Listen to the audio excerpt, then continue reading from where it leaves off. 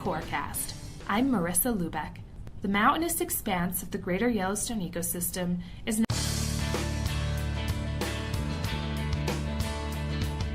Welcome, and thanks for tuning in to this USGS Corecast. I'm Marissa Lubeck. The mountainous expanse of the greater Yellowstone ecosystem is known for the native wildlife of its national parks and picturesque private lands. Grizzly bears live in this area of the northern Rockies, making it one of the largest strongholds for grizzly populations in the United States. Recent research by the Interagency Grizzly Bear Study Team provides new insight into grizzly population dynamics and the hazards that influence bear mortality within this ecosystem. I'm here with Chuck Schwartz, USGS biologist and lead of the study team, to discuss these findings. Thanks for speaking with us, Chuck. You're welcome. What is the current status of grizzlies in terms of an endangered or threatened species? How are they doing with population numbers, and what does this status mean for the greater Yellowstone ecosystem? Grizzly bears in the continental United States are listed as threatened under the Endangered Species Act. They were listed in 1975 and remain listed today. Grizzly bears in the greater Yellowstone ecosystem were actually delisted in 2007, but they were put back on the list following a decision from the district court judge. Bears in Yellowstone represent one of 6 populations in the United States that still exist today. They've been eliminated from about 98% of their historic range, and they only occur in smaller pockets in a few remaining mountainous areas of the western United States. In Yellowstone, there's probably somewhere around 600 grizzly bears, and the population, since it was listed, has been growing at a rate of about 4 to 6% per year from about 1975 through today. They now reoccupy habitats in the ecosystem where they were basically eliminated in the late 18 and early 1900s. Previous grizzly studies have suggested that human activity can affect bear populations in certain ways. What new findings about grizzly hazards have come from your recent research, and how much of a role do people play? One of the things that we know for grizzly bears in general, and this is pretty consistent across all of North America where grizzly bears or brown bears live, is that if you're a bear and you're no longer dependent upon your mother for care, so excluding cubs and yearlings, there's about a 90% chance that your cause of death will be directly associated with humans. Bears die in accidents on roads. They're killed in defense of life or property when they get into trouble with people. Agencies go in and remove them if they're in conflict for livestock killing or damaging property. And so what really drives bear demographics is humans. What our studies show, and they repeat some of the previous work, is that roads in developed areas, for example, impact grizzly bears. Essentially what we did was we took radio-collared bears, we looked at where those bears lived, and then whether they lived or died during our period of study, and took the bear's home range, and essentially what we showed was what we call human disturbance variables strongly influence whether a bear is going to live or die. And so bears that live in very secure areas that have little or no road density or very few developed sites in the form of campgrounds or lodges or facilities that have attractants for bears. Bears that live in areas that don't have these human developments typically have very, very high rates of survival. As the amount of human development increases, it becomes more hazardous, and they tend to die at higher rates. Some of the new findings that we have shown is that ungulate hunting also is hazardous to bears. We know, for example, that an important food of grizzly bears is ungulate meat. And so in one way, when a hunter kills an elk and cleans that elk, bears use that as a food source. So that brings bears into close proximity with hunters, and on occasion they do get into trouble. They are killed in defense of life. Rural development in the form of ex-urban or outside of urban areas also increases the hazards for bears. And so when we have large ranches, for example, that have been maintained as open space for agriculture but the human activity on that land is very low. When those lands are developed into ranchettes divided into 40-acre parcels that each get a house, it also becomes much more hazardous for grizzly bears to survive in areas like that. There's a saying that biologists have is a fed bear is a dead bear, and so these kinds of developments just increase the probability. As far as natural hazards are concerned, is cubs and yearlings, which are dependent upon their mother for care, face a different suite of mortality agents. And what we typically see is if you're a young bear and you're going to die, you're more than likely going to die from natural causes. There's starvation or predation. And in the instance of starvation, in some years when we have poor food production, these little cubs don't get enough nourishment and they starve to death. The other thing that we see is more predation. And in the world of bears, cubs and yearlings are vulnerable to being preyed upon by large adult males. You mentioned that you used years of bear tracking information from collared bears to come to your conclusions. Can you tell me more about how this information was acquired? The grizzly bear study team is responsible for monitoring the grizzly bear population in the greater Yellowstone ecosystem. And one of the ways that we do our monitoring is we capture and radio collar a sample of bears. So we trap every year and we try to catch a sample of random bears from the population. We then put radio collars on those individuals and we track them through time. That's what allows us to get a very clear understanding of how bears use the environment, what factors influence rates of reproduction and survival. And so we can look at a female in the fall and determine whether she's weaned her offspring, and then determine the following year if she's produced a new litter of cubs, how large that litter might be. That's basically how we track the demographics of the Yellowstone bear. Can such bear mortality data from the past contribute to insight on future grizzly populations? Can it be used for predictions? We can't really predict, but we can project what the future might look like based on information from the past. And as long as systems don't change dramatically, those projections provide some insight and guidance to managers on what they might need to do or consider for maintaining a healthy bear population in the future. How do grizzly population dynamics in the somewhat remote greater Yellowstone ecosystem affect people and places on a national level? The Yellowstone ecosystem is one of the last remaining intact temperate systems in the continental U.S. And as such, it has a large amount of wild lands where we still have healthy populations of large carnivores, including grizzly bears, black bears, gray wolves, cougars. And one of the things that we know about bears is bears are very popular animals. There's millions of people that come to this system every year, and one of the reasons they come is with the hope of getting to see bears and wolves in a natural state. And so maintaining these large systems like that in an intact fashion, I think, is important to people in our country. Thanks for taking the time to speak with us today, Chuck. Thank you. This podcast is a product of the U.S. Geological Survey, Department of the Interior. I'm Marissa Lubeck. Thanks for tuning in.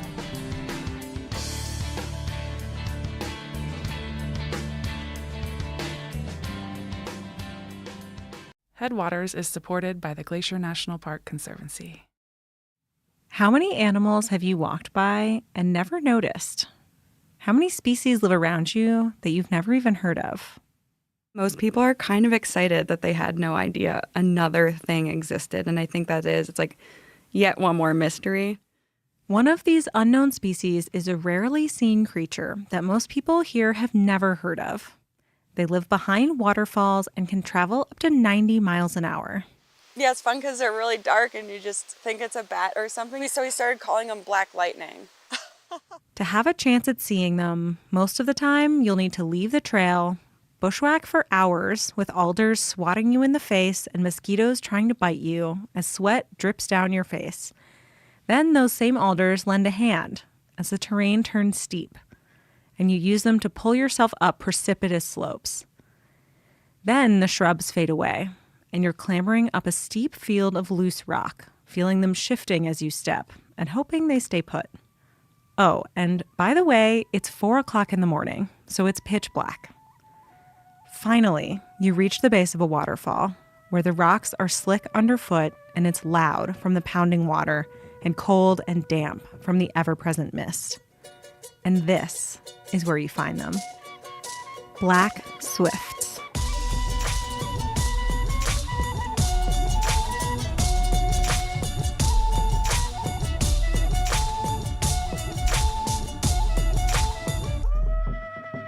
I'm Perry, and you're listening to Headwaters, a show about how Glacier National Park is connected to everything else. I love birds. Seeing them, hearing them, and also counting them. This year so far, I've found 242 species, and counting. But I've never seen a black swift. For a lot of birders, seeing a brand new species can be a highlight of your month, or even of your year. It's called a life bird. I've looked for black swifts every summer I've lived here, but I strike out every time. They're basically big black cigars that fly thousands of feet in the air, and they're incredibly hard to see. But today, I'm going out with Amy Seaman from Montana Audubon and her team to survey for these elusive birds, and hopefully, I'll be in luck. But this isn't just a story about me going bird watching. It's a story about learning to feel comfortable in the dark, and how to cherish the mysteries we may never solve. Once it shoots out, your eye might not pick it up till like out here, where it's out further from the waterfall. I think part of that's just the speed they come out. Which is how fast? So fast. I mean, That's Amy. She's an all-around bird expert, but has spent a lot of the last 10 summers looking for black swifts in a collaborative effort between Montana Audubon and the park, with support from the Glacier Conservancy. With her help, I thought it'd be a lot easier to find them, but it is definitely not easy. So birds are basically too fast to see in your binoculars. They really are. And if you want a glimpse of them, you're going to have to do an alpine start. I rolled out of bed at 3:05, got dressed and brushed my teeth, and tumbled down the stairs, and had just enough time to zoom out the door into the car to then drive an hour to get here. So I'm tired, there's rain in the forecast, and it's also fully dark outside. Black swifts are early risers, much earlier than me. They're not quite nocturnal, but they aren't just active during the day either. Amy and other researchers have had the most luck looking for them around their nests at dawn or dusk. We're on the side of the Going to the Sun Road where a creek flows below the road through a culvert. And we're starting to hear the first bird songs. And we're staring at a waterfall, trying to see these little black specks moving at 90 miles an hour. Black swifts are aerial insectivores, meaning they catch and eat bugs as they fly, especially flying ants. One study found swifts regularly flying at altitudes over 13,000 feet. And they're almost always flying. When they're not nesting, they spend 99% of their time in the air, day and night. That's something like 8 months of flying. How do you study a bird that basically never stops? So how long have you been doing swift surveys? This is actually year 10, the beginning of the 10th year. Oh, wow. Yeah. Which is so fun to think that it's fun. Yeah, we have just as many questions, but we have learned a lot more. So when you started, you didn't know how many birds there were, didn't know how to look for them, didn't know what their nest sites really looked like. Exactly. So guess they're not. But despite the things that Amy and others have been able to learn, there's plenty of mystery left. And Amy loves it. I've always wanted to know what's around me.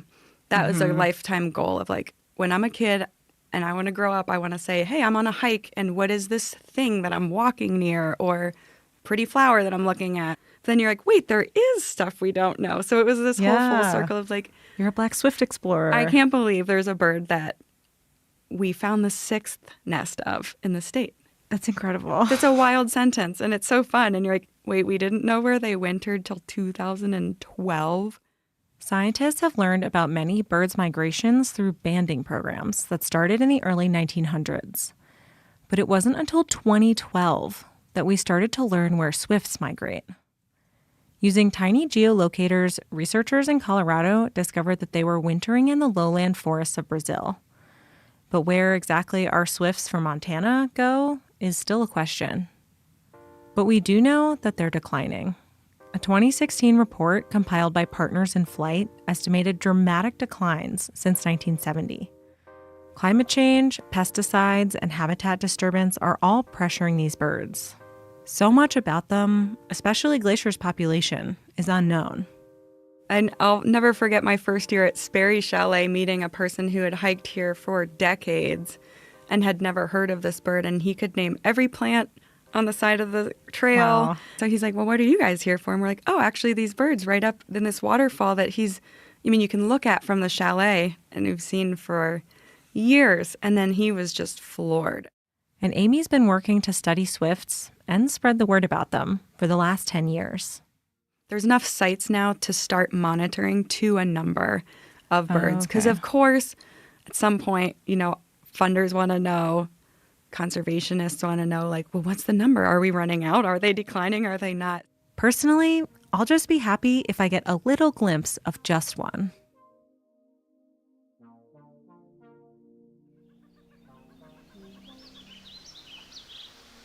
Okay, have I missed anything? Not yet.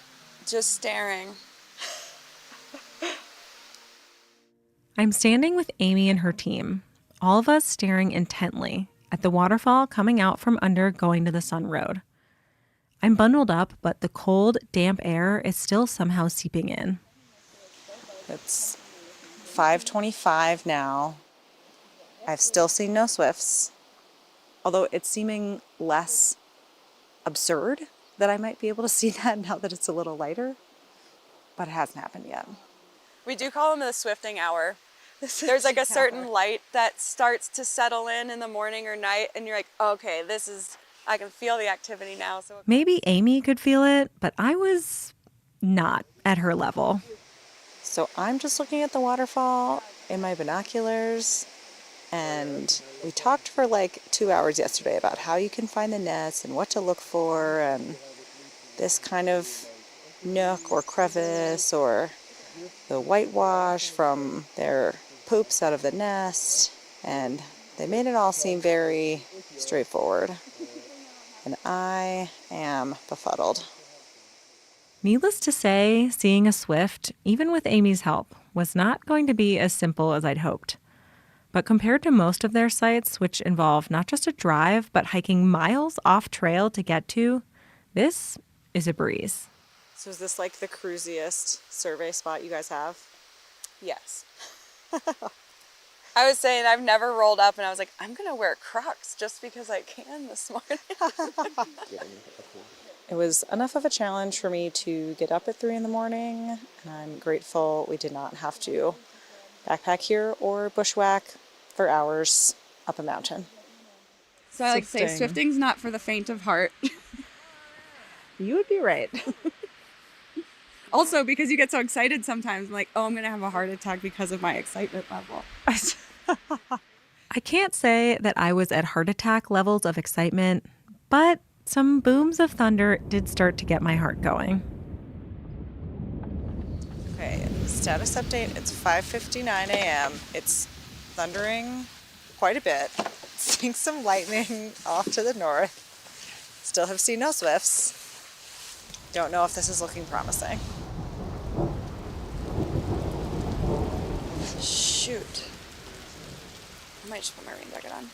If it's pouring, we won't survey, but we have done some like half rainy ones. It's honestly hard to tell if it's past dawn yet because the storm clouds have made it so dark. We take refuge in the car and the storm lets loose. Rain is coming down in sheets and pouring off the cliffs above the road.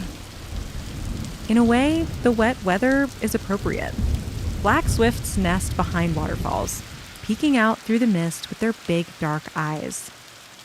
As the clouds empty around me and my nose fogs the car window, I suppose I'm getting a glimpse of what their habitat might feel like. One question I had was, why did they so often nest behind or around waterfalls in the first place?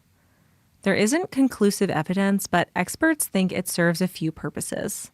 The first is to avoid predators, and another possibility is climate control. But then apparently the water is good for the temperature to be cool because they're not fluctuating, like they're not getting so hot either. It's just steady. Yeah, I think it stays basically like 45 degrees all the time behind. Glacier has plenty of waterfalls in the spring, fed by melting winter snow. But by late summer, most of them run dry. Black swifts are smart enough to only pick waterfalls that will protect and cool their chicks all the way until the end of summer. And those can only be fed by glaciers and persistent snowfields, which this park has a lot of. We have realized that they love Glacier National Park. There are more nests here than in the rest of the state combined that we know of.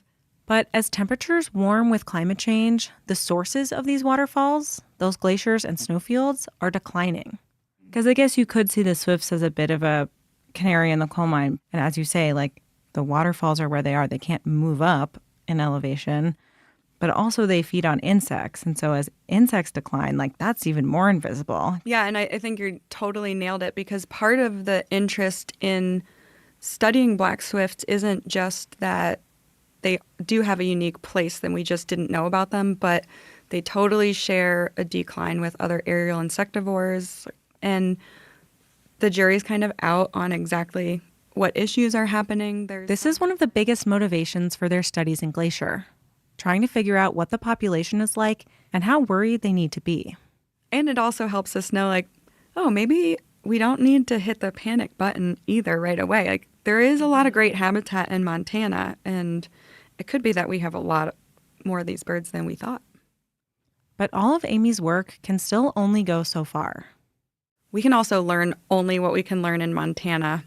We don't know anything that these birds are encountering on their migration or on their wintering grounds.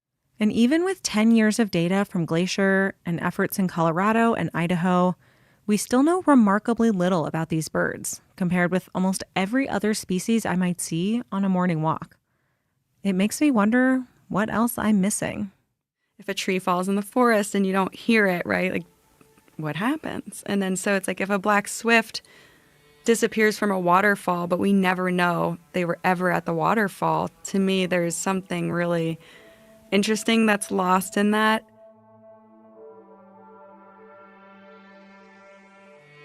Still hiding out from the rain, talking with Amy in the car, I've pretty much lost all hope of seeing a swift today. Maybe of ever seeing one. I feel like the thunderstorm is an embodiment of climate change and all the threats these little birds are facing, looming over all of us. As the park's glaciers retreat and disappear, people notice and they care. But does it matter if a bird that I might never see disappears? Can you love something you've never seen?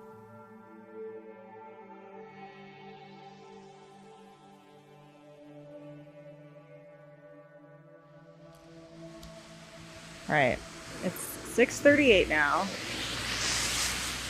The storm has abated. There are a lot more cars now. I'm still seeing no swifts, but so you would normally survey until 7:15, so we have another like half hour. So do you think you see any swifts? I mean, there is like a smudge back there that could be something, but it's not moving. And Right, I see a smudge, but I don't see it Put that in the moving. data sheet. Smudge on nest. yeah, I'm pretty sure this is a bird. It's a bird. There's a bird. Really? There's It's a on that bird. other little grassy. But I'll take a look in the scope and see if I can see anything of what I just thought was a blob. was it a smudge or a blob? A mob. And it's tucked away back in this little nook. And I can see a white blob above the smudge. See, I thought I saw it move, but now I'm second guessing myself. Maybe I'm just moving. Oh! Oh, I see the tail. Oh my God, it's huge. Okay, I thought it was going to be a tiny little bird, but it's huge. Yeah. It's big. Oh. That's why they're kind of crazy, because you're like, this isn't... I was looking for like a tiny little swallow-sized bird. Oh, it moved its head. This is very exciting. I didn't notice that before. Thousands of people drive on the road past this nest site every day and would never know these birds are living their lives here. I've driven past this site dozens and dozens of times. But now I'll look for them every time I drive past. You can see it so well now. You can see its eyeball. You can see its little wings crossed over its tail. It's looking at me. It's in a really small space. Yeah. It's like it's wrapped up in its little sleeping bag of moss and rock.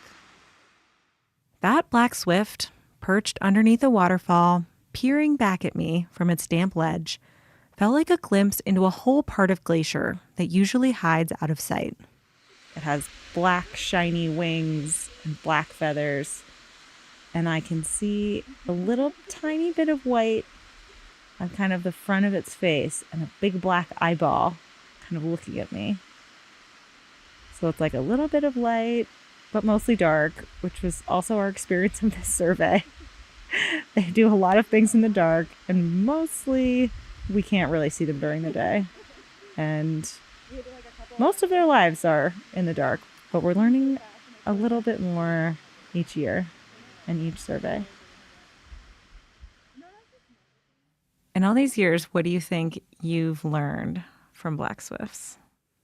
I think the biggest personal change that I've seen has been sort of a minor one, but I've realized that it actually does run quite deeply into life, and it's that I really am more comfortable at night being a nocturnal person, walking around in the dark, even in my own house or in the creepy basements or in other people's creepy basements.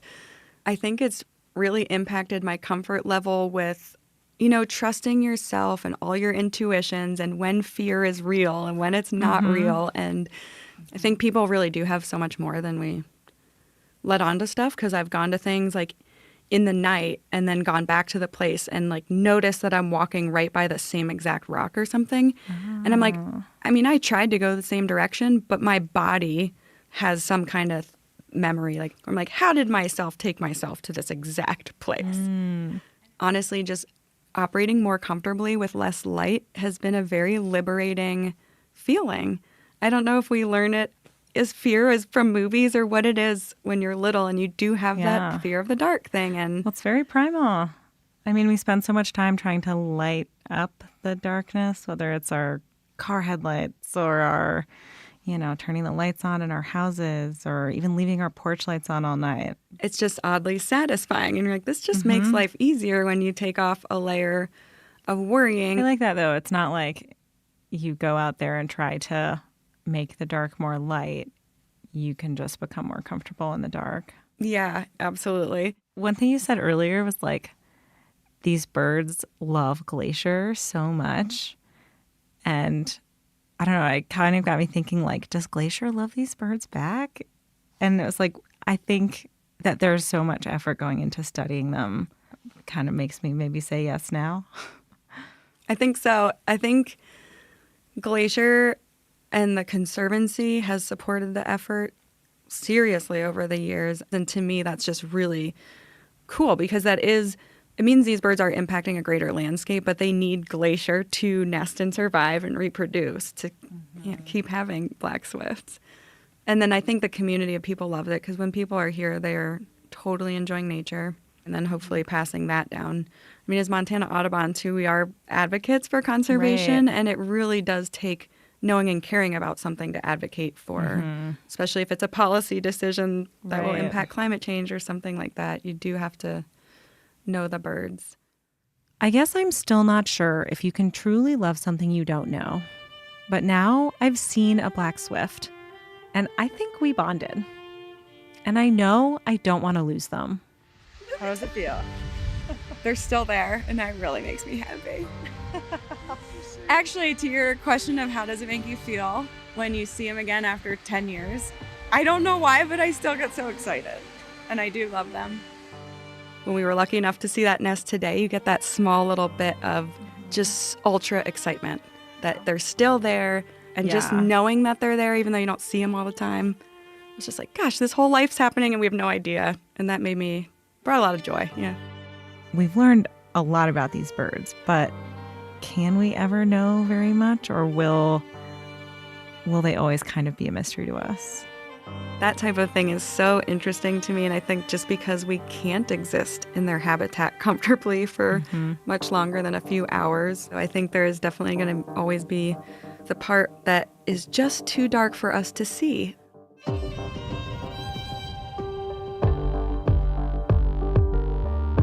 Headwaters is a production of Glacier National Park and is supported by the Glacier National Park Conservancy. We could not make this show without them. You can learn more about what they do at glacier.org. Headwaters is made possible with help from Lacey Kowalski, Melissa Slottick, and so many people throughout the Glacier community, especially the natural and cultural resource teams. We're grateful for all of you. Our music this season is by the brilliant Frank Walm. The show's cover art is by our sweet friend Stella Nall. Check out Frank and Stella's work at the links in our show notes. Special thanks this episode to Amy Seaman and the whole Black Swift team, Montana Audubon, Lisa Bate, and Kaylee Kimball for all the pickles. Besides sharing this episode with a friend who might appreciate it, you can help us out by leaving us a rating and review in your podcast app. Thanks for listening.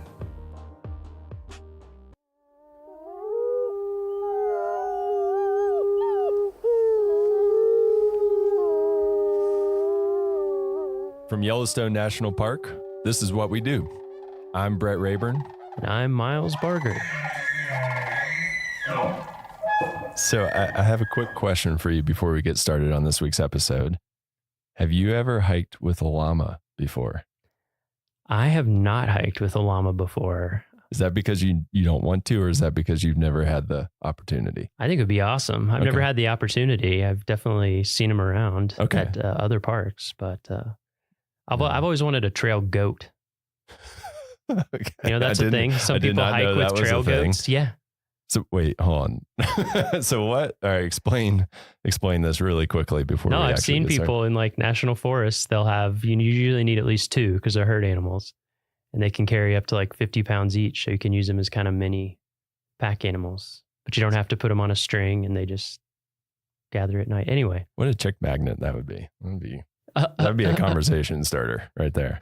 Well, so my trivia question today doesn't have to do with goats. It does have to do with llamas. So do you know how many llama outfitters currently have contracts to do business in Yellowstone National Park? I do not. I will guess 11. It's actually 3. So you had a string of doing really well on these trivia questions that might have come to an end here. Failure. So there are 3 outfitters currently that would let you go hiking with a llama. So it's possible. Maybe a bucket list item here. Our guest this morning is someone who probably would have known the answer to that question. So she's Becky Wyman, a concessions management specialist here at Yellowstone National Park. Becky, have you ever hiked with a llama? I have not. No? So it sounds like we need like a work trip. I think so. To come out of this summer, because I love nothing more than hiking and not carrying my own stuff. It makes it quite nice. That sounds awesome. Well, it's awesome having you here today. So we didn't invite you here to just talk about goats and llamas exclusively. Although, you know, if they come up more, I'm totally fine with that. We invited you here because you have a super important job in the Park Service that most visitors would know nothing about. You work a lot behind the scenes. And before we get into the details about what you do, as a concessions management specialist, actually, could you give us like an overview of what concessioners and what CUAs, commercial use authorization holders, like what are all of those things? Because a lot of listeners probably just have no clue what that is. So our office oversees all of the commercial operators in the park. We have category 1, 2, and 3 contracts, plus our commercial use authorization program. The category 1 contracts include our large concessioners, currently Xanterra, Yellowstone General Stores. They do the lodging and retail type of operations in the park. We also have our service stations. Our COA program oversees or has our fishing guides, photo tours, environmental education tours, that sort of scope.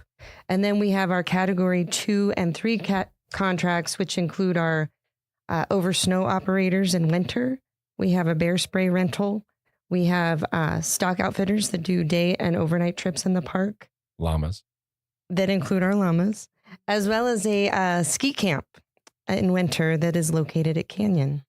Awesome. So the Park Service doesn't actually have, like, we don't run hotels or things like that. That is correct. We have contracts that allow other operators to run those, and we oversee those contracts. That is a lot. How many are there? Just like a rough ballpark, because it's always changing, right? The number. Well, all of our contracts pretty much stay the same. We have the 3 large category 1 contracts. Like I said, the hotels and retail general stores, and our service stations. We have 38 stock contracts that include the 3 llamas. We have 23 over snow contracts and 1 bear spray rental.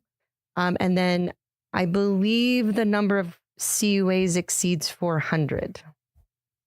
Yeah, that's a lot. So yes. That's a lot that you're overseeing out of the concessions office. It is. Okay. Well, thank you. Yeah, I just thought that would be a good overview of like what your job entails before we kind of dive into the background, and then we'll kind of come back to a typical day of what it's like working as a concessions management specialist. So do you mind telling us a little bit about where and when you got your start in the National Park Service? So I came to Yellowstone in 1998. I was a bright-eyed, bushy-tailed fisheries technician. So I started my career with the Park Service at Lake in Yellowstone, and I have never left. So it hooked you. It hooked me. No pun intended. Anyone get it? And how'd you hear about that job? I think I heard about it through USA Jobs. Awesome. Yeah, we have, and for those of you who don't know, who are listening to this and don't know what USA Jobs is, we do have an intro episode that kind of explains that, as well as some of the other jargon that we might talk about here. So just refer back to that if you have any questions. So you saw it on USA Jobs, you applied and you got it, and the rest is history. And I drove my car out from South Carolina, and I've never left. Wow. Okay, so you're from South Carolina. So you're an East Coaster. I am. Okay, that's me too. And then you found the mountains, and then I found the mountains. Gotcha. Same. So how did you get from that job, which is very different from what you do now? What was that transition like? It is. So I worked for fisheries for 3 years. Then I moved to the bison office to follow my husband up to Mammoth. And then I just became a flexible park employee and did a variety of administrative roles. I was the natural resource admin assistant for the Center of Resources, which led me to a detail with at the time, it was the Planning, Compliance, and Landscape Architecture Division. So I was their admin assistant, where I made connections with people in that office that eventually would lead to my transitioning over to the Commercial Services Division in an administrative role. And then I just worked my way up. I oversaw the Commercial Use Authorization Program for several years before I got my current job overseeing the Category 2 and 3 contracts. Wow. So you've done a little bit of it. I'm a jack of all trades. Yeah, that's awesome. That's really cool. I feel like that's a theme across these episodes. We've either had like people who decide this park is for me, and then you make it work within that park, or some people say this is my job path I want to follow and go wherever they need to go to make that happen. Yeah. Or I guess the third type, which is they just want to work in as many parks as possible. Yeah. Yeah. But yeah, there's a lot of different ways you can spin an NPS career, I think. Yeah. Yeah. So you've been here and you've been at Yellowstone. I don't want to do the quick math. What did you say? 98? 25 years. Okay. And, you know, and I am in a dual career family. Mm-hmm. So the fact that my husband also works for Yellowstone National Park has contributed to me being here Sure. as long as I have. Yeah. So how many like dinner table conversations are just focused on Yellowstone? All the or time. are you guys just like, no, too All the much time. Yellowstone. We got to talk about something else. I live vicariously through his job. He's got a much more interesting job than mine. Well, so what does he do? He's bear management. Okay. So, well, I think there's lots of interesting things in both of those. Yes. In both of those jobs.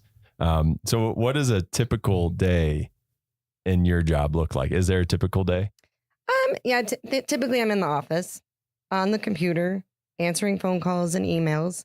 It's a lot of paper pushing, I guess you could call it.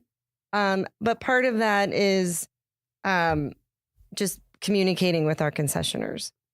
We review annual financial reports, preparing annual overall ratings, which I kind of liken that to a report card on how they're doing with their contracts. Do you use a red pen? I do not. Oh. I have one in my hand, but that's what I was. You look like you're good at writing like F. Yes. No, and we have very good concessioners. So A++. We review insurance, risk management plans, all things that are outlined in their contracts. Part of my job requires periodic valuations of the concessioners, and this lets us get out into the park to monitor how they're doing, making sure they're meeting service standards as outlined in their operating plans, making sure they're providing a quality visitor service, making sure the facilities are well maintained, and just ensuring the safety of the visitor and their employees. The part that I like most is I occasionally get to go out on horseback rides, ride on snowmobiles, or even take a ski trip every once in a while. So that's what gets me out in the park. So that's what I like. So you're kind of, are you doing like the undercover boss type of situation where you're like kind of hiding in the ranks of visitors? We may entail secret shoppers, but usually they know who I am. So yeah, it's not quite as if you've been here 25 years. Yes. It's hard to be secret. Yeah. That sounds like that's a really interesting part of that is getting to test out those different ways of seeing the park. So that was a lot of different functions and tasks that you have. So what do you think is the most important one to be successful at your job? I think communication skills and establishing relationships is the most important part of my job. Yeah, because you're talking with a variety of people from a variety of backgrounds. Right. Many of which I don't always relate to. Sure. So being flexible and just patient is very a really good thing to keep in mind. Yeah. I think that's definitely an important thing. Yeah, I feel like this past winter we've seen a lot of that because we've had such crazy snow conditions, by which I mean until later in the winter, hardly any snow. So I've been on some of those calls and just seeing the like constant communication with people and trying to make everything work as best we can for them and for our visitors and all of that. It's given me a good insight into how much communication there is with all these businesses, and they of course have their own interests that are they share interests with the Park Service, but they're also businesses, so they have very different things that they have to think about in terms of their long term. And Yellowstone's had a few hits lately with the flood, the lack of snowfall. Just it's impacted different people in different ways the last few years. Yeah, COVID. It can be challenging to operate businesses on a volcano with crazy weather and you're at the whims of Mother Nature. Yeah. So I think you kind of already touched on this, but is your favorite part of the job getting to go out on those snowmobile trips and pack trips and llama trips? And anytime I can get out of the office is a good day. Yeah. So if it includes the backcountry, it's even better. So you actually get to go on like a backcountry camping trip? Like overnight? Do you do overnighters? I haven't done overnighters with the concessioners, but I have gone out with our backcountry rangers to do stock evaluations in the summer. So nice. I've gotten to go to Beckler, which I had never been to until that. Yeah. Last summer, I got to go to Thoroughfare. Cool. And so... some pretty remote, some of the more remote areas of the park. Yeah. Yes. Both places I would like to go and haven't made it to yet. So that's pretty awesome. Yeah. Cool. Yeah, that sounds awesome. And I guess on the flip side of that, what's the toughest part of your job? I think the toughest part of my job is just keeping up with everything. Even though Yellowstone is closed in the spring and fall, we're always preparing for the next season. And so we never get to take a break. And if you fall behind in the management of these contracts, the paperwork, it's hard to catch up. So just staying organized and on top of things is the hard part. Yeah, I want someone to invent like this pause button. Yeah, you can just hit and no emails will come in, and like you can just like catch up, and then you can hit play again, and then you'll be. But I haven't found that yet. So some of our jobs have sort of a pause button. They have the furlough. They're not allowed to check email for like 2 weeks or a month. But yeah, you're right. Yes. What about the regulations? Are they changing pretty often, or do they stay fairly consistent? I think they're staying pretty constant, but there are some tweaks that they throw at us every once in a while. Yeah. So we have to stay on top of those. Yeah. I was wondering that. Continuing education. Yes. There's definitely continuing education aspect. Yeah. Yeah, for sure.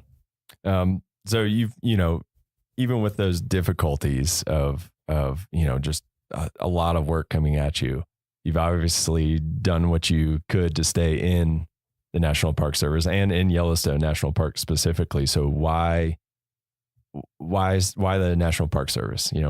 What's kept you around? I think just working for an agency whose mission is to preserve our natural and cultural resources, since that is my background. And I grew up, my family took trips to the Great Smokies, Shenandoah. And so it's just been part of who I was prior to the Park Service. And so it just made sense when I landed here that I would stay. Sure. I guess it's safe to bet that you hadn't snowmobiled in South Carolina too much I had before not. you got here. There was many firsts out here. Yeah, that's one of the cool things about this place is there's always a new experience kind of right around the corner that keeps you motivated, right? Yes. Yellowstone just gets some people. And you just can't leave. Yeah. Literally, you can't. They just don't want to come back. No. Yeah, literally. They won't. None of us ever want to. So would you say that there's a defining moment in your career? I having been here, this is my first and only park. And I think meeting my husband here and knowing that he wanted to stay here kind of defined my path. And so then I just had to redefine what my goals and ambitions were and find my place. Yeah. Mm-hmm. So yeah. I mean that makes sense. Do you guys spend time in the park on the weekends and that, or are you guys? We used to do that a lot more. Yeah. Now we have 2 teenagers, so that keeps you they keep busy. us pretty busy. Yeah, volleyball games and basketball games. That's the challenging part living in a remote area is that aspect of it. So can you kind of touch on that really quickly? Like that's an interesting perspective, raising a family in a remote location like this. Yellowstone has been a fabulous place to raise kids, especially if you like the outdoors. But with that comes some sacrifices. We're an hour away from the nearest town, like big town for some recreational activities. But you just kind of have to roll with the punches. And if that's what you want to be involved with, you do it. We used to have them in ski school at Bridger Bowl every weekend, and we drive the hour and a half up there every Sunday. Soccer was in Livingston, which is an hour away. We had basketball tournaments and all of that, but we also threw in family trips, hiking, backpacking, fishing, rafting. I mean, you've got it all here. It's just you have to, I mean, we're an hour away from the closest vet for your pets. Mhm. So it takes a special person to live here. But if you love the outdoors, I think this is a great place to be. Yeah. Yeah. That was the biggest. Miles, you've lived on the East Coast too. So like that was the biggest adjustment for me, is just how like no one bats an eye when they're driving an hour and a half somewhere. That's like nothing to them. And I'm like, whoa, that's very far to me. When I first came here, that was like a weekend trip. Yep. Was an hour and a half. And so doing that just to go to the store is definitely an adjustment. And I think, like all of the parents that I know and have grown up with here, we all pitch in. We have daycare, we have preschool, we have grade school. Mm-hmm. And we all just probably have to do more here to be involved than you would on the East Coast or in larger metropolitan areas. But it creates that community as well. Yeah, you probably don't find community like this in a lot of. I mean, this is pretty special. It is pretty special. That just can't happen otherwise, because people are off doing their own thing, driving all over the place. Yeah, there's no one else to do stuff for you here. Yeah. So it's like you kind of have to hang out. Yeah, like my son's been in preschool the past 2 years, and I've been on the board because it's like only so many of us have a kid in preschool, and I've been there, done that. Yeah, I've heard lots of people here told me that when I was moving here. They were like, well, you'll be involved in a lot of things because you have to be. And also everyone will try to recruit your kid for everything because they're a precious commodity. They are. They're a limited supply. We need more kids. Yes.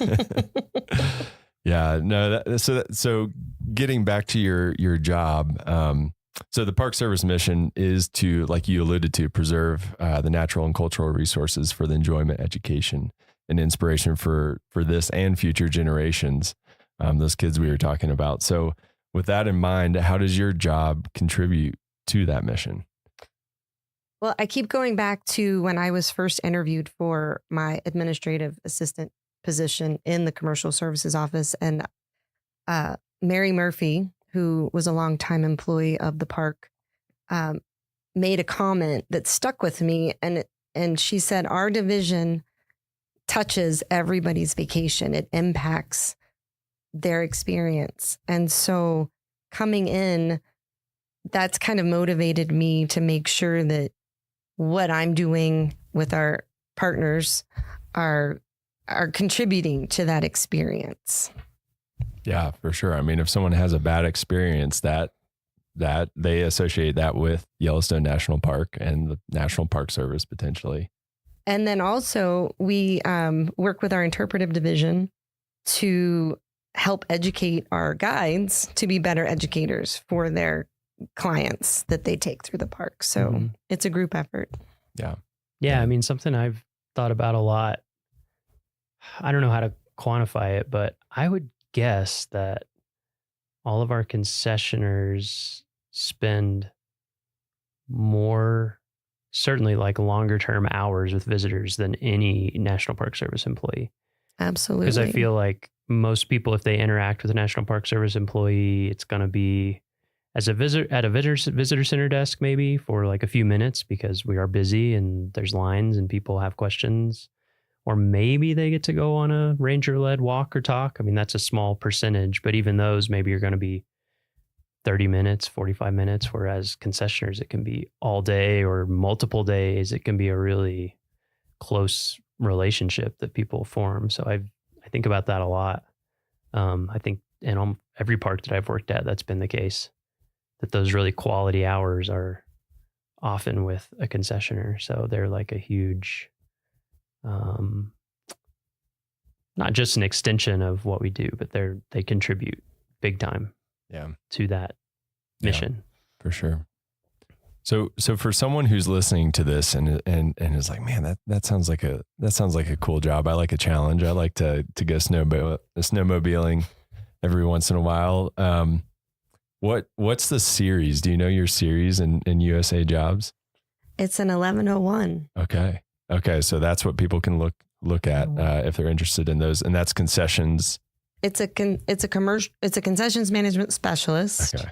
And I believe they start at a GS7 and go all the way up to supervisory positions. There are, I don't know what the series number, but there is a concessions management assistant that might be like a 6-7. But yes, we're all over the Park Service in every park. Okay. Yeah. And that's the other great thing is that every park has those types of jobs. So if you want to move around the country, you can do that pretty easily. Absolutely. That's another great part of that job. And every park is different in the contracts and commercial use authorizations and activities that they offer. So pick your park, pick your activity, and there's probably something out there for you. Yeah, for sure. Mm-hmm. And do you need formal training to qualify for those positions? Obviously not. Just lots of experience. I come from a wildlife biology background. I think a business, accounting, finance experience would be beneficial. I've kind of had to learn on the job. But one thing that's helped me in Yellowstone is just my varied experience working here, and knowing people and programs and the willingness to be flexible and patient. It took me a while to get where I am. And I made some choices for my family that kept me from taking certain jobs. And there were certain jobs I didn't want. But I think those type things would be beneficial for someone looking at this.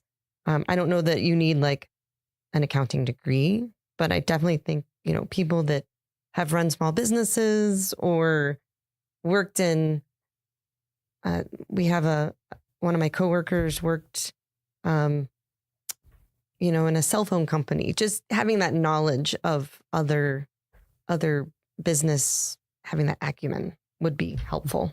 That's where I've been lacking. So it's taken me a few years to train myself. Sure. And so is your advice would that be your advice for someone wanting that position? Just kind of be opportunistic and take what you can and kind of it'll work its way. Yeah. And there's been several details that come across that I would encourage people to take advantage of to gain experience. Once you get into the program, our Washington office offers annual trainings with asset management, pricing and evaluation, financial management, commercial use authorizations to kind of bring everybody up to speed, because it is kind of a different aspect of the Park Service. And especially for those people in parks that have collateral duties, you're a superintendent, but you also have to manage the commercial services. It helps with those type things. But I do think there's some introductory trainings on DOI talent that anyone can take. Like, I think there's an introduction to commercial services just to give you some background on the program. Yeah, that give you that solid foundation to get started and kind of learn more about it. Well, that all sounds, that's great advice. I think super applicable to a lot of people listening. Do you have a favorite, before we let you go, do you have a favorite memory in Yellowstone National Park? I'm guessing you have a few in 25 years. But you can only pick one. That's my rule. Okay. Well, very strict. After 25 years, I have too many. So I'm going to pick one that's not in Yellowstone. Yeah, that's totally good. Before I came to Yellowstone, I worked for the Fish and Wildlife Service in Vernal, Utah. And we worked in Dinosaur National Monument. So my favorite memory is just, I worked for an endangered fish project, electrofishing down the Yampa through the park. It was my first job out of college and the best one ever. Can you describe to those who don't know what electrofishing is? Because it sounds like some heavy metal band from the 80s or something. Well, we had a raft with electrodes that came out from a boom on the front of the raft, and it had a platform, and we turned the generator on to create the current, and we would go through the rapids with the electricity on, and the fish would get stunned and float to the top, and we'd have large nets hanging off the front of the boat that we would scoop the fish up and bring them in and tag them if they were the right type of fish. And no fish are harmed in that is correct. They are okay for our listeners out there. Did you get any like really weird random species that kind of floated to the top? No, it was an endangered fish project, so we were looking for specific fish. Okay. And so they were few and far between. Yeah. But you just got to make sure that you don't fall in the water when those electrodes are on. That's one of the like most amazing rafting canyons. It's beautiful in the country. It is beautiful. Yeah. I would love to go back. That's another group trip that we can take. Did you go through the gates of Lador? That's the one section I have not done. Gates of so Lador, yeah. I have my father-in-law's that on my done list. it, and he's like, says it's, unbelievable. Yeah. Nice. And it's a great name. Yeah, exactly. Well, Becky, thank you so much for joining us today. It's been awesome learning a little bit more about what you do and how you contribute to the National Park Service mission. So just thanks for taking the time to talk to us and teach us a little bit more about it. My pleasure. All right, that's it for this week's episode of What We Do. Thanks again to our guest, Becky Wyman. If you like what we do, rate and review the show wherever you listen. Every positive review really helps new people find the show, so we appreciate it. If you have questions or want to learn more about a particular job, contact us using the form at go.nps.gov/whatwedopodcast. Thank you.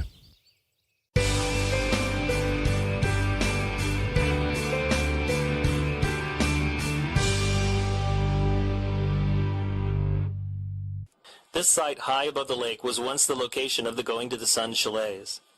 Built in 1915 by the Great Northern Railway as part of a network of hotels, chalets, and tent camps, the chalets sat high above the lake on the rocky promontory called Sun Point. Constructed in the Swiss chalet style, the beautiful rock and log buildings could accommodate up to 200 visitors a night.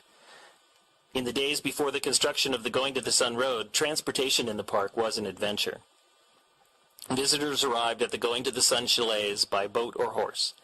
In fact, the majority of the visitors to the network of hotels and chalets operated by the Great Northern rode horses, and these chalets served as a hub for horseback travel over Pegan Pass to get to Mini Glacier or over Gunsight Pass to the Lake McDonald Valley. The chalets were closed during World War II and sadly never reopened again. During the war, the buildings fell into disrepair and were finally razed in 1949 due to their dilapidated condition. You can still visit the site of the chalets, which is a short walk from the parking area. As you stand at the old location, imagine sitting on the balcony of this spectacular hotel, overlooking the amazing vista, sharing tales of the day's trail ride with new friends as you rest up for a hearty dinner in the dining room. Today, the Sun Point Nature Trail starts here and offers outstanding views of St. Mary Lake, the stunning mountains of St. Mary Valley, and into the high country towards Logan Pass. The trail winds through forests and meadows to Bering Falls, where the water cascades across a sheer cliff into a natural basin carved in the rock. Hikers can also connect this trail with the St. Mary Falls Trail, the Trail to Virginia Falls, or the Sunrift Gorge Trail, ending their hike at either the St. Mary Falls Trailhead shuttle stop or the Sunrift Gorge shuttle stop. Vehicles longer than 21 feet and wider than 8 feet are prohibited on the Going to the Sun Road beyond Sun Point. Oversized vehicle parking is available at Sun Point, and drivers can connect to the shuttle system at this shuttle stop.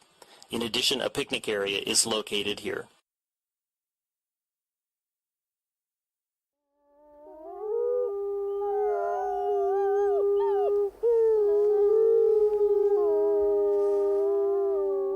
From Yellowstone National Park, this is What We Do.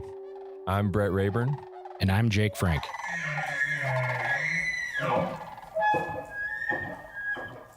So I have a question for you to kick this off. Okay. What's the biggest fish that you've ever caught? The biggest fish I've ever caught, I used to live in Alaska and I went halibut fishing and I caught like a 40-pound halibut. Okay.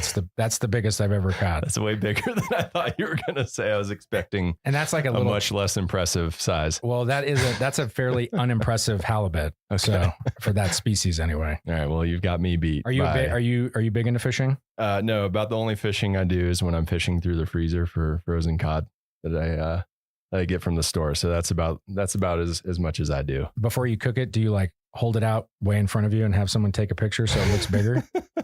I have been known to do that. All right. Yeah. Follow my Instagram for all that content. So you've caught some pretty impressive fish. It sounds like. Not really. If you turn over that paper in front of you, there's something on there that I would like you to try to pronounce. You have not seen this before, so this is. Joe, right. Let's see. Can I sound it out? So, Oncorhynchus clarkii lewisii. Was that how I was way off? I actually don't know. This is like one of those trivia questions I don't even know the right answer to. So sure, you did well. All right. That's better than I would have done. This scene, but my guess is that this is the binomial name for the Yellowstone cutthroat trout? Yes, that is the scientific name for the West Slope cutthroat trout. The West Slope, not the Yellowstone. Yep. Okay. All right. And so today we're going to talk to somebody who probably can pronounce it better than you just did. Although I still think that was a pretty good guess. Our guest today is Pat Bigelow, a fisheries biologist who spends a lot of her time on the waters of Yellowstone National Park. So welcome, Pat. How's it going? Hey, Brett. And hey, Jake. It's going great. It's a beautiful day today. Yeah, it is. And you did pretty good. Oncorhynchus. All right. So I was in the wheelhouse. Yeah. I loved the Lewisii clarkii. Is that how you say it? Or is it a long I? That works. Lewisii clarkii. Yep. That's awesome. All right. I wonder where that came from. I don't speak a lot of Latin. So I guess we'll just jump right into it. How long have you been working as a fisheries biologist? Well, as any job, how long have you been at Yellowstone National Park? I've been here in this job for 23 years. Wow. I've been working in fisheries for 36 years, probably. So fresh out of middle school. Yeah. Exactly. Yeah. I was really fortunate that I got some great opportunities early in life. Very cool. And so how did you get your start here 23 years ago? Actually, my first fish job was here in 1979. Wow. Okay. I was in Bozeman working a summer job, and I went down to the unemployment office to see, if I could just get something better. And there was a poster up on the wall for Young Adult Conservation Corps in Yellowstone National Park. And I jumped at it. It sounded interesting. I came down here. We had I don't know if you guys are familiar with the Yak Camp, but when we were actual Corps members, we had a girls' dorm, boys' dorm, and a dining hall. And 6 Corps members to a room. You each had a bunk bed, a foot locker, and half of a clothes locker, and no dividers or anything like that. You definitely felt like you had just been recruited into some kind of institution. Some ways it is that, maybe. Yeah. But it was great because we had 100 Corps members who all worked for different offices in the park. And I was very fortunate, a friend of mine and I that started at the same time, to work with Fish and Wildlife Service. And back then, Fish and Wildlife Service did the fisheries work in Yellowstone. When did that change? That went from fisheries to Park Service? Yeah, to Park Service. I think it was in 96. Okay. So Fish and Wildlife Service started here even before the Park Service because of the unique fisheries opportunities and the Yellowstone cutthroat in particular. Mm-hmm. And then they established a research station in the 50s. They had a hatchery here early on, early 20s, 30s, into the 50s. And then after that, they kind of went more to a research station. And then they had a management office, which is who I worked for, that advised the Park Service, kind of like a fish and game agency, advises the state on how to set their regulations. Fish and Wildlife Service kind of kept the Park Service up to date on their. And my history is not great, but if I remember reading, it's even before the National Park Service, there was like the predecessor to the Fish and Wildlife Services who stocked the lakes and did a lot of the fishery stuff in Yellowstone. Correct. U.S. Fish Commission back even as early as 1889. Yeah. We're doing some stocking in Yellowstone National Park. Wow. Yeah. A lot of history. Yeah. Yeah. Fisheries history in the park is really kind of a reflection of fisheries management history for the country. Really. Mm-hmm. Wow. Yeah. That's awesome. So when you started, did you know, it sounds like you kind of just saw a poster and and got a little lucky in that way. Did you know that there were jobs where people worked with fish in national parks? I hate to say, I probably shouldn't even tell you this, but when we can edit it out if we need to. When I first moved to Bozeman, one of my coworkers said, well, have you been to Yellowstone Park yet? Because I was trying to figure out what to do for the weekend. And I said, what do you mean a park? Is it, like Ferris wheel? Yeah, does it have slides? I have had visitors ask me where the zip lines are. So yeah, I think that's well, to be fair, they're in West Yellowstone. So yeah. That's true. and I want to say I was very young then. So sure. Lots to learn. Yeah. So you hadn't, you were pleasantly surprised that there were actually jobs where you could do that. It was awesome. Cool. And one of my first full weeks working for the Fish and Wildlife Service, they were doing their annual survey on Yellowstone Lake of the cutthroat trout. And so it meant spending a week on a boat gill netting on the lake. And we spent a night in the Park Service cabin on Peel Island because we were doing work in that area and we wanted to stay close to it. And unlike typical weather on Yellowstone Lake, it was bluebird days and flat, calm water the whole full week. And then the cutthroat that we were catching, if you haven't ever seen a cutthroat trout, they are a beautiful fish. Can you describe them for those of us who haven't seen one? So they're called cutthroat because they have a red slash on either side under their jaw. And they, kind of a typical trout. They have the same, body form, and then black spots more on the tail, and you get less as you move forward toward the head.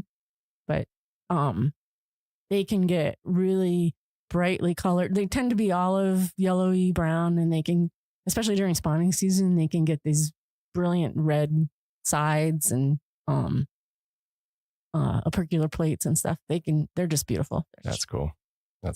When we came out on the boat this summer, when you guys were doing your research, you were pulling out some hogs. They were huge. Yeah. Yeah. So you've caught a fish bigger than Jake's 40 pound. Not a cutthroat. It's all about competition here. So describe to us like a typical day. So obviously there's going to be a lot of variance, but if someone asked you what your typical day like is as a fisheries biologist, what was it like? What would you tell them?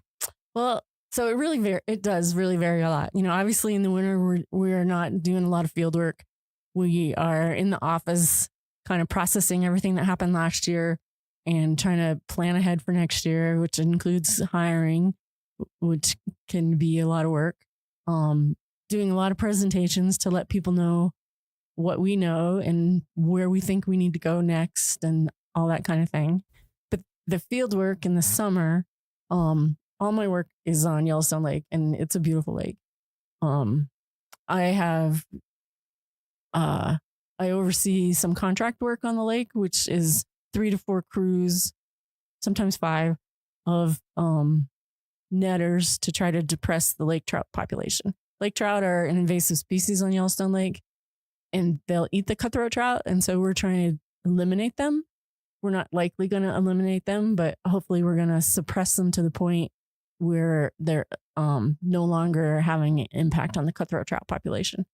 And so we have these gillnet crews that will put out miles of gillnet and lift it every day to remove the lake trout. We also have a telemetry operation where we purposely put acoustic tags in male lake trout and let them go, and then kind of relocate them so we can give that information to the netters to help zero in on their day on, where to put their nets and stuff.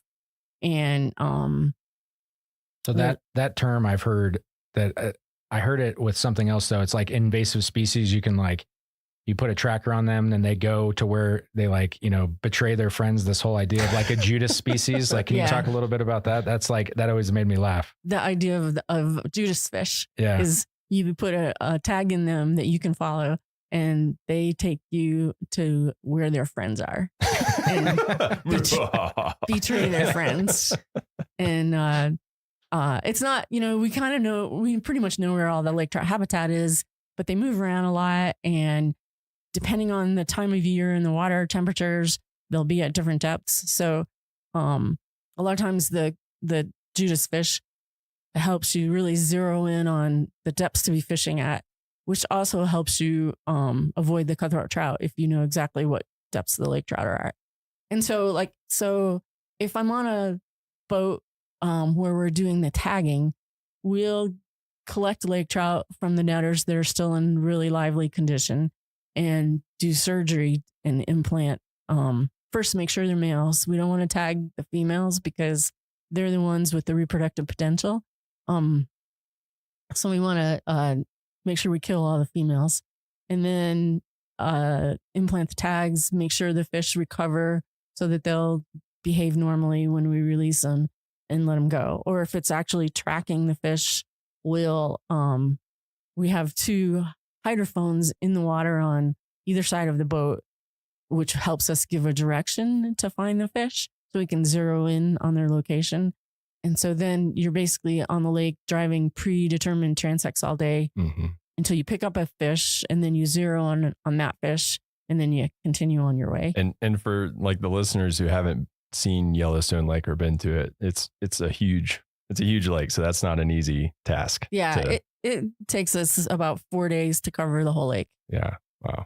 And we don't actually even cover the whole lake because we avoid the really deep habitat because we aren't expecting to see any lake trout out there, and we're not going to set nets there anyway. And then I think like good backstory is like we talk about lake trout being invasive versus the Yellowstone cutthroat. I mean, I guess is there a reason why we like as managers prefer one over the other? Why are we trying to get rid of lake trout? So the cutthroat trout, Yellowstone cutthroat trout, like I've said already a couple of times, they're just beautiful, but they are the native species in Yellowstone Lake. Yellowstone Lake is the most important population of Yellowstone cutthroat trout for that species, and just sheer numbers. And they evolved with only one other native species, which is the long-nosed dace that is, gets to maybe 6 inches and is very much along just the shorelines. That's the fish I would catch. So the cutthroat trout are naive when it comes to larger fish predator, piscivore. And the lake trout are native to the Great Lakes area, and they're also a beautiful fish, but they are a voracious predator. And so you take a really naive fish and then a really excellent predator and put them together, and it's just not good for the cutthroat trout. Mm-hmm. And the lake trout, I think the oldest one on record was 62 years old. Lake trout? Not from Yellowstone, but just species wise. So if we weren't out there taking out the lake trout, nobody else would be either. They reside deeper in the lake. They live longer. They get bigger. They have a lot higher reproductive potential than the cutthroat trout. And if left unchecked, they would decimate the cutthroat trout population. And when you say like no one else would get them, you mean like other predators, right? Like bears and fish or bears and birds and otters and all that kind of stuff. Right. Like birds and otters, most predators tend to target the fish when they're shallow, and the lake trout don't spend much time being shallow. And then when the lake trout get big, they're too big. Like an osprey might try to grab a big fish, and then I haven't seen this personally, but one of my coworkers has seen an osprey grab even a cutthroat that was too big for it, and then it couldn't fly off, and it actually drowned. Oh wow! Because they have a hard time letting go of a fish once they get their talons through it's it. like the monkey with the banana. Yeah. in the barrel situation. But yeah, lake trout. Well, they're impressive in their ability to eat other fish. They can eat a fish. The only thing that stops them is how wide they can get their mouth open, and they can eat a fish 2/3 their own size. Holy moly! Yeah. Can you do that, Jake? No. Yeah, it's like a 150-pound fish. Burrito. That's a big burrito. Yeah.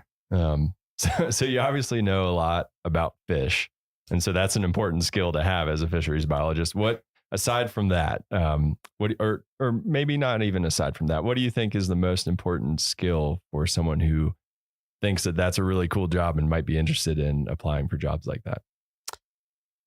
It's probably similar to most jobs. I think the most important thing is to have a passion for what you're doing and a positive attitude and be flexible in what you're doing day to day. If you want to actually go into fisheries, a Bachelor of Science is an important aspect of your education. Typically, you're going to want to end up going back to school to specialize and get a master's degree. I would highly recommend for anybody thinking that way to get a lot of experience, or as much as you can between your masters, before your masters, and after your bachelor's. It helps you get a better idea of what's available, what kind of work you can be working in, and gives you really good skills. So then when you do go back to get your master's degree, you are a better candidate because you're not learning everything all at once. Oh, that's great advice. And you probably want to go out on a boat and make sure you don't get seasick, right? Because do people get seasick on the lake? They have, yeah. Yeah, I'd imagine it gets choppy. Yeah, and That'd be tough. We have had a few volunteers come out from different places, even other fisheries biologists that come out, and they're really excited to give you a hand and be helpful. And they're looking for the horizon. Yeah, then they're a liability. I've been there before. Well, and a quick follow up with the masters. Does it matter if you're specializing? Like, say if somebody's like, my goal is to work in Yellowstone, do they need to get a master's related to the species that are here? Or can you, if you happen to be, say, getting your master's in some other fish species, does that qualify you? Like, can you learn what you need to on the job, or does it really help to focus in on the actual species that you'll be studying in the park that you want to end up in? I think the broader the education you have, the better. And you can focus in when you get to the particular job. Because the other thing is, even though Yellowstone might be your goal, that might not be your next step. Gotcha. So that's good advice. And then also, it's good to think outside of the box sometimes too. And if you have more familiarity with other habitats, other species and stuff, that you can bring in maybe a new perspective that somehow is different than what people have thought of before. Mm-hmm. Cool. Yeah. Well, and it sounds like your typical day is pretty cool, especially in the summer when you're out on a boat. What is your favorite part about your job? You can probably tell I love Yellowstone Lake. So being on the lake is awesome. But I think the most rewarding, two things are most rewarding, but one is I work with amazing people, and being able to sit down with a coworker and talk about strategies and, how things are going, what happened over here, how we can pull that together, how we can best use our crews, and to just keep making things move forward is super rewarding. But then also taking somebody, we typically have student volunteers every summer, and they typically don't have much for experience. So taking somebody who really knows nothing about what we're doing and bringing them through a season and seeing them increase their skills and increase their confidence and get more sure about what they want to do and be excited about protecting the resource. That's pretty awesome. But then the other part is actually seeing the work that we're doing make a definite impact on protecting Yellowstone Park's resources. That's really rewarding as well. Yeah. Well, and we'll let you slide, even though you gave us 3 favorites. Yeah, we said one, but we got 3. But it's okay. That's your one mulligan for this podcast. Okay. Whoops. So with that,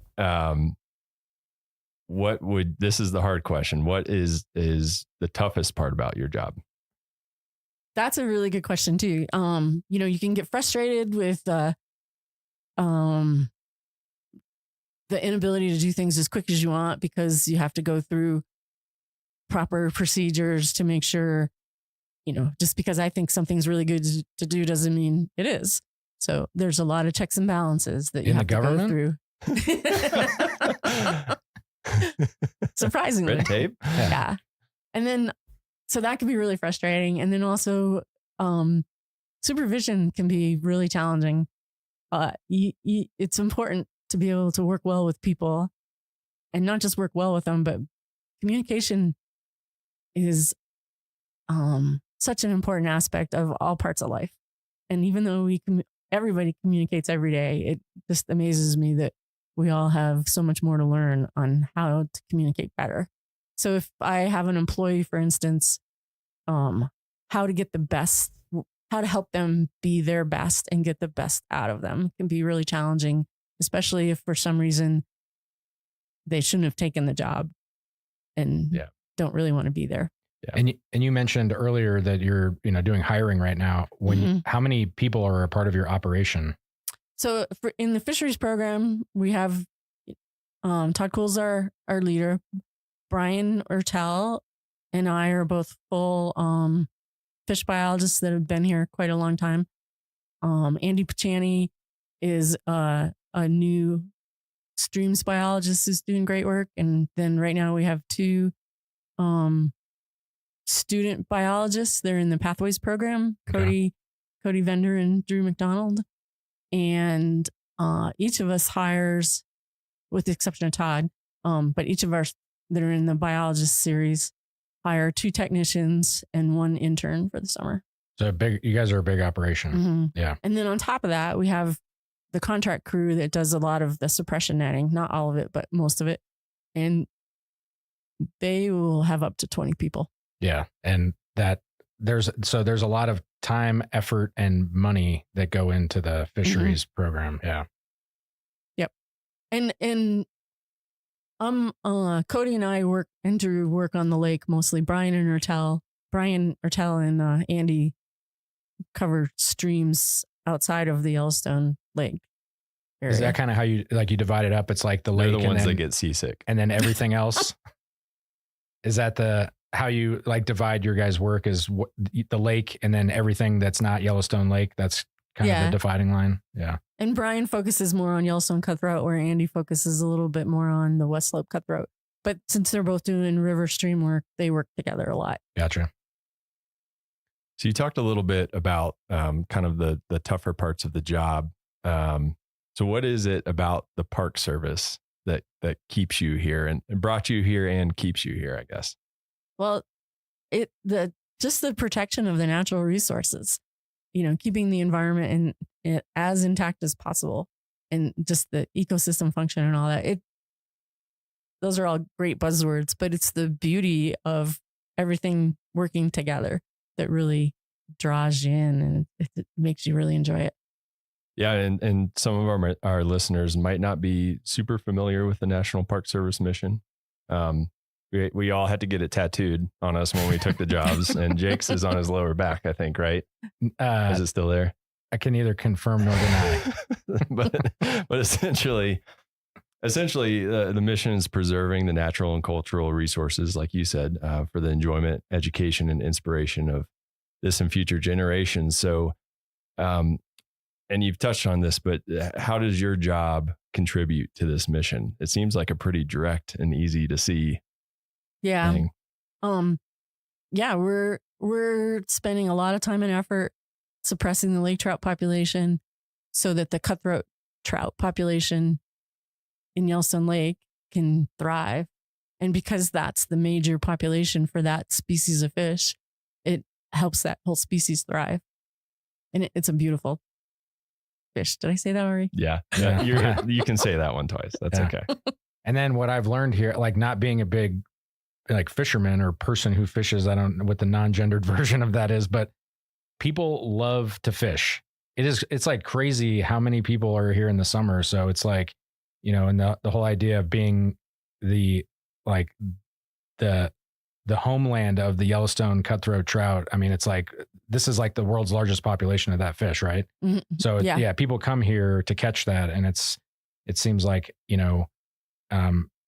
protecting it, and then people have that direct enjoyment. I mean, it seems like everybody appreciates being able to get out there and catch that big fish and put it on the gram. Yeah. And not only, think about going out on Yellowstone Lake. This is a huge lake, and there's, 3 buildings on the entire lake. I mean, maybe a couple more depending on how far away from the water you want to measure, but it's just spectacular. Yeah. Yeah. You're out there. Mm-hmm. You're out there. All right. Well, before we wrap up, we're going to get into what we call the nitty gritty here. So I don't want to scare listeners away. This is a fair warning. There's going to be some government jargon, but fear not, we've got your back. So we have an introductory episode, along with some links that we're going to put in the show notes that will explain all this in detail. So that said, for people interested in this type of career, and you've kind of already talked about the education aspect of it. So if I want to be a fisheries biologist, what's your job series in USA Jobs, series and GS level, and all that nitty gritty? So my GS level is GS 11, and my job series is fisheries biologist 0482. And then, like a lot of the seasonals that we're hiring this summer, they are fishery biological technicians (fisheries). And because there are a lot of different biological technicians, and they're all in the GS 0404 series. Awesome. Cool. And aside from the education aspect, is there any other formal training that someone needs to have to apply for this position, or? Not formal. A bachelor's is great. But like I said, the more experience you can get with different agencies, different areas, the better off you're going to be. Sure. Yeah, that makes sense. Do you have any other advice for people interested in that career path aside from what you've said already? It's a great career. It's really fun. I've worked, when I left here from my first 4 years that I was here with the Fish and Wildlife Service, I did some work with the state, Wyoming Game and Fish. I worked with Fish and Wildlife Service in California, Northern Idaho, Washington. Every job I've ever had has been really fun. Come work with Pat, is what she's saying. All right. Well, before we let you go, we like to ask everyone that comes on the podcast one final question. This one's my favorite. So what is your favorite story or memory in a national park? It doesn't have to be in Yellowstone, although you've been here a while. So there's a good chance it will be, but it doesn't have to be. It can be, a trip you took during annual leave or something. But do you have any defining story or memory from a national park? There's so many to choose from. This one's really fish related though, so I'll share it. We were doing a snorkel survey on the Olympic Peninsula, and we were snorkeling Chinook salmon, which get quite big. Spring Chinook salmon in particular, they like to hide their head. They're kind of like a little kid in that if their eyes are covered, they think you can't see them. And so when you're snorkeling for them, you got to really look at the root wads and things, because they kind of stick their head in the root wad, and then you might miss them if you're not really looking closely. So I was coming down this stretch of stream that was actually pretty wide and flat and no cover. And the spring Chinook, I could see him. He was just in the mid-water column in front of me over this gravel bar. And he saw me, and he just sunk down and sat on the bottom. And I was getting closer because I was coming downstream. And as I got closer, he got as close to the bottom as he could. And then he actually rolled over and laid on his side. Until I did. Yeah. Until I went by. And then he just took off. That's awesome. If he was wearing a turtleneck shirt, he would have slumped into it. It was just so funny to see him actually trying to hide where he had nothing to hide. That's amazing. And you'd never heard of that type of behavior before, or is it just something you hadn't seen before? I had not heard or seen it. So it just made me laugh. That's awesome. So you're making scientific observations on your vacations even. Actually, that was work. Oh, that was work. Well, work vacation. Yeah. Sometimes the line gets blurred. Right? Can I tell you my favorite question? Yeah. That you've ever been asked, you mean? Yeah. Somebody once asked me why all the Civil War battles were fought in national parks. That is a great question. What is that? That's a causation. What's the whole thing? Correlation, not causation. Yeah. What was your what was your answer? I honestly thought they were kidding, so I started laughing. So you just laughed. And I said, well, people were very civil back then. And then I could see by the look, he wasn't kidding. And so I got real apologetic real fast. I think that happens to all of us. You get caught off guard with the question because people joke with us all the time. Yeah. They ask us silly questions. So, well, and especially like the people with dry humor, that's like really hard to tell. It's like, I don't know what to do with that. Yeah. Well, awesome. Well, Pat, thank you so much for joining us. It was really cool hearing about your job and learning a little bit more about fish too. So I'm excited to go fishing. I think when the season starts. I think I am also excited to fish, but I have this weird, I like the touching of fish. I don't know how hard to grab them or not. I feel like I'm like strangling them. Yeah. And I don't want to like mess their slime up, but then they know when I'm not holding them tight enough and then they flop around and then I drop them. So I just what's the safe hand? Can we get an extra credit question here? What's the safe handling for someone who's fishing? What do you wear gloves? Do you not wear gloves? We wear gloves. Yeah. The water is really cold for no other reason, but it helps protect the fish and it helps give you a little bit milder grip, but you don't want to grip them tight. I feel like I'm going to squeeze the life out of them. Yeah. And if you're angling, don't grip it like a burrito. Right. Do it like if you're angling, if you baby. can keep them in the water while you're handling them, that keeps them calmer too. I've seen that hashtag, keep them wet. Yeah. Okay. And grip it like a burrito, not a baby. Yeah. Right. Which, anyways, we'll leave it there. Anyways, thanks for joining us. Yeah. Thanks for having me. Yeah. It's great talking with you, Pat. Yeah. Thanks for joining. That's it for this week's episode of What We Do. Thanks again to our guest, Pat Bigelow. And if you like what we do, rate and review the show wherever you listen. Every positive review helps new people find the show, so we really appreciate it. If you have questions or you want to learn more about a particular job, contact us using the form at go.nps.gov/whatwedopodcast. Thanks for listening.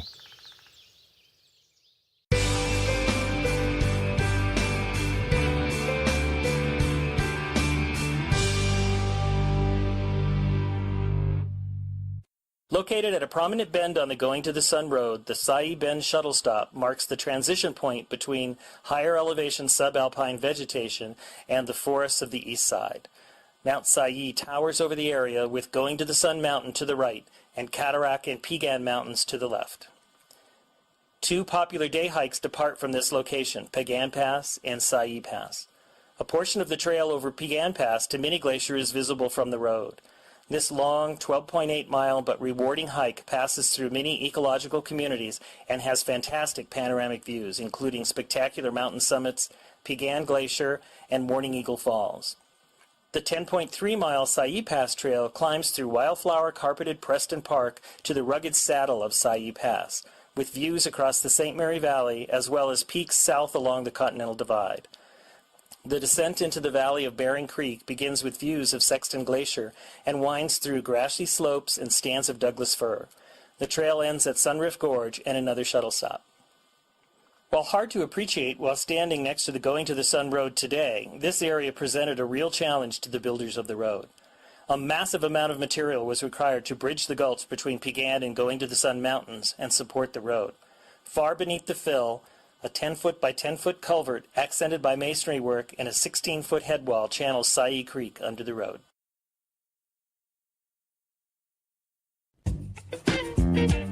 Welcome to Core Facts, where we're always short on time and big on science. I'm Brian Campbell. Today's question is, why is Yellowstone called Yellowstone? Contrary to popular belief, Yellowstone was not named for the abundant yellow-colored rhyolite lavas in the Grand Canyon of Yellowstone that have been chemically altered by reactions with steam and hot water to create vivid yellow and pink colors. Instead, the name was attributed as early as 1805 to Native Americans who were referring to yellow sandstones along the banks of the Yellowstone River in eastern Montana, several hundred miles downstream and northeast of the park. And now you know. Join us again every week for a new Core Fact. For other Core Facts, or for Corecast, our in-depth science podcast, go to usgs.gov/podcasts. If you'd like to have a question featured on our show, give us an email at corefacts@usgs.gov or a phone call at 703-648-5600. Remember, long-distance fees do apply.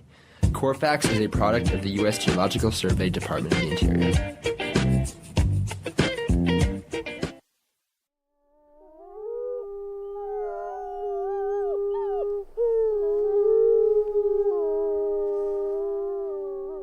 From Yellowstone National Park, this is What We Do. I'm Ashton Hooker. And I'm Miles Barger.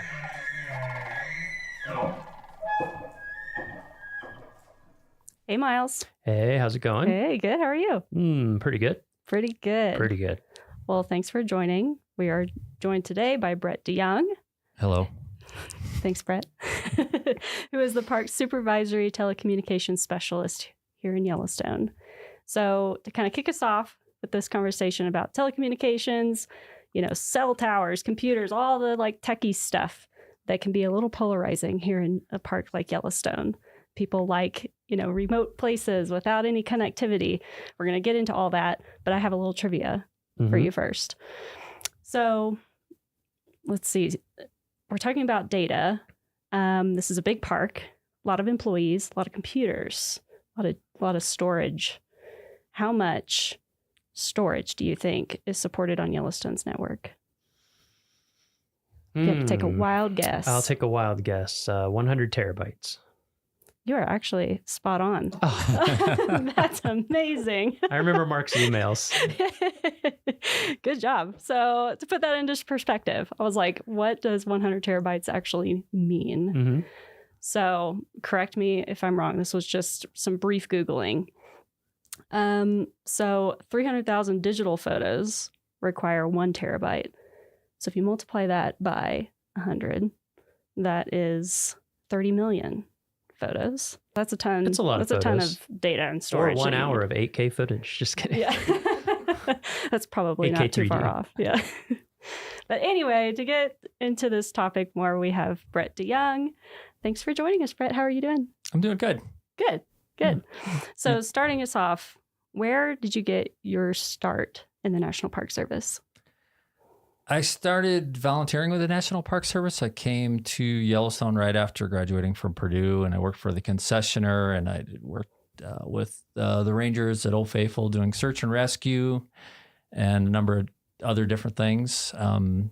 Other jobs that I did for the concessioner and risk management and fire safety. I worked with the fire marshal, and I worked with the safety office, and an engineering office. I worked with the facility maintenance division.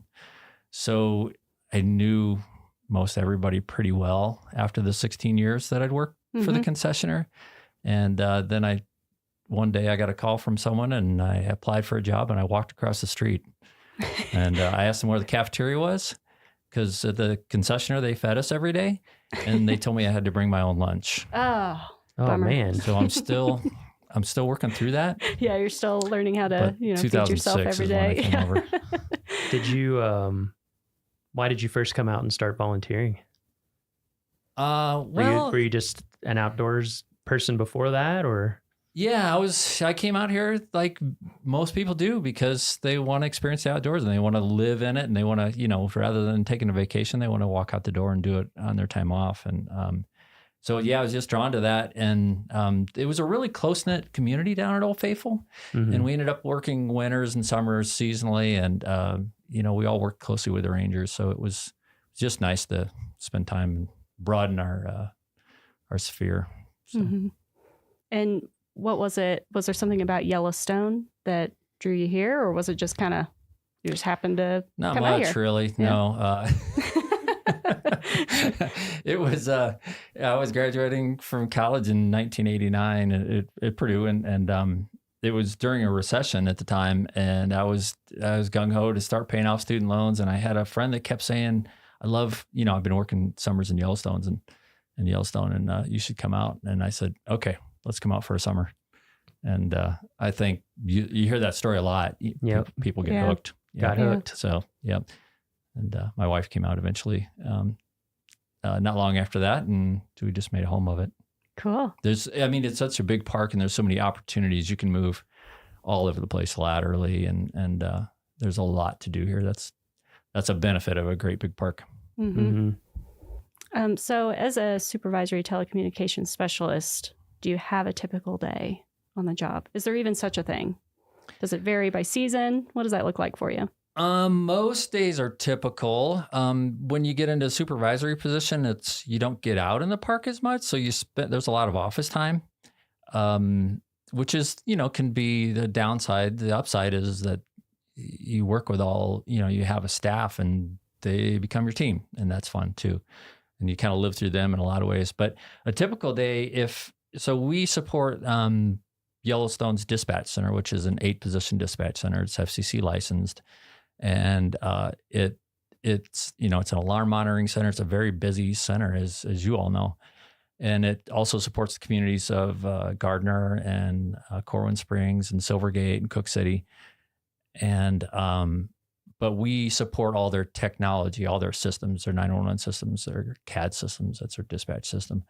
And it's very complex. So if I didn't get a call in the middle of the night from a dispatcher, then the first thing I do is when I get up at 4:45 in the morning is I look at my phone to see if there's any emails from any dispatchers, and maybe a radio system wasn't working correctly, or they weren't getting, when a 911 call came in, it didn't give the phone number or the address, or it was a, misroute or something like that. So I look for those first thing just to see what the day is going to be like. And if there's none of those, then I, like many employees, live outside, in outside communities. I live in immigrant up in Paradise Valley. If anybody's watched the Yellowstone TV show, it's not like that, but it's very pretty. But I live, so it's an hour commute for me. And we have a rideshare program that we've been doing since 1991, where employees all ride together, and it's a great thing. So, and I've been the program manager of that since 2016, but so sometimes I'll drive the van and drive a bunch of my employees to work. And anyway, so typical day. Then we get here at 7. A lot of us work 10-hour shifts and get in at 7. And I go around, I work with all my staff. I see what the telephone people are up to, what the IT people are up to, what kind of challenges they have, what's on the agenda for the day, what the alarm shop's doing, what the radio shop's doing. And after I've caught up with all of them, then it's like a lot of other jobs. It's emails and contracts and phone calls and meetings. Gotcha. And so that day that you said you walked across the street to start working for the Park Service, obviously you didn't start out as like a supervisory telecommunications specialist. So can you tell us kind of your path from there to where you are now? Like, did you have other jobs in the meantime, or? Yeah, that was pretty linear. I came across the Dual Fire Alarm Systems project. I was working in the engineering department with Xanterra, and we had tackled some big fire alarm system deficits. We took care of big buildings with Xanterra, the concessionaire. We did the Old Faithful Inn, the Lake Hotel. Really important overnight occupancies where you can't have, you can't empty the building in the middle of the night because of a nuisance alarm. We did that sometimes.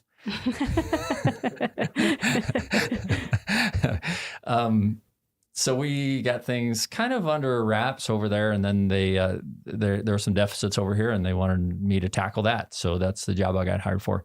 But then I became the alarm shop supervisor, and then my supervisor at the time that hired me, he went on to be the superintendent of American Samoa National Park. So then I detailed in his position, and eventually I got the position. So, nice. And he's now the superintendent of Death Valley. So he never liked the cold. Yeah, I was about to say, he's not the place to be if you don't like cold here in Yellowstone. But an interesting thing about him is he hiked every single trail in Yellowstone. Wow. And he was here 5 years. His name was Mike Reynolds, and he's still the superintendent of Death Valley. And then when he completed that project, he started hiking them backwards. Oh, wow. And then he left for American Samoa. Wow. So, yeah, I haven't done That is an accomplishment. I'd like to do that, but it hasn't happened yet. So you kind of ran through all of them, but I'm just curious if you could restate all of the different systems that fall under telecommunications in the park, because I think people, sometimes I forget, I'm like, I think I'm covering all of them, and I forget fire alarms or something like that. I forget sometimes too. Yeah, there's a lot. There's a lot. And then we're reminded. Yeah, so the radio systems is a really important one, the land mobile radio system. We've got a big complex system, and that's what the rangers use to talk, and we send out pages. We still do pages for our advanced life support crews and EMTs.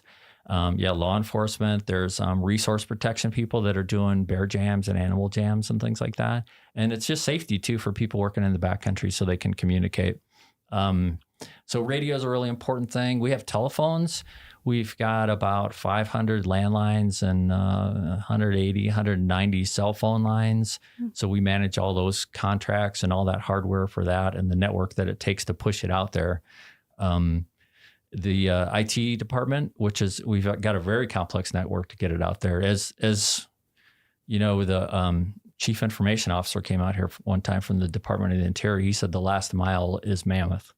So everything we do to get that from here, from Mammoth to the rest of the park is magic. It takes a lot of effort and a lot of different methods. So then we do internet services. We do all the right-of-way permits for the cell companies. There's a few of those in the park, 5 towers that we try to hide. There's, what else? Telephone systems. Alarm systems, you were saying. Alarm systems, yeah. Fire alarm systems, security alarm systems, video security. And then all the dispatch, which is, like you said, dispatch support, very complex and very important. Yeah. And I hope I didn't leave anything off so any of my staff is disappointed. But yeah, we do all that and we try to keep it behind the scenes. So the visitors come and they see the resource and the animals and everything. And this goes unseen, but it's critical to keep them safe. And right. So very important stuff behind the scenes that a lot of people, like you said, they visit and they would never know. Hopefully. What's going on. Yeah, hopefully. That's the goal. Well, and I think a lot of parks in different settings have a lot of these things. They don't have to manage them themselves. You know, we're such a big place. It's like, there's cell phone towers outside of smaller units, or telecommunication stuff kind of comes right up to the edge. Not that they don't have things that they need to do, but, you know, I always tell people Yellowstone, it's like a mini state in a lot of ways. Yeah. You're exactly right. Yeah. If you can have a cell tower at a gateway community that covers where you need it to cover, that's great. We don't have to put it on federal land, but we don't, that just doesn't work here. It just doesn't reach far enough. Right. Yeah. So what would you say is the most important skill for your job? Most important skill, prioritizing. Technical aptitude is the obvious one. A broad array of technical experience. Yeah. You have to be kind of a generalist in a lot of ways and, a specialist in others. But yeah, prioritization is really important. Essentialism is really important, which is kind of like prioritization, but doing what's most important all the time. And finding focus is really important because multitasking is kind of a defeatist sort of a skill. I think you do a better job for your customers when you're more focused and less multitasking. So. Yeah. And so, what would you say is your favorite part of your job? Well, it's probably a boring answer, but it's true. I really like coming in and working with all my staff, seeing them face to face. We do have some remote workers, especially in IT, and they're great. And it's really fun to interact with people at different parks in different parts of the country. But, interacting with the staff, they're enthusiastic. A lot of them have been around for a long time, and you bounce ideas off each other and they resource and network. And so that's great. The other best part about the job is probably going to like remote repeater sites up on mountaintops, and we'll hike to some of those. Sometimes we fly, we try not to. But skiing to them is pretty cool. It takes a lot of planning and you got to be safe, but that's a great way to stay connected. Yeah, there's been some good trips up to Mount Holmes the past few years, I feel like. Among others. Yeah. But I know I've seen some pictures from that in challenging conditions. Things always like to go down in the middle of the winter, it seems like. Yeah. And we do everything we can to make sure that they're going to hold up for the winter, do all that work in the summer. But occasionally they quit, so you have to travel. Yeah, we get some less than ideal weather in Yellowstone sometimes. Just We do? sometimes. We certainly do. Sometimes you can't fly, so you have to take other methods to get there. And sometimes you just have to wait. And where are those located? We have 8 mountaintop repeaters. We have one on Druid Peak in the Lamar that you can't see. We have one on Henderson Mountain just outside of the park. We have one on Top Notch, which is in the park. We have one on Mount Washburn, which you can drive to for about 4 months of the year. That's quite a luxury.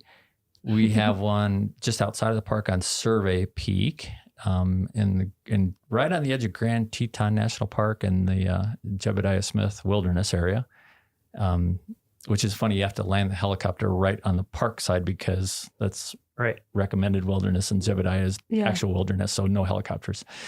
So it's like an invisible line right on the peak. And then there's also Sheridan has one with a 1926 New Deal era fire lookout up there. Wow. That's really cool. And Mount Holmes, there's one on there. There's one on Purple Mountain. And the Mount Holmes one was inside a 1926 fire lookout, but it got struck by lightning and went down in a blaze. So let's see, did I miss any? Oh, Bunsen Peak also, which is just outside of Mammoth. Which people can hike up to if they want. They can. Yeah. And see that one. The Holmes one made me sad. That was the first one I'd ever hiked up to of the fire lookouts. I Yeah. was sad when that burned down. Yeah. Such a cool location. Sure was. And so you mentioned your favorite parts of the job. On the other side of that, what are some of the toughest things that you encounter in your position? The toughest things is when things crash. That's a real challenge. Those middle of the night calls, you have to wake up and be lucid and understand what the problem is and who your resources are, and get to the root of the problem pretty quickly. It always amazes me how quickly we can restore something that seems catastrophic. So that's really challenging. Other things, like we may have links go down for days and there's been 2 times in my career that we lost Mount Washburn, which is kind of a hub, and we didn't have any cell service at all. And there's a lot of medicals in Yellowstone. There's a lot of, heart attacks and life flights and things like that. And when someone can't call 911 from an interior location, that burden just falls on us really hard. And if you're in the middle of something else and that call comes in, you're just, there's really no backup for you. So you just have to be fully engaged. Last fall that happened, and there's only been a handful of times that it happened, but last fall it happened the night before I direct a running race north of Yellowstone. And so as the director, I was very busy and probably going to be up all night, but this happened in the middle of the night. So managing those 2 things was hard. So yeah, I can imagine emergencies like that can be very stressful. But exciting. Yeah, exciting and thankful that you're there to assist. But then it's good there's always an upside to a challenge, an opportunity with a challenge, but just having a phone full of resources and knowing that I can get a hold of, a power company representative in the middle of the night, a cell tower company representative in the middle of the night, and I can get these things back up with their help. Everywhere in America, the linemen are always out in the worst times, and they're kind of heroes when it comes to that sort of stuff. So that's the role we have to fill. Yeah. So even with those types of difficulties or challenges that you might encounter, what keeps you here? What keeps you working for the National Park Service? Why do you stick around? Oh, gosh, all kinds of things. I mean, just the whole mission of it. Oh, one of the biggest things is just that this is just still an intact ecosystem. And, all the predator-prey relationship, all the predators that are restored, and that's amazing. And I've been here 30 years and you don't get over that. So that's a thing. And then the people, and I don't know, I could go on and on. Yeah. Skiing's pretty good. Yeah. Maybe not this winter. I try not to talk about skiing too much because you guys only have so much time. We'll have to hear some ski stories. all the time. But do you have in all your years being here in Yellowstone, working for the National Park Service, do you have a defining moment? Is there a moment that sticks out to you that you're like, yes, like that's why I work here, and it was super rewarding? Okay, here comes a ski story. Okay, perfect. We had Mountain Homes, and Miles, reference this, but in 2011, Mountain Homes, the repeater antenna went down in December, and there was a big storm coming in. And the Mountain Homes repeater is also used by Montana State Patrol for Highway 191 outside of the park, where there's a lot of accidents. It's a dangerous road. It's a pretty important one. So, but we couldn't get a helicopter in because the storm front was coming in fast. So we decided we were going to ski it. So it was a team of 3. It was another guy, Dustin Seen. He was a radio tech with us. Now he's the superintendent of Bighorn National Monument and Bighorn Recreational Area and some other stuff. And Doug Krause, who's our Hell Tech foreman. We put together that trip in December, which there isn't much daylight. And we thought we'd stay in the Winter Creek cabin on the way in. We opened up the door, and it was about a half-inch deep in mouse poop. Ooh. So we said, nope. We're not going to do that. We thought we can push to the summit. So it was a real big effort. We got to the summit, and I got the cabin opened, and the storm was starting to pick up. And this is a 10,300 foot peak. It's a big effort. It took hours, and it's a long ski in too, right? I mean, it is a long ski. Yeah, it's a 10 miles. Yeah, one way, it's right? eight hard miles. Yeah. Yeah.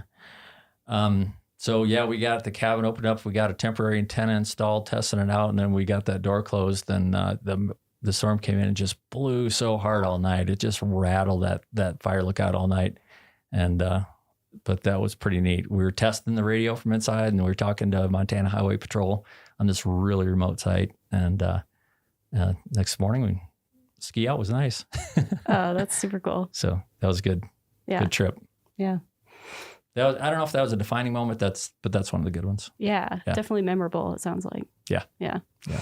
So I'm just, you said about 30 years you've been doing telecommunications stuff in Yellowstone, right? Yeah.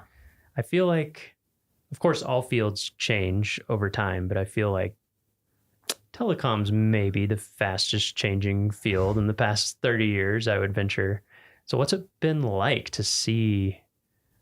I mean, even I'm trying to think, my first summer here was 2006, and I think there was like a payphone in our dorm. I mean, there was no internet that we could even use, or my cell phone didn't work unless I drove a long way. I would think I was at Canyon. And you were here well before that. So what's it been like to see the change? Because now I'm at home and I can stream 4K movies from a satellite. It's so different. Yeah. Well, yeah. So my first summer was 89, and we had a payphone, and we couldn't get radio stations, and we couldn't get TV stations. We watched VHS movies at the pub. That was fun. But it has changed a lot, and that's always a topic of discussion. And whenever there's some sort of new proposal, we get a lot of comments. Mm-hmm. Yeah, I've noticed that people are very invested in the connectivity in Yellowstone. Yeah, so there's two different aspects to your question. There's the expectation of a wilderness experience or a historic experience as well. But then there's also keeping up with what the needs are. And then, we're also a government agency, so we're on a government network, and we have cybersecurity issues, and we have to protect those perimeters like vigilantly as much as any other government agency. Mm-hmm. Mm-hmm. So we're always protecting ourselves from threats, so that's the biggest agent of change these days. Is keeping up with that and all the training and what we have to do for that. But everything in the middle between then and now, we've gone from, like you said, you had a cell phone, there was very few towers. Mm-hmm. We've added a few. We've definitely put a stop to more towers. But there was a point when Suzanne Lewis was the superintendent, and she said, I'm the only one who's going to have a cell phone. And then, then that expanded a little bit, and now we've got 150 of them out there because it's kind of a tool that everybody has to use, and the cost has gone down. But So yeah, that's a big question. You know, it's changed. A lot has changed. And we're fortunate to have some people that have been working in IT for 35 years, which is pretty neat because it's fun to hear their stories. But we also do have a wireless communications plan that the park put together in 2009, and that limits a lot of our wireless technology. So the intent of that is to not have cellular service on the roadways and in the backcountry and limit it to the developed areas and only specific developed areas, which is a bit of a compromise. This is still one of those places in the lower 48. You can drive from Mammoth to Old Faithful and not have a cell signal for, 52, 53 miles? Yeah. It's so interesting to see, especially with how ubiquitous internet connectivity has become everywhere. I think sometimes visitors come and they're just like, some people come specifically for that and other people are just shocked. They're like, what? Yeah. What do you mean my Google Maps doesn't tell me where to go? Or like, where can I get Wi-Fi here? And there's one place, it's 3 hours away. Yeah. I get the visitor comments in both perspectives. Yeah, exactly. In both directions. Sometimes in the middle, but usually strongly one way or the other. Yeah. So we're getting into the nitty gritty here. If somebody were to go on USA Jobs and want to apply, to work in telecommunications, what series would they be looking for? Well, the telecommunications series is the 0391. Electronics technician, which is our radio technicians and alarm technicians, are 0856. And the IT specialists are 2210 or 2210. And that's a really fast growing series because everything is connected by networks now. So radio's connected, telephone's connected by networks. So that's a good one to look for. And there's a lot of recruiting going on in the IT world. So you could, in my branch, you could be any one of those threes. Okay. And so are the opportunities available from like entry level all the way up? What does that look like? Yeah. 7, 9, 11, 13. Okay. And so what types of training or anything like that would people need to get into that type of work? You just fake it till you make it. Yeah. Yeah. No, I'm kidding. A variety of stuff. Radio technicians, we hire a lot from the military because they get really good training. Oh, yeah. Setting up antennas and repeaters and base stations and microwave network extenders and things like that. But anyone who's worked with radio frequency technology, IT, there's all kinds of, you can be Cisco certifications, you can be, graduate in computer science. We've hired those. A lot of people just gain a lot of knowledge and experience from jobs. And so as a hiring official myself, I look for all of those things. Myself, I have a bachelor's in the School of Technology with a specialty in organizational leadership. So I'm a lot of, leading a group as much as the technical. So it varies. There's no straight track. Yeah. Yeah, you'll kind of find that in the Park Service as well. People kind of come from all kinds of backgrounds as well. So yeah. I think knowledge and experience counts for more on a resume for this line of work than a degree does. But yeah, I don't know. We've hired some recent graduates too. So do you have any advice if people were interested in applying or, getting that experience? What advice would you give for them? Yellowstone, we feel like we're really specialists. A lot of small parks have one technology person and everything's thrown at them. But we're really, as far as the industry goes, we're generalists. So if you're in IT, if you're doing like system administration, also learn about networking and also learn about cybersecurity and learn about maybe coding, so branch out a little bit. And if you're, if you're into radios, also learn about networking so you can do radio over IP. So I would say that those are important things to do. If you want to work for us doing fire alarm systems, get like a NICET certification, National Institute for Certification in Engineering Technologies. And that tells me that you really know the codes, the fire codes in and out, and you're not going to build a system that's not going to work. So cool. Those are a few tips. Yeah, that's great. And so finally, the last question we like to ask everybody is just about your personal experience, any memorable experience you've had. It could be either in Yellowstone or any other national park, work or personal time. Do you have a moment that sticks out to you? Yeah, the 5 years I worked in the Bear Den ski shop at Snow Lodge. Yeah. That was the peak of my career, not of my pay, but it's often how it works. Yeah. But it's been going up and down ever since. So yeah, that was great. We worked there the last year that it was open. It was the Snow Lodge then was nothing more than really, it looked like a roadside motel. It was cheap. Anybody could afford to stay there. The people that came to visit, they were all interesting. And the Bear Den ski shop was a log cabin with a wood stove right next to it. And that was great. They built a new hotel, the Snow Lodge Hotel, and the ski shop's in the gift shop now, and it's all still good. But those were good days back then. There was quite a community back then too. They were really strong skiers and outdoors people, and just a lot of fun. That sounds awesome. And many rangers worked in that ski shop too over the years before they moved over to the Park Service. Cool. Yeah. Well, I think that wraps it up. Yeah, that was great. Yeah. Thank you so much for joining us, Brett. Thanks for having me. Yeah. It was fun. Well, that's it for this week's episode of What We Do. Thanks again to our guest, Brett DeYoung. If you like what we do, rate and review the show wherever you listen. Every positive review helps new listeners find the show. If you have questions or want to learn more about a particular job, contact us using the form at go.nps.gov/whatwedopodcast. Thanks for listening. Hello, Rocky Mountain National Podcast listeners. We join you yet again for another great episode. A couple quick announcements before we begin. First, we have got a big pavement preservation project. So that means people are going around in the park and working on our pavement to keep it in good shape now and in the future.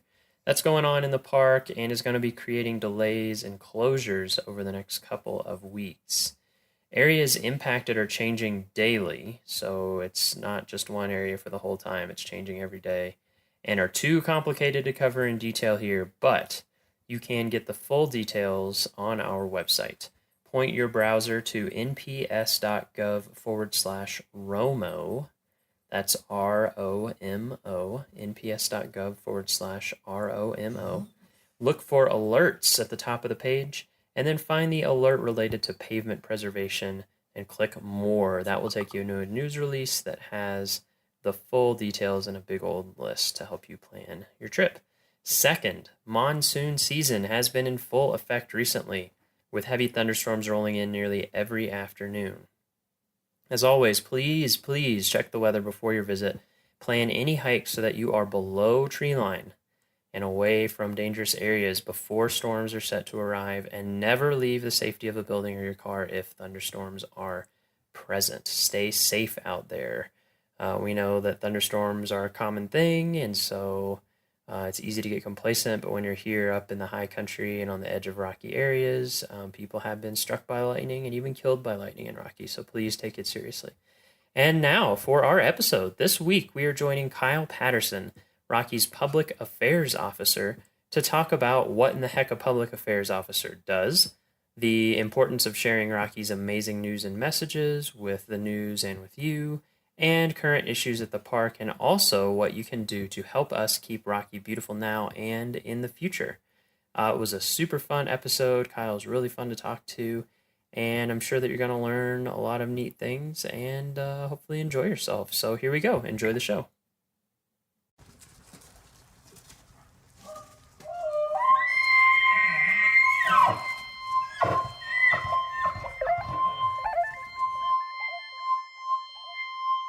Yeah, so the way it goes, it's very Okay. Very good. Just talk about whatever. Okay. We can do that. We can do that. All right, so what is your name and what do you do here at the park? My name is Kyle Patterson, and I'm the Public Affairs Officer here at Rocky Mountain National Park. Public Affairs Officer. Yes. All right, so I'm going to try to use the listener's mind. Perfect. And think the way that they would think. What the heck is a Public Affairs Officer? What does that mean? What do you do? What do I do? What do you do? And it depends on the day. That's one of the reasons I love my job is That's what true. I do can vary greatly depending on the day. But my main job duties is media relations. So basically, news releases for the park, proactive stories on different things that we do here at the park and our colleagues and the amazing things they do. And then some of what I do can be very reactive. So Rocky Mountain National Park is one of the top 5 search and rescue parks in the country. And so we all might have this perfect list of what we're going to check off that day. And then that gets changed very quickly. And very dramatically with some of the incidents we have in the park. So some of what I'm sharing with the public as well is very reactive and highlighting some of the incidents that happen in the park and what our colleagues do to help folks, and also some of the preventative search and rescue messages so that hopefully if people are informed and educated and prepared, we won't have as many situations. So that's a big part of what I do is media relations. And then I also do a lot of community outreach. So giving presentations and programs to a variety of organizations and groups and members of the public and a variety of different forums. Okay. That's a big part of my life. And then I've got a lot of other duties as assigned as well. So you're kind of the, are you the official voice of Rocky, or you're kind of the official word? Is that how it works? I'm the official voice. Okay. Some people call me the mouth. The I'm not mouth. quite sure what that means or what, Maybe they're Lord of the Rings fans, like the mouth of Sauron. You Lord of the Rings fan? Not that much. That's a little deep, yeah. Some of our listeners will get it. You're like the mouth of Sauron, except instead of a horrible, evil eye living on a tower, it's Rocky Mountain National Park. Much better job. Much better job. Yeah, much better job. Yeah. So that's interesting. Can look myself in the mirror. I'm not quite sure that Right. mouth could. Yeah. No, definitely not.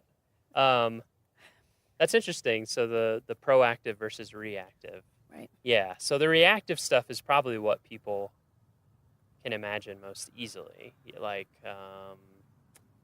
like you said, search and rescue. We've been posting some search and rescue videos and news releases and trying to summarize all of that sort of thing. What's that like when you hear about something going on, and then how does that whole process unfold? You get called at like 4 a.m. and they say, Kyle, how's it going? So it depends on the level of the incident, but I'll be notified anytime we have any kind of incidents in the park, just as more of a heads up. Okay, And so you're basically getting calls every day. Yeah, absolutely. Yeah. And all hours of the day. It depends. Certainly, fortunately, we don't have a lot of incidents that are happening overnight, but we certainly have incidents that start in the day and last overnight. And so a lot of it is, again, wanting to proactively share the stories of what our colleagues are doing to assist visitors that get into trouble or become injured.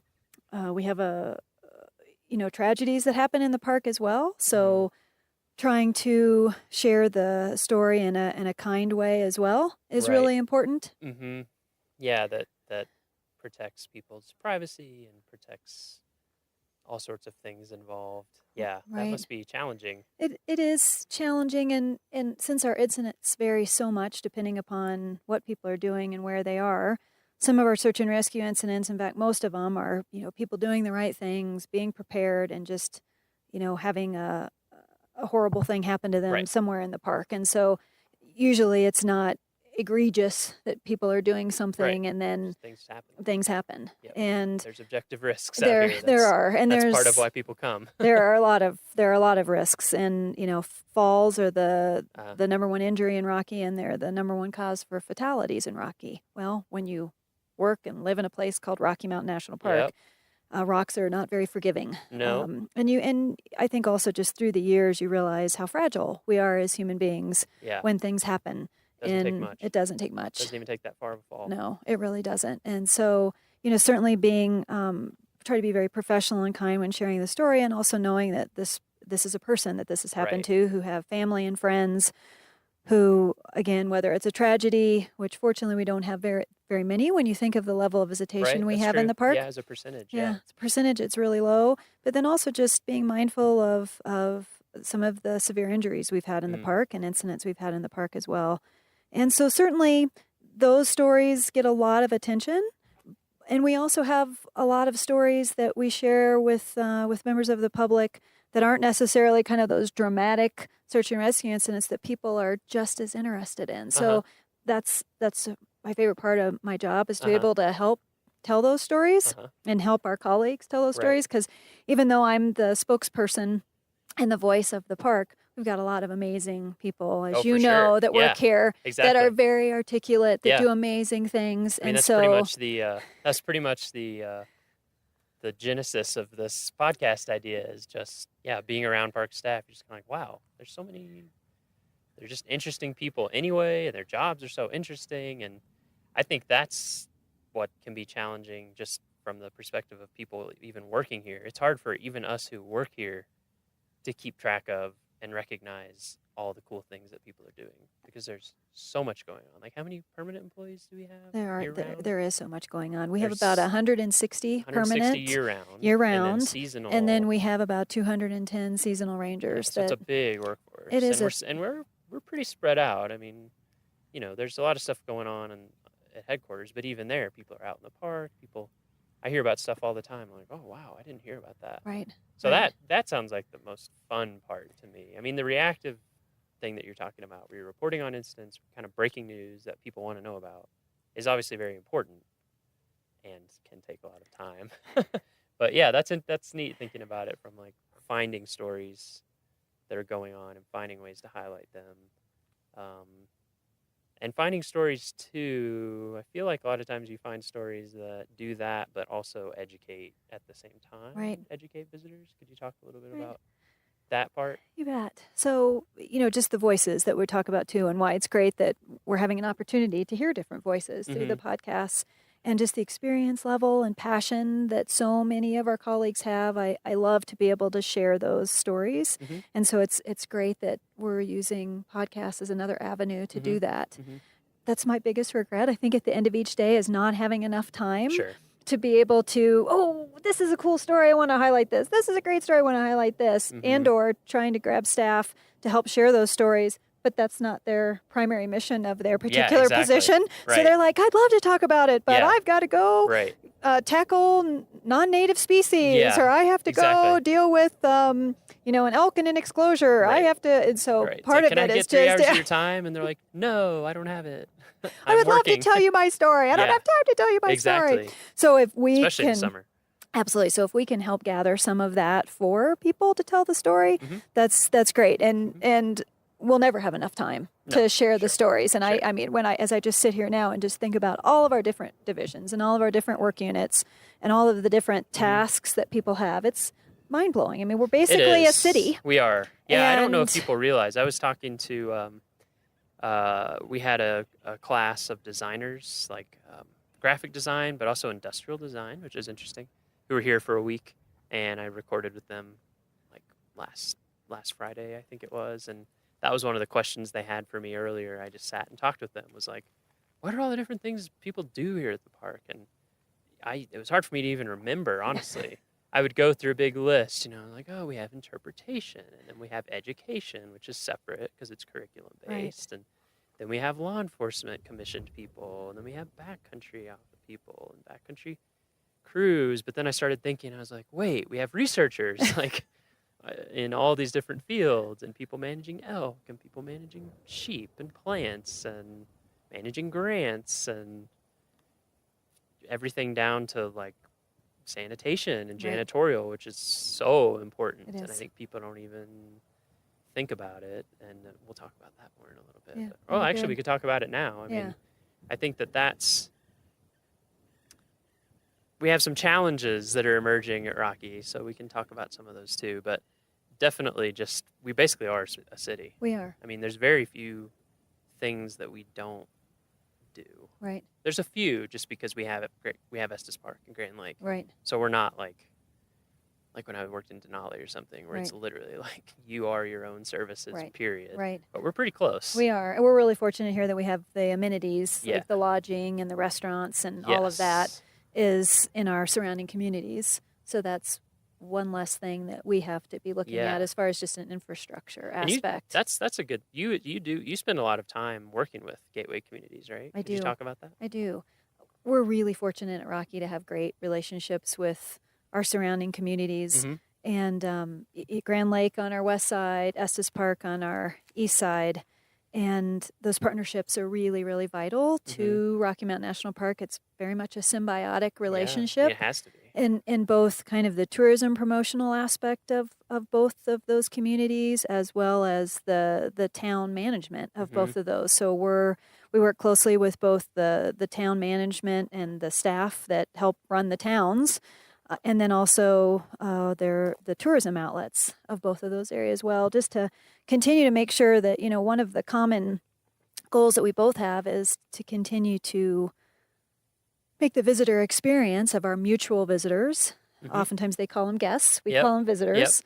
Just a little bit difference in semantics. Yeah, but park service lingo versus town lingo. absolutely. And so part of that is making sure that we're doing the best we can for setting visitor expectations, and more with our significant increase in visitation, that becomes more and more important to set those visitor expectations and to really highlight that plan ahead message, and that things have changed here drastically over the last 5 years. Yeah, and we have so much interface too with them. It just on a practical level, like in Estes Park with the shuttles. There's the town shuttles, and then our shuttles, and they overlap and so to some degree. And figuring out all of that, and messaging is a big one. I know.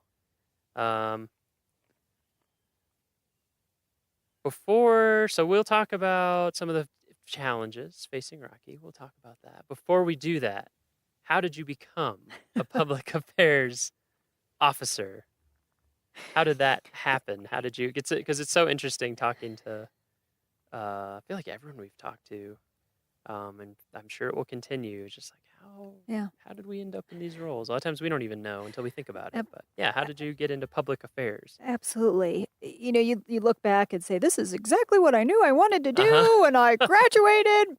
Well, I had no idea. It's something that I have a marketing degree. And so it's one of these situations where I knew that no matter what job I had, as I grew up, I wanted to be passionate about what I did. And so I feel very grateful and fortunate that that's what I get to do every day. But, certainly I was in the right place at the right time with the right experience that got my foot in the door. And I started at Mount Rushmore at a time when they were just completing a major redevelopment project. Oh, was that when they did like that huge parking structure? Yeah, everything was changed. The visitor center, the amphitheater, presidential walking trail, their facilities of, again, their concession area and their visitor center, and then parking structure. So in the mid to late 90s. So it was all complete around 1998. Yeah, because I went, early 2000s, and you can tell that everything was kind of brand new. It was. Brand spanking new. new. Yeah. So you were there right around that I time. I was there right in that during that time. Exciting. So it was really exciting. And most of that was funded by their friends organization. Okay. And so pretty amazing that a lot of that was not actually used federal funds. But so there was a lot of outreach around that, a lot of national media attention when all those changes were made, a lot of recognition of a lot of the donors that contributed to that. And so, again, being in the right place at the right time with the right experience, I had a background of both public relations, special events coordination, and marketing in some financial institutions. So all of that mixed together got me in the door. And so I was at Mount Rushmore for a couple of years. Were and you then the public affairs officer? I was. As well? Okay. Public affairs officer, and then I've been at Rocky for 16 years in this position. Wow. Okay. So you were there for a few years, and then came here. Okay. Yeah. So that's kind of what got me in the door. And most national parks don't have public affairs officers. No. It's either a collateral duty that someone else does on the side, or it's one person for like a whole group of parks Yeah. or something. Yes. But a lot of the larger parks like Rocky do have at least one person dedicated. Yeah. At least, At yeah. least, yeah. One person dedicated to a variety of the roles that we play here. So Yeah. that's kind of my story. Okay. Okay. So you're at University of Wyoming in Laramie. Yes, in business school. So Freezing your I butt off switched. I switched. The wind seems to follow me miles Yeah, wherever I exactly. go. Yeah, I you must just can't have get had away. an issue with wind Laramie, somewhere. Black Hills, and then Estes Park. Okay. So certainly Laramie and Estes has made me even stronger when it comes to Yeah. wind.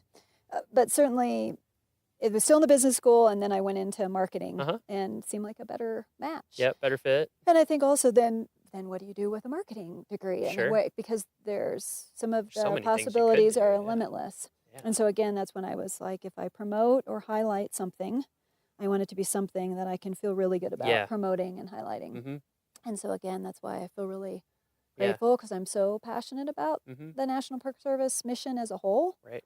And again, as we continue to see some of the challenges and opportunities that we have facing us here, I think it's another way too to just engage people at helping be part of the solution. Mhm.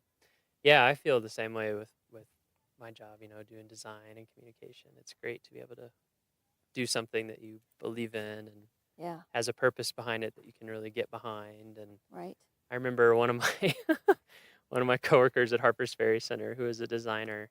And this is no slight to anyone who does this for a living. I'm just talking about her specifically. She was like, "Yeah, before I got this job, I was designing packages for like diapers.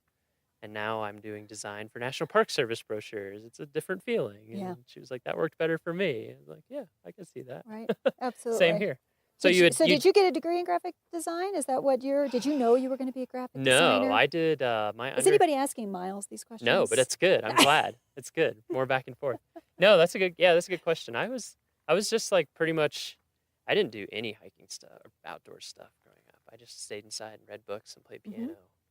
And so I did piano and chorus and jazz band and marching band, just all music and stuff. And so when I went to undergrad, I went to this small liberal arts school in Kentucky called Center College, for any Center College alumni and associated people out there.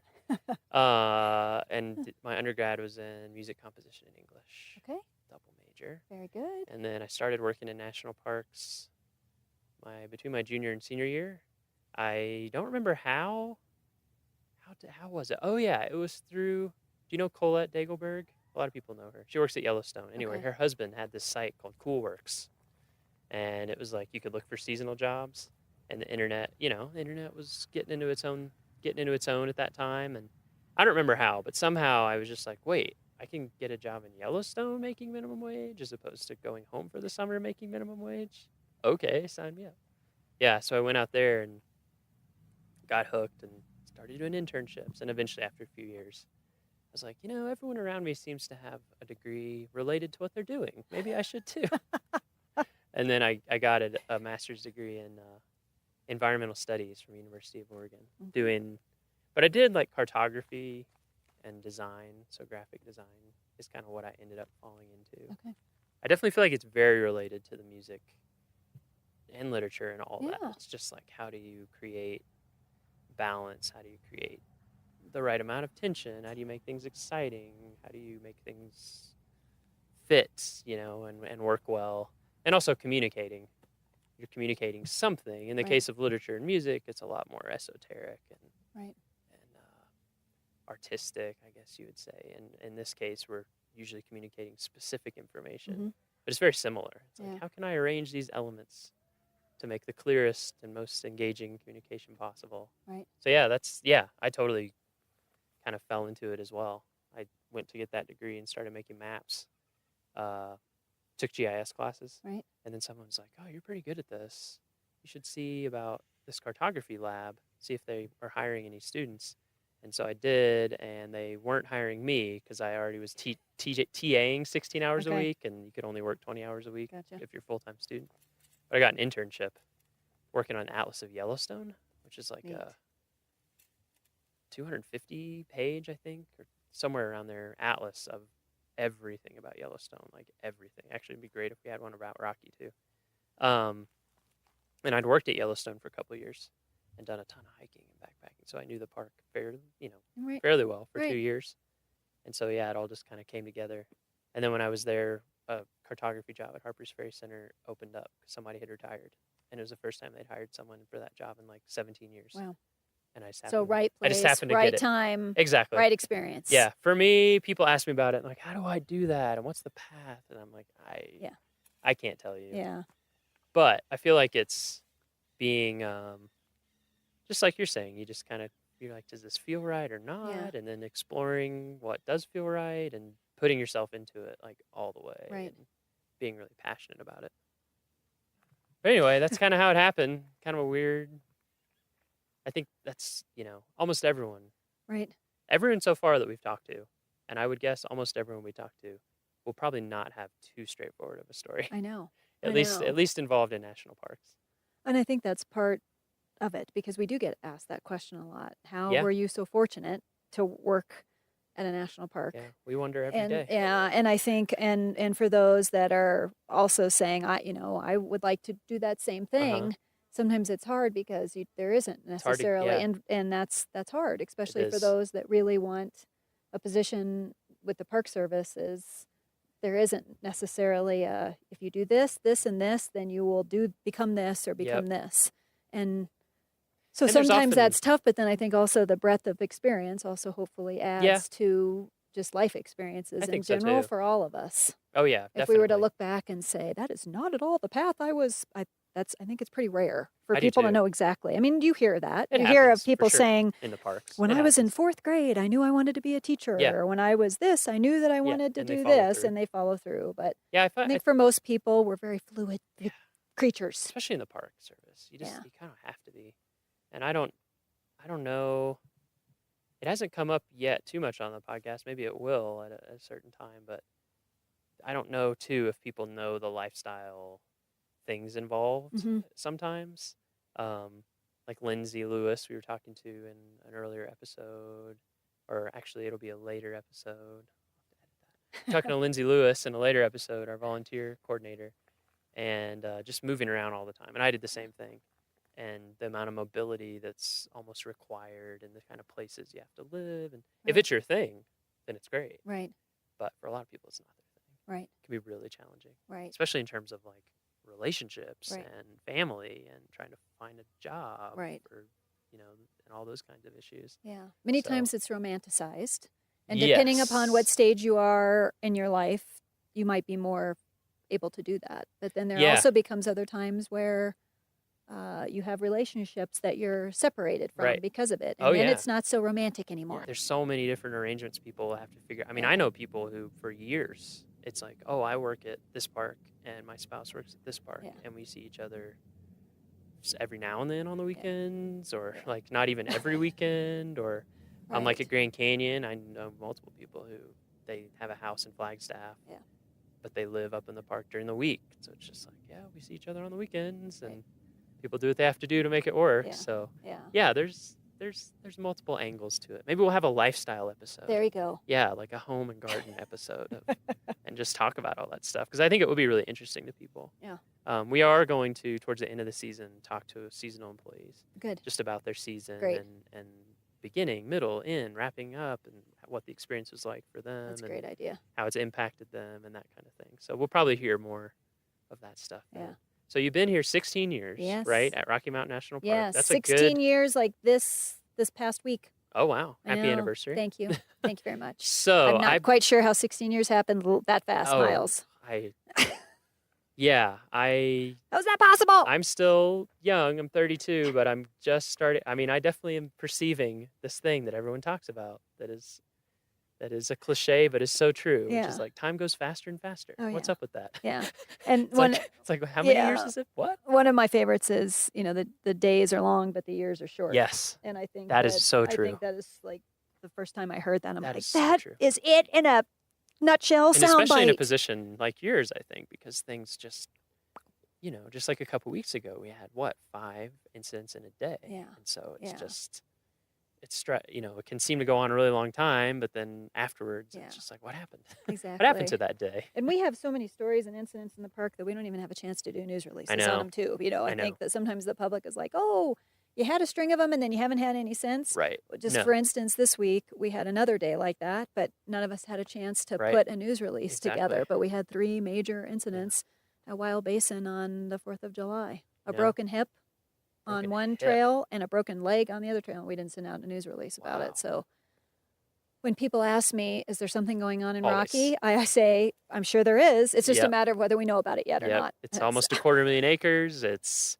4.5 million visitors last year, right? Just Yes. over. Just over, yeah. So you've been here 16 years. Happy anniversary. Thank you. You've had lots of experience in one place. How Mhm. have things changed from your from your Right. perspective over that 16 years? Right. Because I've been here a little over 2 years and it's changed a Right, lot. right. So I can't even imagine 16 years. Like how the park and town too, Right. because that's another thing people tell me. They're like, "Oh man, you should have been here 20 years ago. You couldn't get a cup of coffee in the winter." So that's obviously changed. But how have things changed over those 16 years? There's been a lot of changes. Uh-huh. And what's refreshing also is that a lot of the stuff stays the same. Mm. So I think we had an opportunity to reflect quite a lot in 2015 when the park celebrated its 100th anniversary. Right. To really, big anniversaries give you an opportunity to honor the past, which was part of what we were highlighting, and also, celebrate the present and inspire the future. Those were the three taglines we had. And so when you look at just how much our world has changed in a blink of an eye, really, when it comes to technology, when it comes to global aspects and all that, it is refreshing to really see that the reasons that people come to Rocky Mountain National Park are the same as what they were Right. 50 years ago, 100 years ago. So to me, that is a wonderful thing. I agree. Because I don't know that very many other places, very many organizations, very many entities would really look at that, because I think that most of them would say, as a result of this and technology and this and these Right. pressures and et cetera, the people are coming here for the same reasons: scenic grandeur, watchable wildlife, and amazing recreational opportunities. So if you were to look back at photos from 75 years ago, it's the same exact thing. Same. The photos might look a little different. Cars The look a gear, little the different. cars look a little different. The attire and the Yep. gear looks a little different. Yep. But other than that, people were coming here for the same reason. So and you also wonder too, with just the fast-paced lives that we all live, Yeah. the being connected all the time, the pros and cons of that, Mhm. that more and more it just continues to emphasize why national parks are so important. Yeah. Because we need places Yeah. to have respite. We need places to disconnect. We Mhm. need places to listen to natural sounds. And you don't know how much you need those places until you're out in them. And Yeah. there's like tons and tons of research that highlights that. I mean, that Absolutely. demonstrates that even 30 minutes sitting on a rock in nature brings your blood pressure down. Well, I mean, that's it's interesting when I was fascinating. talking to those University of Kansas students. Yeah. They were all young. They're all undergrads, and some of them had camped before, but most of them had not camped for like a week. Yeah. They stayed at Marine Park Campground Yeah. the entire week, so they didn't, That was their no experience, electricity. right. No, that was their experience. And even though that's a developed campground and all of that, yeah, just talking to them, interviewing them, people will hear on that podcast episode. Yeah, it just had a huge impact. They're just like, I don't know, just after a few days, I just feel so different. And Interesting. I have That's different great. creative ideas coming to me because unlike indoors where things are kind of under control and the only new things that happen are what you make happen, out here stuff just happens. The weather changes, animals move, things, the light, everything Right. is always changing. And now I could just tell it was like very impactful and important for them. And I agree with you Yeah. totally. It's so easy now to get caught up in your phone and caught Right. up in the computer and caught up on TV. Right. And it's just like there's a never ending stream Right. that you can be plugged into. Right. And so it's nice that our mission has stayed relevant, or like you said, maybe become even more relevant. Right. So that stayed the Exactly. same, Yeah. which is great. We're Right. supposed to be here forever. So Right, exactly. yeah, that's the goal. Well, and I think as different things happened in just the 16 years that I've been here, whether it's had a lot of major incidents that have happened here, it's the things that people said after 9/11 in 2001, that people sought out coming to the park because they needed to get away from the news. They needed to get away from the constant bombardment of what happened to people on that day. And so it was interesting right after that people, flocked here because it was like, the mountains are calling for me just to remove myself from what's going on and find peace somewhere. I hadn't heard that. Yeah. Yeah, that was a little bit before I was in the Park Service. So it was Yeah. noticeable. Oh, it was very noticeable. Very That's amazing. noticeable. So Yeah. it was like a place where people could come and have some space Yeah. to like heal. Exactly. Huh. And Wow, that's amazing. and there's a number of stories out there, very moving stories that people have shared about coming here right after that time period that brings tears to your eyes, because it was a conscious decision that they said, I need to get away from what is happening right now. And so where can I go? And they came here. And so to me, that just emphasizes again why we need to preserve and protect this place. Absolutely. Because there's been a lot that's happened in our world the last 100 years since Rocky's been here. And so you can imagine that people came here after World War II. People came here for so many different reasons to find, peace and tranquility. Huge growth in parks after World War II. Absolutely. I mean, huge. Yeah. So, the mission has stayed the same. Right. What has not stayed the same is our level of visitation. Yeah. And just so the sheer number of people. The sheer number of people. And Rocky has always been one of the most popular parks. Sure. But what's happening in the last 5 years is we're seeing this rapid increase in visitation, 40% over the last 4 years, 32% over the last 2 years. So we now, in 2016, were 4.5 million visitors. In 2015, we became the third most visited park. And then in 2016, Yosemite leaped over us again, and we were the fourth most visited national park. Yeah. And so there's lots of reasons for that. Most of it has to do with population growth along the Front Range. Yep. It's booming. It's booming, and some of the fastest growing counties are literally either in our doorstep or on our doorstep. And so when a lot of people are moving to Colorado because they want to recreate in places like this. It's what calls to them. And so we're handy, head straight up. And so that's a wonderful problem to have. And I use air quotes with problem, because a lot of folks might say, well, hey, that's better than apathy. That's better than people not enjoying. And hopefully those people will become, or are already, supporters, stewards, protectors, and help us preserve this place as well. And a shared experience, too, which I think is cool. People all over Colorado can, you've been to Rocky? You haven't? That's kind of a communal thing. Yeah, yeah, exactly. So in that case, So, our visitation continues to spike dramatically. Yeah. And if you look over, you look in the past as far as our visitation levels over the years, it seems to, there's patterns of it increasing and then plateauing, and then increasing and plateauing. So that's been part of our past. We're now at a point, again, where we are significantly increasing. When and if that's going to plateau, I don't know that we can continue to deal with the level of visitation increases that we're seeing. Yeah. I don't think that we can continue to see 32%, 32. I just don't know that that's possible because of just the infrastructure. It's physically possible. Physically possible for that many people to arrive in the park and all that. So I don't know that we're going to continue to see that dramatic growth just because of logistics. Yeah, just limitations. Yeah, limitations. Even before we take any actions, just limitations in general. But certainly, as we look into the future and we look at just this dramatic increase over the last couple of years, record visitation every year, the last 4 years, record visitation every month of the year. So maybe our old model was Memorial Day through late September. Yeah. We now know that model is completely out the window. Yeah. Now we're seeing record visitation every month of the year. And it's not just Rocky. Public lands in general in Colorado are seeing, huge increase in visitation, and then some of the impacts related to that. Yeah. So certainly that's been a significant change over the last 4 years, and this rapid growth that you just can't keep up with. So in 2015, we were completely on our heels. That year, we had a 21% increase in 1 year. And although visitation continues to go up, our staffing does not. Yep. And so after a while... And that's something that surprises people. Almost everyone I tell that, they're like, what? I'm like, yeah, we have... Yeah. either equal or even less staff than we've had in the past with way fewer visitors. Exactly. We have less staff now. Yes, despite having way more visitors. Yeah. Like so millions more. we have less staff now than we had 8 years ago. Yep. And so, that's something that we as a leadership team need to continue to address because our colleagues' well-being is extremely important.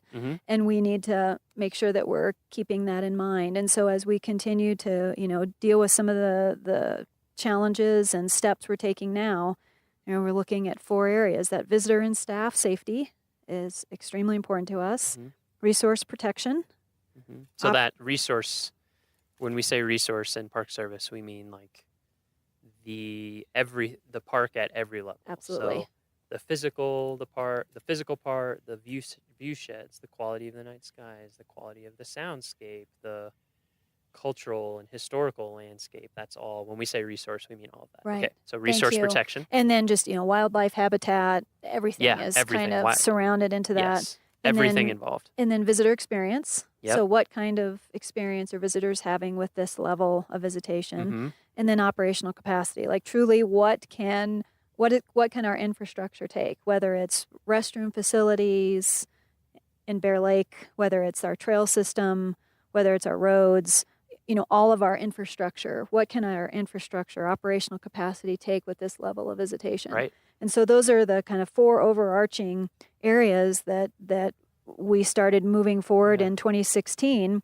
looking at all of those things and taking some short-term steps, and then also, realizing and knowing that we're also starting the long-range planning efforts as well. Yeah. And it's going to take all of us to come up with the solutions and also potentially make hard decisions. And again, when you think about the mission of the Park Service, that dual mandate, very, very difficult balancing act. Yeah, the whole preserving and protecting for future generations, and then providing for recreational opportunities now. I mean, in a nutshell, it's a little bit more involved than that. Yeah, but that's basically truly it. what the balancing act is. For listeners, if you look up the enabling legislation for the Park Service, you'll see, that it's protecting, basically, right, but also providing for the enjoyment of. And sometimes, as you can imagine, those things can come into direct conflict because, for example, let's say that it's enjoyable for people to have 10,000 people around Moraine Park in like stadium seating watching elk. But that is not the best thing for elk. Right. And maybe not the best thing for those people. Maybe Right. that's not protecting their experience in a certain way. So Right. that's just one example, but it's just the constant. It is. I don't know if I want to say conflict, but paradox or Right. or dual goals that we're Yes. always working under. Exactly. Sometimes it's more of a dilemma than others. Yeah, and I felt like it's hard, not just here, but with other parks that are experiencing really high visitation. And like you said, it's not necessarily the hard number that matters as much. It's like the capacity. Right. What capacity are we at in terms of restrooms, in Right. terms of parking spaces, in terms Right. of, and I feel like, there's other parks, Zion, Right. Yosemite, Yellowstone, Grand Canyon, Smokies, and there's a lot more than that, and us. And it, to me, is difficult. It's almost like an identity crisis because for years, I feel like with parks, it was, we need to get more people out to the parks because we want more people to see how amazing they are and to have that experience and enjoy their public lands and their heritage. And even to the point where I remember, like at Black Canyon, the Gunnison, for example, when I worked there, it's very quiet in Right. the winter, which is great if you live up there and you like it to be quiet. But on the other hand, we're always kind of like, oh, why don't more people come up here and realize how amazing it is? Well, now at Rocky, they are. People are coming in the winter. Right. Winter weekends, parking will get full. Like, it happens a lot. It does. And they're coming in the fall and they're coming in the spring. They're coming in these less or more challenging weather times, Right. but that also have their own beauty, which is great. It's just also like, oh my gosh. Well, and we hear from What do we do? visitors that say that they're not coming anymore, too. Yeah, Because and that always of makes me the sad. level of visitation. So Yeah. that's another thing we need to be looking at is also making sure that not only are we providing an experience for visitors now, and that's a hard thing to hang your hat on because what you think is a valuable experience and what I think is a valuable experience might be very, very different. Absolutely. And we see that all the time with our visitors. What some person considers as crowding, if they're from, a rural setting, or their mindset is this is going to be their experience. And then if somebody comes maybe from an urban situation and they feel more comfortable when there's lots of people around. Yeah. So it's really hard to say, what's the visitor experience? Well, it's so individual. It is. But I think we also have to acknowledge that we continue to hear from people that are, I'm not coming back, or I just came there and I hadn't been there in 5 years, and it was, a very crazy. different situation, crazy. I did not enjoy it. I think those are all conversations we need to have, so that we have to remember that we are a national park. So we have to take all of those voices and feedback in mind as we continue to think through how we move forward. And it's not just about all of us. No. It's about those that are coming here 30 years from now, about our grandkids and nieces and nephews, and all of these generations that, those that came before us. Yeah.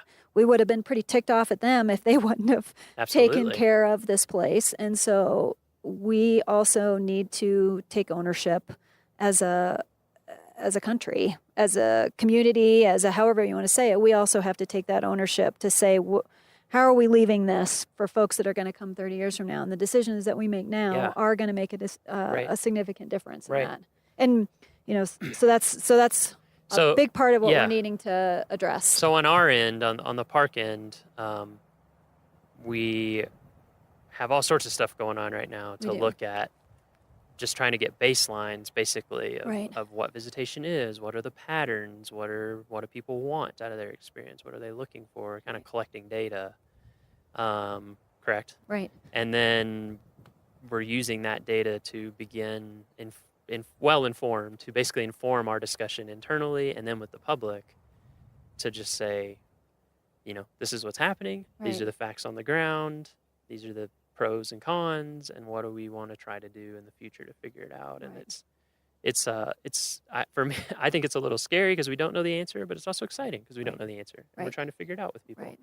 And I think, one thing with this podcast that I want people to be able to experience, having these conversations that are just very straightforward and very non-formal and very, like this, is that we are not trying to make rules to kill anyone's fun. Like everyone I talk to in the park, we got into parks because we love parks and we love visiting parks and we love we love it so much we wanted to live in a park. Right. And so we totally get that, and we want people to have the best vacation or whatever personal growth experience or whatever their experience is.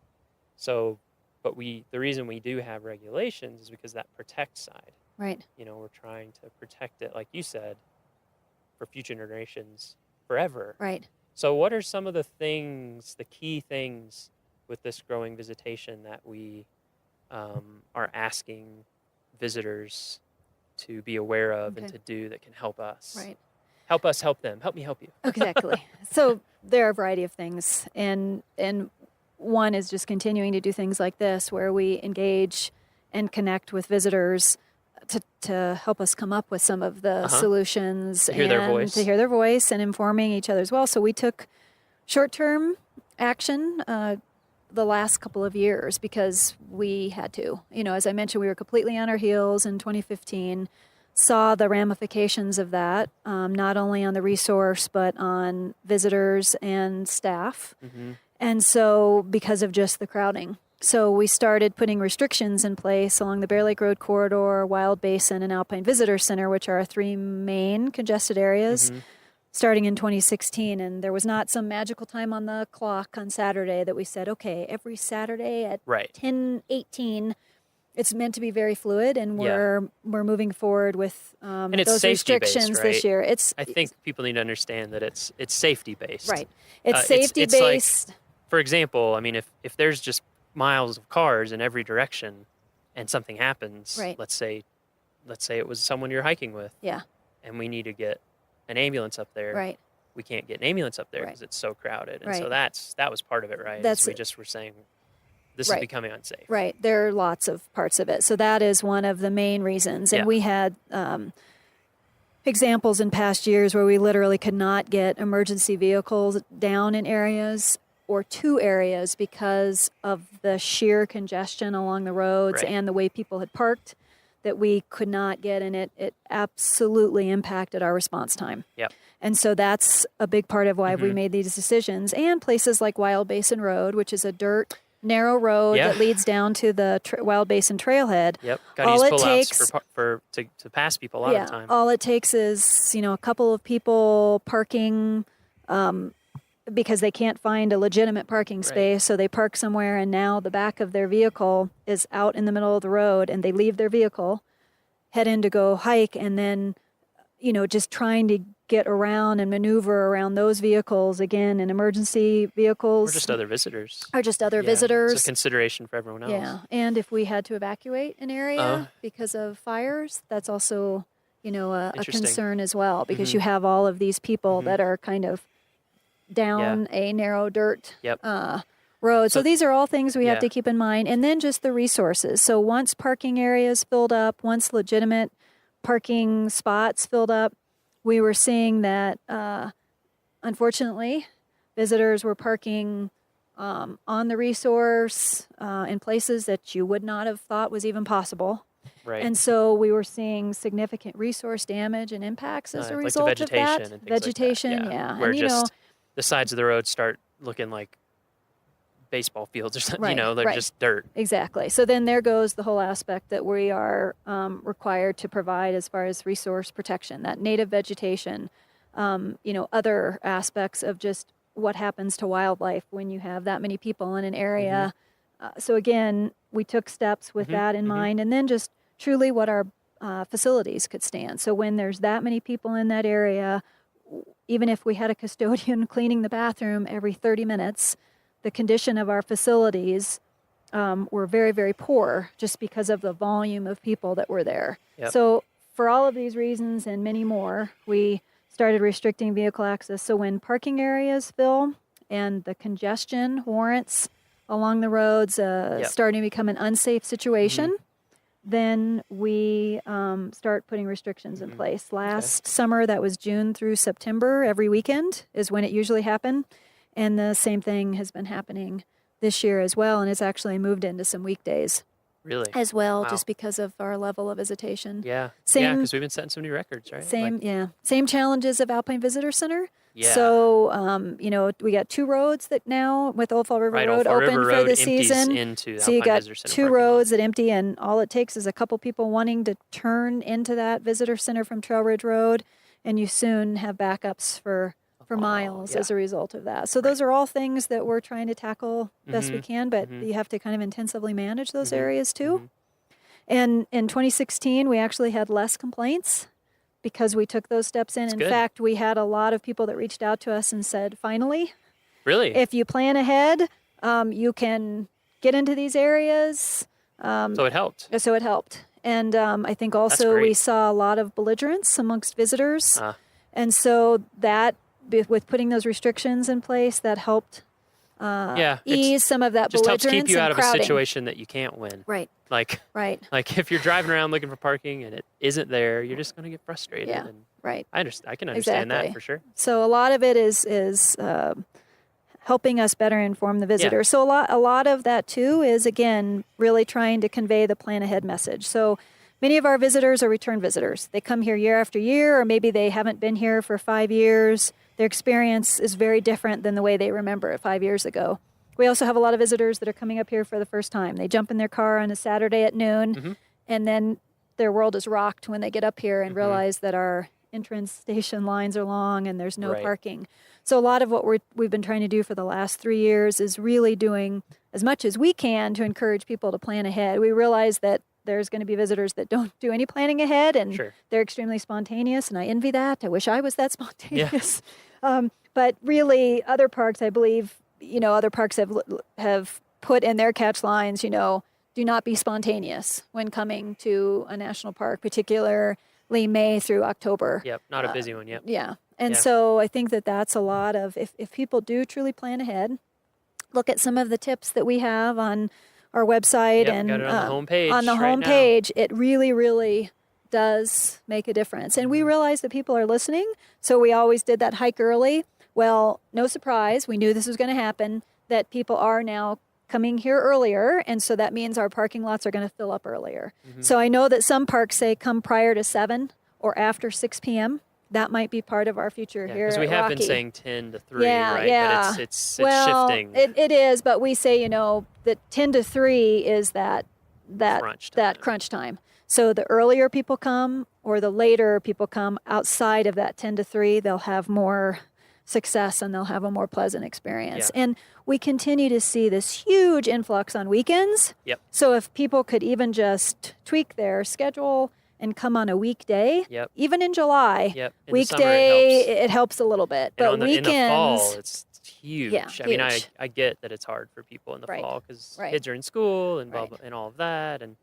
But yeah, the fall here. Right. We have about 50% higher visitation on weekends in the fall than Yeah. we do weekdays. And that's changing a little bit too. Uh. But it's some of our busiest days for the year are weekends in the fall. Yep. Because So- it's a glorious time to be here. So before 10, depending Yeah. on your trailhead, maybe Yeah. Even earlier than 8, that. 7. Yeah. Almost 6 for Yeah. some trailheads. Exactly. And then after 3. Right. And I definitely see that to be true. Right. Because I'll come in after work sometimes, and Right. it's a lot less busy. So those are weekdays, over weekdays. weekends if you can. Right. Right. Okay. And then, again, just the whole concept of carpooling, Uh-huh. using the shuttle system. And Yeah, our shuttle system is great. It is great. And our shuttle system's been around since the 70s. Our shuttle system, got improved in the early 2000s. We started our shuttle system, worked closely with the town of Estes Park. They were able to, take advantage of the shuttles being in this area to also then expand the shuttle program within the town of Estes Park. And then we have the hiker shuttle that's a park shuttle that runs from the Estes Park Visitor Center up which to has Bear a new Lake. parking garage. And there's a new parking garage Yeah, there. so more spaces there. And the shuttles run every 30 minutes. Uh-huh. So again, people need to set the expectation that those buses only run every 30 minutes. So there is a very good possibility, again, if they're here on a busy weekend, that they might stand in line for that hiker shuttle for more than an hour Right. before they can ride into Right. into the park. Which can be a little. It can feel frustrating, but the other thing that I kind of like about it sometimes, number one, you get to meet people and talk to people, which is kind of fun. Number Right. two, if you weren't doing that, you would be sitting in your car trying to negotiate traffic Absolutely. that hour. And then when you do get to go into the park, you can just enjoy the view and not worry about finding a Right. place to park. So Right. there's- Exactly. there- And yeah. there are some advantages. And we also try to highlight at the hiker shuttle if they are coming between that 10 and 3 period, and our restrictions are in place. And so that's the only way they can get up Bear Right. Lake if they're really focused on going to Bear Lake is, go walk around Lake Estes, Uh-huh. go into town and have lunch, come back and get on the hiker shuttle, say at 3 or later. Then they won't have as you're gonna have a long way of a different- wait time. Yep. And so again, it's setting realistic expectations, just like anywhere else we go. Mhm. Whether we're going to anytime we travel, if we can set realistic expectations for people, I know that when I travel, I want people to be straight with me Yep. and say, this is how long this is going to take. Yep. This is rather than, everything is just fine. Mhm.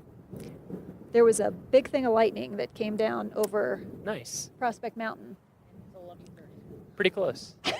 All right. So I don't know if we want to. We could finish it in the car. Yeah, we could wrap up in the car so we don't get Yeah, let's do electrocuted, that. lightninged, fried. I'll pick this little baby up. There you go. Right, so we've got the shuttle bus system. Definitely take advantage of it. Sometimes it is your only option, Right. but It even is. when it's not, I often will use it just because I find it less stressful. Right. Right. And, something that we often get asked is that we've been asked either just have it be bus access only into Bear Lake Road Corridor. We've also been asked oftentimes, why not more buses? Why don't you run buses every 5-10 minutes? And buses are certainly a great tool to move people.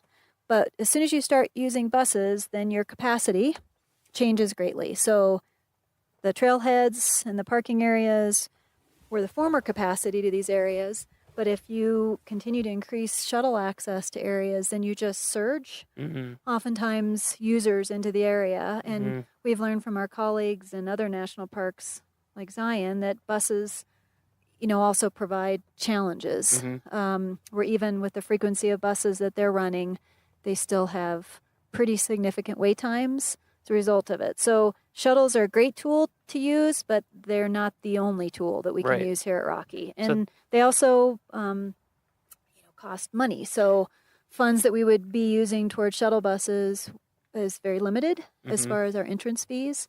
And so it would certainly be part of the overall plan to see what funding would be available. And that would be a side note as far as just looking at the capacity and what resource impacts you would have if you continued to just surge people. Right. And then what's the visitor experience? If you happen to be at a trailhead or getting off a bus with 40 other people, is that the experience that you're looking for when you're hiking into the park? So these are all things that we have to look at when we look at how we're going to use shuttle buses as a tool. Right.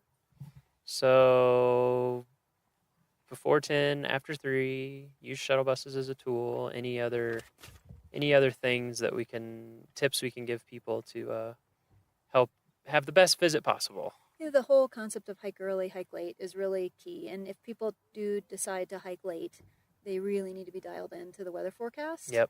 That will make a big difference. And truly just what time they will be coming out. Is it going to be dark? Yeah. If it is, then they need to make sure that they are prepared for that, whether it's being really dialed into the route and not going off trail, which we don't encourage anyway. Yeah. And then also just making sure, you have headlamps and things like that as you're coming out. So you have to look at your hike very differently if you are going in later in the day. Definitely. Yeah. And definitely check the weather forecast. Right.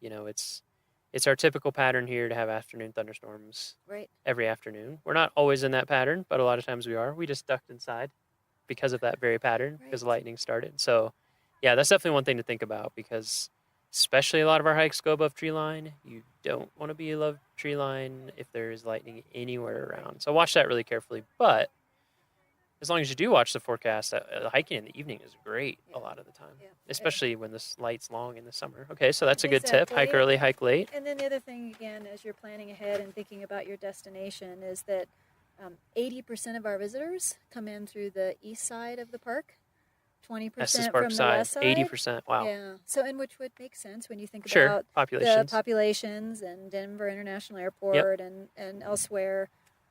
But certainly if people want to just know that fact when it comes to planning, they might choose what entrance they come in based on where they're coming from or their interest in what they're looking at. So that's just we have the whole west side of the park. Yeah. And it's beautiful. Yeah. And I think the other is camping, which we know, but this one surprises people. If people want to I camp think. in the park, we've got 3 reservation campgrounds, 2 first come, first serve, and those 3 reservation campgrounds are booked 6 months in advance. Yep. So that's part of Aspen Glen, Glacier Basin, Park, and Moraine Park, right? Yep, exactly. So Booked people 6 just months in advance. Yeah. So if people want to camp, they really need to book those reservations, and it's good. Then you have a place. Right. And you can do that online. You can do that online. So mark your calendar, and it's 6 months. You can pick your exact prior to, spot, see it on a map, get all very.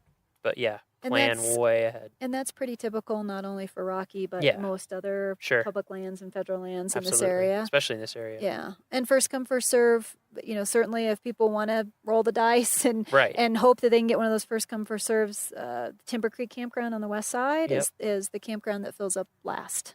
So that's just some other tidbits. And we already talked about the significant difference between weekend versus weekday visitation. And then the last thing too is people can purchase their pass online. So if they're wanting to take the hiker shuttle, an entrance pass is required for that. People can purchase that online. If they're coming into the park, they can purchase the pass online.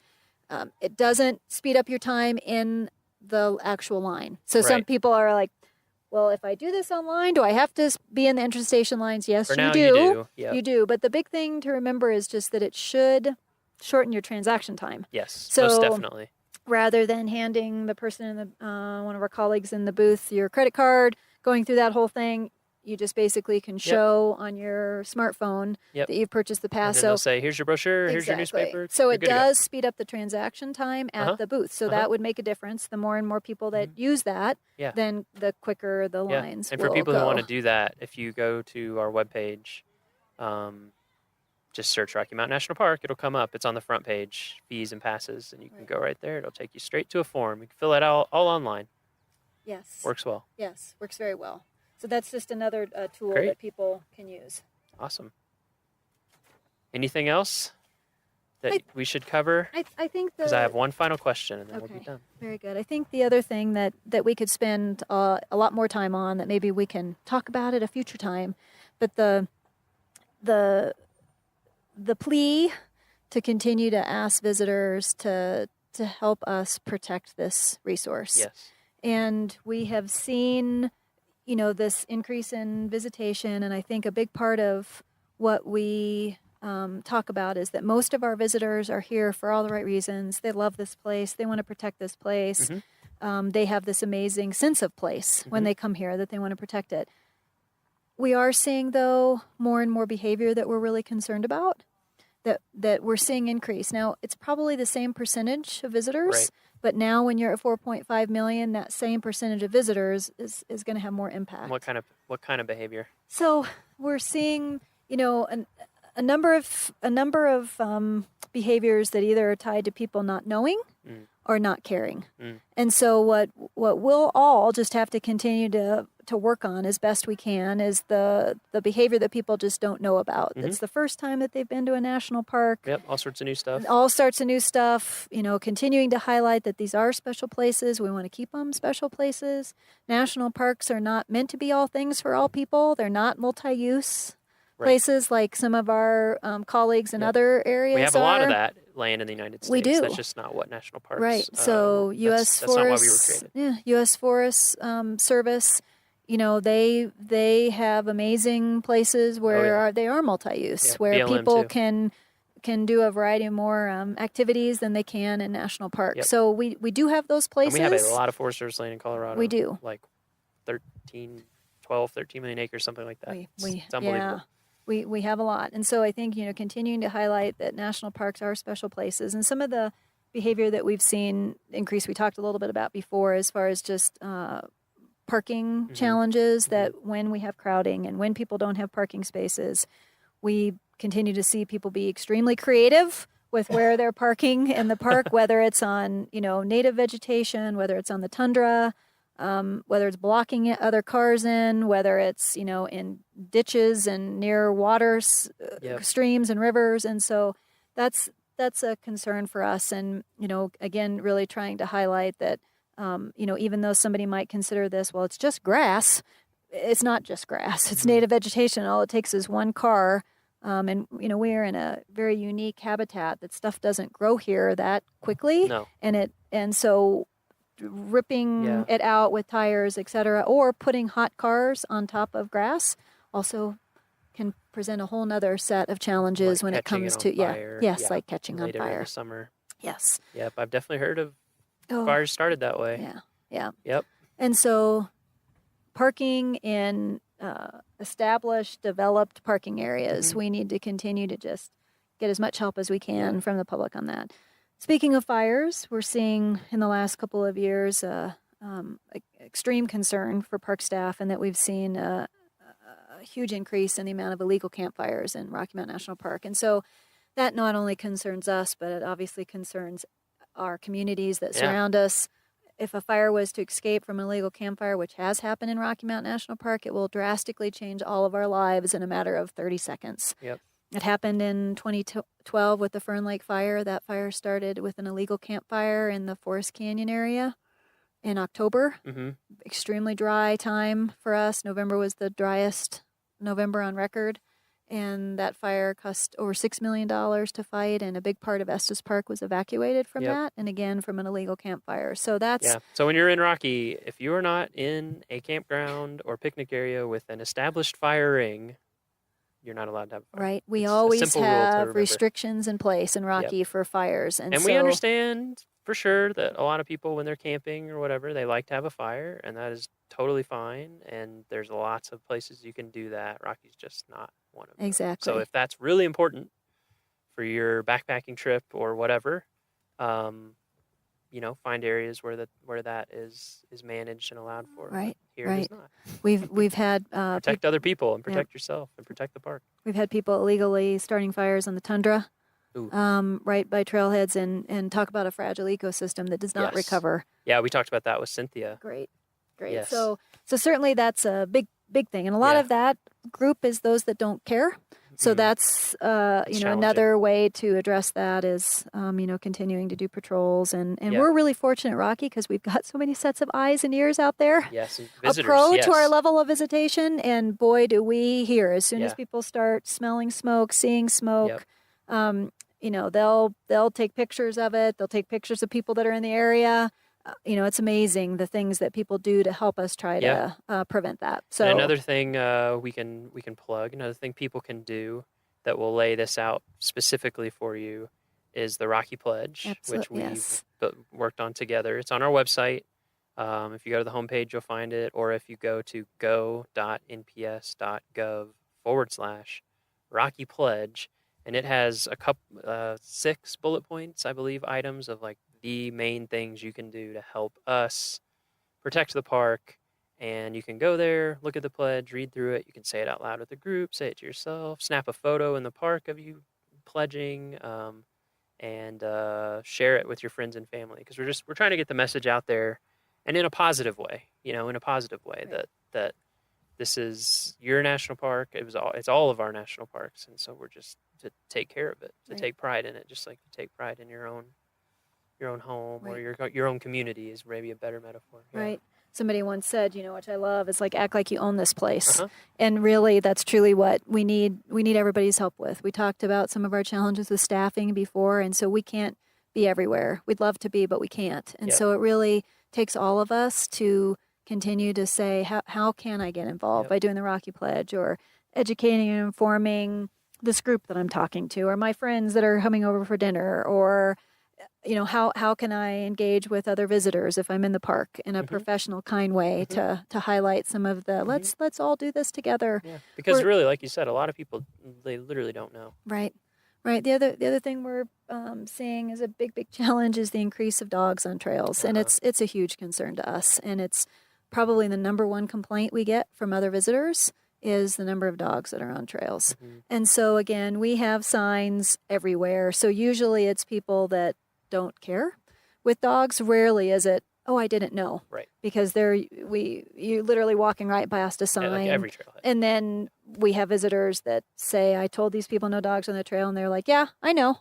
Right. But I take my dog everywhere I go. Right. So it's something that is something that we're going to continue to tackle, and we just ask that visitors just leave their dogs at home. There's lots of other places you can take your dog. You can take your dog on trails in forest areas and in our surrounding communities. Dogs are predators. Wildlife act differently when dogs are in an area. And I think what something people have to remember, and I'm a dog owner, so I have to remind myself of this too, is like there's last year 4.5 million people. Right. Here.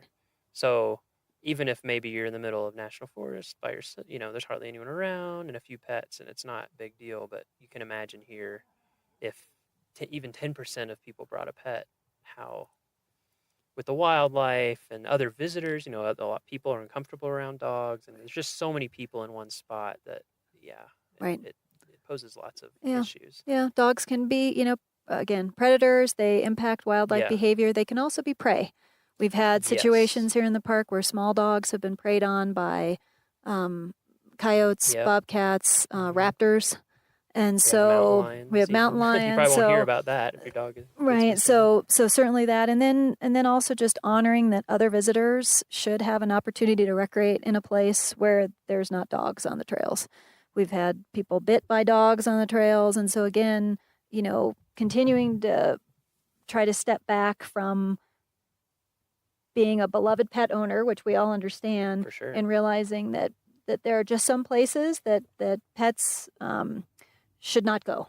And Rocky Mountain National Park Trail System is one of those, and the tundra and many other places. So the only place you can have dogs in Rocky Mountain National Park are places where you can have cars. Yep. So like picnic areas, campgrounds, And right on the roadside. If you're like by your car, right. And that's pretty much it. Exactly. Yep, that's pretty much it. And they With the always have to be exception of leashed. service animals, but we use if you have a service animal, you will know it. So emotional support, therapy, all that does not count. It has to be performing a task, a specific task for someone with a disability, and we have that language on our website. So if you do have a service animal and you know that you fall into that category, that's a different story.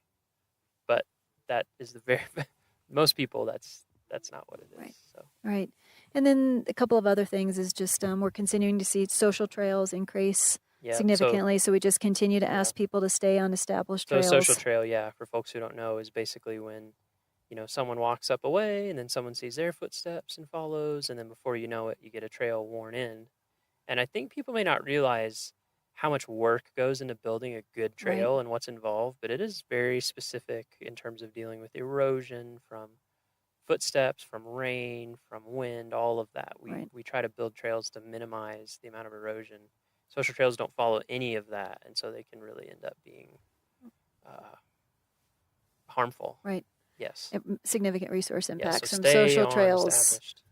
We're seeing significant impacts on the tundra from social trails, that's other the biggest places. It is. So, and then just a couple of other things, because we could probably spend a lot of time on each one of these, but the whole concept of leave no trace is really critical, whether it's orange peels or apple cores or, anything. It impacts other people. If you walk along and you see that kind of stuff, then you have left a trace. People say, I know that somebody else has been here, and not removing things, not removing rocks or flowers or pine cones. If 4.5 million visitors all took something with them when they left, it does impact other people's experience. Absolutely. So we need to think through that. And then the last one that we need to do a podcast on, Miles, is the whole concept of human waste in our backcountry. Yes. It's a growing concern for us. The amount of human waste that's on our trails, next to our trails, the amount of toilet paper that's being left behind, the amount of poop that's being left behind right on our trails. The health and safety aspects of that is something that we're seeing explode as well. And it's not just here at Rocky that's becoming a major problem. It's places all over the place. And so that truly, I think we need to do another podcast on the whole concept of, how leaving no trace when it comes to going to the bathroom really makes a difference. And again, the challenges that we have with facilities further in our trail system and our backcountry, we just really need to continue to engage the public in packing it out with you, which is a hard thing for some people to wrap their brains around. It's not glamorous, but, actually, I'm going to be a little over a week. We're going out with Tara, Vasella, and a wilderness crew, and I'm going to be asking them about that. Great. There's the folks who have to deal with all that business. Right. And I it's think the stuff we don't want to talk about or think about. But it's super important. It's super important. Yeah, I mean, you don't want to be hiking down this beautiful trail and then just see human poop all over the place. Right. And I think, just like you said, getting that message out there that part of what makes coming to a national park exciting is that there's different expectations and there's a different requirement for personal responsibility in terms of thinking about your own impact. And that's part of what's neat about it, is it makes it very clear to you, much more so. Right. But there are steps that you need to take. So we'll see how that gets covered in the next one, and then maybe we could do. I think it'd be neat to do a podcast with some janitorial staff, just to let people know how many of those folks work here at the park and how important, like absolutely essential, their job is. Oh, it's huge. Yeah, great. Okay, so one final question. Okay. I've been asking everybody. It's a hard question to answer, but that's okay. You've been here 16 years. What does Rocky Mountain National Park mean to you?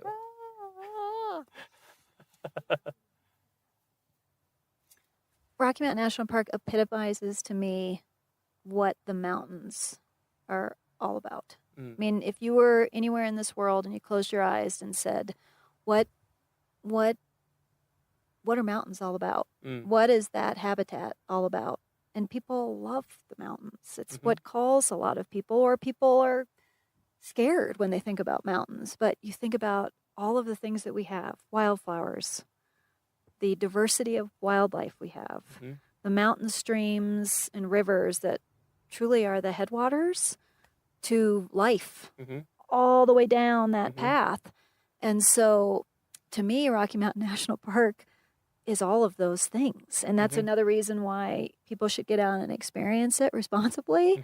They should also preserve and protect it, because it's such a unique, diverse landscape. And oftentimes people think, oh, is the tundra barren because it's up high and because there's not a lot of tall things growing? It's like, it's the opposite. Yeah, it's so It full is of life. absolutely full of life. And no matter where you are in this park, there's this unbelievable diversity, whether you're at a montane riparian area or whether you go up to the alpine where you're above the trees. And so to me, I think of Rocky as being this really diverse place that sometimes doesn't get very much credit for being this diverse place, because people think of, oh, it's the mountaintops. Well, it's all of the life that's throughout all of those At so many different different systems levels. at so And many having different this huge levels. range of altitude really does mean that we have lots of distinct ecosystems, and it's neat once you learn about it or you're here and you pay attention, you start to see that and appreciate that. And the other aspect of Rocky, that what Rocky means to me is a lot of the people that I get this unbelievable opportunity to work with, and the diversity, not only what the resource provides, but the diversity of what our colleagues do. It blows my mind every day. Like I said, the thing that I regret the most is not being able to tell everybody's story, because the things that our folks do is part of what just moves me about this place. Not only the resource, but our colleagues too. Great. Came up with an answer so quickly. It's impressive. Thank you so much for speaking with us, Kyle. Absolutely. Thank you. You know, I bet we'll check back in with you about different things as this progresses and grows to the greatest podcast on earth. Very good. Thank you for your efforts in making this happen. Yeah. All right. Thanks.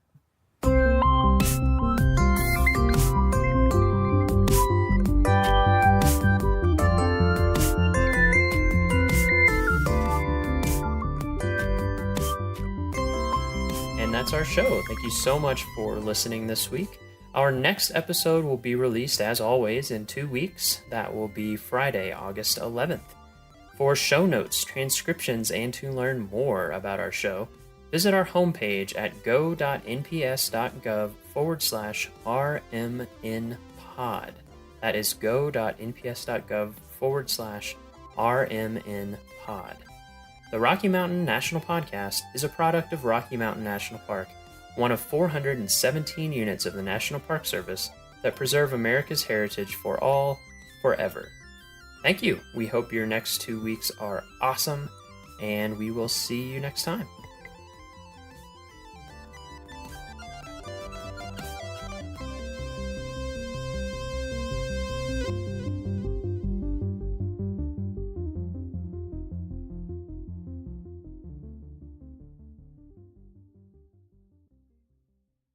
Headwaters is supported by the Glacier National Park Conservancy.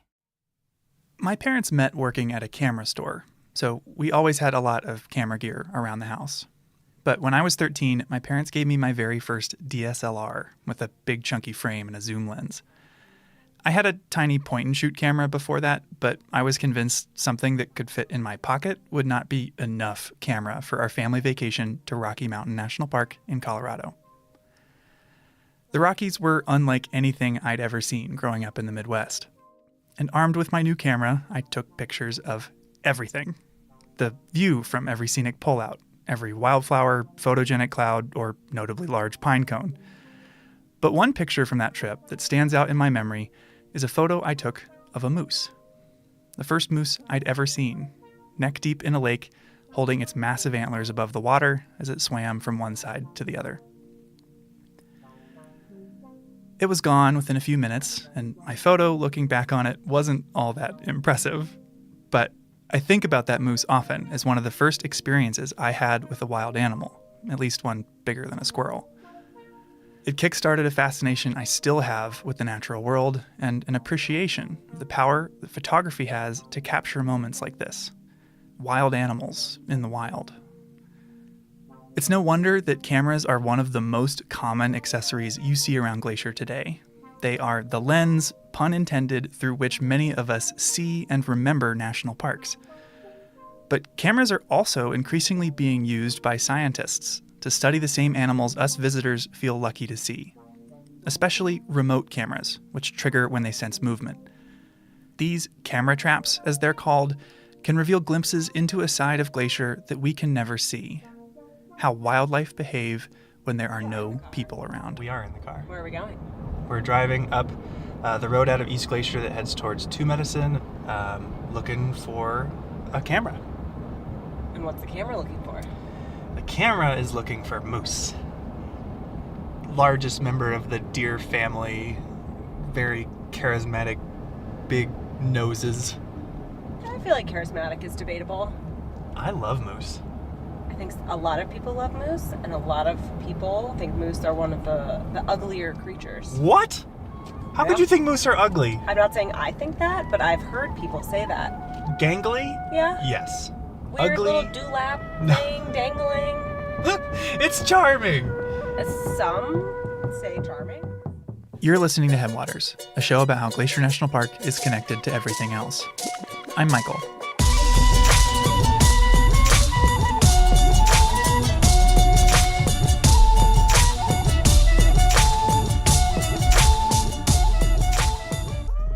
In this episode, we're zooming in on two different animals, one big and one small, one you may have seen and one you may have never heard of. They'll help us understand the increasing use of cameras in the field of wildlife biology and reveal that even if you leave no trace, you have a bigger impact on the natural world than you might think. We're turning just before the Two Med entrance, going off the pavement.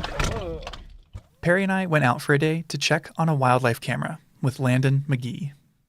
So my name's Landon McGee. I'm a master's student at the University of Montana in their wildlife biology program. I'm an enrolled member of the Blackfeet tribe. We were joined by one of Landon's technicians, Ethan Rowe.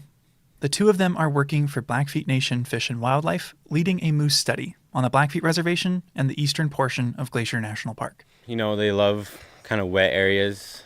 People call them swamp donkeys just because they kind of similar body structure and they like to hang out in the swamps and wade through the ponds and eat kind of some aquatic vegetation. You can find them along stream bottoms, creek bottoms, river bottoms. And Landon, who has been placing cameras all over the place this year, was nice enough to take me and Perry to the easiest to reach camera in his whole study. Start walking. Yeah, so we're just going to head about 50 yards into this big aspen stand here. So. Great. Sweet. We'll follow your lead. I mean, this looks like moose habitat. Yeah. Now, I find moose to be really interesting and not even slightly ugly. As the second largest mammals in North America, they're really strong. Bull moose's iconic antlers can grow up to 5 feet across, and they use those antlers to fight over female moose.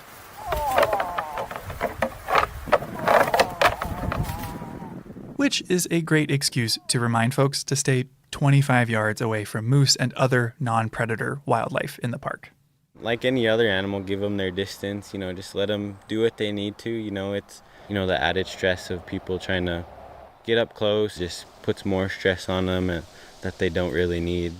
But at the same time, moose are seen as gentle giants. We see them as being so friendly that they usually have Canadian accents in movies. Like the Disney movie, Brother Bear. Look, I am sorry. If I was driving, this never would have happened, just stop You never it. let me drive, you never let me do nothing. I'll trample off, eh? I said I was sorry. Let it go. I can't believe you totaled a mammoth, And maybe this blend of strength and friendliness can help explain why moose are so popular.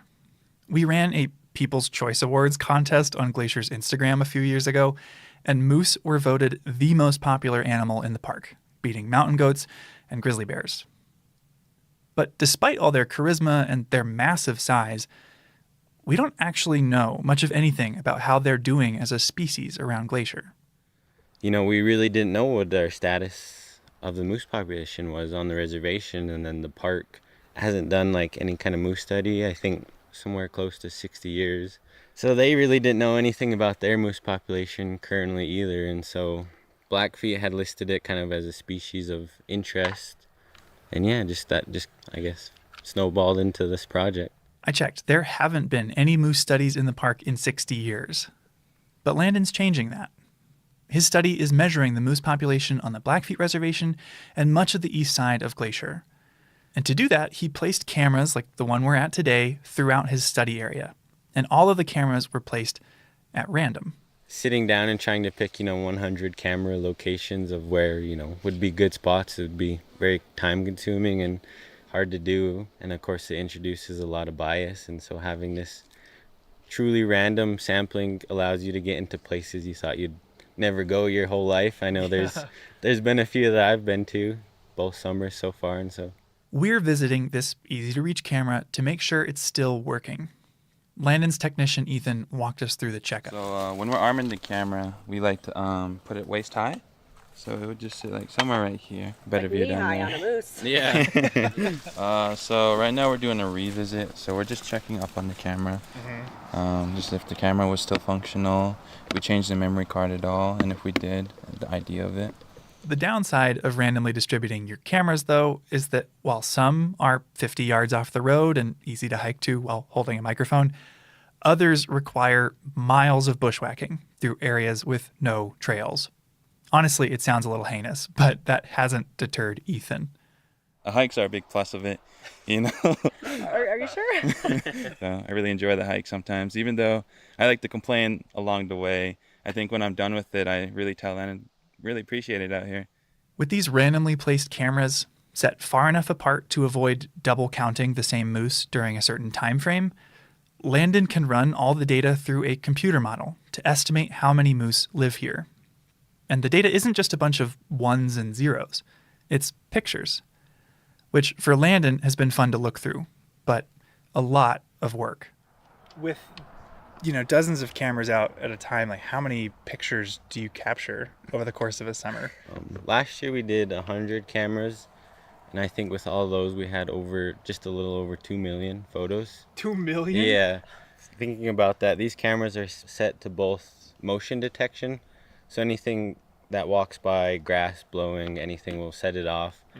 But it also takes a picture every 15 minutes, part of a time-lapse function on the camera. So it has both those modes going the entire summer. So 2 million. How do you go through that? A lot of time bent over at a computer. Blowing grass, waving branch, blowing grass. Moose? He had some research assistants to help sort through these images, and some companies are even marketing AI tools that promise to speed up the process. But despite manually sifting through 2 million photos, Landon was excited about the results. I guess looking through the cameras last year, there was a lot more sightings than I had anticipated. We were a little worried that we weren't going to get a whole lot of moose detections just because of how, just having these cameras in the middle of nowhere, and what are the chances of a moose, walking by my camera in such a large area. Landon emphasized that one of the things he loves about these photos is you get to see how moose behave when there's no one around to watch. One of the cooler photos or videos we had on the video cameras we had out last year was a moose calf nursing, and you could hear like this sucking noise of the calf just going to town. Oh my God. That's amazing. Yeah, it was cool. It's probably the best video I have. This is the audio from that clip.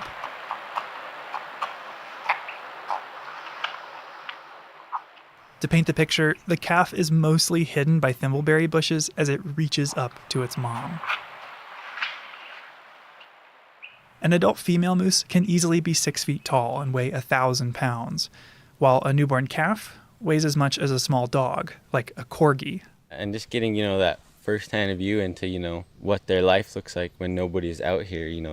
There's probably been some areas where they've never seen a human or big gray box strapped to a tree, and so seeing what they do and how they interact with that's been pretty cool. I guess just as a baseline, why use cameras as a tool in the first place instead of going out in the field and sitting around all day? Well, I think, A lot of the stuff that I'm trying to do can be accomplished with more invasive techniques like collaring, capturing, chemical mobilization, helicopter. All that's just really invasive, kind of stresses the animal out a lot and also costs a lot of money.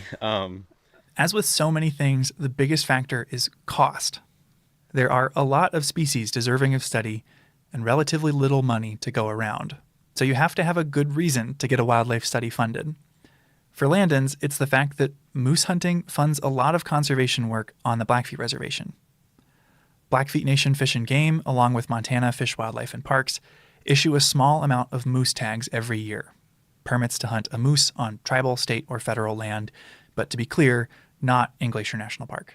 They do an auction system, and so they bid on the tag, and I think the starting bid for moose is like $14,000, and we usually get it up to like $35,000 for a moose tag. Yeah.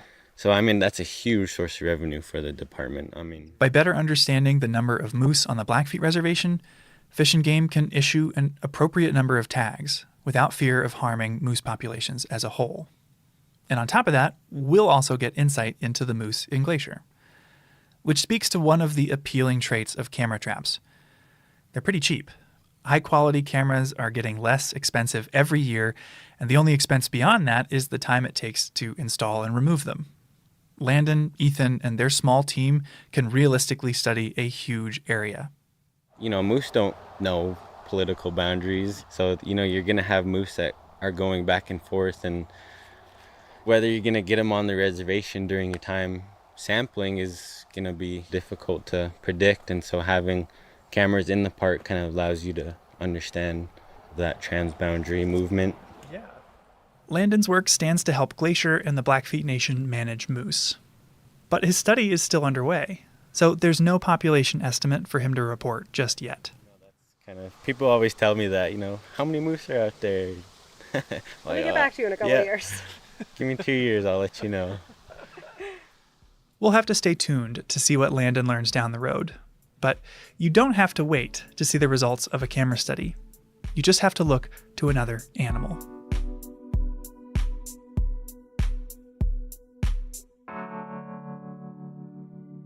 So they have these very specialized adaptations for living in the deep powdery snow environment. I don't know. I mean, they're cats. You know, cats are kind of weird. This is Alyssa Anderson. Starting in 2019 as a grad student at the University of Montana, Alyssa led a camera trap study of a mammal in Glacier that is far more elusive than moose, the Canada lynx. Have you ever seen a lynx in person? I have only seen a lynx associated with a live trap for research, so I consider that to be cheating.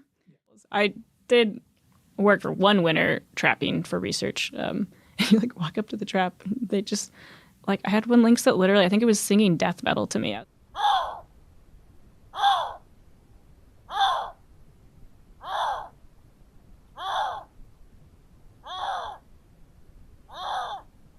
It's rare to see any wild cat in Glacier. This summer, after 10 years of working and living here, I finally saw my first mountain lion. And they're 4 times bigger than lynx are. It's funny, and then you get all these tourists who go to Glacier for one day and send you these videos, and they're like, hey, is this a lynx? And I'm like, oh my God, I've hiked that trail 10 million times. You have no idea how lucky you are. But while I'd guess few park visitors have even heard of Canada lynx, they're a really fascinating animal, and they're perfectly suited to live in Glacier. They are a specialized cat species that has evolved to live in what we call the boreal forest. So, you know, mostly across Canada, Alaska, and then the boreal forest does reach down a little bit into the lower 48. Part of their specialization is that they specialize in eating snowshoe hare. It's the vast majority of their diet. Lynx and their favorite food, the snowshoe hare, both have huge feet relative to their body weight, which allows them to run on top of deep snow. I found a great example of this in a 1976 documentary called Day of the Lynx. In the clip, filmed in the winter, you see a coyote sneaking up on a snowshoe hare. A coyote has been diligently following the trail of a snowshoe hare. It flushes, running in the direction of the big lynx. Then you see the lynx. Tall tufts of black hair on their pointed ears, comically large feet, poised and waiting. It can run atop the snow. Unlike the coyote, who breaks through the crust and travels slower. The coyote stays doggedly on the trail, but he's too late. The lynx has made the kill.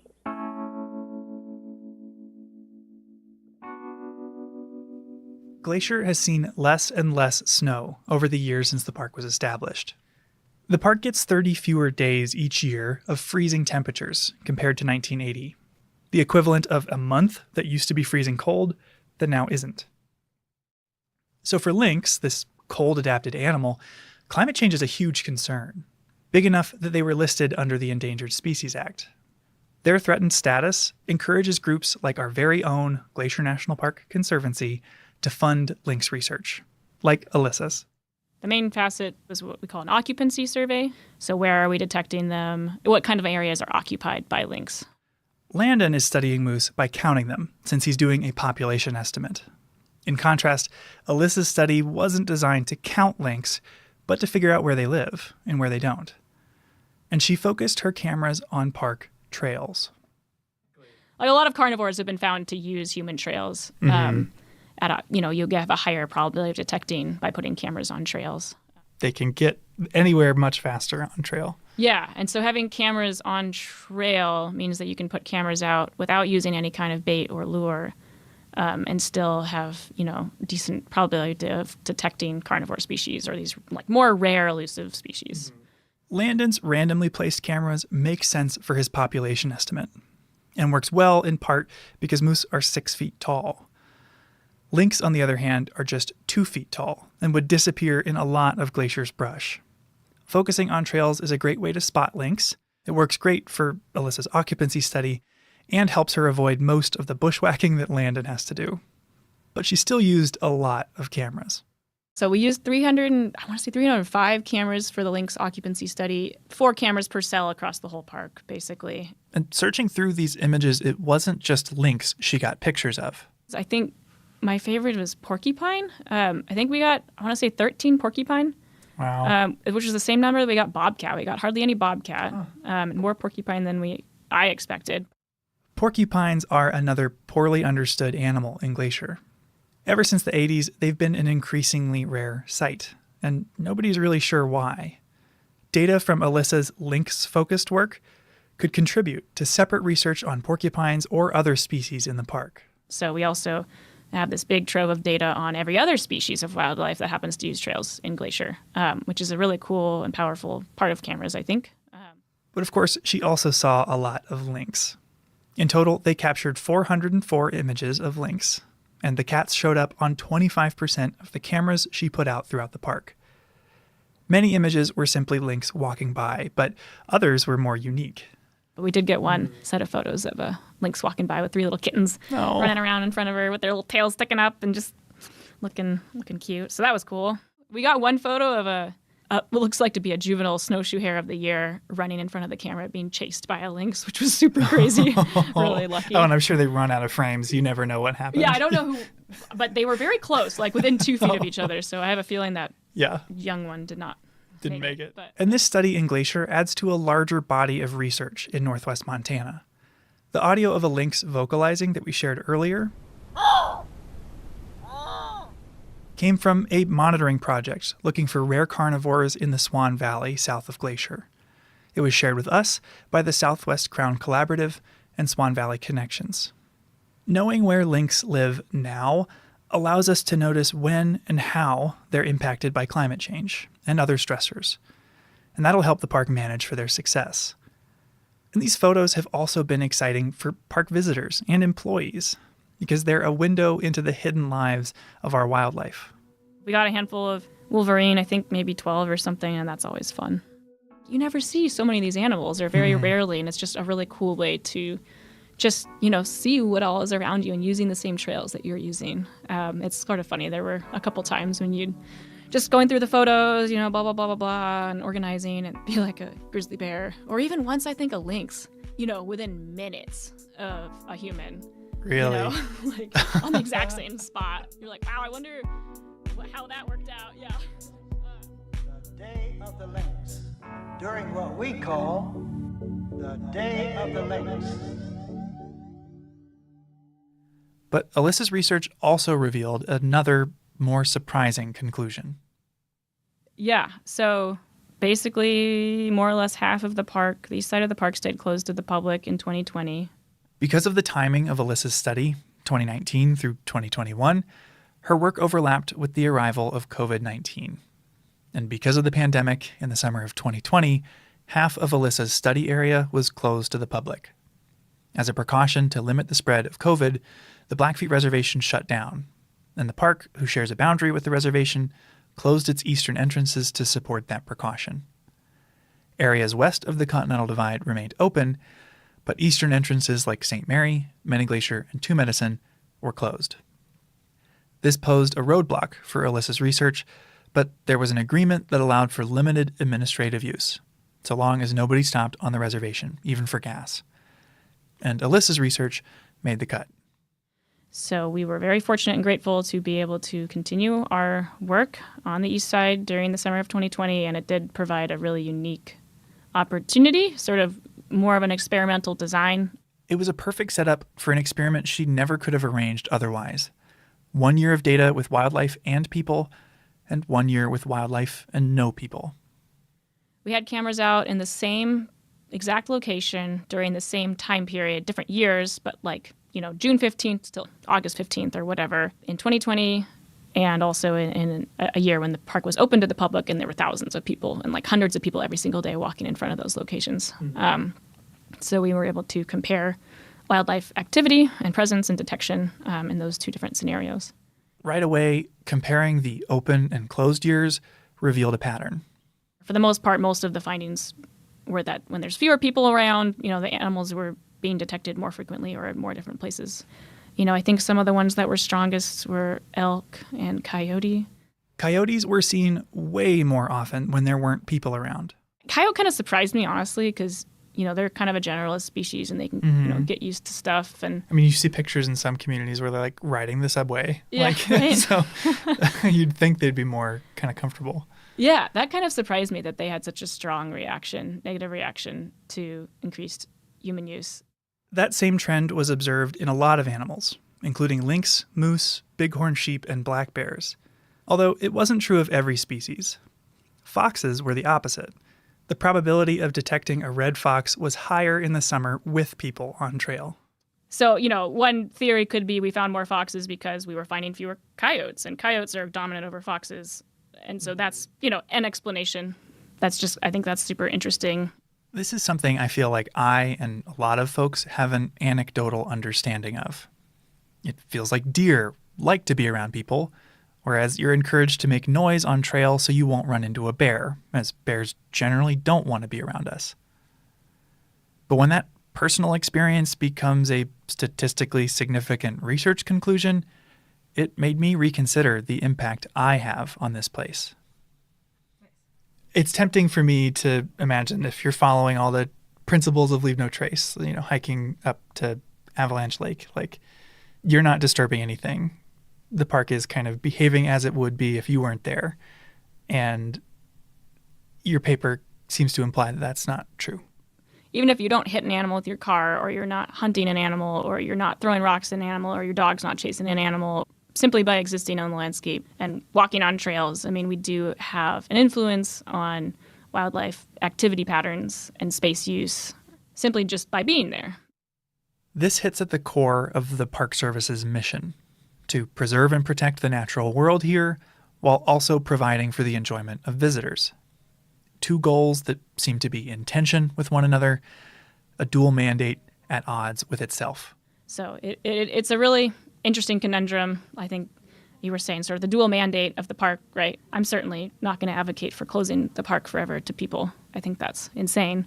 Right. I think it is kind of interesting to imply that that's necessarily bad. I don't want to say that that's necessarily bad, like humans have existed on this landscape with all of these animals, forever. It's interesting, and it's something that I think, now we certainly need to think about and consider a little bit more carefully, because we have millions of people hiking down some of these trails, over the course of just a 3-month period.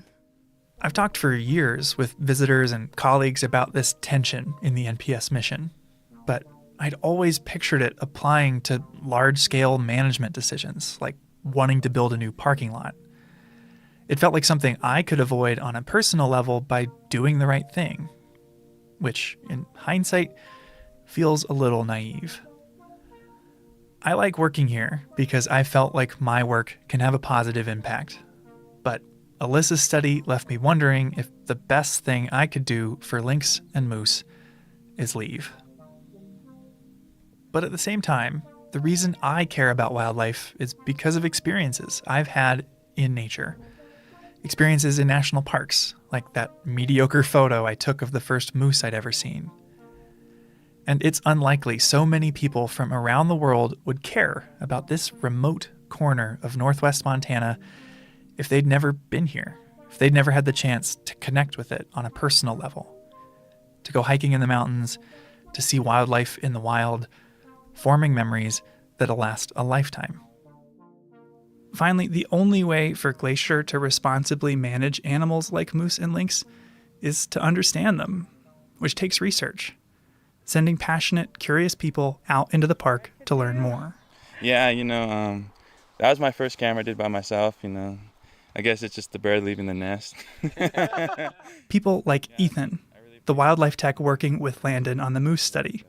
After 2 summers with Landon, Ethan is pursuing a degree in wildlife biology this fall at the University of Montana. I always wanted to be out here and doing this type of work, and I think that's a big motivation for me is that, not a lot of people are out here, and that, as me and him just trying to make a new step into history. Moose pioneers. I guess it's the idea of, do we only care about species for the viewing enjoyment of the public, or do we care about them for their intrinsic value on the landscape and also for their important ecological roles? And if you care about that, then you care about every species. Alyssa's research suggests that even treading lightly, we will have an impact on the natural world here. It's unavoidable. But if we can accept that, it encourages us to think about the kind of impact we would like to have.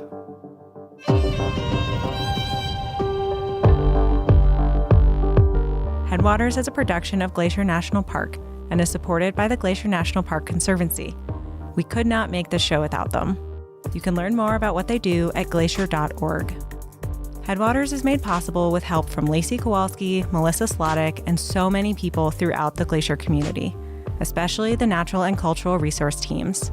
We're grateful for all of you. Our music this season is by the brilliant Frank Waln. The show's cover art is by our sweet friend Stella Null. Check out Frank and Stella's work at the links in our show notes. Special thanks this episode to Landon McGee, Ethan Rowe, Alyssa Anderson, Mark Beal, John Waller, and Swan Valley Connections and the Southwest Crown Collaborative for sharing their amazing lynx growls. Besides sharing this episode with a friend who might appreciate it, you can help us out by leaving us a rating and review in your podcast app. Thanks for listening.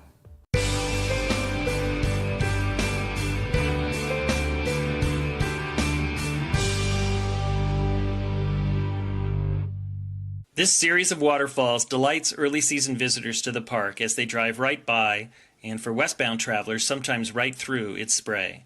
More than one savvy driver has driven just a tad closer to the cliff edge by this spot, surprising passengers in the back seat with a hefty dose of clear, cold mountain water as it splashes through the open windows. By August, the gushing torrent dries up to a mere trickle and looks more like a weeping wall than the impressive cascades seen when the road first opens in early summer. Most people don't realize that this entire series of waterfalls is a remnant of the construction of the Going to the Sun Road. As engineers carved through the rock here, they created a cliff which water from springs and melting snows above pour over and onto the road surface below. Special drains were designed into the road to allow the bulk of water to pass below the pavement, but on days of especially heavy flow, a small stream of water covers both lanes of traffic for a short distance.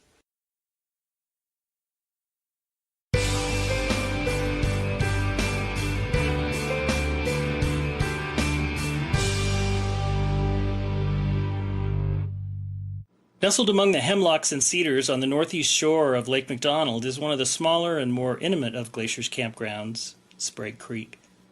Its 25 sites and proximity to the lakeshore make this a prime spot for campers in the know. Several of the sites overlook the water and offer spectacular views.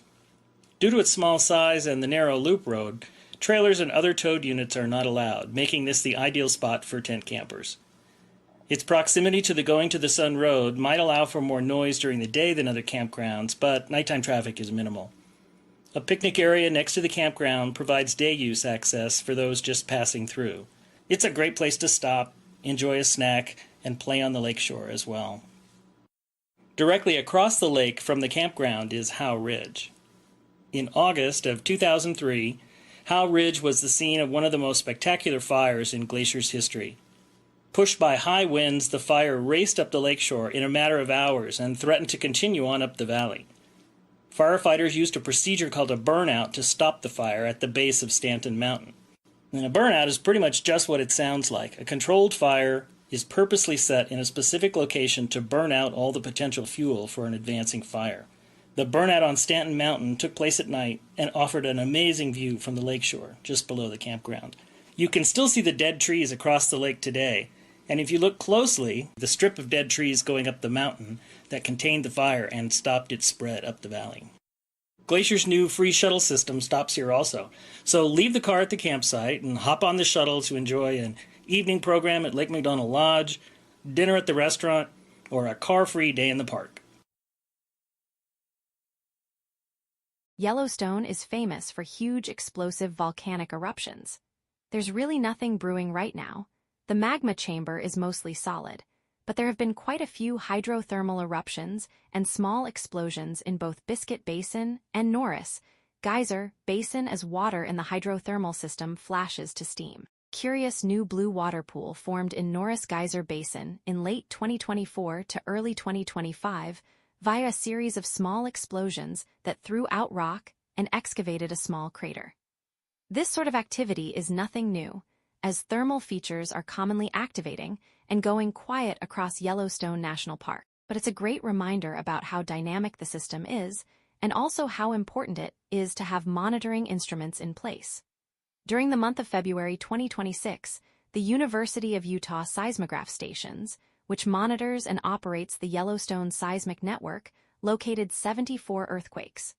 The largest was a magnitude 2.4. Deformation measurements indicate a pause in uplift along the North Caldera Rim.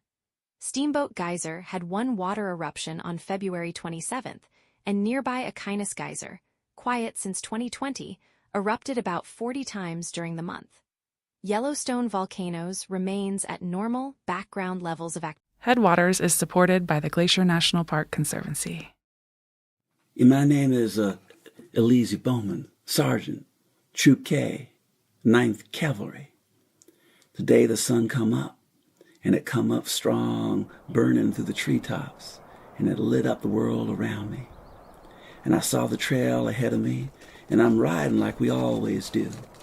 And there was just the wind, just the sound of the wind in the sky and the sound of my horse and me breathing as we moved along the trail. And I started thinking that this is what freedom must feel like. Never felt freedom when I was a sharecropper growing up in South Carolina. Never knew about freedom when my mother and my daddy had been enslaved. Freedom was this wind. Freedom was this rain. Freedom was being pushed up into the sky by these mountains beneath my feet and the rain coming down. That was freedom. I couldn't find it in South Carolina. I couldn't find it where I enlisted in Nebraska, but now I got it, and I don't know if I could ever let it go. How do you let go of freedom when you hold it for the first time? Welcome to Headwaters, a show about how Glacier National Park is connected to everything else.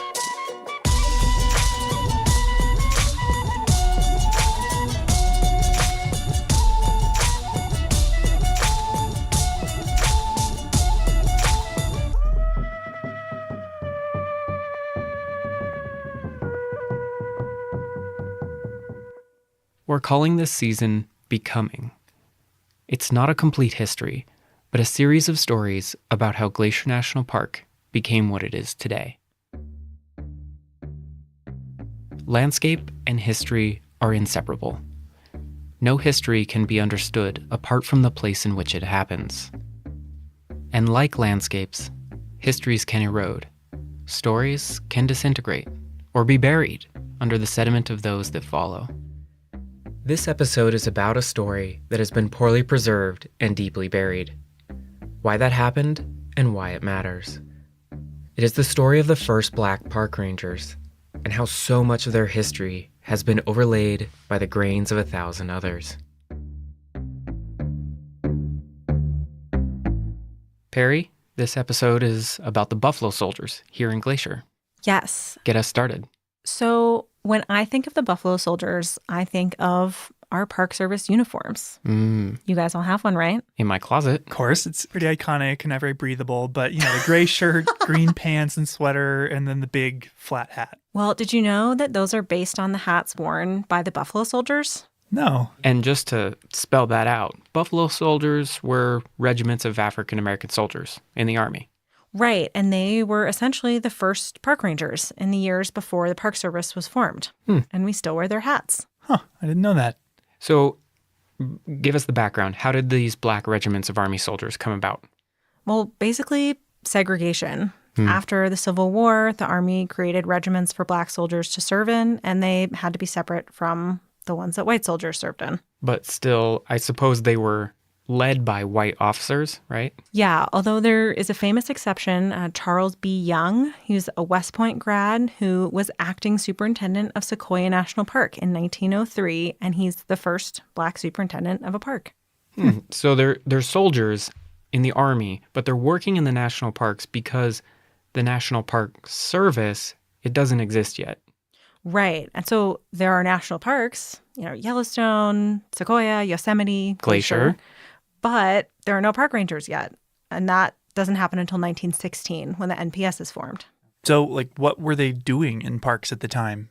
Well, they were doing a lot of similar things to what park rangers do now. They built roads and trails. They did firefighting work. They kept out vandals and poachers, all that kind of stuff.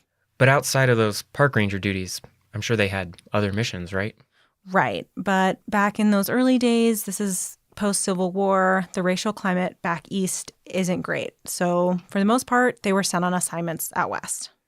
Okay, so the thought was less people, less prejudice, I guess, right? Yeah, for the most part. But that doesn't mean it wasn't complicated. And so in addition to being proto-park rangers, a lot of their assignments were in the Indian Wars in the late 1800s. So they're fighting against indigenous people who are resisting being confined to reservations.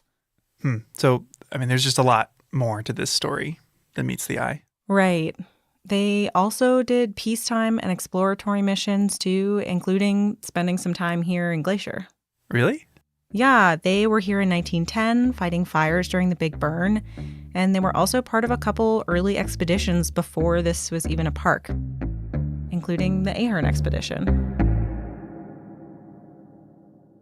One of the best surviving accounts of this expedition is from G.E. Culver, the geologist they brought along, who starts his report by describing the group.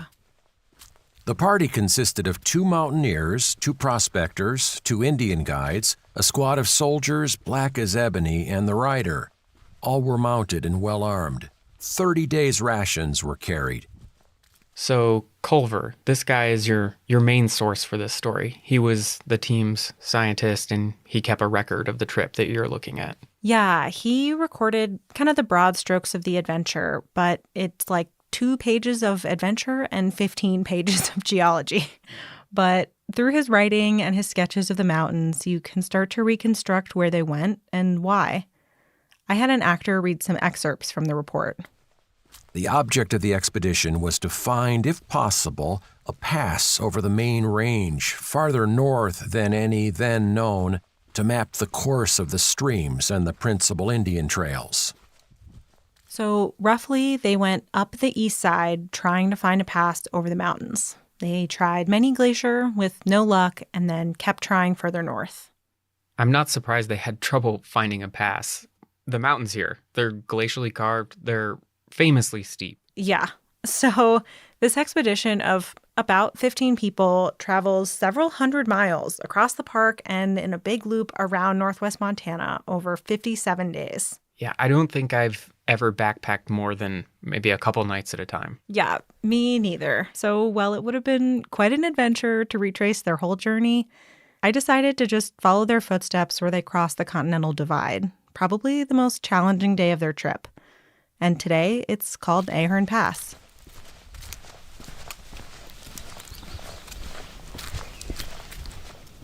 It takes a solid day of hiking to get to Ahern Pass, if not a couple days. And I'm heading out with Michael and Gabby to see it for myself. If you want to figure out what you don't know, go hiking without any cell service. As soon as you can't look something up, you realize how little you understand. And as I hike, I'm realizing how little I know about the soldiers themselves. Why aren't there any first-hand accounts from them? What do they think of this place? My name is Shelton Johnson, and I currently work as the Community Engagement Specialist for Yosemite National Park.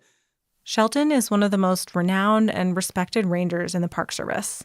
He appeared in Ken Burns' National Parks documentary, and he's one of the foremost experts on this history.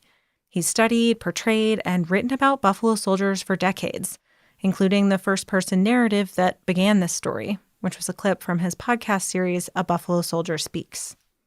And so based on your research, can you speculate what their experience was like? Like, what did they think of the landscape? What did they... Yeah, no, I think that they felt what most people feel. It's a universal sentiment, if you will, to be impressed by a landscape that is literally overwhelming. That happened in Yosemite, it happened in Yellowstone, it certainly would have happened in Glacier National Park, because the landscape itself sparks that sense of wonder. And I think that's a human trait that is universal. The morning when we looked out of our tents, the fog was slowly drifting away, and glimpses of the lofty peaks could be had through rifts in the fog. The effect was quite striking. This was one of the earliest mapping expeditions of the region, long before the park existed. They climbed peaks, made camp, and spent weeks in this rugged mountain ecosystem. It's the sort of trip that people take today to get away from it all, to escape everyday life. The difference would be that they lived in and operated in a virulently racist time period.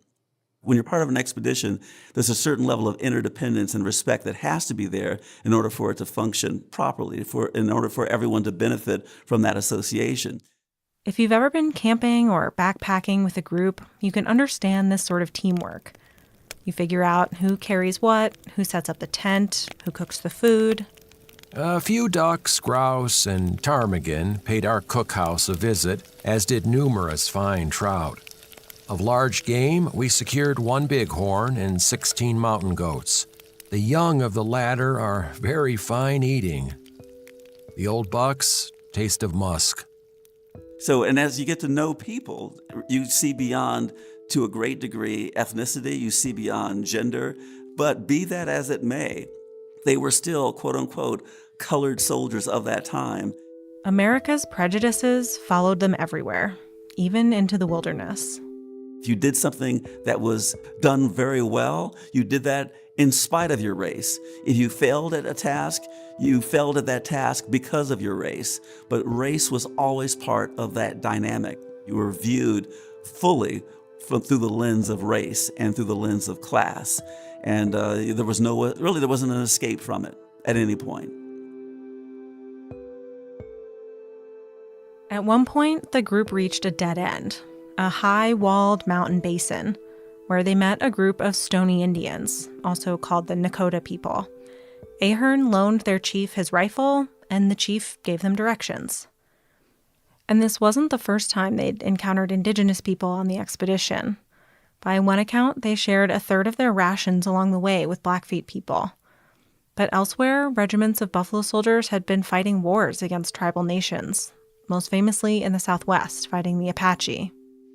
I have often wondered what the buffalo soldiers thought of interacting with the indigenous people. Would they have felt like a solidarity with another oppressed people? When you read a lot of the colored newspapers of that time period, there was certainly a sentiment that why should we aid and abet the theft of a land from another group of people who are not that dissimilar from ourselves. Dissimilar certainly in terms of culture, but in terms of the racial attitudes of the time, they were all cast into the same box. But at the same time, there were African Americans who felt that by enlisting in the United States Army and potentially sacrificing their life, it was almost like, we have done this for you, for this nation. And so it was an investment in the future by potentially sacrificing yourself for a nation that did not recognize the fullness of your humanity. Perhaps the fullness of that humanity would be recognized for your children.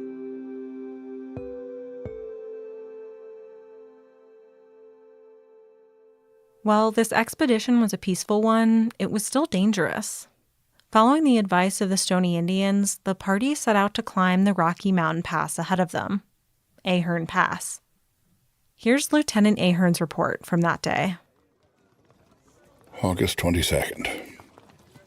As I led the pack train out this morning, I felt extremely anxious as there were several places on the trail where a misstep meant certain death. At one place, we climbed a narrow and very steep rock 15 feet high in which we had to cut steps. We led our most troublesome animals over this. My feelings were indescribable when I started up this rock, not knowing what the horse would do. The ledge was about 18 inches wide. On the lower side was a fall of 1,900 feet. I can only imagine riding a horse through this kind of terrain, but Shelton doesn't have to. He's done reenactments of Buffalo Soldier patrols in Yosemite on horseback, in full uniform with saddles and gear of the period. Why did you choose to wear the uniform, to ride on horseback? Why was that important to you, and what did you learn from it? I chose that pathway because I wanted to not just see the history from the outside looking in, the way that you look through a window at a world that there's a partition between you and that world. I wanted to put myself into the history.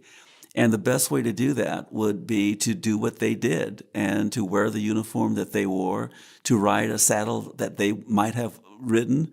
And when you're on a horse and you look straight down, all you see is the horse. The horse is blocking the view of the ground beneath your feet.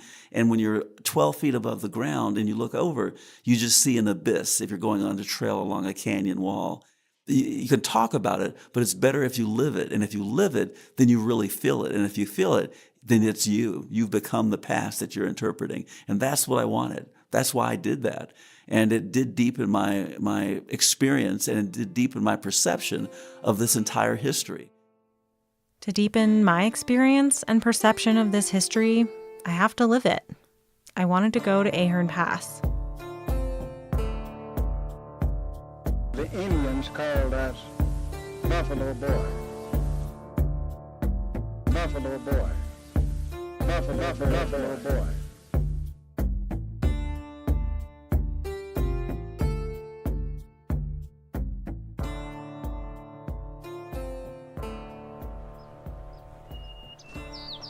Hello. Hi. Where are we? We're almost at Ahern Pass. Very close. But not quite. How are you feeling right now? Tired, hot, a bit out of breath. Pretty excited about the view. It's been a long hike, but since I'm being recorded, I'm trying to act like I'm not too out of breath. Look around. What do you see? I see a snowfield, this flat, grassy pass.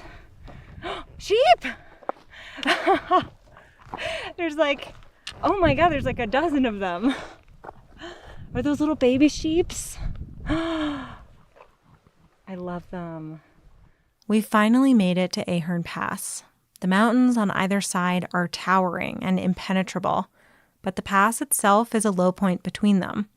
A small meadow full of wildflowers and tiny trees with a view down to Helen Lake and the plains beyond. There's even a trail up here now on the west side, but that's not the side the Buffalo Soldiers came up. How steep do you think it is down to Helen? I don't know. Let's go peek over the edge if we can not fall off of it.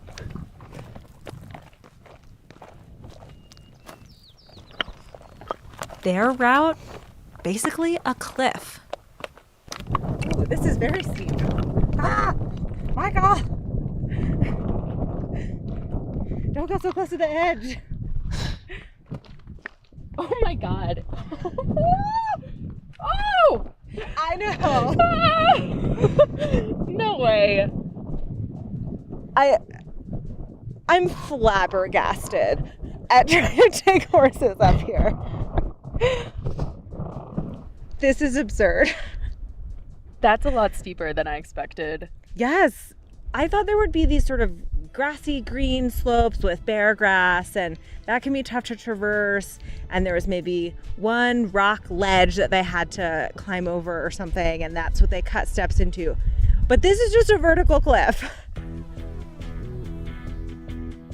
Glaciers carved this valley, leaving behind a steep rock wall below the pass. It's perfect for cliff-dwelling bighorn sheep, but a terrifying place to take a horse.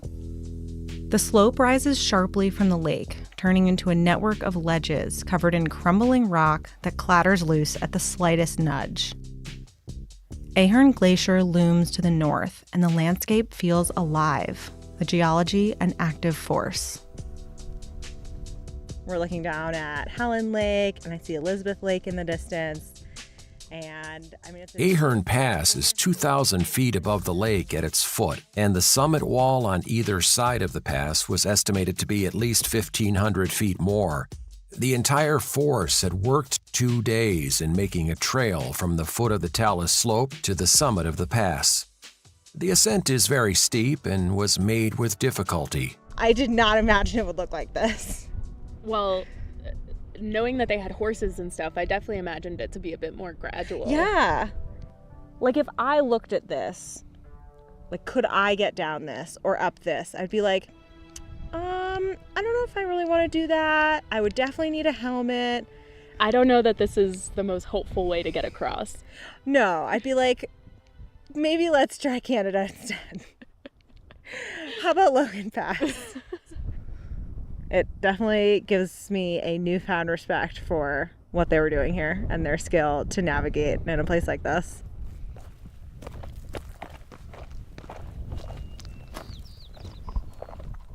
Because they still had hundreds of miles of journeying left in this expedition, but I think this was probably the toughest point. It makes me feel like really reflective, because this was 1890. 1890. Yeah, 20 years before the park was even established. So in a way, their presence probably hastened or contributed to the eventual formation of the park. But yeah, it was 132 years ago. And so, it's pretty cool to know that they walked right through this spot.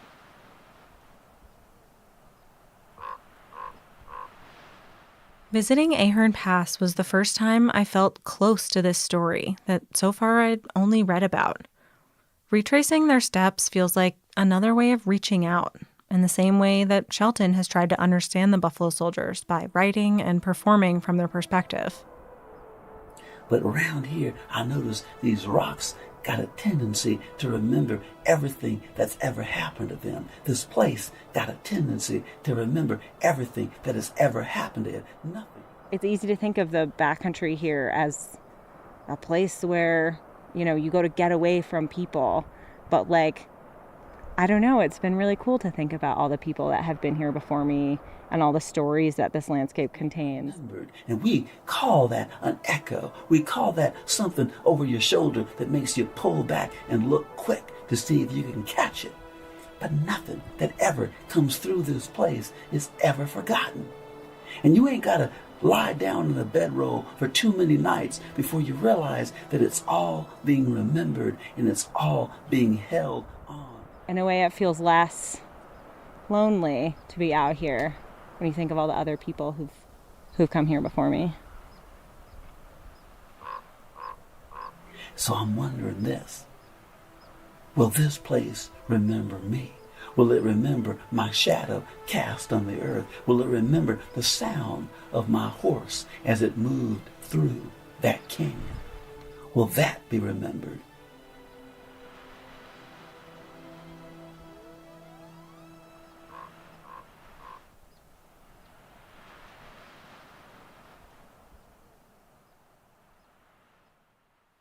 Every place has a history, and history has a place too. But most people have never been to Ahern Pass, and most people don't know this story. If history can be eroded, some rocks are harder than others, more resistant to wearing away. Some layers of history become bedrock, common knowledge that we all share. Or they crystallize into something easily found, like when a place is named for a person. Like George Patrick Ahern, the expedition leader. A peak, a creek, a glacier, and, of course, a pass are all named for him. The white leader of this diverse group that mapped this section of the park. His story might not be common knowledge, but his biography isn't hard to find either. Can you tell that story and talk about, how you talked about expanding the frame? Yeah, and that's the photograph of Theodore Roosevelt next to John Muir in May of 1903 at Glacier Point. And then I discovered through my research that in 1903, Yosemite and Sequoia National Parks were protected by the 9th Regiment of Cavalry, one of the Buffalo Soldier regiments. And so since the official escort for Theodore Roosevelt at that time, for President Roosevelt, were these African-American troops that belonged to the 9th Cavalry, they're there. And yet there's no photographic evidence of them being there. And so when I give my performance, I share that story, I talk about how a soldier might be standing there and being within 10 or 15 feet of the president, and they get kind of moved. No, could you guys move back? Could you move over there? You're in the picture. The picture is a focus on Theodore Roosevelt and John Muir. The picture is not supposed to capture the African-American soldiers who are there, who are actually protecting the park all summer long. And so the question then becomes, who also, throughout history, who are the folks that have been pushed away to the boundaries, to the frontier of that light that tries to capture a moment in time? And frequently, it's women, and frequently, it's people of color. And that's how history is lost. What I like about kind of how you tell that story is that you don't need to rewrite history. You're expanding the frame. You're expanding our understanding of what happened in these moments that we think we already know about. Yeah, that's what it really is. It's if you look at it from the point of view of a tapestry, the threads, those colorful threads of ethnicity, were always there. It's just that the perception that we have of that tapestry has literally been put into black and white. And the black part's not there. The red part's not there. The yellow, these other colors that were always present weren't there. And if that became and established the template for our perception of who was in the West at that time, then we've been gifted with a distortion. Buffalo boy. Buffalo boy. The Indians called us Buffalo boy. I was also curious about some of the structural reasons that this kind of distortion might happen again and again. I reached out to Anthony Wood, a historian who has focused on Black history in Montana. I started by asking him why stories about people of color, like the Buffalo Soldiers, and especially the ones on this expedition, can be so hard to find in history.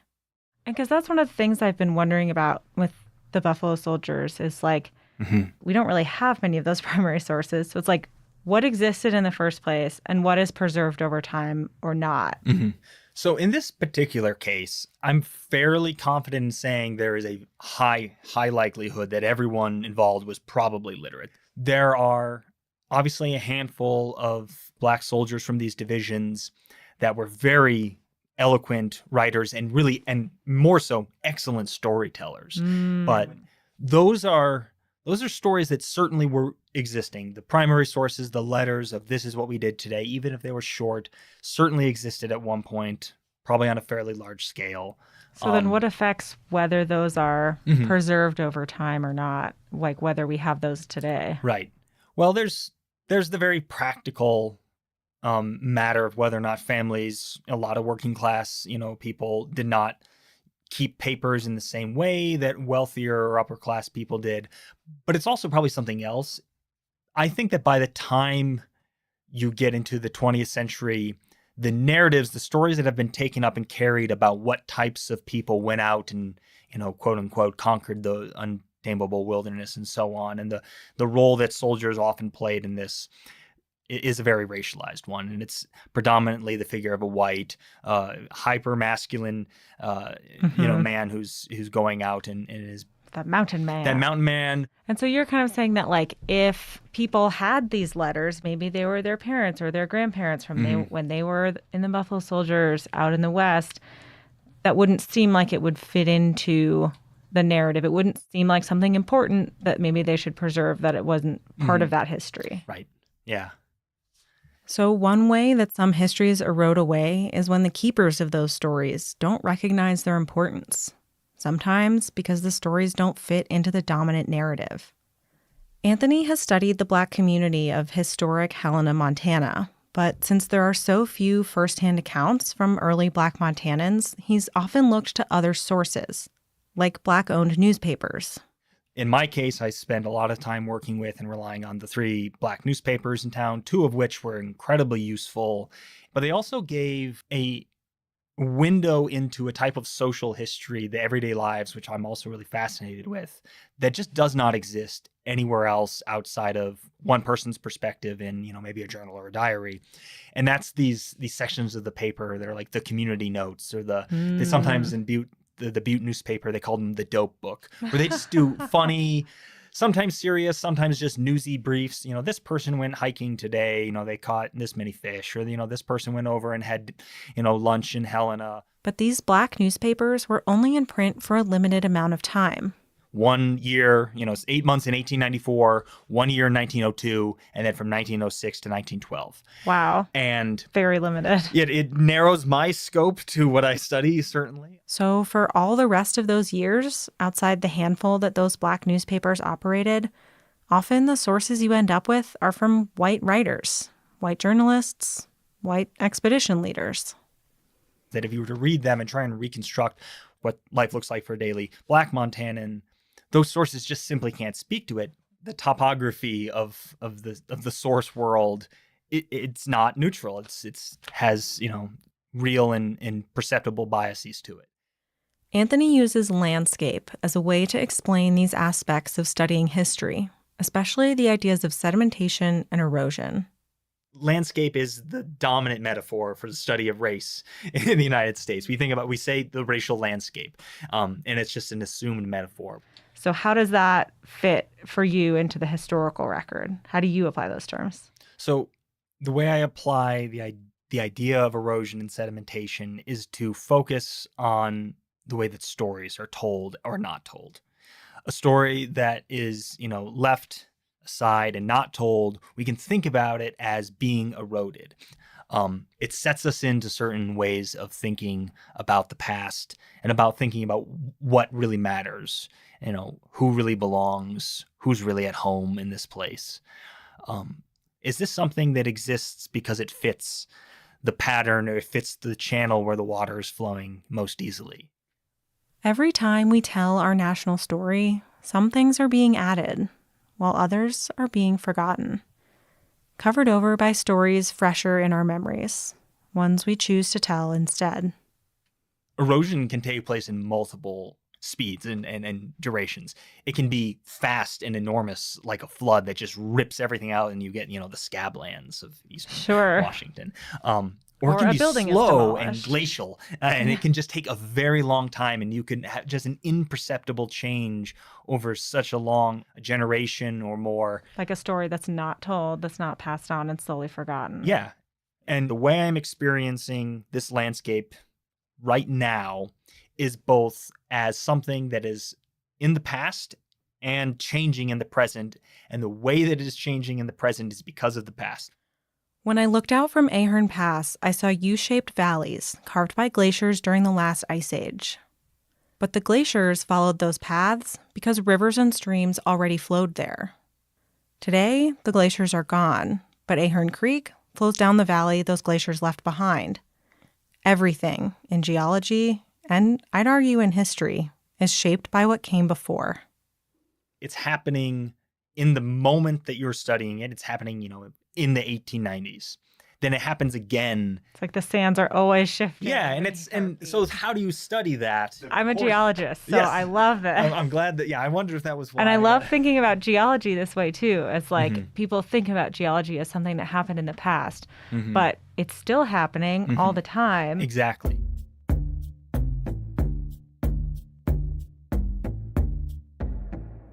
So many of these choices happened in the past.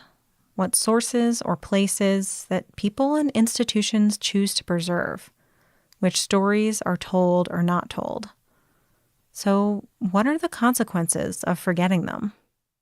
The past isn't dead. It isn't even past. That's the William Faulkner quote that I've often used. It lives on into the present. And that is one of the problems that we have today, is that we do not fully see the challenges and the iniquities that exist in the past, which is why so many people do not understand the anger that exists today, that you see and hear in the newspapers among people of color, among African Americans in particular, but also among Native Americans, is rooted in the iniquities of the past. But the past it's still here. It's still happening today. Otherwise, there wouldn't be a modern day Black Lives Matter movement. It's rooted in the perception that what happened in the past is continuing into the present. And these choices about how we represent history not only affect how we view the past and understand the present, but they're still being made every day. You've spent probably the better part of your career telling these stories, specifically the Buffalo Soldier story, these stories that we don't otherwise get to hear. Yes. Why is that? Why have you devoted your career to that?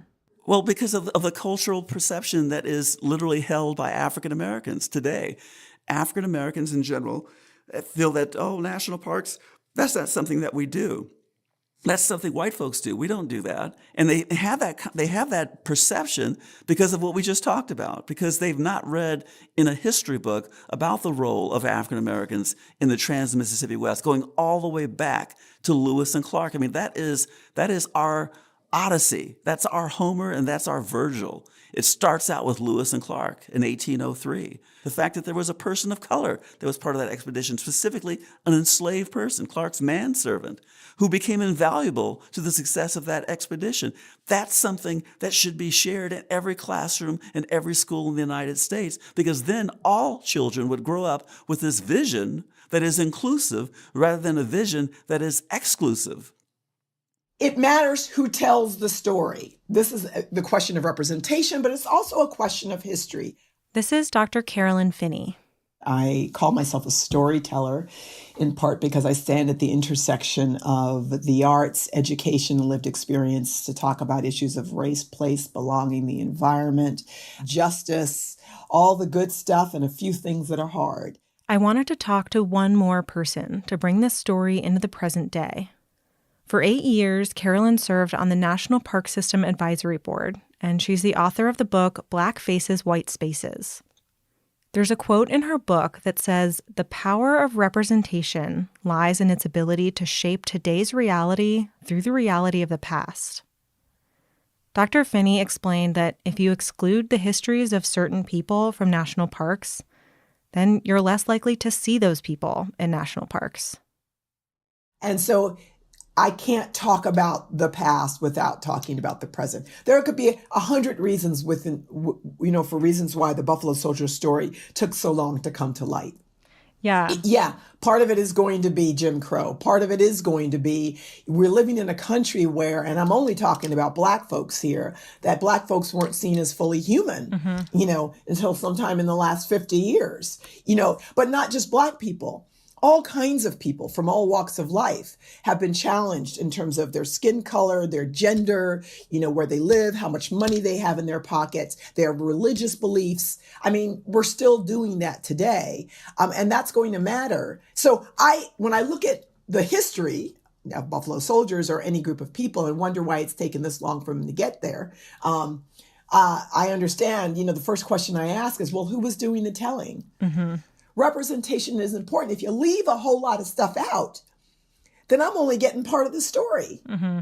And somewhere that means I am only partially who I can become. What do you think the role of national parks and public lands is in interpreting history and in exploring this relationship of people to place and landscape and land and environment? Well, public lands for whom? That's why I say it's really, and I always tell people it's not like you crossed over into a public land and suddenly there was no racism. Mm-hmm. And people carry those beliefs with them, whether they work in a park or are visiting a park or not, right? The public lands are for everyone is a really nice sentiment. Yeah. Who are you talking about? Who's claiming that? Where is that? I think I understand the common good, the idea of land being for the public. This is for all of us. And I think it sits on a complicated history of blood, sweat, and tears for real, And I think the only way that public lands can really serve us all is that we engage that blood, sweat, and tears as part of the story. This is where our redemption lies. For me, the beauty of public lands is that we can actually find redemption in who we've been and who we are right now. The public lands give us that opportunity. To keep these histories from eroding, we need to do the work of preserving them. I think when I look at the Buffalo Soldier story from the inside out, what becomes obvious to me, what becomes perceivable to me, is that there are so many stories involving women, involving other people of color, other communities, that are not told or not heeded, and that those stories could have a profound impact on how we see ourselves and how we see our own country.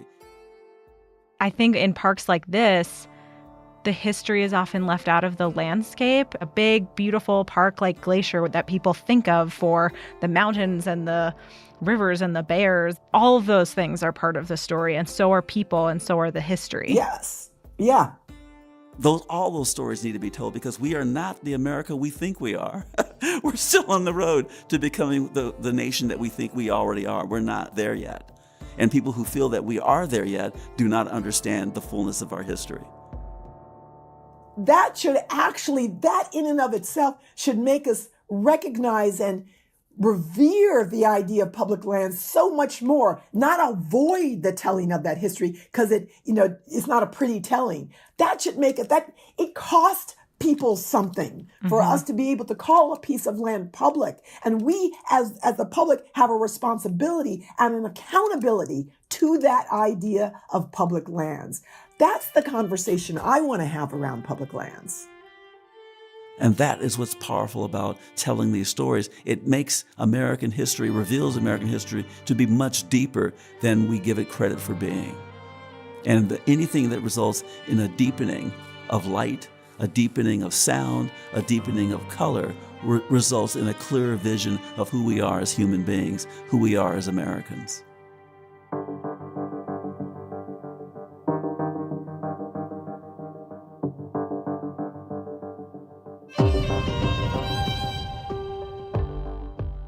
Headwaters is a production of Glacier National Park with support from our partner, the Glacier National Park Conservancy. This season of Headwaters was made by Daniel Lombardi, Perry Sassnett, Michael Feist, and Gabby Esavari. Frank Wallen wrote and performed our music, and Eric Carlson created this season's cover art. Extra special thanks this episode to Shelton Johnson, Carolyn Finney, Anthony Wood, Daniel Brewster, and the Black Park Ranger Experience. Also, thank you to Ed Whittle, Tim Stevenson, and Frank Gerard. We could not have made Season 3 without Lacey Kowalski, Melissa Sloddick, Sierra Mendelko, Brent Rowley, Darren Lewis, the Glacier National Park Archives team, and we relied on so many great resources from the Montana Historical Society, so thanks to them too. Thanks for listening. Next time on Headwaters.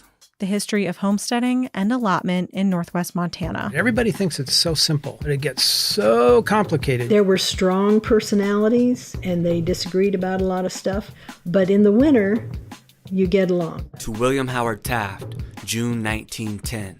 There is 1,353 flathead that don't want to be open. That's next time on Headwaters. So, Andrew. Yes. Headwaters couldn't happen without the support of the Glacier Conservancy. Mm-hmm. But you guys also help with so many other projects in the park. Yeah, one I wanted to talk about today is the project to build an accessible trail around Swift Current Lake.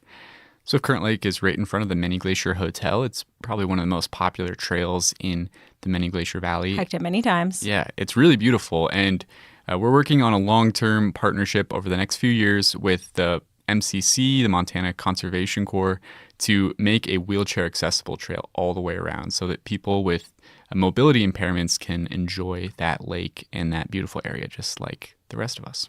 That sounds like a great project. Yeah, we think the national park should be available to everyone, so we're really excited to make it happen.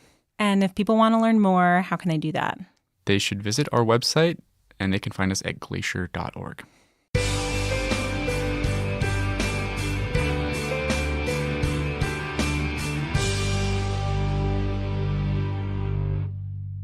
This large pullout along St. Mary Lake offers spectacular views of the lake as well as an opportunity to marvel at the skill of the builders of the Going to the Sun Road. One thing you'll notice as you approach from the east is the impressive wall of cliffs here. These limestone cliffs posed a significant challenge to road builders. In order to construct the road along the cliffs, workers blasted rock out of the mountainsides to allow for a wider road and to provide stone for rock work. The large retaining wall is 550 feet long and almost 30 feet high. It was built in just 5 weeks in 1933 and was one of the first improvements to the road after it opened to traffic in late 1932. Across the lake, the Red Eagle Fire area is visible. Just last summer in August of 2006, this fire, of undetermined cause, burned over 32,000 acres in the park and on the neighboring Blackfeet Indian Reservation, despite immediate efforts to extinguish the fire. Within hours, it went from a small puff of smoke to an impressive inferno with towering smoke plumes that could be seen miles away. Most areas of the park have burned at one point or another, so fire is nothing new to the species that live here. In fact, many plants and animals are dependent on fire for their survival. For instance, lodgepole pine cones spiral open in the heat of a passing fire and release their seeds on the wind to flutter to the ground and germinate in the newly created sunny soils. Several species of woodpeckers thrive in the years following a forest fire as they seek the insects that attack the newly dead trees. Many shrubs start to sprout from undamaged rootstock within days of a fire. The Red Eagle Fire looks black and uninviting to us, but places like this are essential to many species and are vital to maintain the tremendous biological diversity found inside the park. Headwaters is supported by the Glacier National Park Conservancy. This summer, I came across the story of a bear nicknamed Growly. Growly was a grizzly bear who lived in Glacier National Park in the 1970s. And when he was young, he lived a normal bear life. His mom taught him how to pick huckleberries and dig up glacier lily bulbs. He swam across his first creek, caught his first animal, and after a couple years, struck out on his own, ready to take on the world. We also know that by age 7, Growly got into some trouble. You see, when you're a bear trying to pack on the pounds before winter, you've got to eat a lot. And if you want to eat, say, 150 calories, you could find and pick 150 huckleberries, or you could eat one Twinkie.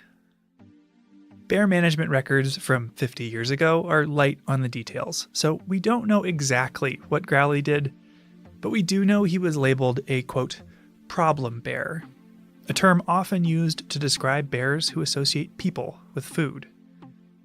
More often than not, problem bears aren't malicious or uniquely ill-tempered. They're smart. They know that they need a lot of calories to survive the winter, and happen to live around humans who leave a lot of food lying around. One account stated that Growly wandered through a busy campground searching for food. Another claimed that he followed his nose to an empty cabin, quote, vandalizing it to get food inside. He hadn't hurt anyone, but this habit suggested it was only a matter of time, and park managers decided to remove him. The next time Growly followed his nose, he followed it into a trap. For some bears, this is where the story ends. But for Growly, this was just the beginning. Growly would soon leave Glacier and would go on to change how all of us recreate in bear country and play a part in the creation of bear spray.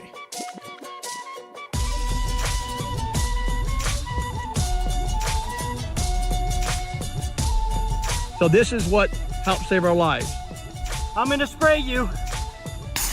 She took 2 steps into the cloud and made a 90-degree turn and ran out of there. You're listening to Headwaters, a podcast about how Glacier National Park connects to everything else. And in this episode, we're talking about bear spray. I'm Michael. I'm Daniel. For people who might not be familiar, Daniel, what is bear spray? Bear spray it's basically a self-defense spray, like a pepper spray, a really strong pepper spray that you spray at a bear if you're being charged or attacked. Right, and it's become a central part of the visitor experience here in Glacier because we have one of the highest densities of grizzly bears anywhere in the lower 48 states. Yeah, so most people who come to the park, they're picking up bear spray at the airport on their way here or at basically any store around in the whole area. Gift shop, grocery store, all over. It's an essential item around here. And if you see a park ranger out and about, they will have a can with them. And if you go on a hike with one, they'll likely sing its praises, sometimes literally. I went on a hike with a ranger this year who wrote a whole song to let wildlife know we were in the area. Grizzlies, grizzlies in the way. Get off the trail, because if you charge the pepper, you'll get sprayed. Thanks, Ranger Frank. Oh, wow. Yeah, it was very good. I love it. But while bear spray is ubiquitous now, it hasn't been around forever. So in this episode, we're diving into the origins of bear spray and meeting some of the people behind the hottest life-saving accessory in bear country.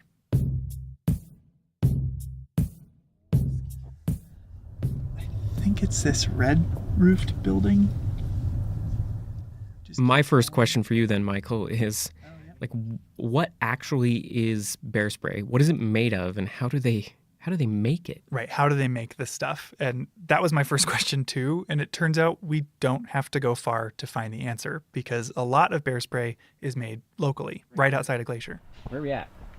We are at the Counter Assault Bear Spray Factory in Kalispell in the Flathead Valley.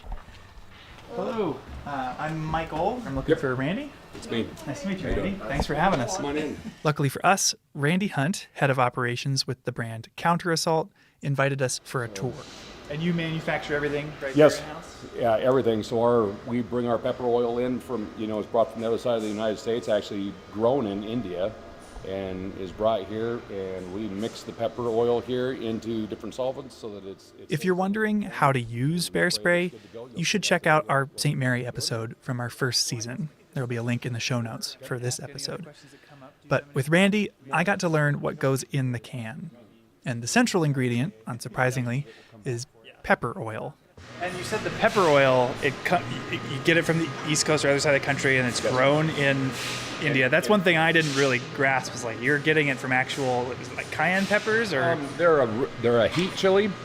So if you think of your jalapenos, they've got heat content in them, Scoville heat units. They're about 3,000 to 4,000 Scoville heat units in a jalapeno. Your habaneros run 150 to 350,000. We're running 3.2 million. They get the oil from peppers or chilies in the genus capsicum, which includes everything from pepperoncinis to cayenne peppers. So they're like real peppers that go in food. And because it's all from real peppers, it's a food-grade oil, which on its own would be safe for consumption, technically. And our pepper oil. So you can use it. It's safe to eat. You could actually fry chicken wings in it or French fries. You probably won't want to eat them because it will clear everything out of you. But yeah. And this oil is in more than just pepper sprays. It's found in everything from hot sauces to pharmaceuticals, like arthritis cream. Okay, but that's not all that's in the can. There's something else besides peppers mushed up in there. Yeah, the pepper oil is actually only 2% of the ingredients because if it was just pepper oil, it would harden in the can and be useless. When you spray it, if you cook bacon, it will solidify when it cools down and turns white. Well, we got to keep the oil in a liquid form, so we put a solvent in there instead of shooting hard pieces of like bacon grease out of the bear. It keeps it in a liquid form in the air. So even though pepper oil is only 2% of the ingredients, bear spray is 3 times more potent than pepper spray for humans. And so the ingredients are the pepper oil, a solvent to keep that oil liquid, and a propellant to launch the spray. That's the pepper oil. Yep. Oleoresin capsicum, 3.2 MOS, 40 pounds. What would you say it looked like, Daniel? It looked just like hot sauce. Yeah. Like, it looked like hot sauce. Like a dark, thick hot sauce. It was, and it smelled hot too. And so how much of this goes into each bottle of can, like the pepper oil? These 2 containers, 10 gallons, will make about 1,000. They were actively filling these cans when we were there. Randy was saying, like, these 2 10-gallon buckets of the pepper oil concoction will make over 1,500 cans of bear spray. So a little bit goes a long way. Goes a long ways, but it's still not as far as we would like it to go because that's some spendy food grade oil. I bet. So, while there are many brands of bear spray today, Counter Assault holds the distinction of being the first. Opening back in 1986, they helped pioneer this formula of pepper, propellant, and solvent that reputable brands widely use today. you know, across the board, all the bear sprays are using a really hot pepper oil. All of them are going to work, and the biggest thing is people are safe and the bears are safe. And that's what it's been refined down to, is using a product that's not going to hurt people, it's not going to hurt bears. Keeps everybody safe. Bear spray's non-lethality, the fact that bears that get sprayed with this will turn around but ultimately be unharmed, is not only a huge selling point, but it helps explain why bear spray exists at all. Ever since Glacier was established in 1910, grizzly bears were on the decline. When the U.S. was founded, there were an estimated 50,000 grizzlies in the lower 48 states, living everywhere from Canada to Mexico, between Iowa and California. But by the mid-1900s, Euro-Americans had all but exterminated them. There were less than 1,000 grizzly bears left in the lower 48, largely isolated within large public lands in the West, like Glacier and Yellowstone, something that's still true today. But while national parks are often seen as safe havens for wildlife, the relationship between Glacier and grizzly bears was fraught in the mid-1900s. Grizzlies, or bears in general, were a huge attraction for park tourism, but not in the way they are now. Right. This was an era where a very typical part of the visitor experience was to feed the bears, like out of their car, throwing out pieces of bread alongside the road, feeding bears. Yeah, like this animals as a spectacle approach. The second director of the Park Service, Horace Albright, was actually a huge fan of feeding wildlife in parks. He encouraged the creation of bear feeding platforms in Yellowstone, and Yellowstone even opened a zoo at one point for people to come look at captive animals. Wow. So it really was a different relationship than the one we have with wildlife today. And predictably, it had some consequences. Like, encouraging bears to seek out humans when they're hungry seems like a disaster waiting to happen. And it eventually led to tragedy. In 1967, 2 visitors camping in separate areas of the park were killed by grizzly bears who'd come to their campsites in search of food. These shocking deaths later came to be known as Night of the Grizzlies, and were the first grizzly fatalities in Glacier's 50-year history. In response, Glacier completely overhauled all of its bear policies. They closed some campgrounds, outlawed giving food to wildlife, and installed bear-proof trash cans. They also found and killed the bears responsible, and faced a lot of pressure from the public and even some policymakers to kill more. The park superintendent at one point issued a memo. Here, Daniel, can you read it? Okay. When a grizzly bear appears in any area of visitor use, it will be immediately destroyed by a park ranger.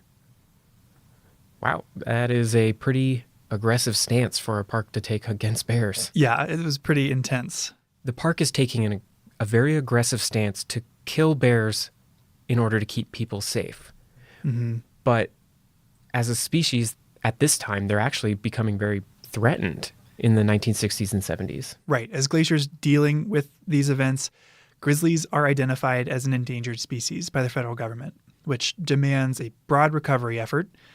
Scientists started studying how many bears were left, what their habitat needs were. Insight that would help them recover and hopefully help our two species coexist. So they need to know more. Park managers are looking for more data about bears in general. But if we zoom in on the story we're looking at here, that is the history of bear spray, you can see this emerging need for a tool that allows people and bears to de-escalate conflicts in a non-lethal way at an individual scale. Yeah, which brings us back to Growly, the bear who apparently didn't like grapefruit. I've told the story that the main thing Growly hated was grapefruit, but he liked oranges fine. He figured out how to slice an orange open. He had really long claws. After being captured in Glacier National Park in 1976, Growly was sent to Churchill, Manitoba, a town in northern Canada known for its polar bears. I was a research assistant. That voice is Janet Ellis. And I spent 4 months on the bear study with the bears in 1978. Janet is currently a Montana state senator, but she spent a few months helping zoology grad student Gary Miller conduct a study on bear behavior. The University of Montana had a bear lab up there, way far from town. There were 4 bears in this study. 2 grizzlies, Growly and Snarly, and 2 polar bears, nicknamed Magdalene and Gwen. Janet helped take care of them. So what does it look like to take care of a grizzly bear in a lab? So it was cleaning the area. It was feeding them every day and making sure they had water. The Hudson Bay store was the local grocery store in Churchill. And so we would get meat scraps and vegetable, whatever food that they were willing to give away. And that's what the bears lived on. Each bear was monitored dawn to dusk. Body temperature, heart rate, posture. Reading through the paper, I really liked these little drawings that showed bear body language. And it turns out Janet drew those. I did illustrate Gary Miller's master's thesis. Oh, you drew the bear outlines of their different postures? Yeah, I did all that stuff. Oh, those are so cute. Finally, one by one, they'd bring the bears into a 13-foot by 20-foot cell with a drinking well for water and a barred metal door. From outside the cell, an assistant would provoke the bear into charging, approaching the door and stomping if necessary. Wow. So that's all it took to get them to charge at the gate of the cage. Yeah, most of the time. Yeah, I mean, Janet said that every bear was different. The polar bears were pretty docile, and one of the grizzly bears, Snarly, was actually really easily provoked. She said that he'd charge whenever somebody just approached the door. So they approached the cage door and the bear could see them and would just charge at the door. Mm-hmm. Wow. And when a bear charged, they would deploy a deterrent to hopefully stop them in their tracks. They tried different sounds, like a handheld boat horn, a referee whistle. They played a recording of a bear growling. It was actually a recording of Growly, the bear, growling, which might be how he got his name. And they tested a popular item marketed to alert bears to your presence. Bear bells. Here's an excerpt from their research, read for us by a voice actor. Twice, when small bells were tested on Growly, he slept through the test. The bells were of the type that are sold to hikers in Glacier and Yellowstone national parks to warn bears of their approach. In these tests, the assistant stood at the door of the cell and rang the bells. Growly was not more than 6 meters away and never woke up. The idea that small bells will warn grizzlies before approaching clearly needs reevaluation. I've definitely heard a lot of bear bells on the trail here in Glacier, but the problem is I don't hear them until the person's right next to me on the trail. So yeah, they're just not loud enough to really alert a bear. Yeah, I've heard that, the thing you're bothering the most by wearing bear bells is yourself. And it wasn't just sounds. They tried strobe lights, they waved a giant piece of plywood, and they sprayed bears with chemicals or irritants like onion juice and Windex. Oh, wow. And they also deployed a product called Halt. which was a pepper spray developed for postal workers who were getting bitten by a lot of dogs in the 50s. Wow, they were throwing everything at these bears. But before this, there really weren't that many choices. Yeah, I mean, it seems a little strange now that they'd be trying things like Windex, but there weren't non-lethal deterrents available at the time. So they were just seeing whatever would work. So after they try all this, what were the results? Well, sounds like the handheld boat horn worked pretty well, but only if they were extremely loud. And the boat horn also apparently didn't work in low temperatures. The bells and whistles didn't do much. The giant piece of plywood could stop a bear, but the effect didn't last very long. However, Halt, the postal worker pepper spray, worked really well. Each time it was tested, the bear charged until it was sprayed. The bear then turned and ran to the farthest corner of the cell, where it rubbed its eyes and blinked vigorously. In one case, Snarly went to the water well and washed his face with his paws. That's the only thing that would stop a charging bear. And that was true with grizzly bears and polar bears. I mean, they couldn't see, even if it was for a couple minutes, and they would just stop and it would freak them out.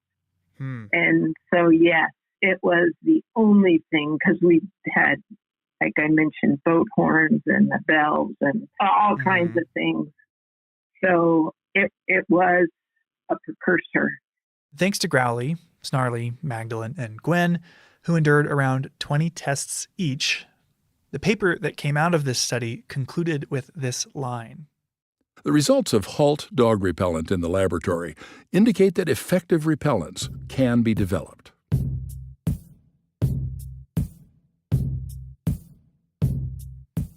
So the study up in Churchill, it showed that this dog pepper spray works pretty well. I mean, was that it? Did they just then package it up and sell it as bear spray? There were a few steps in between. So the University of Montana was funding the study Janet was a part of. And with this conclusion that a deterrent could be developed, they started funding a follow-up study. I'm guessing that at University of Montana, they were using different bears. Yeah, this second study had a new set of bears, including one problem bear from Glacier that was labeled in the study as a roadside panhandler. Oh, wow. And these new bears were sent down to Fort Missoula. Who led this follow-up study? So the student that was working on this study was named Carrie Hunt. And it's funny, newspaper articles that you read about Carrie go out of their way to highlight that she is 5'1", 115 pounds. And just like the first study in Churchill, is provoking these 500-pound grizzlies into charging in order to test these deterrents. So this had the same premise as the first study? Yeah, very similar. A magazine actually interviewed Carrie about the experience. Hunt stepped to the barred door of the bear's cell. By stomping her feet, she provoked almost all the bears into charging. More than once, concrete dust flew from the hinges as a huge bear rammed the cell door. Even though the situation was controlled and there was no way I could get hurt, it was still frightening. The power and aggression of an angry, charging grizzly is overwhelming. If the bear charged, it received an application of the repellent being tested. A lot of the things they were testing were very similar to that first study. They did sounds, like in this case, rock music. They did Halt, that same dog spray. Everything from tear gas to rock music was tested, but only a commercial dog repellent spray had any significant effect. The spray's active ingredient was capsaicin, a derivative of red peppers. Ironically, the study was actually funded by a competitor to what we now know as bear spray, called Skunker. Guess what Skunker is? I'm guessing it smelled really bad. Yeah, it was a synthetic skunk spray. And turned out Skunker didn't work, and it just kind of made the bears sad.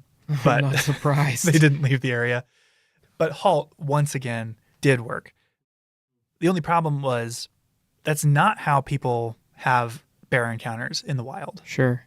You know, and this tiny can of pepper spray designed for a dog that's biting a postal worker, like, it doesn't shoot far enough. It's not strong enough.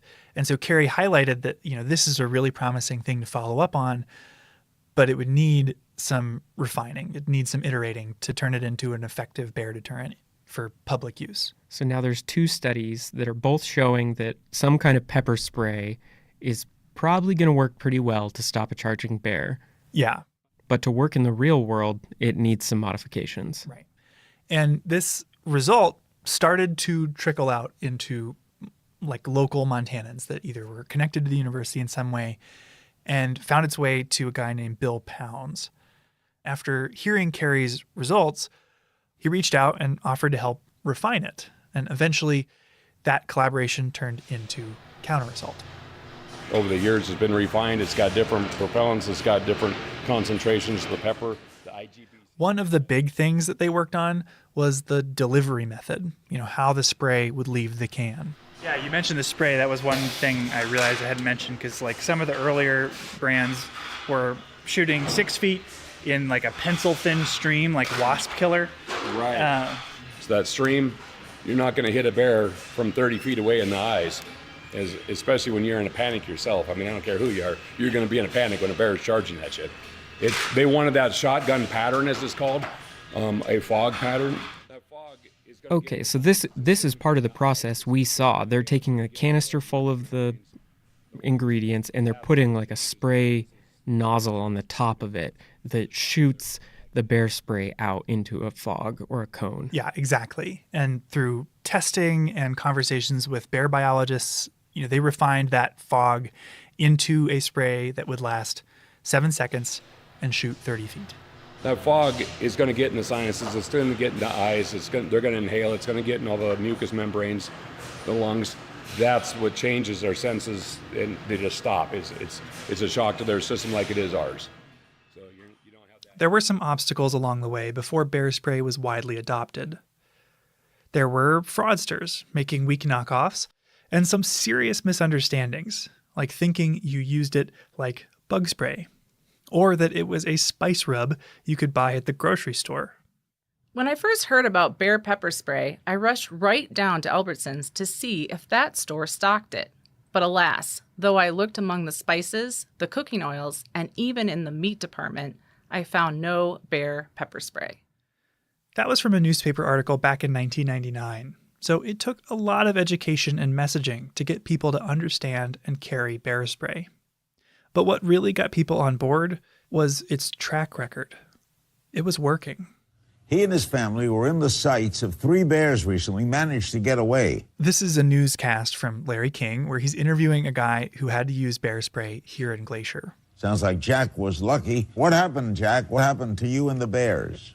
Well, Saturday night, Larry, just Saturday night, my wife and I went to Grinnell Glacier in Glacier National Park. We lived here 20-something years. It's a favorite place to hike. So the story is about this group hiking the Grinnell Glacier Trail when a bear started following them. And after following them for a little while, started running at them. I waited to get about 30 feet and unloaded one blast. He kept coming. My wife stayed about 10 feet right in my face. I just went bam, right in his face and ran away again. Bear spray stopped it in its tracks. So this is what helped save our lives. And you know what the tragedy, this is amazing. A lot of stories like this come up when you Google bear spray, including this line. Thanks to God, a friend, and pepper spray, I'm still here. That quote comes from a bear attack survivor who would go on to found his own bear spray company called UDAP, which is based in Butte, Montana. Testimonials like these have slowly won people over, and even folks who doubted a pepper spray could work as well as a firearm. Like I said, I was retired military. I'm a gun guy. It's fine. But these guys are like, well, I need my gun. Okay, well, you're still trying to hit something if it's a charge that you've got a kill zone that's, maybe grapefruit sized that you have to try to get a bullet through. Well, you may not be able to do that. And I don't care. I carry weapons, but I carry bear spray when I go in the woods. And because of this effective track record, the Glacier suggests all visitors to the park carry bear spray. Montana Fish, Wildlife, and Parks recommends all hunters carry it too. So how many cans do you put out from here in a year or a month, Now, in 2021, we did 375,000 cans of bear spray. And it's just education. That's what's helped. Back in the day, a few years ago, like I was talking with Pride here, he says, I remember when we did 30,000 cans in a year. I said, I'm doing that in a month. So that's how much it's picked up from those first days back in the 80s and where the word has gotten out. Even still, bear spray is no substitute for common sense. Being safe in bear country involves storing food properly, making noise on trail, hiking in groups, not just grabbing a can of bear spray and calling it a day. Yeah, I've actually heard some bear experts talk about the downside of bear spray is that people think they just strap it on their back and then they're safe, and that it actually discourages the kind of awareness and mindfulness of bear safety that you need to have in mind. You don't want to get complacent. No, you can't just put it in the bottom of your backpack and think it's going to help with a bear attack. I mean, you can't put on your seatbelt and then drive off a cliff. Right. And it is also worth pointing out, like, I've carried bear spray on all the hikes I've done here in the last 10 years. I've never had to use it. Have you? No. My whole life I've been in bear country and I've never used bear spray. Right. I mean, I've taken it out a few times, but I've never had to spray it. The only times I've actually been around it going off was when people set it off on accident. The adoption of bear spray coincides with a shift in our relationship with bears. A shift from managing bears to managing people. That change, which we're all a part of, makes a huge difference for our wildlife. Compared to the 1960s, there are a lot more bears and humans in Glacier. Around 100 more grizzlies and literally millions more annual visitors. But that hasn't led to an equivalent rise in bear-human conflicts, or problem bears like Growly needing to be removed. Thanks to these tools that help us coexist, more bears get to live out their normal bear lives, even as more and more people like you and me come to visit. I think I just have one question left for you, Michael. Yeah? Whatever happened to Growly? Growly, you could say, was actually the first life that bear spray saved. Here's Janet Ellis again, talking about the end of that first study in Churchill. They were shutting down the bear lab after we left. And so we had 2 grizzly bears. The polar bears were released back into the wild, but the grizzly bears were going to be destroyed. It's not easy to release a food-conditioned bear back into the wild, so it's standard practice in cases like this for the bear to be euthanized.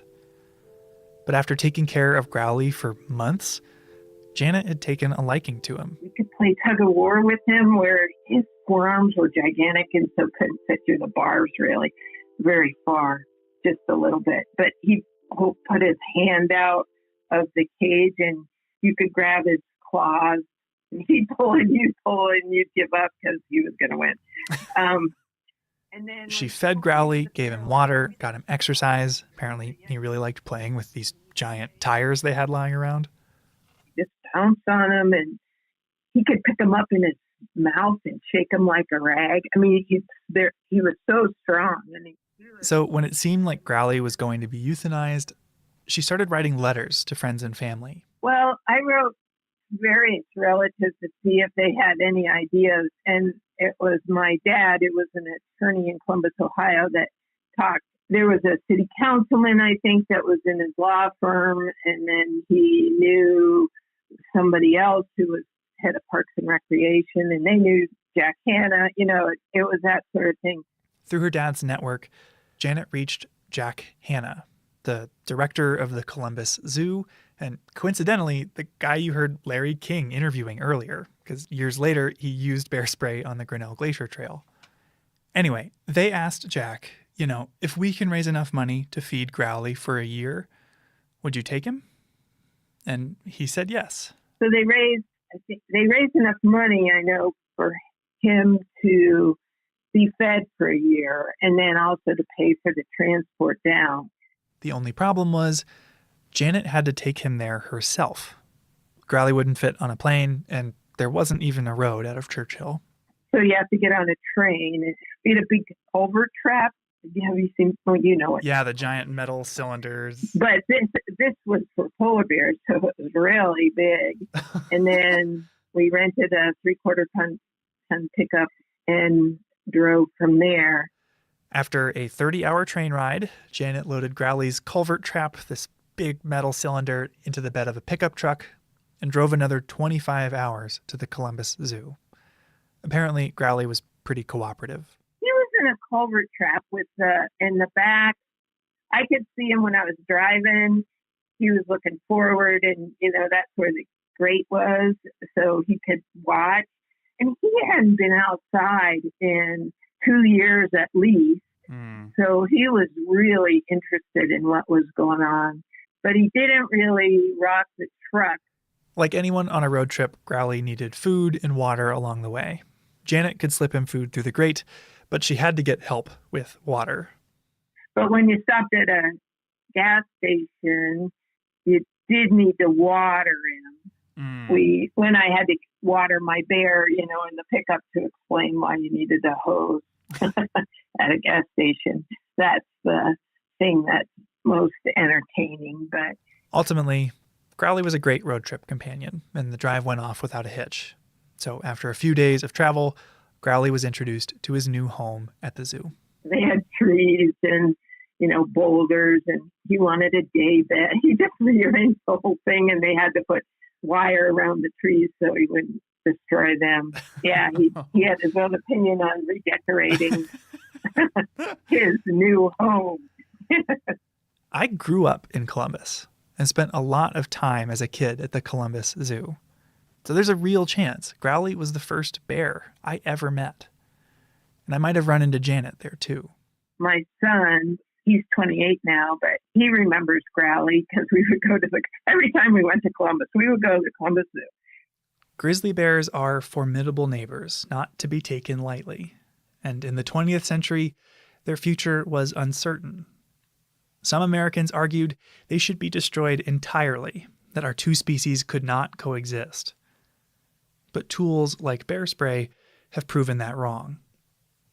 Today, we have access to an easy and effective tool to diffuse bear encounters that doesn't harm the bear. And while no deterrent is a guarantee, Growly showed us that bear spray works. Seeing him at the zoo, I didn't know about the cabins he vandalized, or the summer he spent in Canada enduring boat horns, onion juice, and pepper spray. I doubt anyone there, other than Janet, knew the whole story. But I did know that it was special to see a grizzly bear. And thanks, in part, to Growly, you don't have to go to a zoo to do that.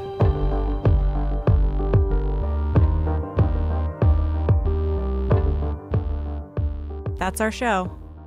Headwaters is a production of Glacier National Park and is supported by the Glacier National Park Conservancy. We could not make this show without them. You can learn more about what they do at glacier.org.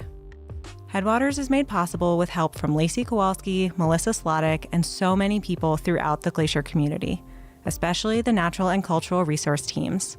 We're grateful for all of you. Our music this season is by the brilliant Frank Waln. The show's cover art is by our sweet friend Stella Nall. Check out Frank and Stella's work at the links in our show notes. Special thanks this episode to Randy Hunt and everyone at Counter Assault, Janet Ellis, Carrie Hunt, and Chuck Bartlebaugh for discussing this project with us, as well as Growly, Snarly, and all the other bears who contributed to the creation of bear spray. Besides sharing this episode with a friend who might appreciate it, you can help us out by leaving us a rating and review in your podcast app. Thanks for listening. Okay, Andrew, it's summertime as we're recording this. Oh. But I want to rewind the clock to mid-May of this year. Think cool air, drizzling rain, spring. Okay, I'm with you. This May, I volunteered with the Harlequin Duck Project, and we were trying to capture ducks on Upper McDonald Creek. And as we talked about in the Goat Hunt episode, you catch them by stringing a net all the way across the creek and trying to catch them as they fly down. But with all the melting snow in the spring, that creek is flowing too fast to safely walk across. So a few people and one end of the net get carried across to the other side in a raft. So did you get to go across the creek? Well, no, I stayed behind to help spot the birds with binoculars. But at the end of the day, everyone on the other side had to come back, and I volunteered to help catch the raft and pull them to shore. The raft, really conveniently, has a handle on the bow that helps you grab it. And I leaned over to grab it, totally missed, and fell face first in McDonald Creek. Ouch. Yeah, I was totally soaked. Well, it's pretty cold in the spring. Did you have a change of clothes? Well, yes and no. It was very cold, but I didn't have any spare clothes. But the volunteer paddling the raft that I failed to catch had a spare pair of long johns, and despite my insistence that I'd be warm enough, made me go change into them. So you had warm legs and a bruised ego, but isn't this episode about many glaciers? Okay, let me finish. That volunteer's name is Gerard, and I'd met him before because he drives a school bus for some of the local students I've led on field trips, but through the Harlequin Project, I got to know him a little better, and a few weeks later, I had the chance to get him in the studio. Yeah, my name is Gerard Bird. Born and raised about 9 miles from Glacier National Park in a little town of Martin City. He's the sort of wonderful person that seems to know everyone and can do anything. What were you doing just before this interview? We were helping band songbirds, trapping and banding. I think he volunteers with every single wildlife research project in the park. We started about 12, maybe 13 years ago, helping out with the Wolverine Project, got involved, and we put in roughly 175 backcountry miles. Did you make him come into the studio just to return his long johns? No, he's got wonderful taste in long underwear, but that's not why I wanted to talk to him. I wanted to talk to him about a trip he did with the Glacier Institute in 1986. Glacier Institute was founded in 1983, started working in 84.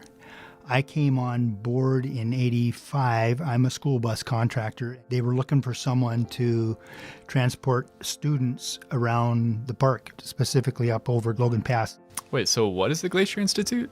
The Glacier Institute is one of the park's 3 official partners. They offer hands-on, field-based learning opportunities for both kids and adults all throughout Northwest Montana, and they do a lot of work here in Glacier. It was grizzly classes, flower classes, and then some geology classes, which included glaciology as well. And this one particular class, we were hiking into Grinnell Glacier, and it was a geology class, but one of the founders had wanted us to go and meet this gentleman that was given, I can't remember where he was from now, but anyway, he was giving a speech on Grinnell Glacier. And so the guy's name was Bob Anderson, and he was a geologist with the California Institute of Technology. And he wasn't just giving a talk on Grinnell Glacier, he was giving a talk in Grinnell Glacier. He had an access point that we were able to enter underneath this glacier. Into an ice cave. It was about maybe 3 foot high, and it kind of went back maybe 20 some feet. And the times I've spent in other park units like Mammoth Cave National Park, one of the biggest takeaways was just how dark it got. Like, what was the lighting? Oh, straight up. I mean, it's no different than a regular cave. If there were human bodies blocking that entrance, it would be no different than being in an underground cave. As I looked around, there was probably 20 of us crowded into this small space, and there was a flash photographer taking tons of photos. Leaned over and I said, "Lex, how come this is so obnoxious?" He goes, "Gerard, National Geographic's in here doing a photo op here under this glacier." National Geographic was there? Yeah, they published a 20-page article not long afterwards, which really reads like an introduction to Glacier, where it is, what it's all about, a harrowing search and rescue tale. And here's the one photo they used from the ice cave. Wow, this is crazy. So this is under Grinnell Glacier? Yeah, the photo, it's really dark. This guy's wearing bright yellow pants, sitting on the ice. And yeah, it's in Grinnell Glacier. I've been to Grinnell Glacier a handful of times, and this looks nothing like anything I've seen up there. It's like a totally different world. Yeah, and it's hard to tell in the photo. I asked him what the weather was like outside, and he said it was sunny, but doesn't look at all like that. It just looks dark. Cold. Gerard described these little threads of ice that would dangle from the ceiling of the glacier, and if you looked at it too long, either your breath or your headlamp would even melt them. So it was a really powerful experience for him. Well, the funny thing is I had visited with my wife when I came out, and I said, "Oh my gosh, honey, you got to come in and look at this." I said, "This was incredible." I was so moved. Well, raising 5 kids and whatnot, it just was about 3 years later, and we decided that we could go back in, and we hiked in, come to this rock face, this is where the glacier was. And I kept looking at the rock face thinking, "Oh God, maybe I'm on a whole different," but I did recognize the area where we entered, and the glacier had melted back about 200 plus feet. I was absolutely astounded. 3 years. That's when I really became aware of man's impact on our beautiful planet. Yeah. So if that's how much it changed in just 3 years, what has he noticed in the last 30 years since then? Yeah, that was something I was really interested in, but he surprised me. When's the last time you went back to Grinnell Glacier? Oh, it was back then, probably 89. Really? 80s. Yep. Haven't been back since? I haven't been back to there since. I've done a lot of different areas in the park since, but not been back there since 89. Wow, 30 years. I can't imagine what he'd say if he got to see it now. I know. We have got to get Gerard to Grinnell Glacier this summer.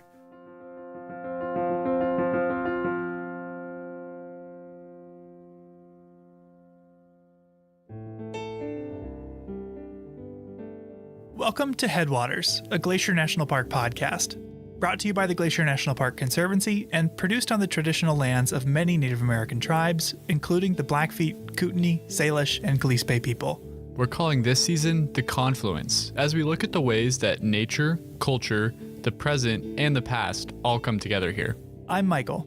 I'm Andrew. And we're both rangers here. And today we're going to be taking you on a journey to the Many Glacier Valley. Nestled in the northeast corner of the park, Many Glacier is one of its most spectacular destinations. I know every time my family's come to visit, we've made a point of taking Highway 89 on the east side of the park just to get there.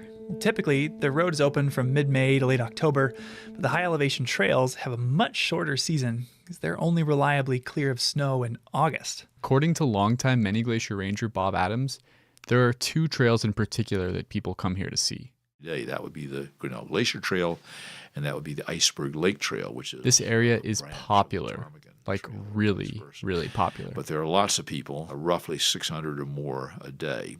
That 600 is on each trail. So this isn't the place for solitude?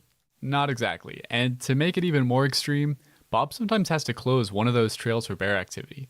And if the Iceberg Lake Trail is closed, then... You'll get 900 people on the Glacier Trail. 900 people on the Grinnell Glacier Trail? So that may not be what you want. It may be exactly what you want because you maybe feel safety in numbers. That's a false assumption, but people make that assumption. Why do so many people come here? I asked Diane Sine.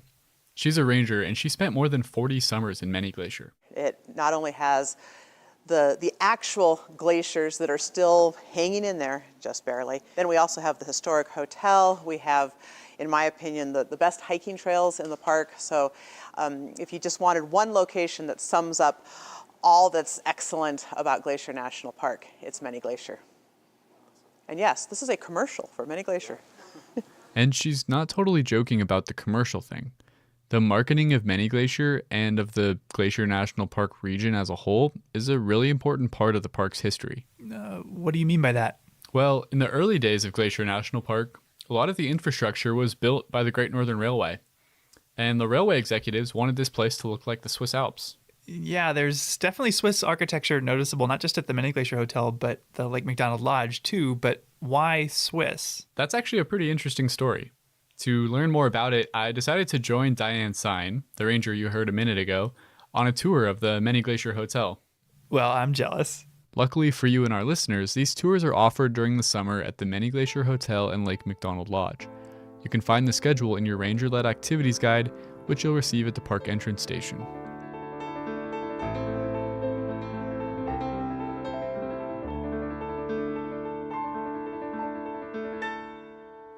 Well, welcome. My name's Diane Sine. I'm a seasonal ranger here with the National Park Service. I have done this for a whole lot of summers. This is our daily walking tour of the historic Many Glacier Hotel. So before I start... She told us about how she first fell in love with Many Glacier as a child on a family camping trip. And all through college, worked here in the summers as a singing waitress. Wait, she was a singing waitress? Yeah, as she tells it. In that era, all the employees at the Many Glacier Hotel were hired to staff the regular hotel positions because they all had music or drama backgrounds. And as a little girl, just starting out as a cellist, I thought that's what I want to do. Why do they do that? Well, in those days, the Many Glacier Hotel was a bit beat up and weathered. So, to attract guests, the manager decided to use music. Well, why have I never heard Diane sing at the hotel? Well, she's not a singing waitress anymore.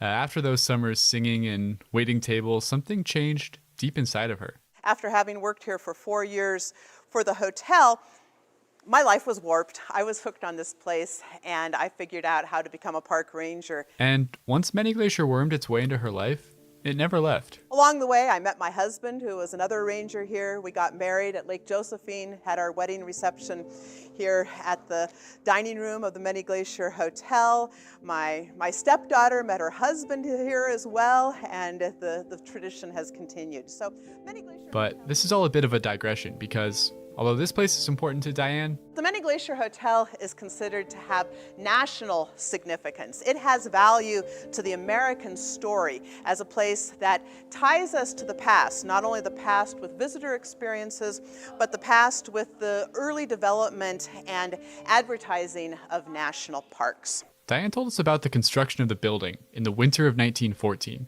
When temperatures hit 40 below. Okay, we've both been here in the winter, and 40 below is cold. It's very cold. As Diane described it, the workers the Great Northern hired were hardy Scandinavian descendants, and they could withstand hardy winters. And the story is... The finished hotel was pretty impressive. Paint a picture for me. Well, as you approach the hotel, a friendly bellhop, clad in Alp-style lederhosen, opens the front door and offers refuge from the harsh winds of the valley in the warmth of the lobby. Wait, okay, lederhosen? We'll get back to that in a minute. Okay. Once you're inside, the lobby is vast and echoey with a hodgepodge of different styles.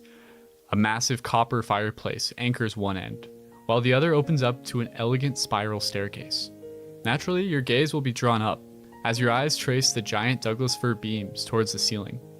And dangling from that ceiling is an impressive array of Japanese-style paper lanterns. Okay, so I'm standing in a Wild West Montanan Swiss chalet with Japanese paper lanterns? Now you're catching on, that's right.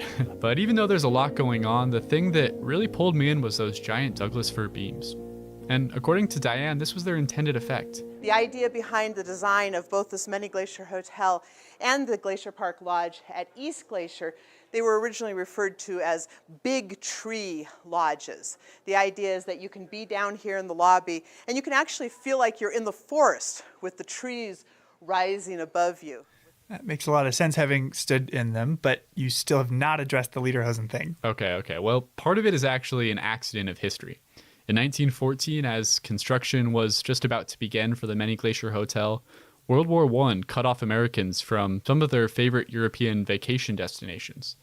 The Great Northern saw in this an opportunity to put the American West on vacationers' radar, and they started to market this area as a replacement for the Swiss Alps. Okay, but people go on vacation to Spain or to Germany. Why Switzerland?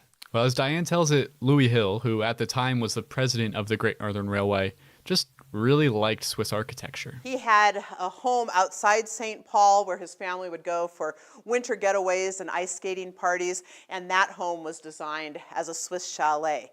But he also had a winter home at Pebble Beach, California. In fact, his home became part of the golf course there.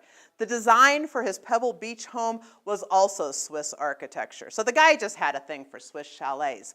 How'd the Great Northern get word out about the area? Well, they decided to do this big advertising campaign called See America First. See America First, huh? And the idea there was to try to convince Americans that vacationing in the national parks was the patriotic thing to do. They also gave artists free trips out here.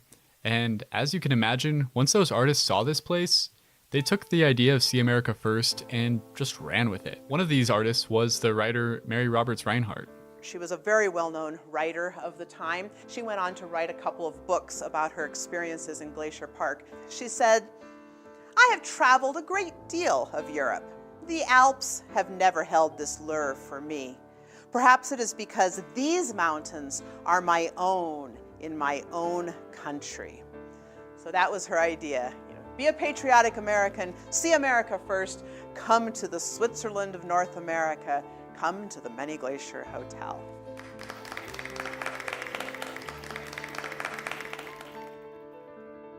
Okay, so this marketing campaign is why we have all the Swiss buildings around Glacier. Exactly, and it's had a pretty big impact on the way people use the park even to this day. But it also starts to get at something that's really central to the mission of the Park Service. What do you mean? Well, we're supposed to be preserving these places for future generations, but our mission is also to allow for their enjoyment today. That can be a tough act to balance. Okay, I see what you're getting at. People come to Many Glacier to see the bears and the glaciers and to feel a sense of wilderness, but their very presence alters those things. Right, the Many Glacier Hotel and the marketing around it got a lot more people to come out and enjoy this area. but it also changed the character of the valley. When people and nature come together, both are changed by the encounter. But that's not always a bad thing. Certainly not. Encountering the natural world is an important way that we can learn and grow as people. I know that hiking here in Many Glacier has changed both you and I, but in our next story, I'd like to look at a way that we collectively as people have changed Many Glacier as well, although we might not have meant to.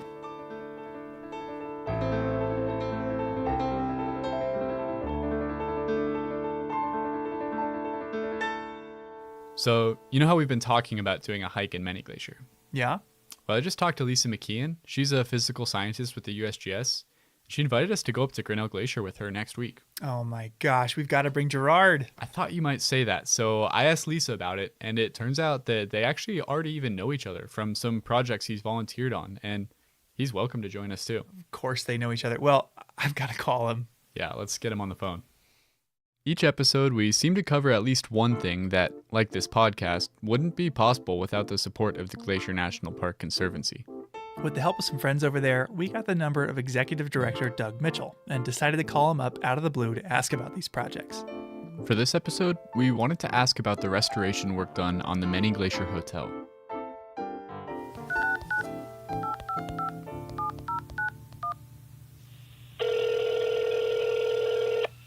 Glacier Conservancy, Doug Mitchell speaking. How can I help you? Hey Doug, it's Andrew and Michael. How you doing? Hey guys, great to hear from you today. Likewise. We wanted to call because for this episode, I had the chance to go on a tour of the Many Glacier Hotel with Diane Sine, and she pointed out a staircase to me that she mentioned you might have had something to do with. The famous double helix staircase. To be able to bring that back here in the 21st century is really a treasure, and those people who haven't seen it ought to definitely get out there and take a look. Yeah, it's pretty remarkable, this magnificent, as you said, double helix, like kind of DNA strand staircase. Yeah, you know, we joked a little bit around here that they need a T-shirt for the lodge that says history, it's in our DNA. And history really, and historic renovation is in our DNA here at the Glacier Conservancy as well. And that is a property at Many Glacier that had fallen in disrepair. And actually some had talked about tearing it down. And what a great decision not to.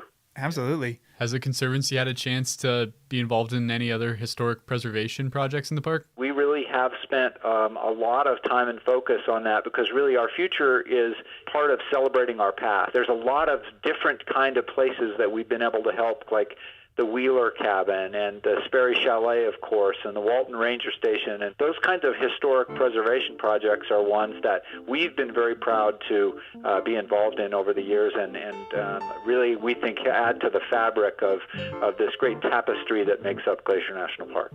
Well, thanks for making the project possible in the first place, and thank you for taking some time out of your day. Absolutely. Thanks, guys. Call anytime. All right. Bye, Doug. All right. Cheers.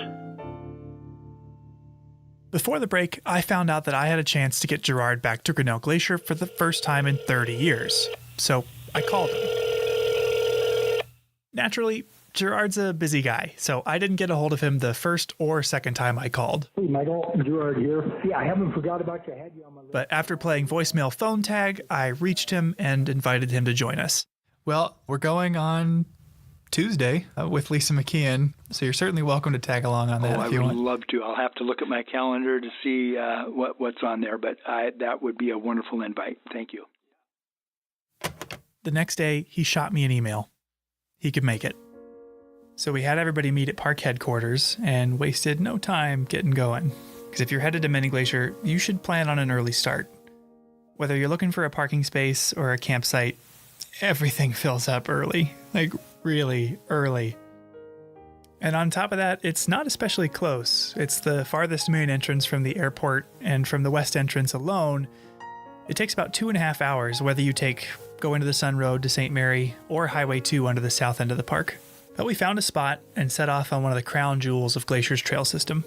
Now, the trail is popular not just because of its destination, but because of the scenery along the way. If you're not looking at wildlife, you're looking at towering snow-capped mountains or crystal clear lakes. Round trip, it's 11 miles and you gain 2,600 feet of elevation, so it's not an easy hike. In fact, one of the fan favorite ways to do this trail is to actually skip the first few miles entirely. The Glacier Park Boat Company offers historic wooden boat tours, and some of their tours include a hike to the glacier. And taking that boat shuttle shaves off nearly 4 miles of the hike, but none of the elevation. If you're interested in boat tours of Many Glacier or anywhere else in the park, it pays to plan ahead. We didn't catch a boat, though. We just hiked. And you don't have to hike too far before you stumble into one of the most famous views in the whole park, a bright blue Grinnell Lake tucked into the mountains. And if you've ever seen a poster of the park, odds are it was a picture of Grinnell Lake. In fact, Lisa McKeon told us she had a poster of the view in her college dorm room. Yeah.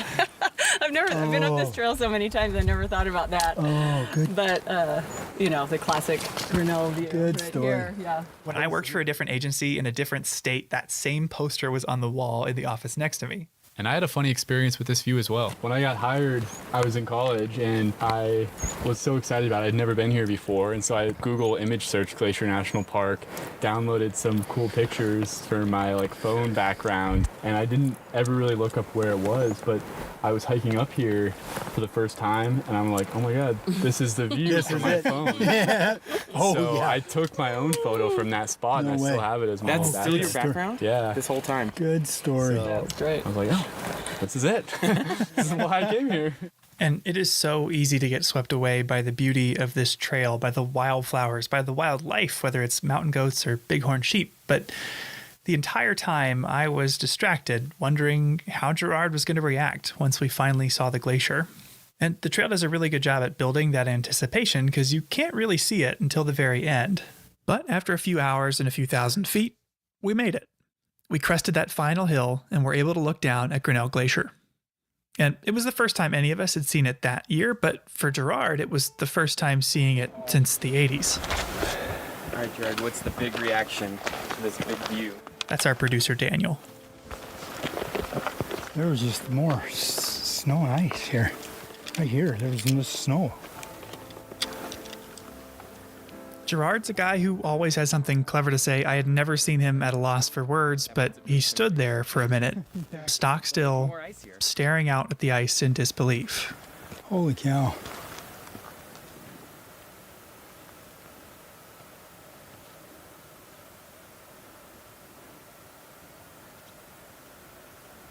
Wow. I felt pretty fortunate to be there in that moment with Gerard. It left him totally speechless. And experiences like his are as powerful as they are rare. In the grand scheme of things, most people are lucky to see a place like Grinnell Glacier once in a lifetime, let alone have the chance to revisit it. I mean, growing up in Ohio, I could have driven in any direction for several days and never seen anything quite like it. And that's where Lisa's work comes in. Lisa McKeon is a physical scientist with the USGS, or United States Geological Survey. And over the course of her career, she's taken experiences like Gerard's and made them a lot more accessible. No, I agree. I mean, we've got, area change data, we've got some volume estimates, we've got mass balance, we have a lot of quantitative data looking at change. Most people can't relate to that, and they can look at a pair of images and go, wow, something's happening there. Yeah. The USGS's Repeat Photography Project is an effort to visualize glacial change not with graphs or charts, but with pictures. By retaking historic photos of glaciers throughout the park, you can see the change that's happened in the intervening years with your own eyes. And Lisa's been involved since it got started in 1997. I got swept up into doing repeat photography right at the very beginning. Jerry DeSanto had brought in this repeat pair early in the spring and showed Dan, and we had decided, let's do some of this. Let's document glaciers in the park with photography.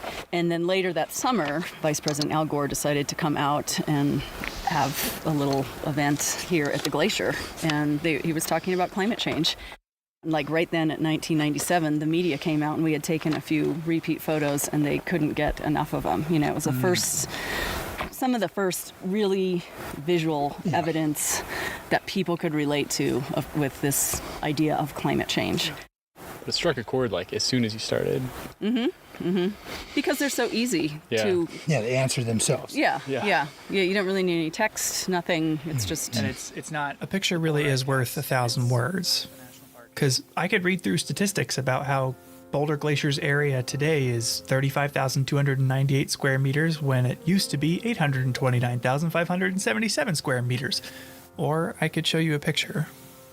Well, not really, this is a podcast, but you could find the photo from a 1932 horse packing trip to Boulder Glacier, where 80% of the frame is filled with ice, and 4 people stand there staring into the mouth of a towering ice cave. When Ranger Jerry DeSanto took that same photo just 50 years later, the frame was empty. The ice had receded, revealing only barren rock and the distant mountains. These repeated photos have made it possible for people, no matter where they are or when they are, to make sense of this change. But while these repeated photos are easy to understand, they're quite difficult to capture. Some of them take quite a while. Some are, much harder than others, but it's been amazing. Sometimes when you think, oh, I know where that one is, and you go, oh no, I guess that's not it. Oh, it's up here. So then you climb up. Oh, wait, no. It was down quite a bit. And it can go up and down, up and down. We've gotten better at it for sure. They don't physically mark any of the sites, so they rely purely on perspective to initially find the right spot. And one thing that's helped a lot is technology. It's been really helpful with Google Earth now because you can kind of go in the landscape and line up the peaks pretty well that way before you get out in the field. The next part of our day was actually taking a repeat photo. And while Lisa had taken this repeat photo before, had seen it on Google Earth, even had the GPS coordinates, she gave us the authentic experience. Using a printed photo, we had to line up what we could see, boulders in the foreground, mountains in the background, with the landscape in the picture, which was easier said than done. Over that ridge. So I think we gotta go further that way. Yeah. We knew from the picture that we'd have to go up, so we started up this moraine or hill of loose rock, feeling pretty good about it until it dropped off and we had to climb down the boulder field and scramble around until we saw this snow patch, and then we had to go over the snow patch. Needless to say, it took a while. And as we were searching, we had to be very mindful of timing, because a lot of factors go into a successful repeat photo. The time of day can cast shadows off the mountains that make it harder to see the ice. And on a larger scale, the time of year is important. Seasonal snow is a huge obstacle to taking a good photo. You have to wait so long. I have people in June asking if they can come to the park and take some photos for me. And I have to say, well, you can't really until the end of August at the earliest, maybe, or in September. You got to wait for the snow to melt so you can see the actual margin. So are we seeing snow there on top of the... Yeah, it's mostly. And even we were cutting it close, right? Yeah, quite honestly, our trip was really more about getting a behind-the-scenes look at the process, and not necessarily because Lisa needed to repeat this particular photo. The thing is, though, we don't have the moraine in front. No? Because that's going to be... Once you finally find the place where the photo is taken, your last step is to get the camera set up and line up the shot. Yeah, so I'm just putting the camera on the tripod, and then I'll just kind of start lining things up and slightly overshoot it so I can crop it down a little bit, but I try to match it as closely. I haven't taken any photos all summer, so half the battle is remembering how to use this camera. No pressure, you just got... Yeah, right, yeah. I'm not even, paying attention to that. You should be. Once it's all said and done, you've got the photo. If it's good enough, Lisa will line it up next to its historic reference photo back at the office and upload it onto the Repeat Photography Project webpage, where you can access all of them. And at the time of this recording, at least 80 photos have been repeated of 20 different glaciers throughout the park. But after spending the day playing research assistant to Lisa, we wanted to take a repeat photo that had never been done before, one that had her in it. In the summer of 1988, the year before Gerard returned to the glacier with his wife, a teenage Lisa McKeon had hiked with her parents up to Grinnell Glacier. When they got to the top, Lisa posed for a photo. With a white tank top, yellow shorts, and some very 80s sunglasses, Lisa stepped out onto Grinnell Glacier for a picture. With a grimacing smile that screamed, "Mom, please don't make me take another photo," Lisa unwittingly created the perfect opportunity for a future repeat picture. So, Michael, when I pulled out that photo of Lisa up at Grinnell Glacier, that was your first time seeing it, right? Yeah, no, it was. And it took me a second to even figure out what the photo was of, let alone who was in it. Do you recognize Lisa in them? Would you have known that was her? I don't think so, no. You'd have been like, who are these people? Look at this lovely picture. What if Gerard was like in the background? That's right. Wouldn't that be cool? He's down below us, Yeah, somewhere in the cave, cave. like going. I tried to find the spot for Lisa to stand and recreate her vacation photo, but I ran into a problem. The lake. Spent the last 10 minutes or so trying to find this other spot that we have from one of Lisa's photos from the 80s. And I keep coming further down this way, and I still think we've got to go a lot further that way to get to the spot. I think where you were standing is in the lake at this point. Yeah, I would guess. So I don't think we're going to be able to get you back to that Yeah, spot. I know, right? Finding the nearest dry spot to where she had stood in 1988, Lisa replicated the pose and grimacing smile. Daniel started to wonder if these photos might be used someday too. What about the next 20 years and like the photos that you're in? Do you think that people working for USGS in the 2050s will be using photos of you as a teenager and repeating those? I have not submitted these to the archives yet. Who was that babe? We'll see. I'd probably rather have those submitted than now. But certainly, I mean, it's really exciting thinking the photos I'm taking now will certainly, be used in decades to come. This place has meant a lot to Lisa. Some of her best memories are here in this glacier basin. I've been lucky enough to come up as a youth, and I've brought both of my daughters here because I think it's a really special place and I want them to see the beauty and to see the change. I want them to have their own memories of what it was and then be able to see how it's changing. Mm-hmm. And my husband proposed to me here too, so I have a lot of great memories associated with this place. Where was that? I think it was right down on some of these rocks here, actually. I don't even remember. Straight around the corner. Exactly, the spot, yeah. Beautiful piece of slick rock like this. Over a lifetime of visits, she has seen so much change. Not just to the glacier, but to people's understanding of it, and to our understanding of the changing climate.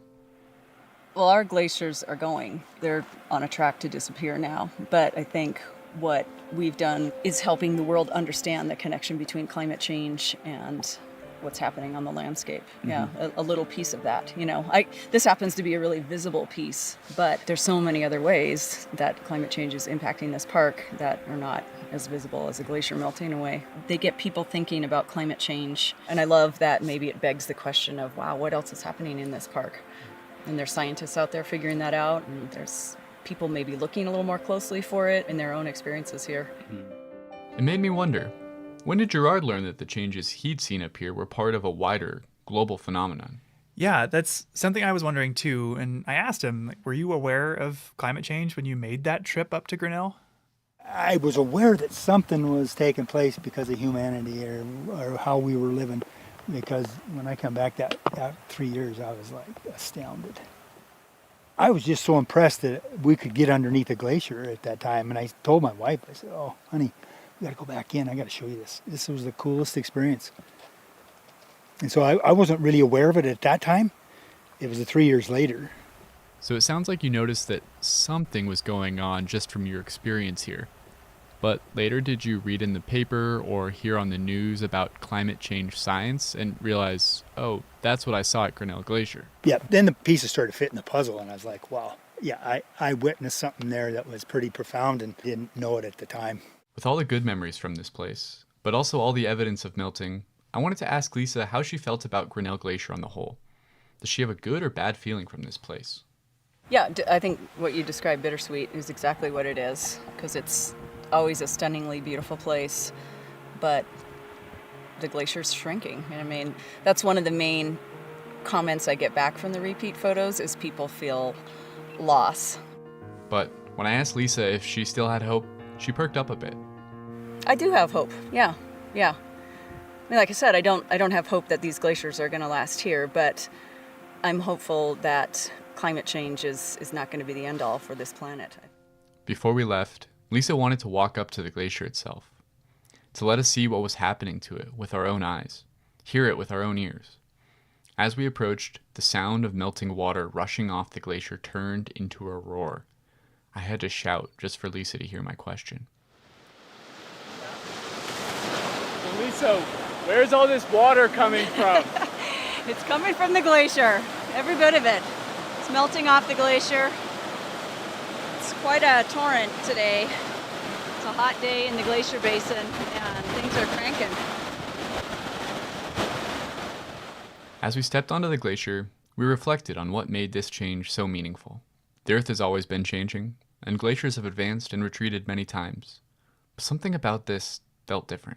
Yeah, I guess the fact that these changes that maybe historically happened on like geologic timescales are now happening on human timescales makes it really dramatic. Yeah. Very poignant. Yeah. Yeah.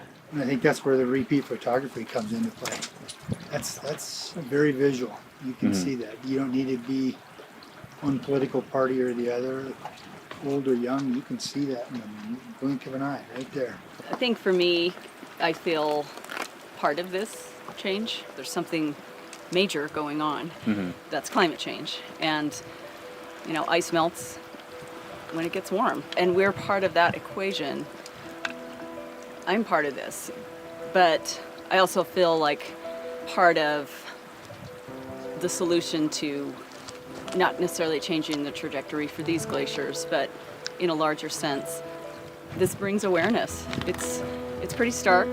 It's raw. Well, it's such a quick change in geological time. And there was change in the past, but it was thousands of years. I mean, what I've witnessed in just my little lifetime here is incredible. Your grandkids, your great-grandkids won't see this. It's brought an awareness to me for just being present. You know, this is all we have. Tomorrow's not here, yesterday's gone. This is all we have. We're just fortunate to be able to witness the last part of Grinnell Glacier.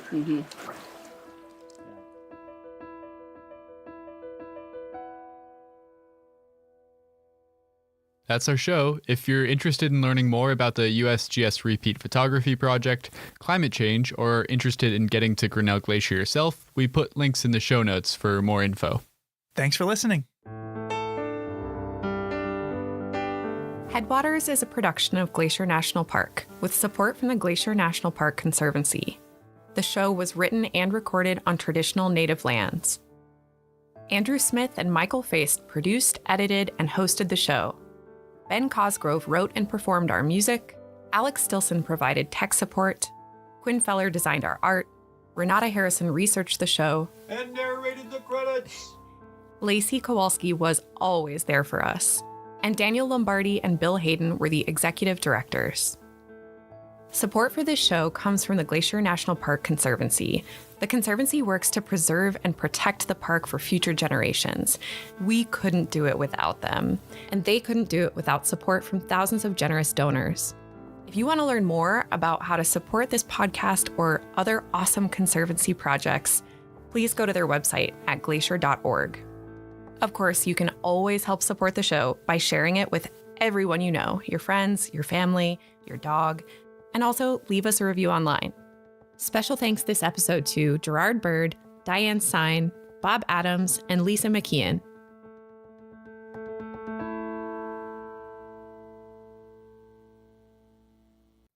Hello again, Rocky Rangers. 2 quick announcements before we get started with this week's episode. They might sound familiar because they're the same as last episode. We still have a big pavement preservation project going on in the park. That's going to be creating delays and closures over the next week and change. The biggest impact? Alpine Visitor Center and Old Fall River Road will be completely closed on Thursday, August 17th. Other impacts are too complicated to cover in detail here, trust me on that. But you can get the full deets on our website. Point your browser to nps.gov/ROMO. Look for alerts at the top of the page. If you're on a mobile device, it'll be hidden in our little menu. Find the alert related to pavement preservation and click more. It's been rain lately with heavy thunderstorms and even continuous rain rolling in every afternoon. It's raining right now. Always check the weather before your visit. Plan any hikes so that you are well below tree line before storms are set to arrive, and never leave the safety of a building or your car if thunderstorms are present. Lightning is serious business, so play it safe. And now for our episode. This week, we join Design Outside, a class of undergraduate graphic and industrial design majors from the University of Kansas who spent a week camping at Moraine Park and expanding their creativity outside of the classroom and studio. As you'll hear, the class had a big impact on the students, and it was super fun to talk to them, to hear all the different types of projects that they'd come up with over the week, how the week impacted their design process now and potentially in the future, what it was like to camp for the first time for some of them, and to get to geek out about design stuff, because that's what I do all day usually. We hope this podcast inspires you also to camp, to explore Rocky, and to create beautiful things. Let's rock.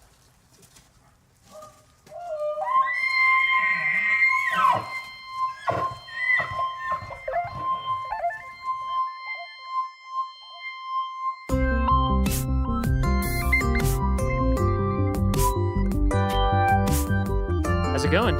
Good. How's your week been? Very good out here. Thank you very much. Yeah, you're welcome. So, how about you introduce yourself? Okay. My name is Jeremy Shellhorn, and I'm Associate Professor of Design at the University of Kansas. And I teach a summer class called, it's the Do Studio, Designing Outside. And the purpose of that is to really get the students outside of the traditional classroom setting and get them outside where they have to be in a place that pushes them to think about design and make things differently than they would otherwise. And it's been a great week out here at Rocky.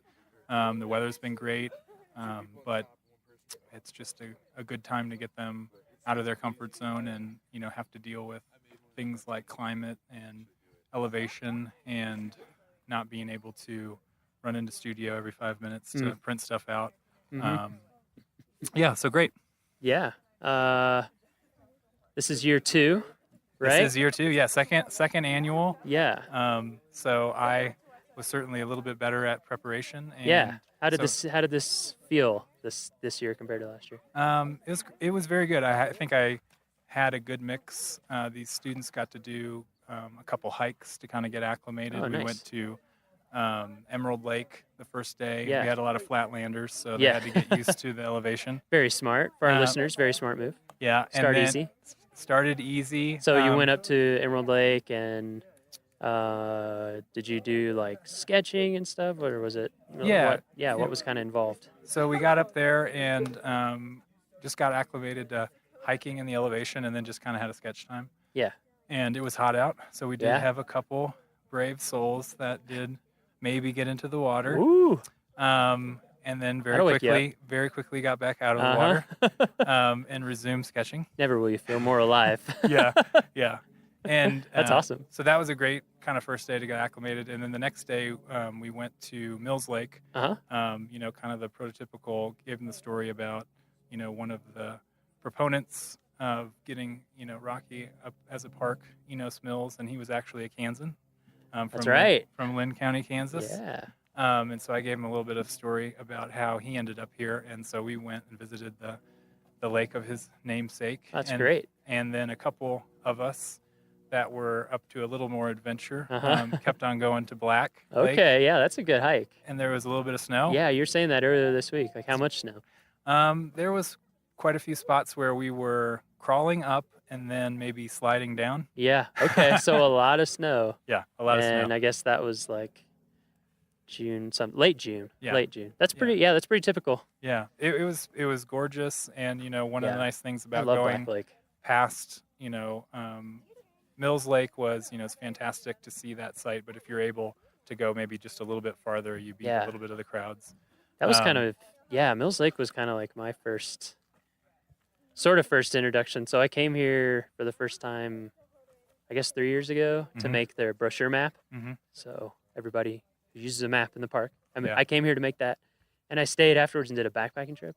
And like I went in Glacier Gorge, up to Mills Lake, up to Black Lake, and then I actually kept going up past that, like way up into Glacier Basin. And I tried to go over Stone Man Pass, and That's when I lost the prescription sunglasses that I was talking about earlier. Oh, So got it. there was still a lot of snow up in that pass. Yeah. And that was late. That was like in the 20s in July. Wow. Anyway, but it's beautiful up there. I love that. Like Longs and the Keyboard of the Winds coming down and Pagoda Mountain, Chief's Head. Tried to point out Black Lake, as too. many places like that on our way, and certain times you head up that part of that particular trail and you get a good kind of side angle of the diamond on Longs Peak. And so we did have a couple climbers in our group. They did not venture to something that hard. Yeah. But a little bit of bouldering this week, and mostly hiking and sketching. Oh, that's awesome. And just getting out with the paints. And stuff that sort of forced them to get off screens for the week. So I mean, as an educator, just a chance to get them to experience a place like this.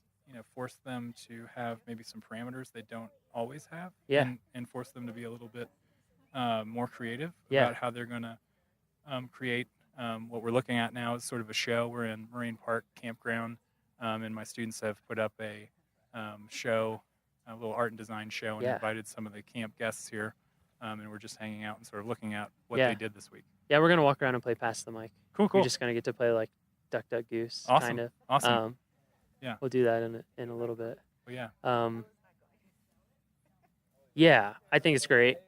I think it's so awesome, and it's something that we do try to promote, but I think doesn't get associated a lot with national parks is art.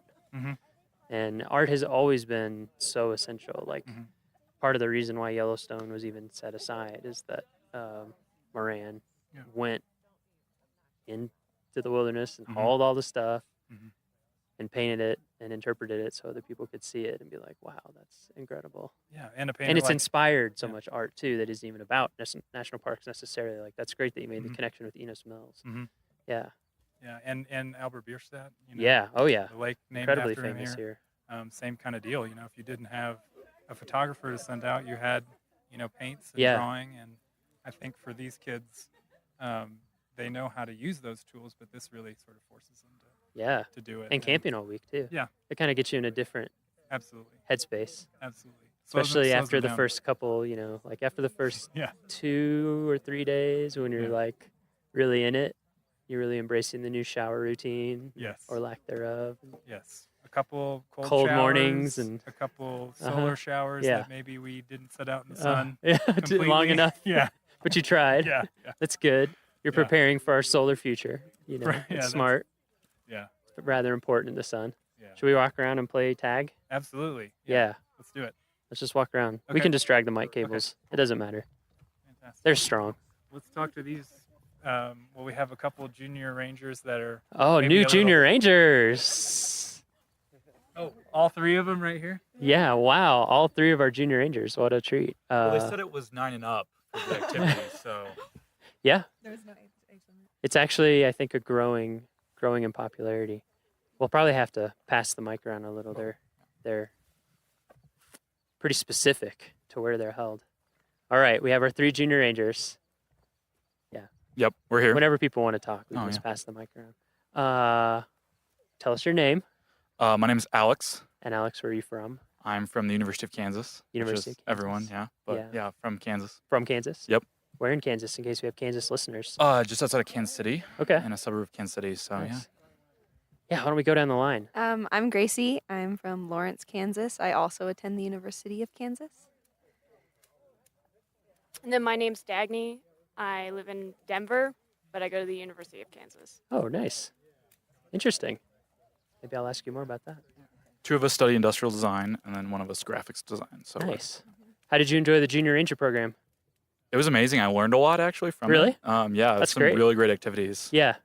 The ecosystems, I think, was the most interesting part. Yeah. We're also about to go get the Stargazers badge. Ooh, nice. You're going to go to the stargazing program? You will love that. Yeah. I don't know if you've been getting out at night here enough to be able to see, but... Got some good night skies. Yeah. It's been pretty cloudy, too. Oh, that's true. Hit and miss. Yeah, I think tonight you're looking good. Yeah. It's looking extremely clear. I'm excited. Yeah. Yeah, I think a lot of people much above the age of 9 enjoy the junior ranger program. I almost think we should have an adult ranger program. I think that'd be great. Yeah. I just doing the activities, I imagine parents involved with their kids learn a lot as well, like with the kids. Just Yeah, that's what we hear. It's a great program. Dagny and I have considered making. We thought it was one of our projects that would be fun to make our own patches. For being an adult ranger. Like adult, nice. We were thinking like all of the names like super senior, junior, senior ranger. Like we were trying to think of like how to be inclusive. Mr. Yeah, that's good. Yeah. I like that. I don't know. What do you guys thought about this week? You enjoyed camping all week? Oh yeah. Oh yeah. It's been a lot of fun. It's definitely not something I've done in a long time. Yeah. Any of you guys been to Rocky before? Yeah. Yeah. Everybody? Yeah, everyone. Yeah. Wow. There's such a big Kansas, Rocky, Denver, of course. Neighboring state, man. It's true. Yeah. It's not a far drive, and it's a lot better looking. Yeah. In some ways. Oh, okay. Well, okay, we have if the you like sunsets. mountains, we have sunsets. That's true. Yeah, my fiance is from Wyoming, where it's in a little more open part of Wyoming and misses the sunsets. Yeah. Big open sky. Baxter was chasing one. A Yeah. fellow classmate was chasing one, and he finally got a good one last night. So Nice. Yeah, while he was fishing. So Jeremy gave a little bit of overview about the class, so people sort of get the overview. I think his intent was to shake things up, get you outside. How has it been different from your normal design life, if at all? I mean, usually our design life is, tons of late night hours in a studio, dealing with the rest of college Yep. while trying to do design projects. This has just been completely different, being outside constantly. Yeah. Having to adapt to the environment and what you just have available. I think there was a lot of creativity from using available supplies that you couldn't necessarily go to the store and pick up whatever you wanted. You kind of had to use what was available, and a lot of sharing of resources and stuff like that. Oh, that's cool. That's interesting. Yeah, I was gonna say, like, for the most part, graphics, we live oftentimes in the basement, so there's Yeah. very few windows. I know how that goes. So there's the joke we had that's like, well, the only windows are on the computer. But it was like really fun not being in a basement, not being on a computer. Yeah. Actually being outside in a temperature that was ideal instead of the humid Kansas weather, and Oh. so that was a lot of fun. And like, I did a lot more handmade stuff, Mm-hmm. and I usually feel like I fall heavily on, Illustrator program, like Yeah, Illustrator and I definitely do. mostly Illustrator for me. Yeah. I think we all do that with the computer. It was nice getting away from it. Oh yeah. Definitely. Just during our normal design process, we usually jump into that technological aspect Yeah. really, really fast. Yeah. And staying away from that, really, I know I got a lot more ideas than I normally would have Really? gone through. Yeah. Just by using the pencil and paper and Huh. some watercolor. Yeah. I think there's the Bauhaus philosophy of design where, like using a lot of materials to experiment. And it was fun. We do that in our first year of design school. It kind of gets lost when we go to the computer. And so it was nice kind of Yeah. returning to that and playing with physical materials. I was playing with some pine cones earlier today and like put some googly eyes on them. And that was just a great time. Like you tripped, yeah. He just tripped over a pine cone and then he just started collecting them, and we were just like, "What is?" I just picked it up and I looked at it and it looked like a face. And I was like, this would be a great character. And so I just put some eyes on it. It's like cabin fever, but with a van in your case. Yeah, just with a van. Yeah. We watched The Shining last night. So Oh, man. we're all thinking about In that. that little ranger. Yeah. Little ranger section. Have you been? That was amazing being in the ranger station. My favorite thing was looking at how they store hats there. Oh. Yeah, you saw the hat holders. I geeked out about that a bit. Yeah, I'm trying to think how to describe it for people. It's just like like two pieces of thick paper with kind of a circular cutout in it so that you can slide the brim of the flat hat down into it. Yeah, It's so the hat yeah. sits flat against the wall. Yeah, and it keeps it in a flat, it keeps the right shape and all that stuff. Everyone had their name next Yeah. to their hat, which was just really cute. Yeah. It was awesome. Like, going to class, hanging up your hat. Yeah. I really want to make one now. Yeah. Just because I have so many floppy hats. For kids and mini uniforms. I was gonna say Yeah, that was the exactly. cutest thing. We went to the Alpine Ridge Visitor Center, and they had all those like mini junior ranger or like just ranger outfits for like kids. And Yeah. I don't know. We've been enjoying a lot of the mini outdoor gear that is out there for children. Oh yeah, and actually, I'm pretty sure the Junior Ranger badge is bigger than the actual badge. Yeah, I know. So, I actually have to agree with that. Is yours made out of plastic though? no, they are metal. That is different. Dang. Actually, I don't I have feel a che- badge right now. I feel cheated.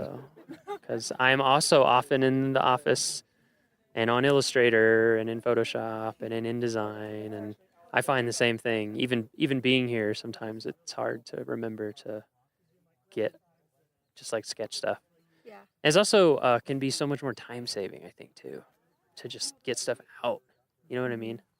Like when you're really proficient in Illustrator, you can do some things. You can be fast, but I just think there's something cool to just feel like sometimes you get to your result almost a little too fast Yeah, and miss out on the exactly. creative process. Exactly. Because I think a lot of the fun I had today, like this whole week, was just like playing in my sketchbook, because I haven't really used like markers and ink or gouache all that much in like recent years. Like I love like those hand, like just illustrating by hand and stuff. And so that was a lot of fun, just like experimenting with layering and how those Yeah. look and interact with each other. And so it's like kind of a fun, I really didn't do anything graphic design wise. I just was like illustrating all week, and it was Yeah. like really cathartic, Yeah. really fun. Sounds great. Yeah. Is your all's stuff? What's your all's stuff? I did the I'm calling it the climbing universal route identifier. Oh. Yeah, so I feel like climbing routes could be increased safety-wise if they had a better like designation system. Mhm. So I just started like talking to some climbers, and out of the climbers I pulled at several of the crags, mainly at Lily Mountain, none of them knew the name of the route they were climbing or the difficulty. Really? Nor the amount of Interesting. protection that was required. 0% of them. So I thought Wow. that was like kind of crazy. Interesting. And so I felt like if, some little like small designation tags could be made with the route information from the difficulty level and also the amount of protection needed. Interesting. And also when it was bolted. So that's on the back of the tag. Uh-huh. So I made some little prototypes and put them on a route and photographed them, and then Oh, that's great. tried to use. I was hoping like all the climbing routes designations around the world are all kind of different, and so I was hoping Yeah. to maybe use shapes and color and maybe a new system that they could all fit within, could kind of unify them. So I was trying to use almost like the skiing slope system of a green circle tag for Right. low level routes. And then, all from the Yosemite system to like all the other worldwide ones, they could all put their numbers on it. Right. But, it'd Somewhere have- on that scale. Somewhere on that Yeah. scale, but they could all have a unifying design language of, the lowest ones are green circle up to, blue square to all the way up to, like a black diamond. Yeah, So- that's awesome. Yeah. Well, hopefully Jeremy will send me example like everyone's stuff, but Yeah, I'm excited to work some more on it and maybe Yeah. send it over to you. So. yeah, I mean, it'd be interesting to see what our climbing folks would think about it. Yeah, because we definitely like.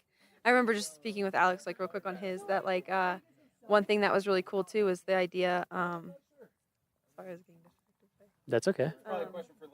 Yeah, we've got some campers or other visitors that have showed up to check it out. Yeah, they're from the next campsite over. Nice, making connections. Alex. I'll get back to my thought. I just kind of like escaped me. So I guess what I did was I just focused on a lot of illustration because I Uh-huh. really wanted to make a children's book. Ah, But like nice. we did so much outdoor activity that like I really didn't have the time to sit down and illustrate. So I just made like a little character, a little chipmunk. Uh-huh. And I was just thinking of how he might interact with like the mountains and the ecosystems because I really thought it'd be a cool way to educate on the ecosystems and like introduce to other characters among ecosystems. Mhm. And so I made a little bear too. So it's like for you, that's like the Yeah. birds on top of my sketchbook, but then it's the mountains and then like the little things at the bottom with the That's awesome. little red jacketed. Yeah. Yeah. So that's kind of what I just did this week was Yeah. thinking of more of a younger approach to the mountain. Yeah, that is a fun feel. So- I'm trying to think of what era or something it reminds me of, but I like it. Thanks. Yeah. I don't have a name for him yet, so Yeah. if you have any suggestions. For now, he's just Blank, Yeah, the he's bear. Blank. Mm-hmm. Yep. So I kind of like Blank the Bear. Blank the bear. Actually. Yeah, that's cute. No, I like the. Yeah, but Yeah. that was kind of my approach. I work with preschoolers back in Kansas, so Oh, I kind of okay. had them in mind when I Uh-huh. was making it, like the idea and like That's the colors great. and stuff. So yeah, I was like really thinking like, how could I teach the kids I teach in Lawrence Uh-huh. about what I've experienced and how they can help save the Rocky Mountain National Park, or like how they can make a difference, or even just be more educated in a very Yeah. easy way. Oh, that's super awesome. Yeah. That's great. What about you?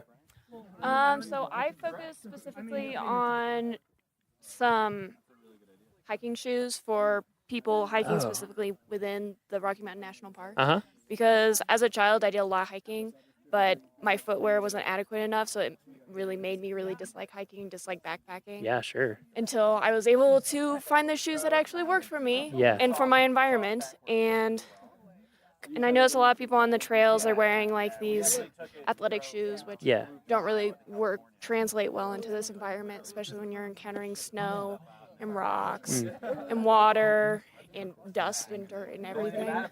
So I thought about the specific trail conditions that we encountered on our different hikes, and then looked up a few on some hike rating websites, and tried to combine a shoe where you're keeping that toe protected, you have a sole that can really handle those like rocks and those sharp inclines, and then also more specifically,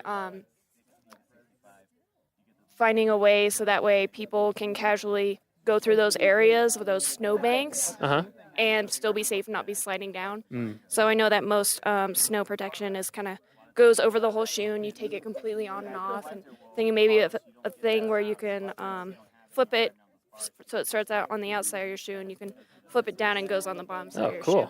So it's not necessarily in use all the time. Yeah. Is that, do you do a lot of product kind of design like that in your normal school stuff? I would say shoes is my emphasis right Yeah, now. you really like shoes? Yeah, I really like them. I've been having a good time drawing them. That's awesome. And there's a lot of different variations. Yeah. Yeah, I like lots of weird types of shoes. Yeah, I can see that. Yeah. Right now I have on, what are these? Tiny, like super thin, barely there, barefoot sandals. The soles are really thin. Yeah, they're super thin. But They're yeah, really nice. shoes are fascinating. And like you said, especially if you end up hiking or backpacking a lot, you start to really care about shoes. Yeah. Because you hate when your feet are killing you. Yeah. And I'm a person with a really weird foot. So if other people can not be feeling the same discomfort I have in the past, that would be a great thing. And That's I'm sure awesome. a lot more people would come outside and Yeah. really enjoy it. Yeah, that's really cool. What a diversity. What do ranger boots like? What does a ranger usually wear? Because I feel like they, with as much as you guys are outdoors, like, is there a standard issue boot? Let's move out of the smoke. Yes. Yeah, we're right by the campfire. We said we were going to have podcasts that were like we were sitting around a campfire, and we actually are this time. Very literally. What's up? Yeah. Too bad you can't see it. We'll get some sound of the crackling fire later. Ooh. Ranger, there are standards. Yeah, there are uniform standards. So in terms of appearance and things like that, and then there's like specific ones that you can order.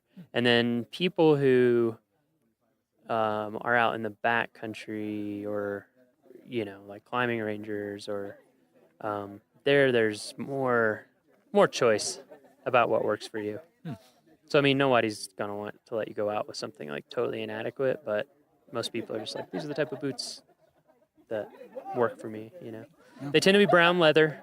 We try to keep it classy for the most part. Yeah, it's a good question. Yeah, the uniform standards are, I don't know them as well as I should because I don't usually, I don't get to wear a uniform as much as I'd like to, really. Yeah. Actually, Alex and I recalled what you were going to say about the tags. And Yeah. It was just the fact that we thought, like, How Is Their Way National Parks could be a part of that because you wouldn't, I think you actually, did you see how much that cost for rescue? Well, I just tried to look up some data on rescue, and from what I could tell and some brief sources, it looked like climbing rescues were the most expensive rescue operation that the park can have. I was reading stories about helicopter rescues, and I found just one bill, like one cost, which was, I think, a little over $30,000 for one rescue for a climbing operation. So I thought, man, if there's anything we can do to make those routes safer, which I feel like knowledge is power. So if you can equip people with more knowledge about the climate environment and the route, that possibly you could reduce the number of climbing rescues you need. Yeah. Yeah, because that's what we were thinking too, is like yesterday was actually my first time rock climbing, and Alex was like looking for the specific route he had picked out for us because like I couldn't climb anything harder than, I think it was a 5.2 that we might have found. But yeah, I couldn't have climbed anything probably harder than that. I mean, I'm already, your first time. Exactly. And so like thinking about like, that kind of also like if maybe you don't know what to look for and you get misled. So like thinking about how like that icon like would really, really could save, because people then might also realize like, oh, I can't quite do this one yet. And like think about that. So it's very interesting. Yeah.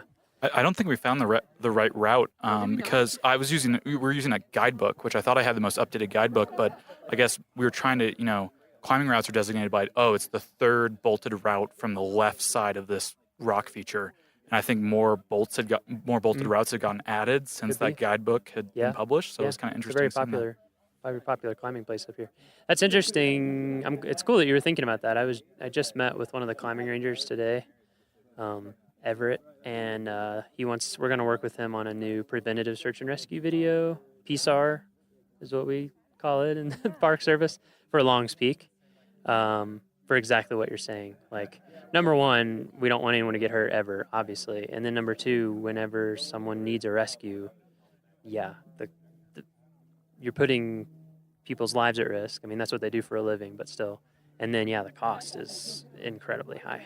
incredibly high. So I think something that everybody forgets, whether you're new to it or old to it, that usually looks a little easier from the ground. Yeah. And I think, and this is what we're going to try to convey in the video for people with Long's Peak, is that it kind of has a reputation as a climb or as a hike, and it's not a hike. Yeah, we went up to the visitors center. Yeah. Oh, really? Up there, and we're like, oh yeah, Isn't this that is cool? very intense. Yeah. We had some cool shoes up there. Yeah, that's true. Yeah, they give you. We met some llama rangers. Nice. Yeah, I'm going to go out with them soon, sometime this summer. We're going to do a podcast with them. Yeah, I'm glad. The Long's Peak Ranger Station is really cool.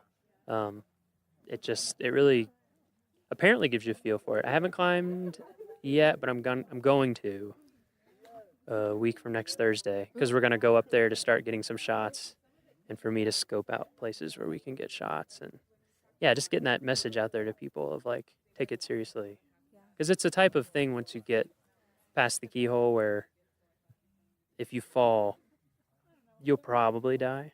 You'll at least be very badly injured and need an intense rescue. So I think people go not realizing that. Anyway. We had a lot of fun. We went out as a group, and also this is a different segment, but you through Jeremy encouraged us to look at the wayside signage. Yeah. We had a lot of fun looking at that and kind of seeing I bet. The design of those and how they designated or showed information to visitors. It was really interesting looking at those. We tried to do, we kind of talked about one as a group as like a see-through wayside sign, so that you could maybe etch the outline of the mountain with the peak information. Get to the right level. You get to the right level and look through it and see the, that's interesting. The kind of mountain range.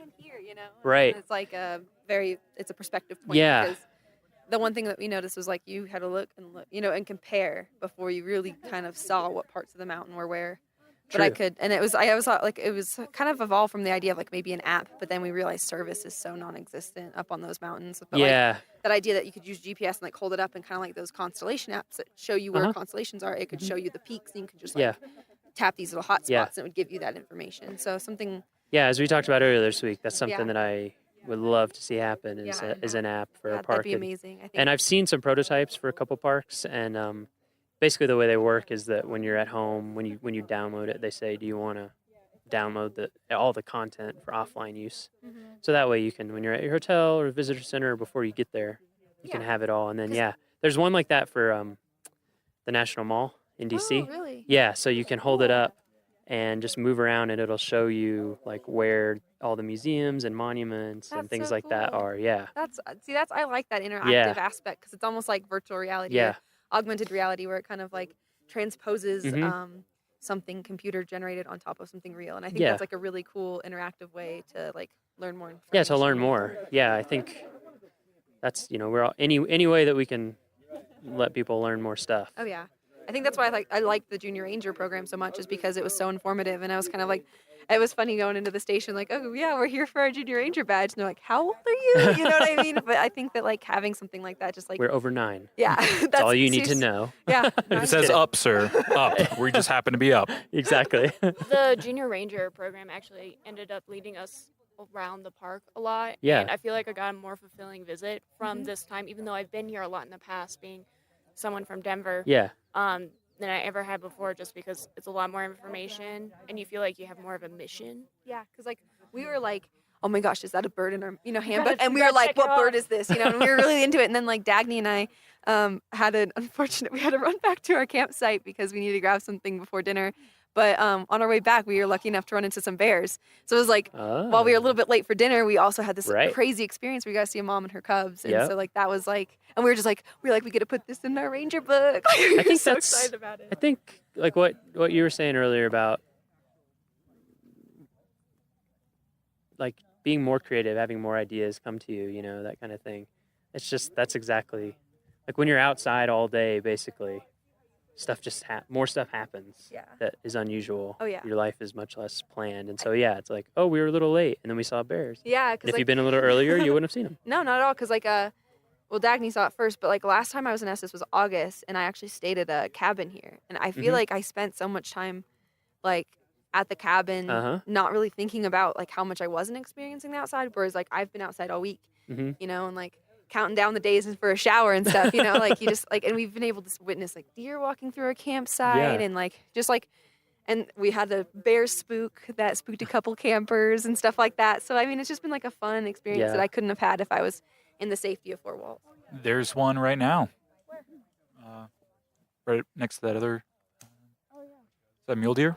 Oh, yeah. Yep, mule deer just a little ways out from the campsite. Man, it's such a nice evening. It's too bad we can't transmit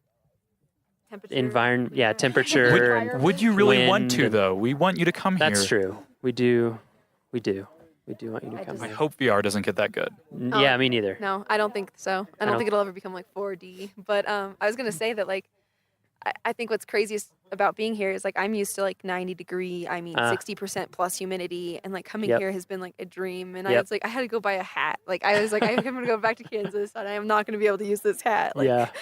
I remember the first time I grew up in the South and kind of the Midwest. So humid, for sure. And, yeah, they don't get to choose who talks on mic next. We choose them. Oh, it's like duck, duck, goose. They just have to accept it. Those are the rules. Yeah, so I lived in Mississippi, Iowa, Kentucky, you know, places that are hot and humid in the summer. And then I went to Yellowstone for the first time, and I worked there for a whole summer. And I lived about this elevation, like 8,000, almost 8,000 feet. I was at Canyon. And then I came home, and I was just like, oh my God, I can't handle that. Like, it's almost like I never noticed it before, and then it ruined it for me. I think that's why a lot of people, we get a lot of people, just for it's so refreshing and cool. Love that dry air. Yeah, exactly. My lips Gives me have life. never been more chapped. I already have gone through my chapstick. It takes, actually, that's something that we try to tell people in our visitor information. So we're telling you now in visitor information that Apply chapstick before you arrive.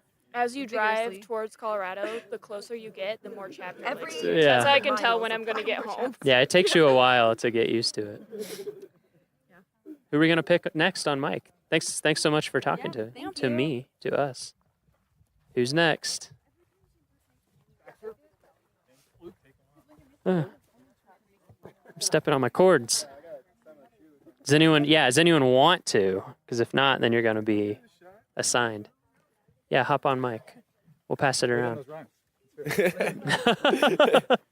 Yeah. Sorry, I didn't come prepared. Yeah, lay down. I thought I did, but let's get like 16 bars. I'm just kidding. Yo, my name is Blake. We'll give him 16 bars. Now I just have 16 ain't enough in my head. Have you heard that? No, I have not. Oh man, Andre 3000 just destroys on it for like 3 minutes straight. Anyway, what's your name? My name is Blake. Blake, where are you from, Blake? St. Louis, Missouri. St. Louis. Yeah. I have family in St. Louis. Really? Where? I think Webster Grove. Oh, yeah. Webster Grove. Yeah? I'm also from St. Louis. Yeah? Yeah, one of my uncles and 3 cousins and my aunt. St. Louis. The whole family. Yeah, basically. and then my uncle's still there, and Kansas City, I've got my cousins in Kansas City. right. So, yeah. Yeah, it was hard making the switch from St. Louis to Kansas. Yeah? Yeah, I was a Mizzou fan. I don't know if you've heard, but we're all KU students. And, for my whole life, basically, I was a Tiger fan, and I was like, that was hard, huh? Everyone else likes Mizzou out here. I'm gonna like something else. Nice. So, have you been to Rocky Mountain National Park before? I have not. This is your first time. Yep. I've been to Yellowstone though. I've been all over the country. So yeah. What'd you think about this park compared honestly, to some others that you've been to? Some of the most beautiful sights I've ever seen. Really? I mean, I've been, like I said, all over the country, and the mountains are my favorite part. Yeah. Of it. Me too. Like, I guess. Yeah. Any natural setting. Yeah. So. It's kind of my thing as and well. plus, I took a geology class earlier this semester. So. Oh yeah, it must be really cool to be here with all this exposed rock and think about how different things formed. Yeah. Did you go up on Trail Ridge Road at all? Yes, I did. Did you see Lava Cliff there? I don't. It's a pullout there. It's a thick layer of rock that was from a big volcanic explosion from the Never Summer Mountains, which are to the west. Yeah, it's pretty cool. I didn't see that. It's easy to miss. There's a lot to look at when you're on Trail Ridge Road. Yeah, I mean, my eyes. Yeah, what'd you think about that, Trail Ridge Road? That's one of the things that I I had think. trouble breathing on, Yeah. on my way up there. I was short of breath. Yeah. And like there was this one point where there was a parking spot before the visitor center. There was like a parking area and Yeah. a walkout, and you could see like a whole bunch of different peaks. Oh yeah. I'm not sure what that area was called, but as I was walking downhill and out of breath. Yeah. Getting to the scenic. It surprises people. Yeah, I know. There's a lot less oxygen in every breath up there. Yeah. You're right. And I mean, I saw someone smoking a cigarette up there. I was like, oh my gosh. Yeah. How are Their they lung breathing? capacity must be incredible. Yeah, exactly. I want some They're of that. superhumans. Sometimes I've been up there at Alpine Visitor Center, and did you go to Alpine Visitor Center? Yes, I did. Yeah, that's a cool visitor center. Yeah. I got to see both Gish shops. That's the highest elevation visitor center in the National Park Service. Really? The entire National That Park was Service. 12,000, like 13,000? It's just under 12. Okay. Yeah, it's all just right. a little bit under 12. Actually, I should know the exact number because it's on our podcast that we just put out today. It's like 11,796 or something Okay. like that. It's close to 12. Yeah. Yeah, it's the highest one. Right above the tree line. Yeah. It was really cool just coming up from an area where there's heavy forest and then it just cuts off and there's Yeah. nothing. It's like a completely different environment, It but is. at the same time it's just it goes together. I can't explain how many things are running through my mind, like how is this? Yeah. It's pretty mind-blowing. You know what I mean? Yeah, for me, it always has a really surreal feel. You're just like, how is this real life? Right. Yeah, it's just exactly. everything's a little weird. Yeah, I feel like humanity is not supposed to be on the top of mountains, but somehow Biologically, we are not. But, it's hard to survive up there. Definitely. And that road's only open a little bit of the year. Right. I saw those giant sticks on the side of the road. Mm-hmm. Well, those were for the plows, right? Exactly. How big is the plow that goes up on that They're road? huge. They're actually not plows. They're rotaries. So they're like a giant snowblower. So on the front like of a them, fan, like a blade. yeah, they're like a spiral blade on the front. That's like 4 feet tall or maybe more, and then it basically eats the snow in, and then spits it really high out the back. Because if you plowed it, there wouldn't even be anywhere to. But it doesn't shoot it back onto the road, right? No, right? yeah, it shoots it at an angle, Okay, like over all the right. side of the road. All right. Yeah, the snow is so deep that they have to take multiple passes with that thing. Yeah, I figured it's as pretty much. crazy. Yeah. And this year, they had it all clear. We were like almost ready to go, maybe open the road a little earlier than expected. And then we had, like here where we're standing, 3.5 feet of snow. This was like right here in this camp. This is like mid-May. Are you serious? Yeah.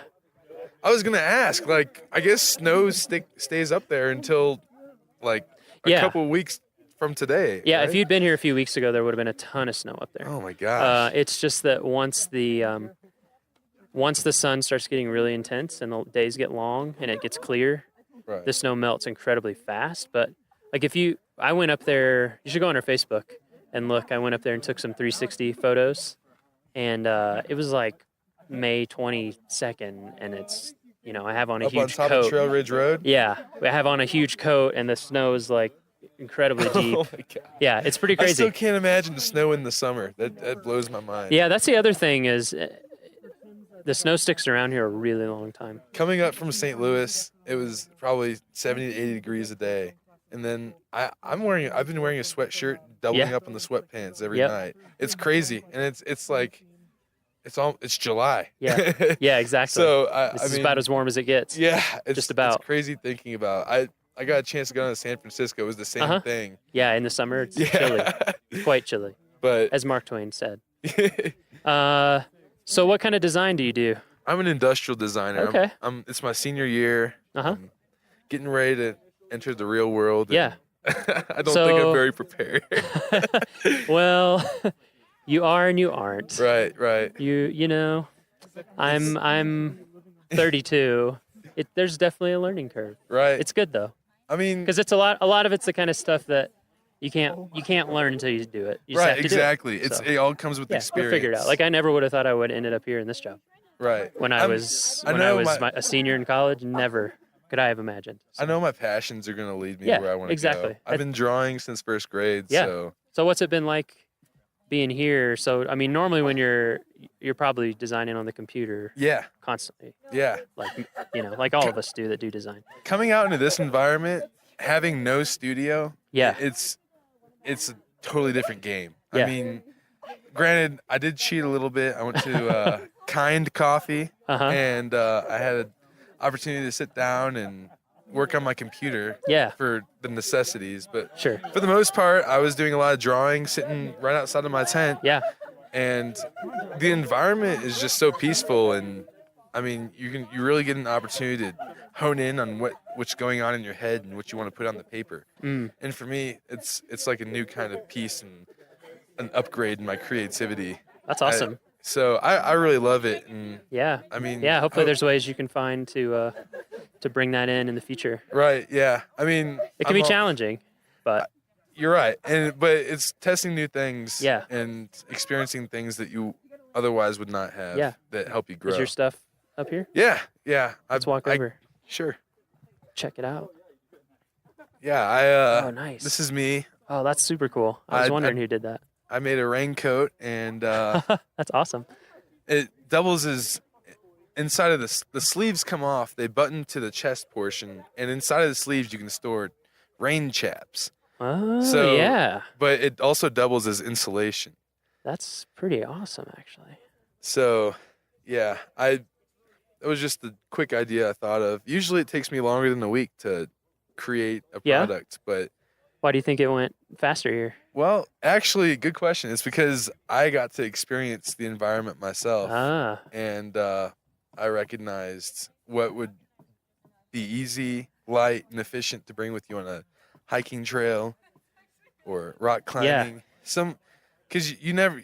Out here, I've learned that the weather is pretty unpredictable. It's it's crazy. So you want to be prepared for hot, cold, rain, sunshine. Like all in a day. Yeah. Especially if you go up to Trail Ridge. Right. And you want to also pack lightly, too. Oh, sure. So I thought, I'm going to make a coat that can keep you warm, protect you from rain.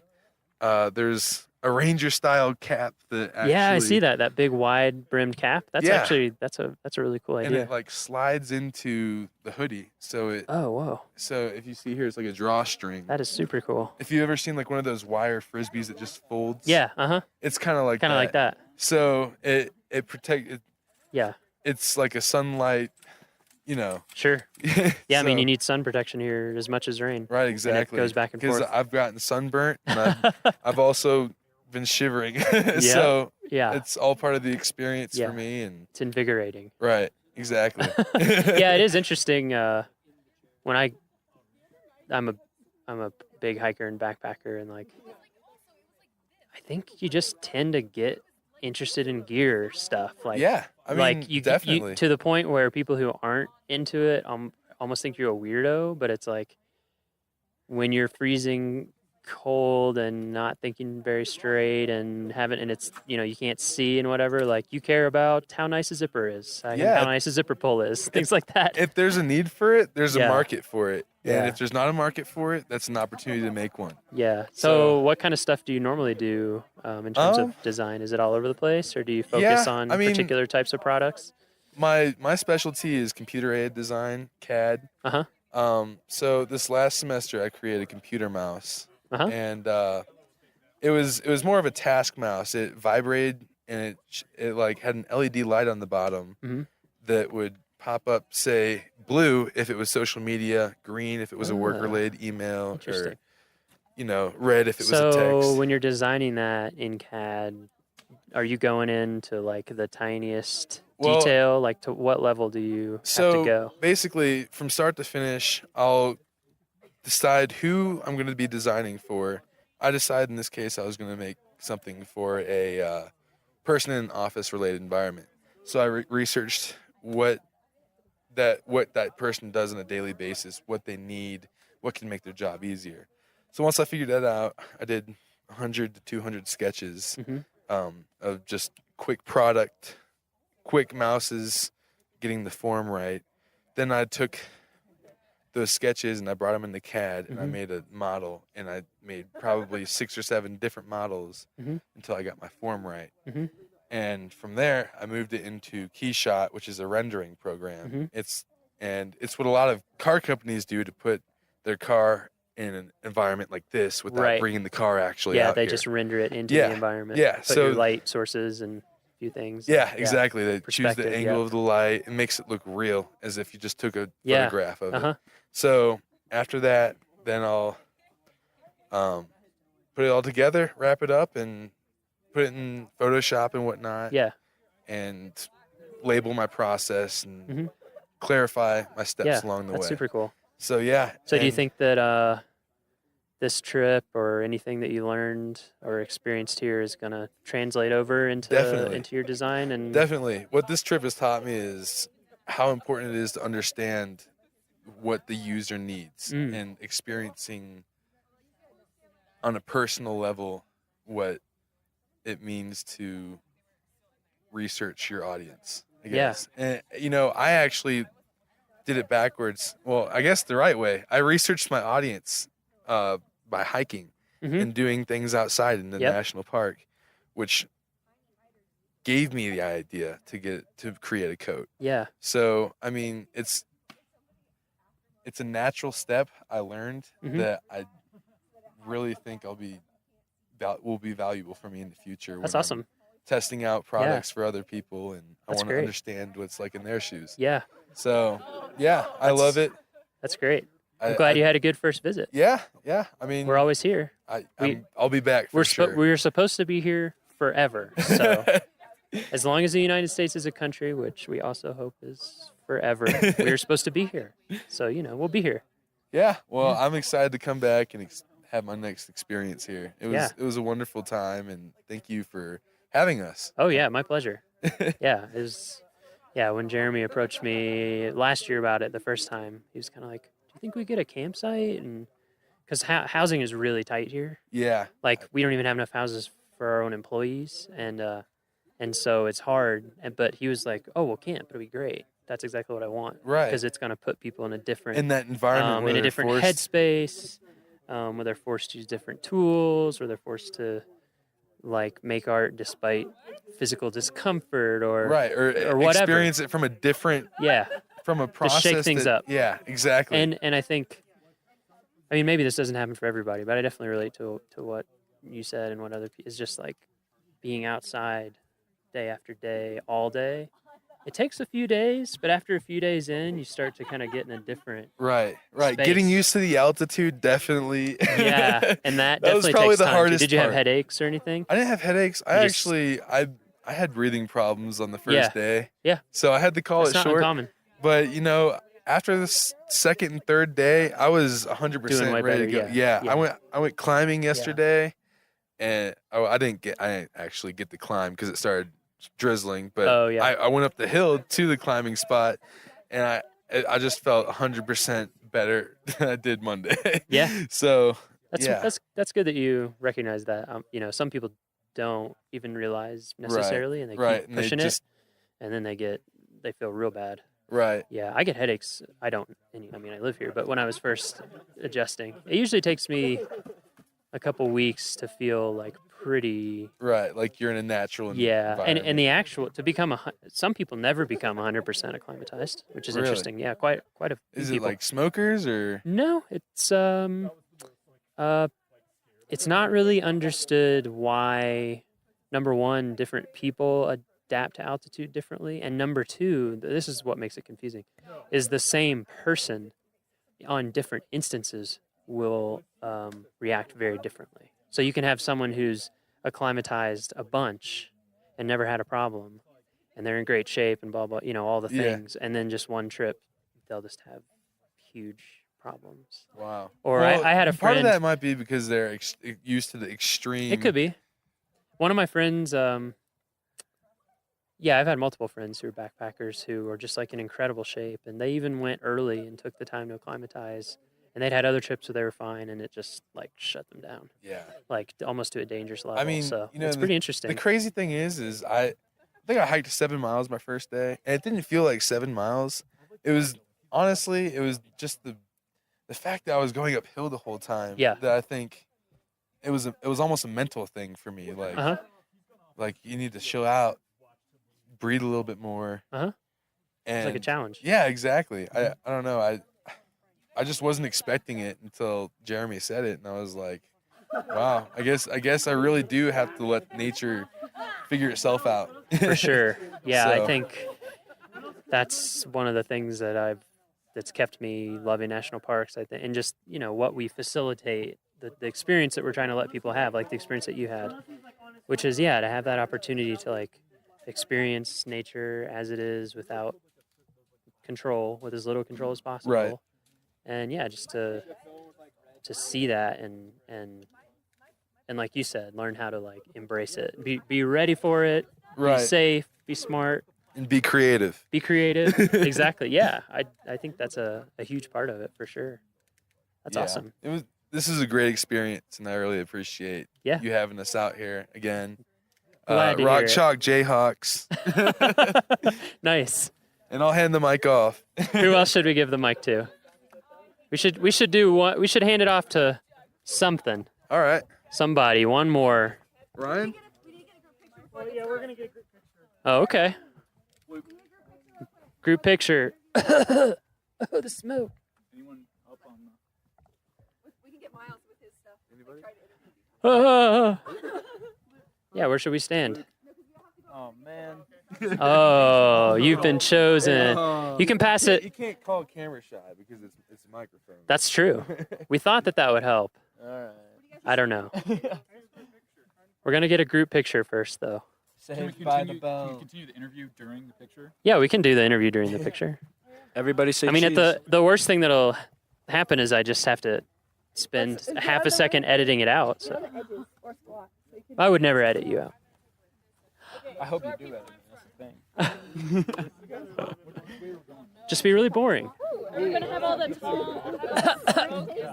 Just be really boring. Yeah, exactly. We'll cut you right out. Yeah, sorority squad. Sorority squad. Yeah.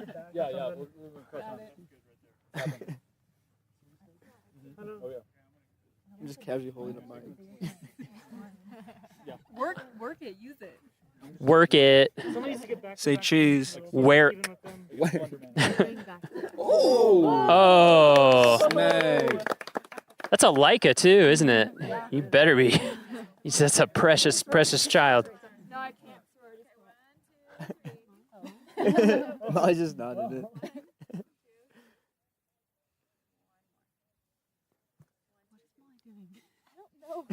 Why didn't we stay right here? Wow, memory card full. It was meant to be. Oh, phone picture. All right, here we go. Am I not squatting then? Thank you. Nice. I think the memory on the recorder is full too. No, it's not. No? Sorry. Yeah. All right. We can only record 21 hours, 48 minutes, and 36 more seconds. Are we so planning on being out here this long? Yeah. Turns out audio doesn't take up that much. What about the batteries? Battery low or space. something? I've got an extra set of batteries. Oh. So, nice Came try, though. prepared. What's your name again? I'm Luke. Luke. Where are you from, Luke? Madison, Wisconsin. Madison. Most beautiful place other than the Rocky Mountain National Park. Madison's pretty cool. It is. Yeah. You been there? I have.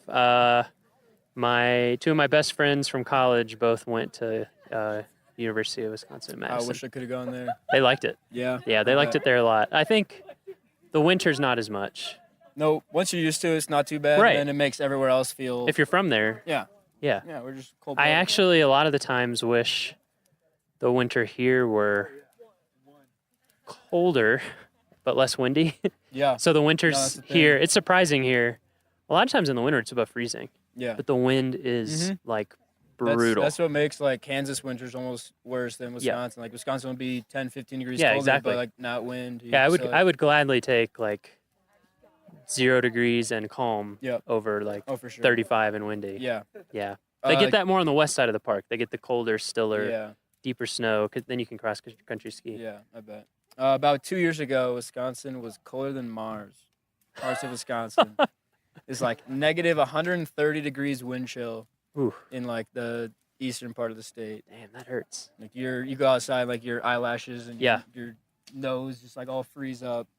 People are like, you get like boiling water and you throw it outside and it just turns to snow right away. Yep, I've done that. That's insane. I lived in Alaska for a while. Yeah. Yeah, it gets pretty cold. Yeah, you gotta find some ways to have fun out there. Yeah. You can't. I like deep cold, but Yeah. some people hate it. Yeah, I can do it. I dig it. Yeah, Taylor doesn't like it. No? Taylor was complaining all day today, and it was sunny and maybe 70 degrees. She's bundled up. Where's Taylor from? Oh, okay. You're from Clearwater.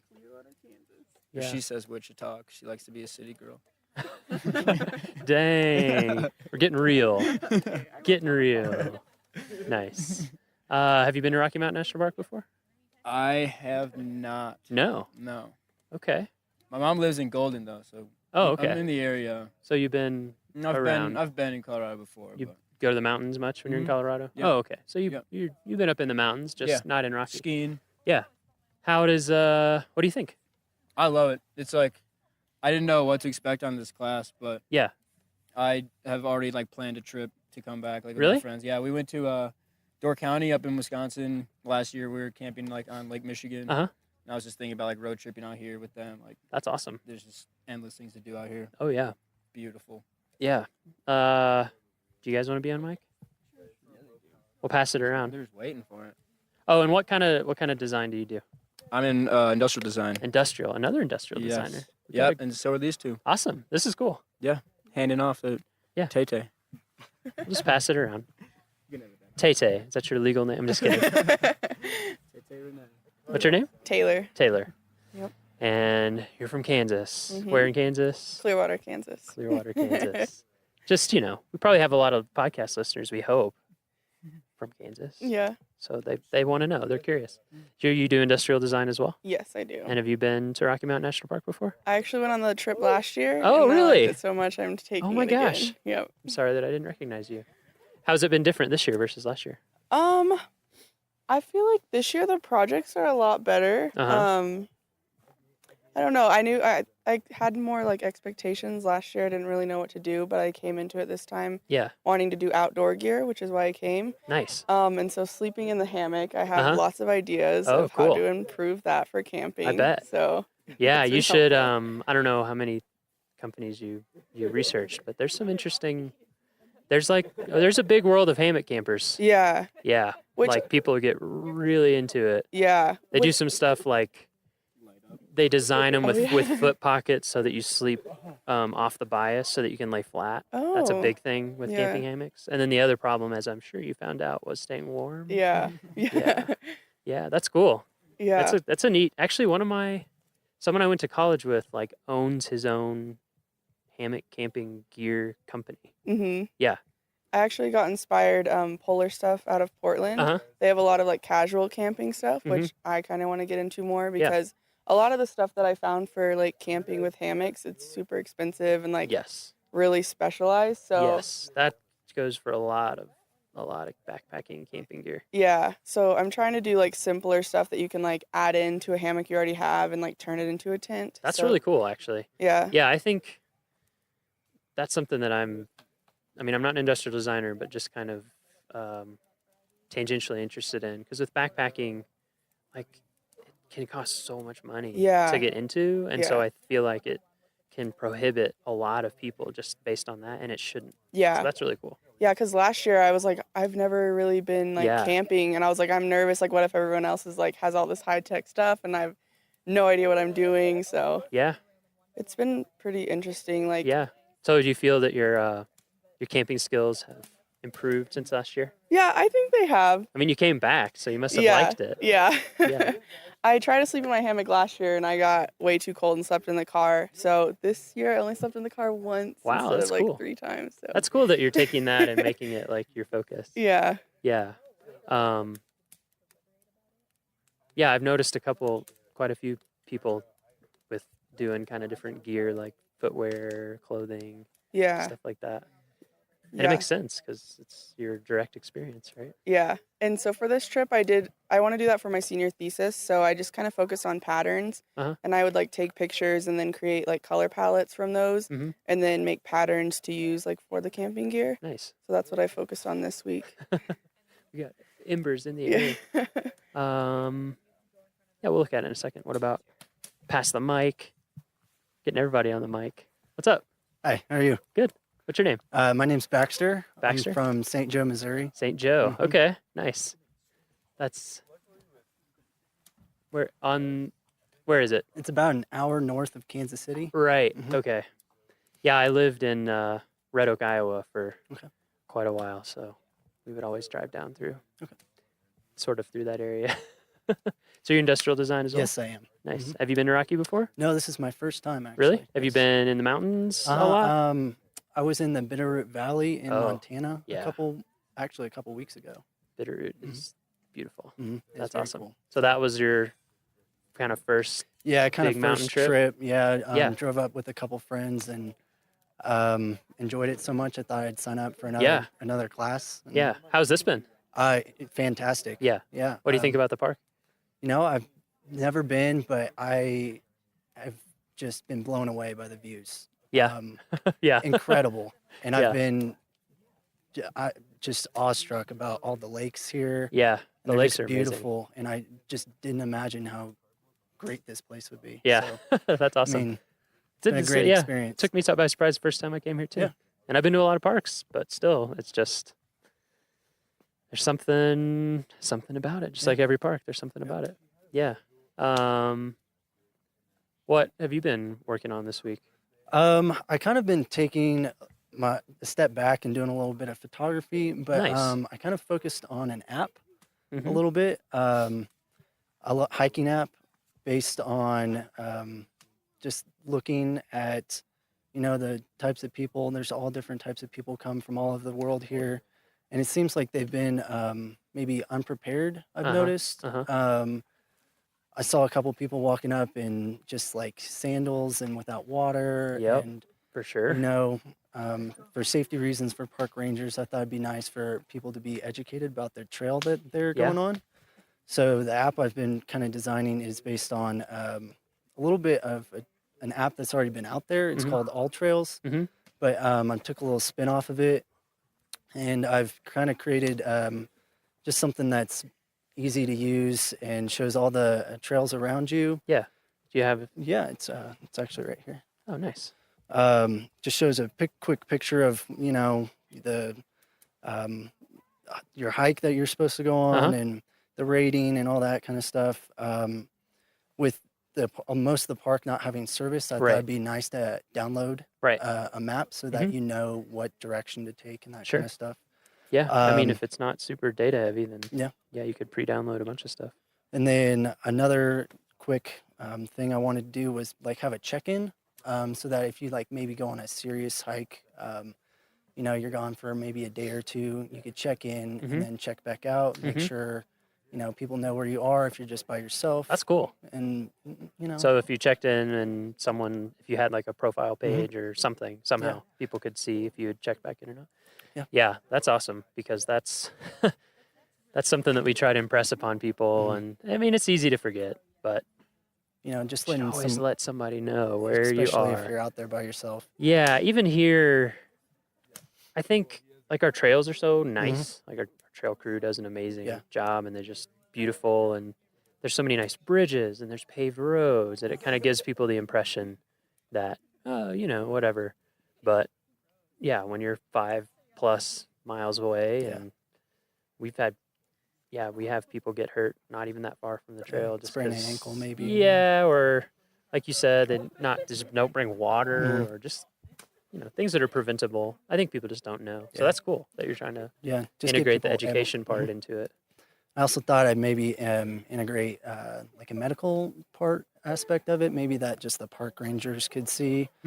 Whereas it could have your medical information on it if there was a rescue mission or something like Yeah, that. like it could be built in that you would give consent or Yeah. something to Mhm. to have that information Mhm. shared. Maybe you're diabetic or something like Yeah, that. And that's cool. Yeah, that's nice. Yeah. So how has being out here been different for you in terms of, well, I mean everything, but design? What kind of influence do you think that's had? It's been different because you're not in a studio. You don't have, other people. It's been kind of just on your own this week in Yeah. terms of designing things, which has been nice. Yeah. You don't have a lot of I don't know, people telling you what to do or that kind of stuff. And so you kind of go on your own. We've been, as a class, just all over the page with projects, and it looks fantastic. Yeah, it does. I wish we'll get some photos from you guys after, so we can post it maybe with the with this podcast episode. We'll put it in the blog post. But yeah, it's really, really cool stuff, and like very high production value for working out of a campground too. I mean, we're working with no Wi-Fi, just little to no supplies, and I mean, it turned nice, out right? great. Yeah, it actually is. One thing to that go always away. amazes me is how much more time you seem to have when you don't have Wi-Fi. Yeah, you don't it's have been- internet access and movies and stuff. You know, It's been nice to and get you're away. waking up early because Mhm. it's, I don't know. Maybe there's people here who are still sleeping, but I we were- usually am a sleeper inner, but when I'm camping, I get up. Sun wakes Yeah, you up exactly. in the tent. I'm just Yeah, like, and you tend to fall asleep really early. You're so cold, you're ready to get Like, up in the morning. yeah, like backpackers midnight. Yeah. When I would be backpacking, would be like, oh man, it's late. What time is it? 8. You know, like in the spring when it's not quite as light as it is now. It's really light. Mhm. What time is it right now? 8:30. 8:34, and plenty of light in the sky. It's interesting. What is your fiance's cousin's husband? Anyway, he's my cousin. He's my cousin now. He's from Hawaii, like born and raised, and hadn't traveled a ton until he started doing travel baseball. Anyway, he was here visiting in the summer, and he was just like, "Whoa, like the sun stays up so late." And I never thought about. I've never lived anywhere like near the equator at all, so that's pretty interesting. It is. I worked up in Alaska for a while. There, it's real interesting. I was in Denali. Oh, okay. And so, like on the summer solstice, we just stayed up all night. I mean, you could read a book in like the darkest it got. Really? Yeah, which was like the sun sets at 12:40 in the morning, and it comes back up at a little after 3, I think, or maybe no, earlier than that. Anyway, yeah, it's super nice out. Yeah, that's cool. It's been interesting to hear from everybody how it's influenced their design. What kind of things do you normally design? Do you normally do app development? No, it was not really. We've been kind of all over with our industrial design class back at KU, but Yeah. you know, we've been doing electronics. What else? Tiny homes. I mean, pull Whoa. toys. I mean, a lot of That's different really stuff. cool. Shoes, but we haven't really been doing apps or anything like that, Yeah. software-wise. Yeah. So it was kind of nice to explore that. Yeah. And see Yeah. what ideas I could bring. Yeah. Yeah, industrial design is something that I know like nothing about, but it sounds pretty cool. Yeah. I've always done flat stuff. 2D. Yeah. I wish I could be graphically, but I'm not really. Really? Yeah. That's so- interesting. It's interesting, yeah, how like I feel like there's such a huge range of different types of people in design, and you can be effective in such different ways. Yeah. Like one of my best friends that I worked in Alaska with him, he can just draw like anything.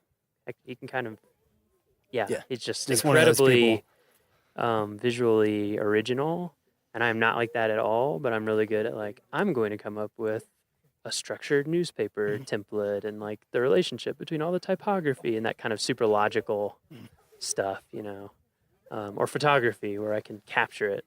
But when I just have to put it down, I'm better than that in music, I think. That's really cool. Yeah. So, gonna come back? Yes, definitely. I don't know about this class because I'll be graduating, but I will definitely be back to Rocky Mountain National Awesome. Park. And were you backpacking in Bitterroots at all? No, we did a little bit of hiking, Okay, but nice. not Yeah. a lot. Yeah, that's kind of it takes a little, like we were talking about, it takes a little bit of gearing up. But if you ever have a chance to do that here, it's like next experience level up in some ways. It was nice not having to worry about grizzlies or That's mountain true. lions or anything like that. It is very so- different here that way, yeah. Because I worked in Yellowstone and Denali, and it's a different feel. Yeah. Yeah, it has its pluses and minuses, I feel like. It makes you not worry too much about Yeah. wildlife, but at No. the same time, you kind of still have to be aware of your surroundings. Yeah, that like kind the of thing. wildlife here, as long as you're intelligent about it, Mhm. they're not, you know. Yeah. I mean, people sometimes aren't. Yeah. Sometimes get a little close. But it's nothing like, like I went backpacking in Yellowstone all the time, and it's just, you just kind of accept that at some level, even if you do everything right, there's something out bad, there that if it chose to, you're not at the top of the food chain. Yeah, exactly. So it's a very different feeling, and I agree. I think that that's part of everything that goes into giving Rocky. Like, it's beautiful and jaw-dropping, but it is also a little bit approachable. Like, you don't have to have the same fears. Yeah. And it's a little more family friendly, I would say. I guess less threats, but there's definitely still things to watch out for. Definitely. But we kind of had a little run-in, maybe possibly with a black bear that came through the camp. We're not sure. I was the only one up for it. And heard it. Really? Yeah. I mean, I wouldn't be surprised.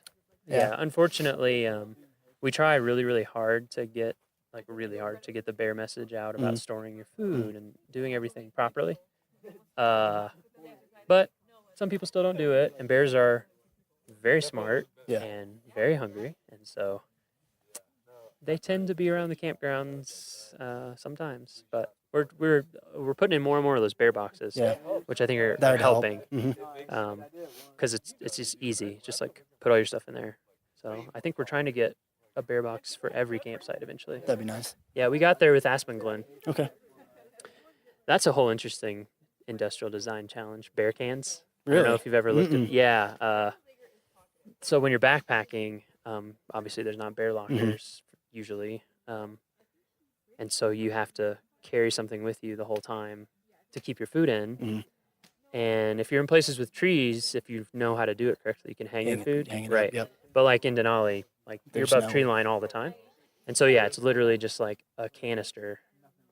Oh, really? That you just set 100 yards or more away from your campsite, and so it is interesting to see the different designs out there. Like the one that I use has tabs that you push in, and then it kind of lets you unscrew it. And over the years, they've had to keep adding tabs because there would be very smart bears out there somewhere They'll get into it. who have figured out, like, oh, if I bite this tooth here and this tooth here and push in here, like, they're super smart. So there's certain areas where you're required to use one, actually, in the backcountry. And like the Sierras they have the most devious. The most part isn't approved in places. It's not foolproof enough for a lot of agencies. So there's space out there. Something to look into. Yeah, I think there's like there's two major people, and then there's people that make one out of, it's like carbon fiber, so it's really light, but very expensive. All right. Have we harassed everyone we should harass? Nope. No? No. The three girls. You got We haven't Molly, Maggie, harassed and you Beth. yet? They're actually one. They're one? They're one group. Three as one? Come on. Yeah, come on over. Come on over.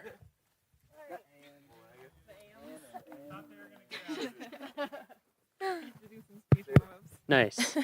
Check, check. Check, check. Check, check. Hello. How's it going? Good.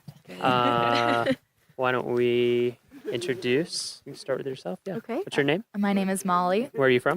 Minnesota. Where in Minnesota? It's called Woodbury. It's like 5 minutes from St. Paul. Oh, okay. So yeah.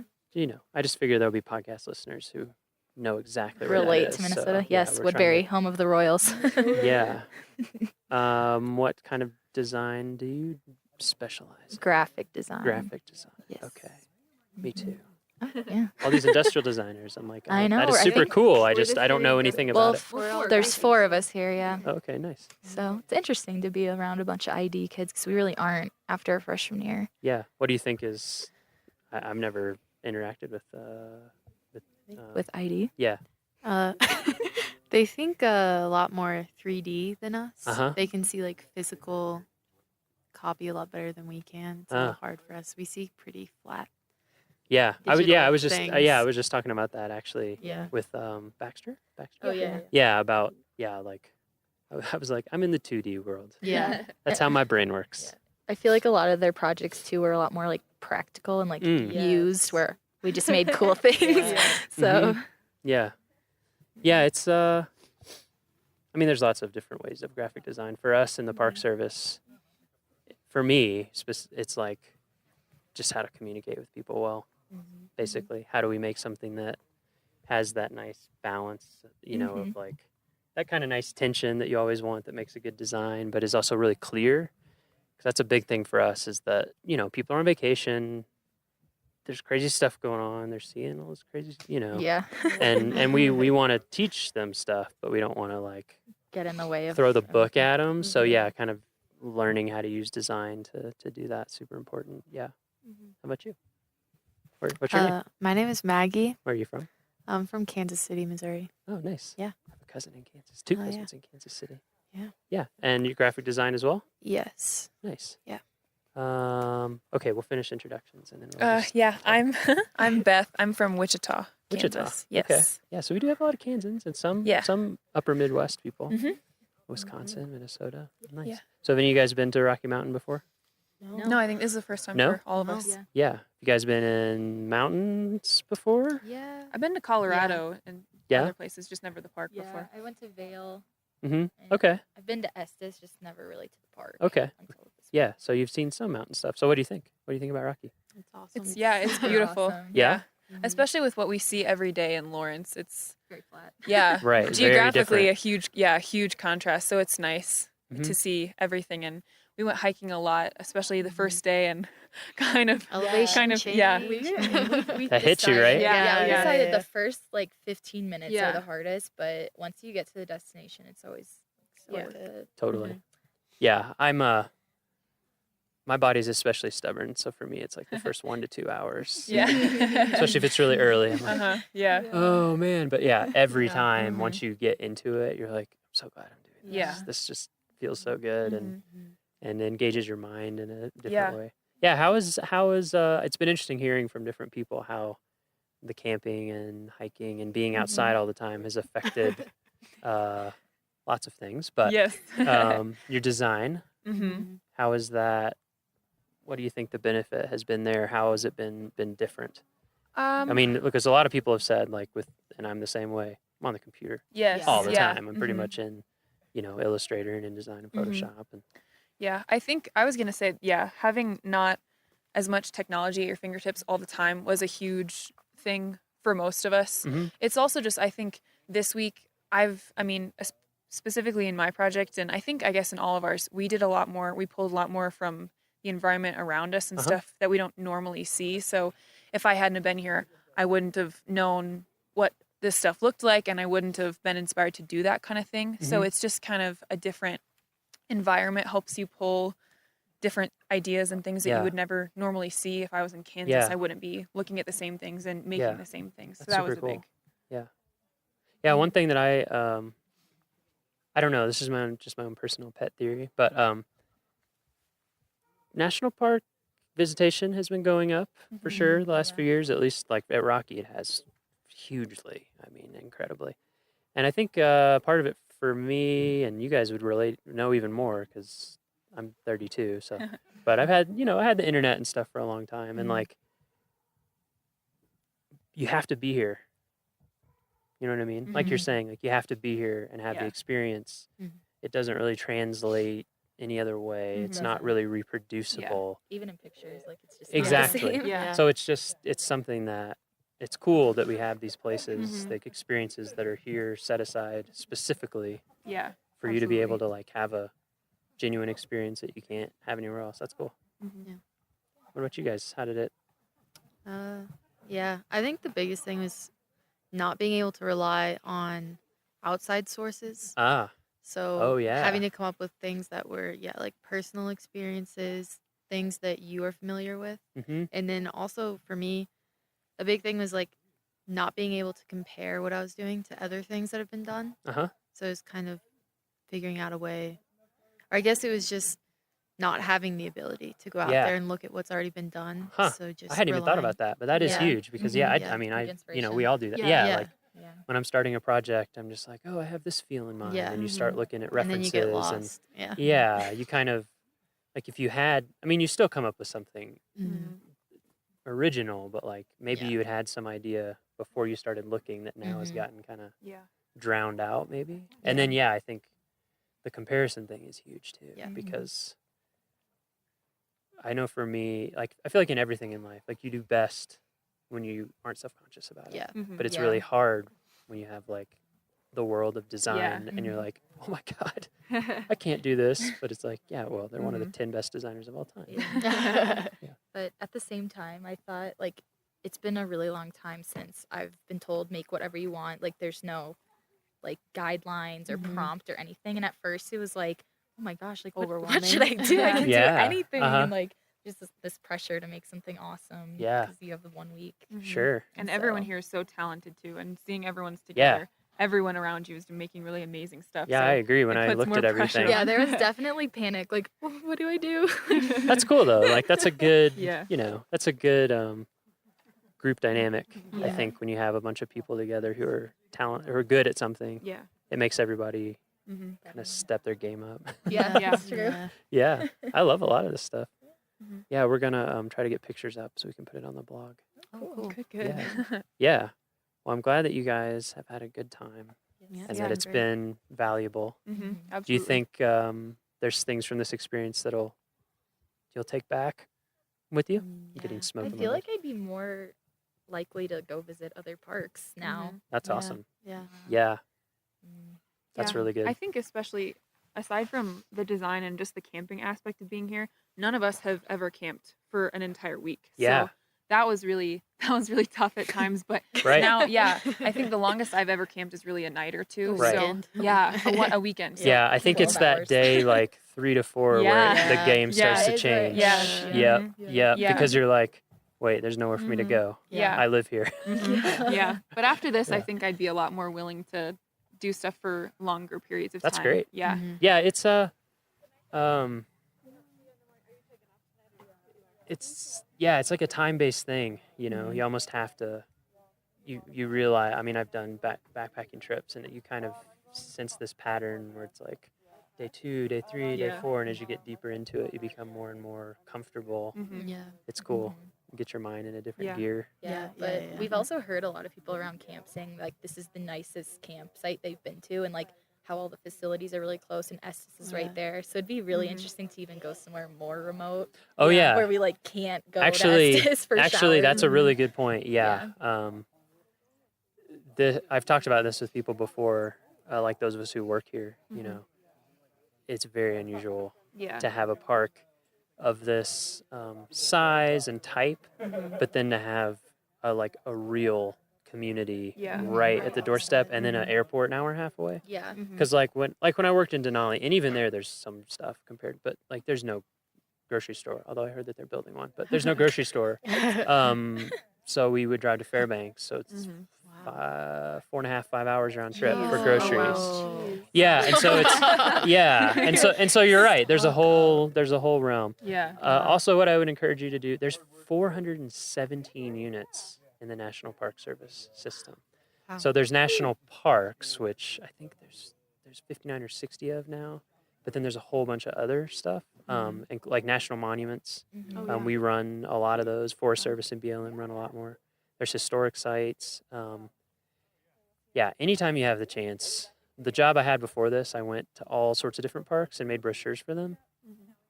It just, so many places are really cool, even if you wouldn't think to stop there. Like little Revolutionary War battlefields and Civil War battlefields. And oh man, I'm blanking on the name right now. It's a Congaree National Park, which is a swamp area, kind of right on the border of the Carolinas. Like, it was incredible, and I'd never heard of it. So that's cool that you're more interested now. Yeah, definitely. Yeah. You can go if you go to findyourpark.com, or if you go just go to nps.gov. Like, we have maps of every park unit. Cool. Yeah. Cool. Keep it up. Future park visitors. Will do. All right. Thanks. Yeah.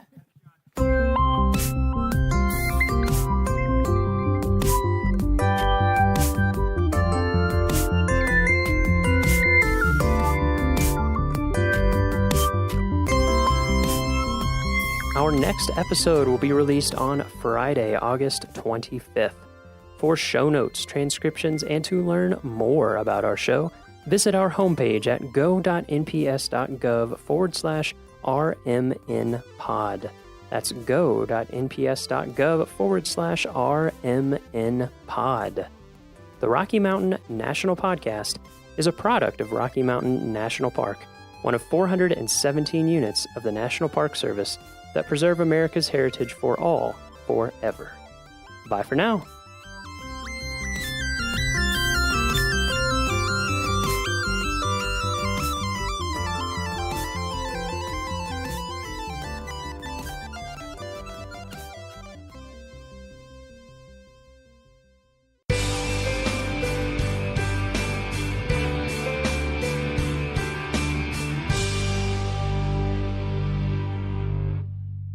With a mountainous backdrop and St. Mary Lake just a short walk away, this stop on the Going to the Sun Road offers breathtaking scenery as well as many services and activities. Accommodations are available in motel or cabin units and at the 82-site Rising Sun Campground. A camp store and gift shop offers souvenirs, basic groceries, and camping necessities. The casual restaurant offers Southwestern and traditional American fare and can provide boxed lunches to those headed out for the day on the trails. In addition, showers are available for a fee. This is the only location in Glacier National Park that has showers. Tours aboard the historic red buses depart from Rising Sun, and the park's new free shuttle system stops here as well. The trailhead to Otokomi Lake is located near the camp store, and this interesting 10-mile round trip starts in the wooded St. Mary Valley, climbs past small waterfalls, creeks, and wildflowers before opening to the Rose Basin and Otokomi Lake, surrounded by impressive mountain scenery. Please remember that anywhere in Glacier National Park is bear country. Never hike alone, and be sure to make noise on the trails. Talking, singing, and clapping your hands occasionally are all good ways to alert bears to your presence and provide them with time to move out of the way. Be sure to read all the information on bears you were provided at the park entrances before you attempt any trail in the park.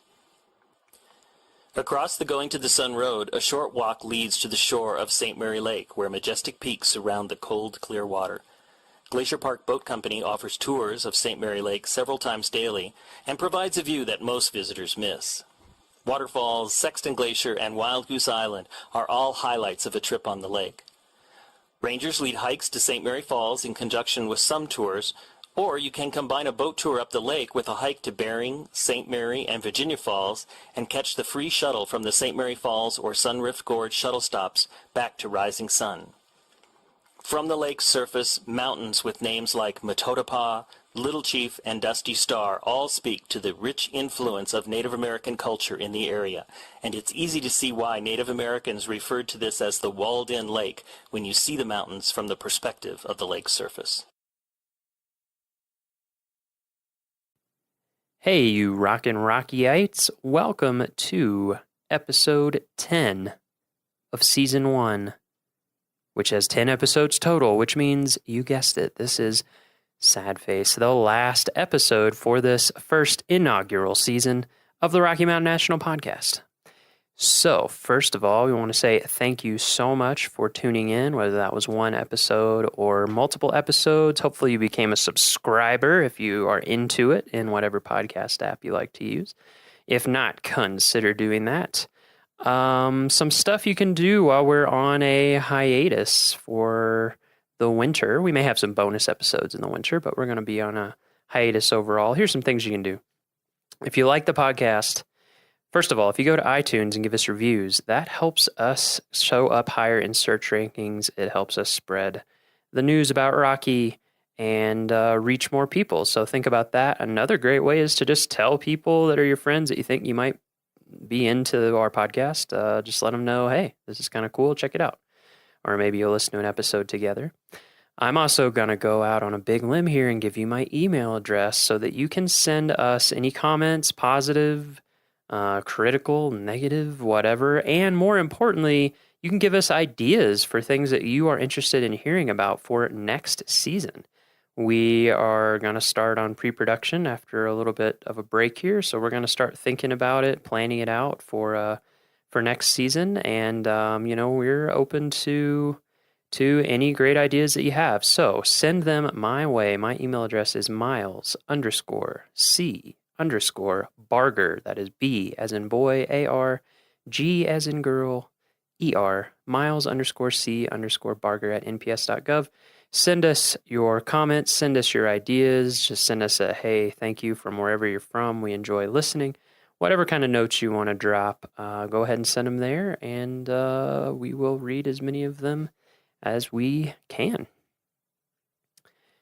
So, let's finish this season up with an episode about Long's Peak. Today, we're joining Everett Phillips, who is a Long's Peak climbing ranger. We're going to talk about what being a climbing ranger involves, why we have climbing rangers at Rocky. We're going to talk about how Everett became a climbing ranger, and then we're going to spend quite a bit of time talking about Long's Peak, specifically the Keyhole route.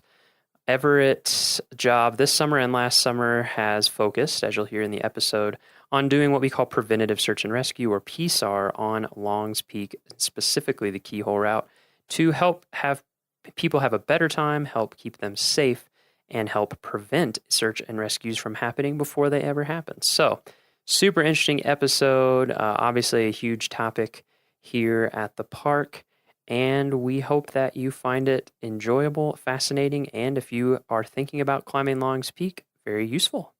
Here we go.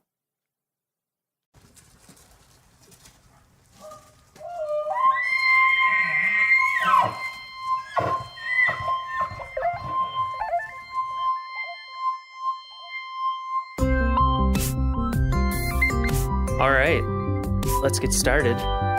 We're here, we don't need to say where we are because we're in my office. That's boring.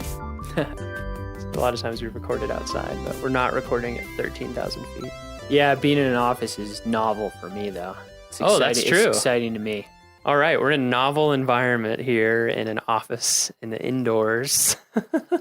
Gonna do an interview. So, if you could tell us your name and your title here at the park. So I'm Everett Phillips, and I'm one of the climbing rangers on the East District in Rocky Mountain National Park. East District, so the Estes side. Yeah. So climbing ranger, we haven't talked about climbing rangers yet on the podcast, so maybe we can do a little overview of that program before we dig into what you specifically do. So how many climbing staff are there here in the park? There's 8. 8.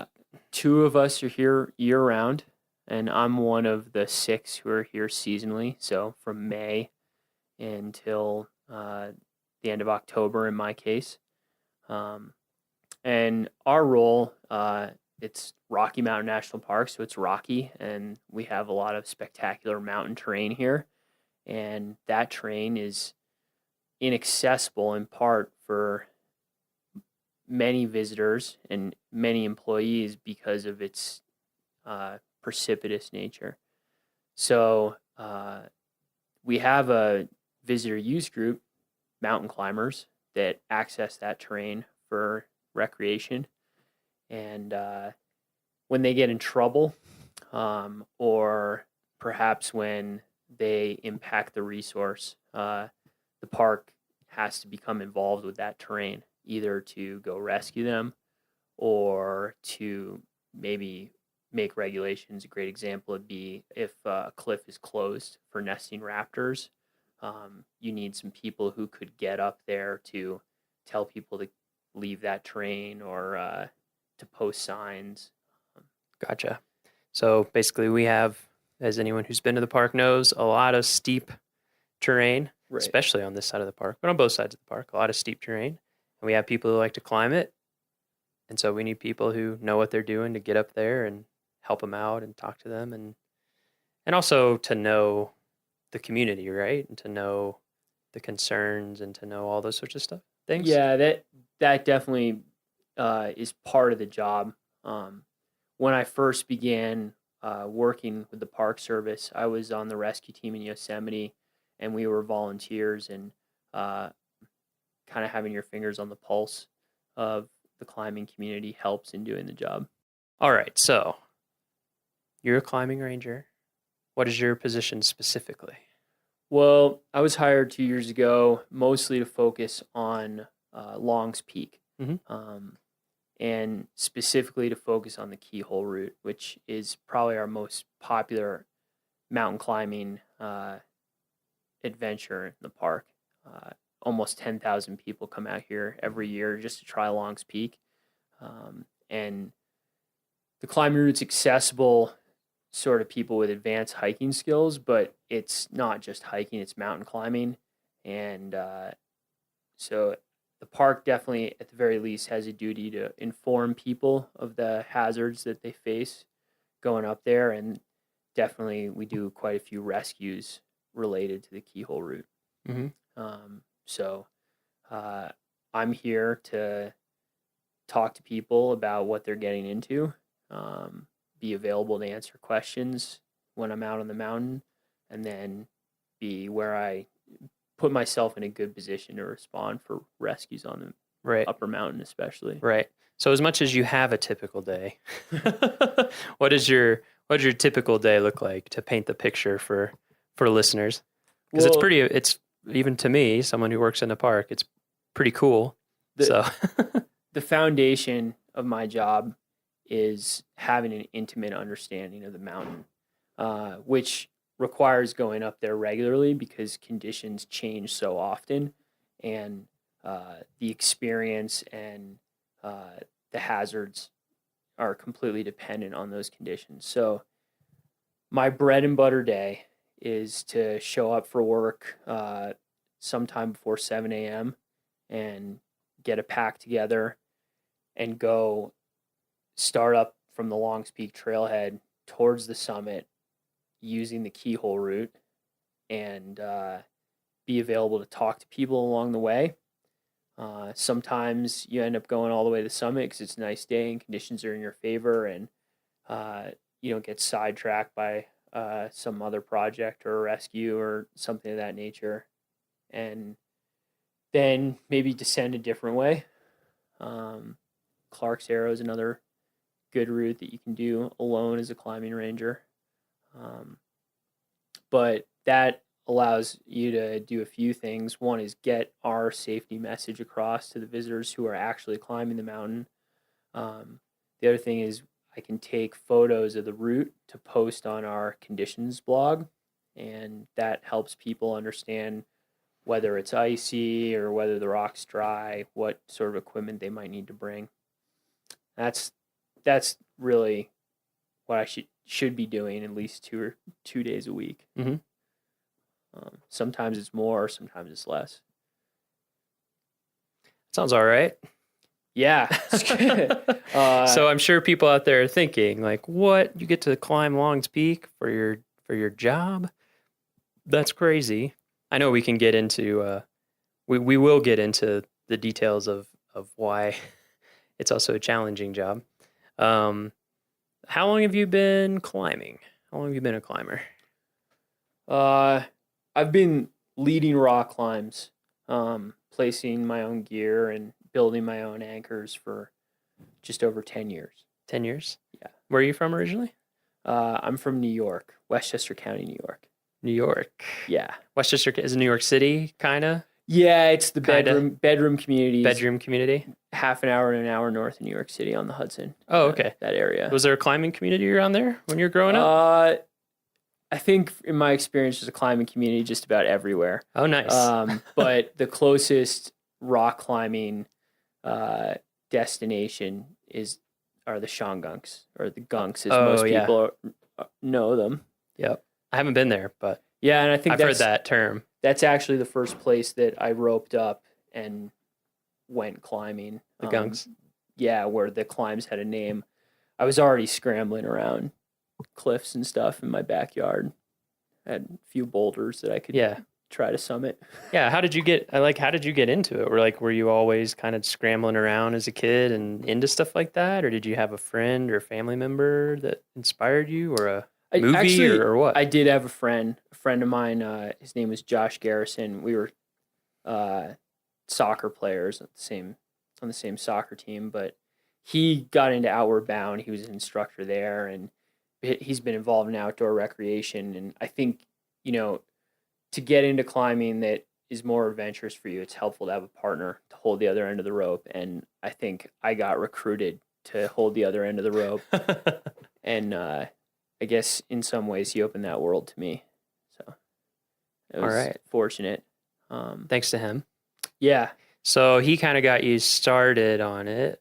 And what kept you going? Like when you started, what was the appeal? What drew you in? I think I really like the responsibility that comes with climbing. You know, as a young man, I didn't have a lot of responsibility, and I think I was trying to grow up. And the great thing for me about climbing is that once you're involved in the activity of it, once you've launched, you're out there leading up a cliff, you are ultimately responsible for everything that happens to you. And there's no time for anyone else to save you. There's no time for, you know, if you leave the lights on in your car when you park it, someone will come and help you jump it. But if you make a mistake when you're leading a rock climb, then you're going to face the consequences of your mistakes. And I think as a young man, that was an appealing challenge. So the, well, I guess responsibility, yeah, the way you put it, just that immediate, visceral challenge. Yeah, I drew think you in. In a sense, climbing's quixotic. You know, you get to the top of the cliff and you just come back down, and there's no real material change in your life. But in another sense, it's as serious as business gets. You have to do things the right way. Otherwise, over time, there are going to be really bad consequences. So, you know, you're trying to do your best. Right. It demands your best. So, were you climbing through college? Did you go to college? Yeah, I did go to college. And were you climbing it during that time? Actually, I spent a lot of time climbing on boulders, but it was mostly for fun. Okay. I did rope up a few times, but it wasn't a focus for me. It wasn't until I graduated college and I worked on a trail crew in New Hampshire, and got out in the mountains a lot and saw a lot of cliffs that captured my imagination, and go back and with a partner and go climbing on the weekends. Oh, nice. What was the trail crew with? It was the Appalachian Mountain Club's trail crew. Yeah. They do amazing stuff. That's one thing when I was because I've spent a lot of time out west, but I went back to the East Coast. I was just amazed at the level of organization and dedication to trail maintenance. It was a really unique place to work on. The Appalachian Mountain Club's trail crew is mostly young people, and it turns over. People usually do about 4 or 5 years with that trail crew. But the trails there go straight up the mountain, which if you do a lot of trail work, you know that's really bad planning, because the erosion just turns the trails into big drainage ditches. So you build a lot of rock staircases out there, and yeah, it was a great place to learn. Tough work. Yeah. The trails there are crazy. Yeah. I hadn't been up there, and then when I lived near DC, we would take trips sometimes up to the Northeast for a little more, as close as we could get to Alpine, and we would just, just straight up on boulders. It was also a great place to break into climbing, because there's really great rock climbing. It's the Granite State, but there's also good ice climbing in the winters, and it's got an alpine zone just because of how harsh the winters are, and so there's this alpine tundra, and you can do a little bit of Arctic mountaineering. So you can train for the Alaska range there. You can train for Patagonia there. You can train for Colorado there. Right. It's gnarly. Yeah, it is. It's a lot gnarlier than I realized it was before I'd first gone there, and I was like, oh, okay. Especially the winters. Yeah, they're hardcore. So you were up there doing the trail work, seeing stuff you wanted to climb, climbing it, doing some ice climbing at that time? Yeah, I was. I was passionate about ice climbing at that time. Nice. So where did you go after that? Where did life lead you? it led me to Yosemite Valley. Yosemite. Is there climbing there, or I'm just kidding? Yeah, it's not an original story for a climber, but That's all right. I was really fortunate. I left New Hampshire because I was hired as part of the Yosemite Valley SAR site program. SAR is search and rescue. And the SAR site is basically a campground within the climbers' campground in Yosemite, where they give free housing in wall tents to 8 volunteers. And the deal is that 4 of you, at the time anyway, I don't know if the contracts changed, but at the time, 4 out of the 8 of us were available 24 hours a day, 7 days a week to help the park with rescues. But we had no other time commitments except for maybe 5 or 6 days of training at the beginning of the season and 1 day a month after that. So the idea was you went climbing all the time, and then they had fit and well-trained rescuers that would respond to their pager when a rescue was needed. That sounds like a pretty sweet deal. Yeah. Yeah. What was that like? How long did you do that? I did that for 4 summers. Yeah. So it was a 6-month season. It was May 1st to October 31st. And it's still, this program still goes on, and they do incredible rescues. Man, you must have learned a ton there. Yeah. And, they do a good job these days of bringing in people who are just getting passionate and are developing skills. And I was fortunate to be in that position. I was at kind of one level with my mountaineering and my rescue experience when I started in Yosemite, and I was in a completely different level of experience when I left. I bet. Yeah, that's like the place, right? It's a place. It's one of. Sometimes people come out of Yosemite, really beating their chests about what they can do, and I definitely fell prey to that, I think. But it is a really great place to learn how to move, especially in on alpine walls, big walls, because the weather's really stable and the rock's really clean in most cases, and so you can, what would have taken you all day before you start climbing in Yosemite becomes, something you can get done in 15 or 20 minutes. Wow. When you leave. That's pretty amazing. Yeah, I think when I got to Yosemite, 3 pitches was a full day for me, and by the time I left Yosemite, 30 pitches was a full day. Wow. Yeah. Factor of 10. Right. Nice. That's pretty cool that you were able to get all that experience, but also be helping people out, and that's with the Park Service. Yeah, it was with the Park Service. How long has that been going on? Do you know? Well, is it established or? Yeah, so Yosemite Search and Rescue has a really interesting history. Royal Robbins and Warren Harding were putting up routes and doing in the heyday of their climbing. The Park Service didn't have anyone who would go anywhere near the places that they were going. And from time to time, those guys and their contemporaries needed rescues. So what the Park Service was doing was going down to the climbers' campground to round up the climbers to go do the rescue.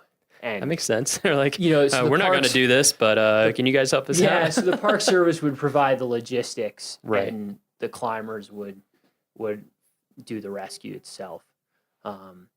And so you can see the evolution there, which is that the park nowadays, probably the leaders of the team and the most capable rescuers are park rangers, and they're helped out for manpower and skills and understanding of the routes by the SAR site. They also have climbing rangers in Yosemite as well too, just like they have here, and so they have park rangers who are professionally accessing that terrain all the time. So it started out organically, and now it's kind of become part of the institution there. Yeah, that's super interesting to me. I'm not a climber, so it's fun to learn about all this stuff. So you would do that in the summer. What would you do in the winter? I've been a ski patroller for for the last 9 winters, which for anyone who's interested in work in the mountains, doing adventure sports like skiing or climbing, and also for anyone who's interested in rescue work, I think ski patrolling is the best. It's the most fun. It gives you the best experience. Yeah. Where did you do ski patrol stuff? Started in New Hampshire when I was on that trail crew. I worked at a little ski resort called Attitash and did a ton of medical stuff. The slopes are icy, the terrain parks are big because the snow's not great. And so just running sleds and splinting broken bones. Were you an EMT then? I was an EMT before I started that. I did a wilderness EMT. That's what got me my job on the trail crew. Cool. And that's what got me my job as a ski patroller. So that's something that I've wanted to do, wilderness EMT. Yeah, I've done the Woofer, and I was like, oh, man. I would recommend the wilderness EMT class to anybody. It's been a great investment for me, but also it's just really interesting. And I think that if you spend a lot of time taking risks, whether you're skiing or hiking or climbing, I think the wilderness EMT is just great education for what to do if something bad happens. But I think it also convinces you that something bad will happen at some point, Yeah, I had that experience in my wilderness first responder for sure. And I was just like, oh, okay. Just makes you much more aware of what can happen, and also how hard it can be to really help someone or get help, even if you're not, quote, that far from a trailhead, unquote, it can be a long way. Yeah, it continues to amaze me how challenging mountain rescue is. I think every time I think I have it down or that I'm super capable, then there's a rescue that surprises me, ends up being more challenging than I expected. It's definitely not short on challenges. Yeah, I mean, I was amazed just how hard it is to carry someone in a litter. Like, it's exhausting. And just how many people it takes, because you have to rotate out. You just get, if you have the manpower to do it or the person power to do it, you have to rotate out. Yeah. It just wears you out. Yeah, and I think sometimes people, when they think about mountain rescue, it seems glamorous, and you can see photographs of rescuers hanging from beneath helicopters in front of these amazing mountain faces. But the truth of the matter is 95% of mountain rescue is the litter, which is a titanium or steel basket that someone lies down in. Hopefully they have some good padding underneath them and a sleeping bag around them and a good splint and maybe some pain medication while they're taking the ride. But that sits on top of an ATV wheel that has a welded frame that attaches to the bottom of the litter. And that kind of, in the best case scenario, rolls gently down the trail. But if it's a long litter carry out or people are tired, then sometimes it bumps down the trail. But that's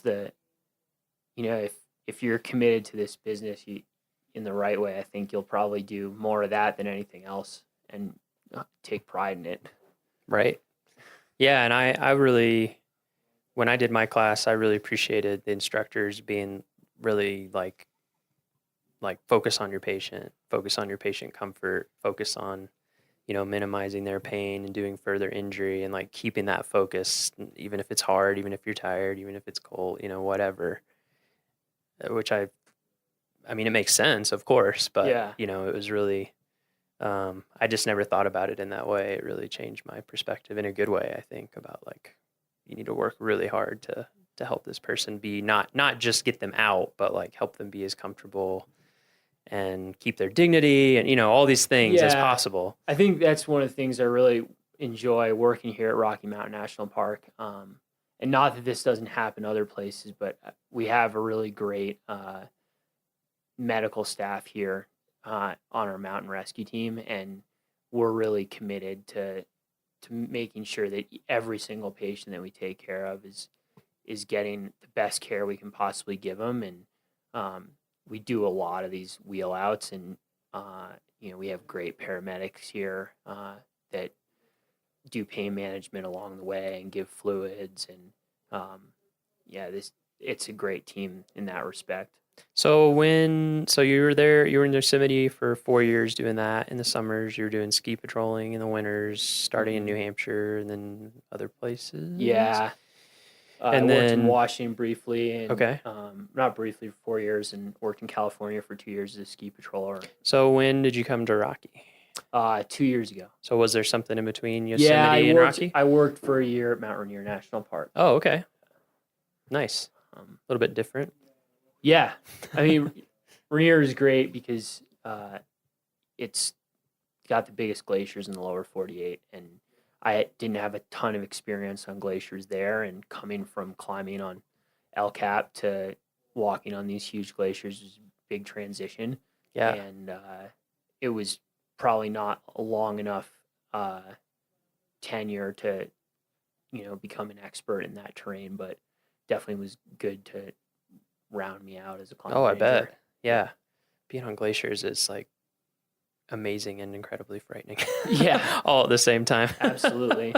Yeah, I worked in Alaska for a while, and people get a certain amount of comfort with glaciers, or at least the lower end of glaciers, because they're around, and just when that happens, someone will have an accident, or you'll just see something happen where you're like, I know one of the first times I went out on a glacier with someone, and there's just a huge crevasse opening, and they're just like, throw a rock down there. Yeah. Threw a rock down there, and they're like, here when it hits the bottom. Never heard it hit the bottom. And I was just like, oh, okay. Because you have this illusion. There's a lot of dirty glaciers where you have kind of a lot of moraine on top of ice, and so you almost don't realize you're on a glacier sometimes. And then you'll come to a spot like that, and so it was basically just someone trying to wake me up to like, hey, this is a moving, living thing. Yeah. Don't get comfortable.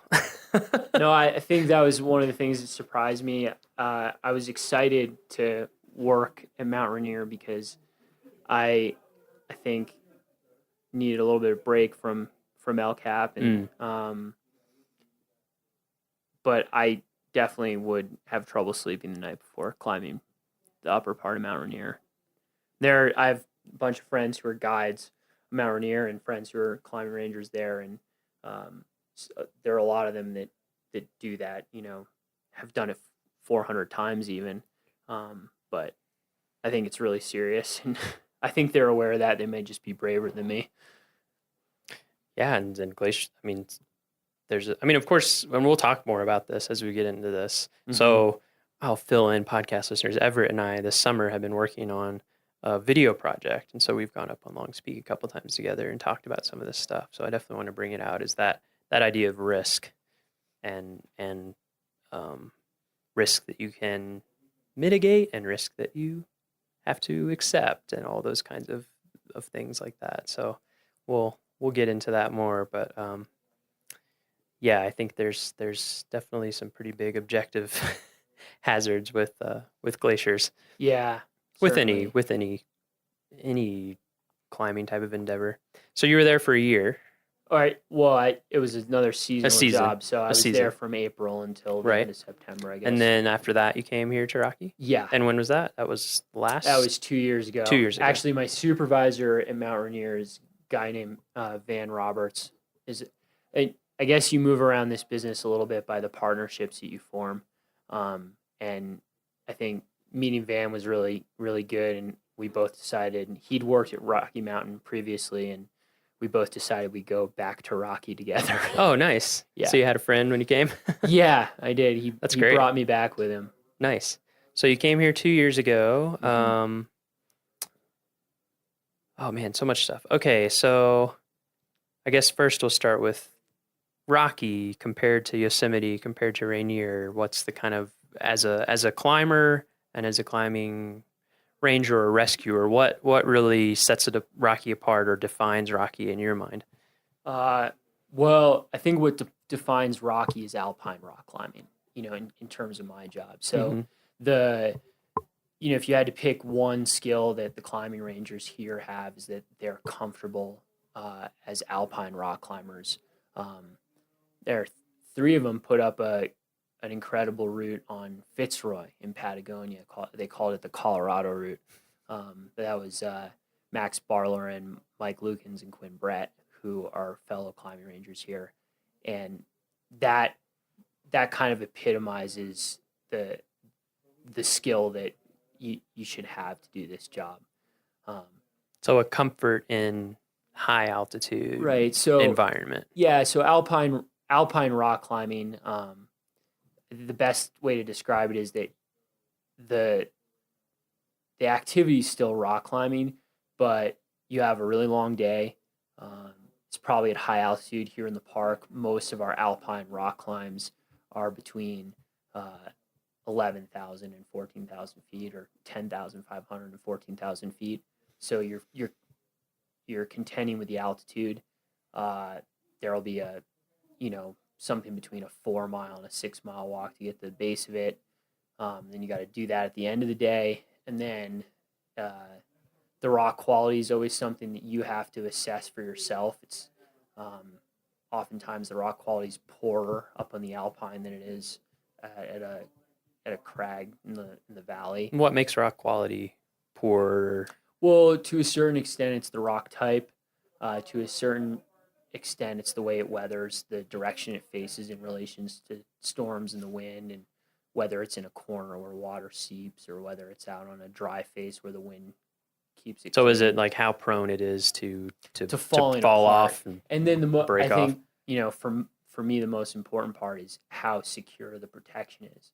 So in really good quality compact granite, you can fully trust the pieces of equipment that you put in the rock as you climb past it, but in poor quality rock, they may be worth nothing to you. So you have to be, I think in the alpine, you have to have a better eye for your placements, but you also have to be sure-footed and careful because falling's not always an option.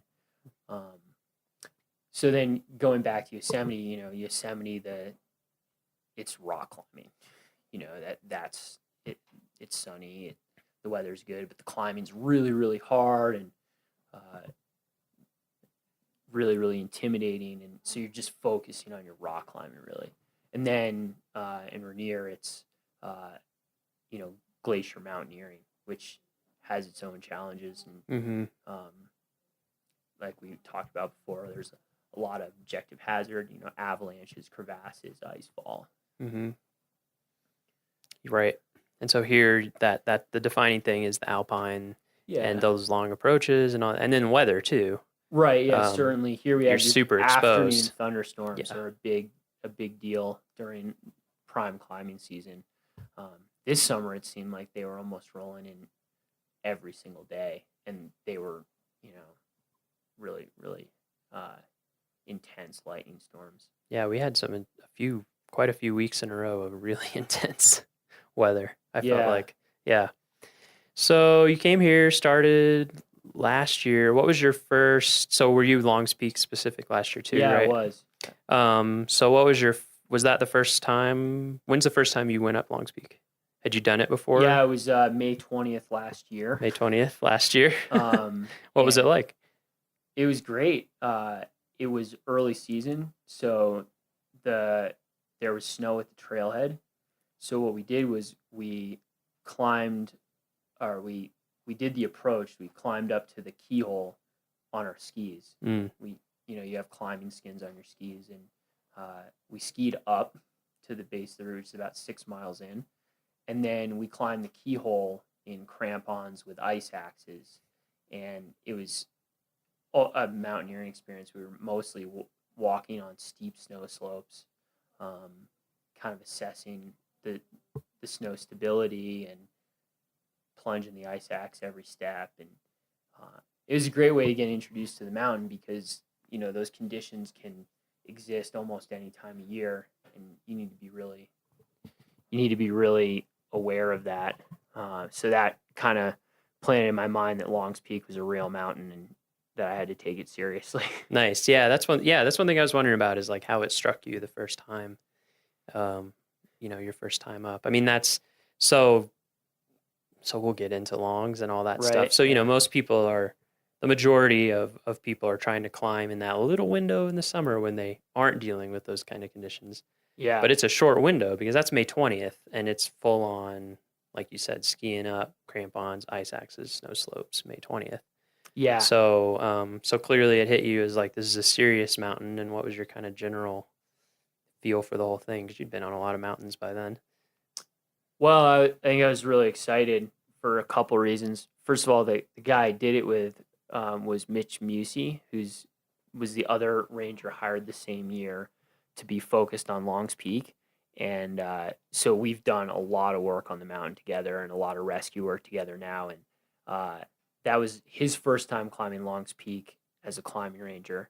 And so I think I could tell at that point he was someone who was really excited about doing this job and doing it as well as he could. And it's great to have that trust in someone that you're going out in the mountains with. And so that was going really well. And I mentioned that we skied all the way up to the keyhole. Well, we also skied all the way down from the keyhole to the parking lot. And it took us about 20 minutes. Whoa. And it was really fun. So, yeah, I think my impression was that there was a lot of room for me to grow and a lot of good adventures to be had. And that I, found myself in a good situation.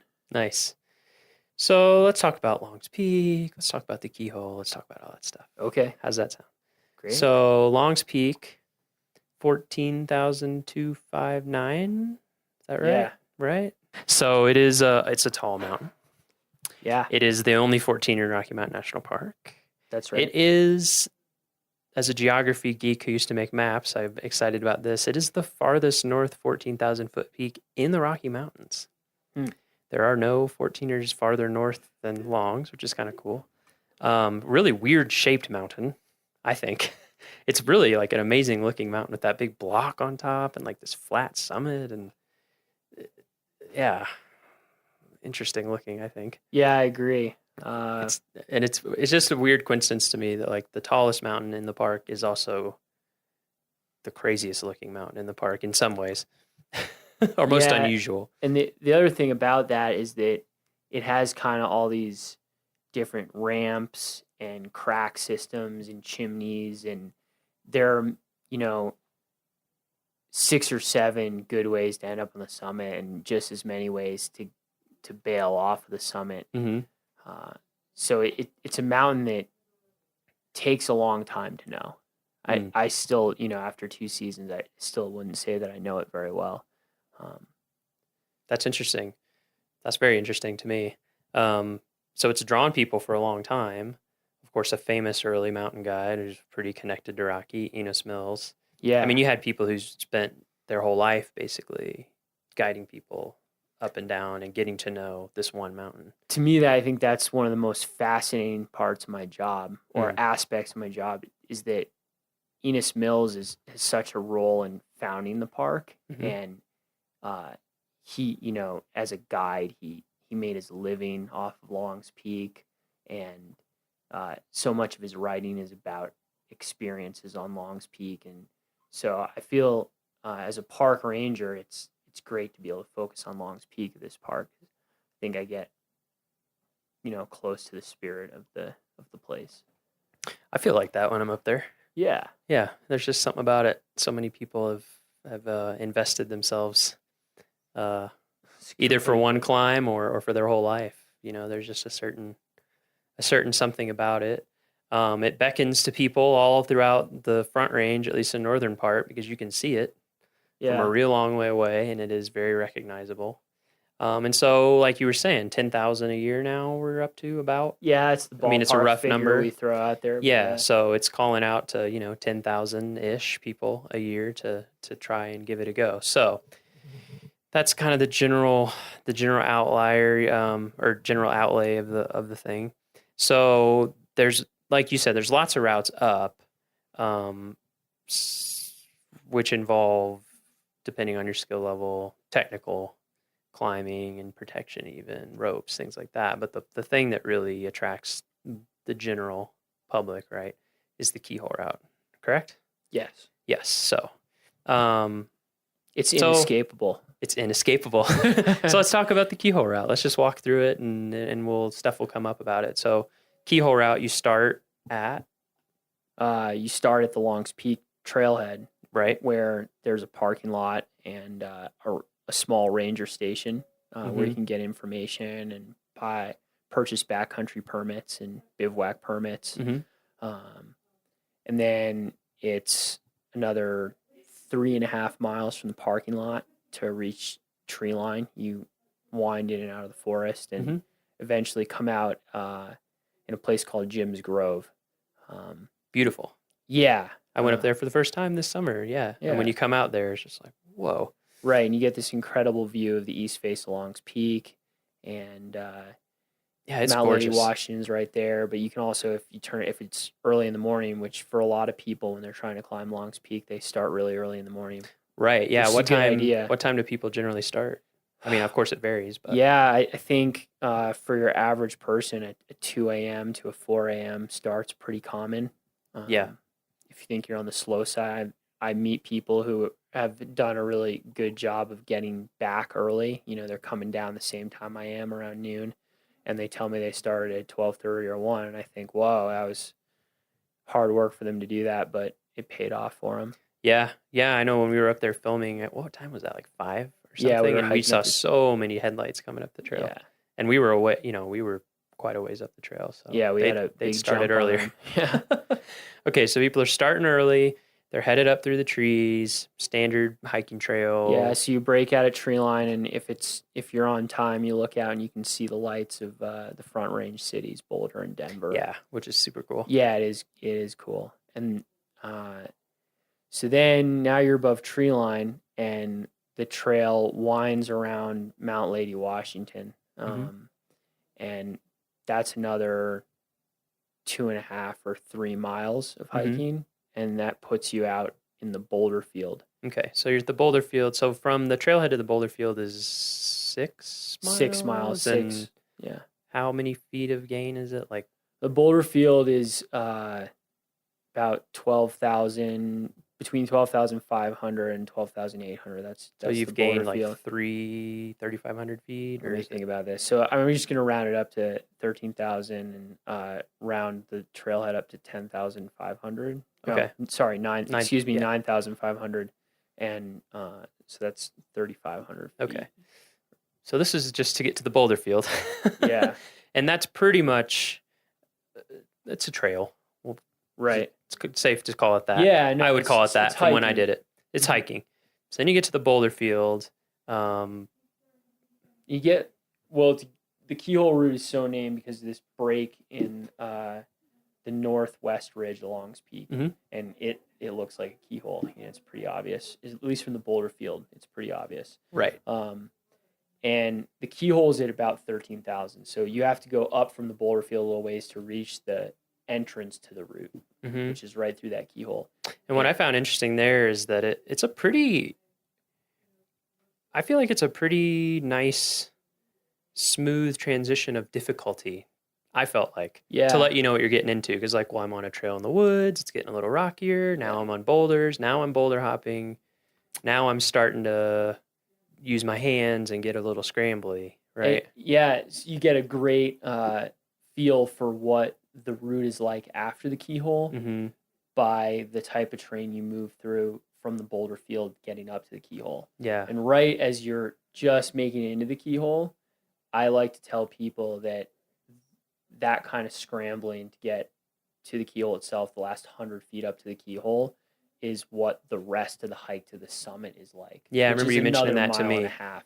So it gives, I think for people who say to themselves, and I think this is a good plan to have, I'll make it to the keyhole and see how I feel, remembering that last 80 or 100 feet getting up to the keyhole is what you're in for the next mile and a half one way, right? Right. 3 miles round trip. Yeah. Ish. You can look at it as it's a good setup because you progressively increase your difficulty, but it's also one of the traps of the keyhole route in Longs Peak that you don't really get your difficult climbing until you're really tired and you're at higher altitude. So things start to compound in terms of difficulty the closer you get to the summit. Right. And You've already been people- climbing, your legs are getting tired. You're already, if you aren't acclimatized, especially the altitude is getting you. And you maybe some people fall into the mental trap that I've come all this way, I only have this much further to go. But in reality, that last mile and a half is going to take as long as the whole first bit. Right. Yeah. And so you get up to the keyhole, you get there, and I mean, when we got up there, that definitely took my breath away. You pop out through this, and now you're just looking down into Glacier Gorge, like all of Glacier Gorge right Yeah. below you. It's an incredible view. Just the keyhole. I've told people that who are like, I could never do longs. I'm like, well, you should try to at least go to the keyhole, just because if there were nothing else past that, it would be a worthwhile, stellar top 5 hike in the park for sure. And then on the opposite side of the boulder field, you have chasm view, where if you kind of walk up to the low point in the ridge between the north face of Long's Peak and Mount Lady Washington, you have this incredible view down at Chasm Lake. Yeah, it's amazing. And you see the whole east face of Long's Peak, and so that's another reason to hike up to the boulder Thought that was field. pretty breathtaking. Oh yeah. So you've made it to the keyhole. Let's say you're feeling okay. Right. You've got snacks. You got water. You're feeling okay about the last 100 feet that you just climbed up. How do we go from there? Or first, I should say, before we get to that, what should people be going through in their mind when they're getting to this point about whether or not they should keep going that day, or whether or not they should feel proud of what they've done so far, call it good, and decide that they're going to come back and try it another time? Like, what are the checkpoints in your head for people who are thinking about doing it? Yeah, I think the most important thing there is time and weather. And so you need to make sure that the weather isn't deteriorating when you get to the keyhole, because it's not only a mile and a half further to the summit, but that mile and a half is going to take you almost as long as the 6 miles it took you to get there. So you don't want to be starting that adventure when a storm is building. And that can be kind of, if you don't get a lot of opportunities to go up and try to climb Long's Peak, it's hard to say to yourself, well, there's a 50% chance of thunderstorms after noon, and I already see some little white fluffy clouds that look innocent enough, but the wind's blowing them closer, and turn around right there for those reasons. Sure.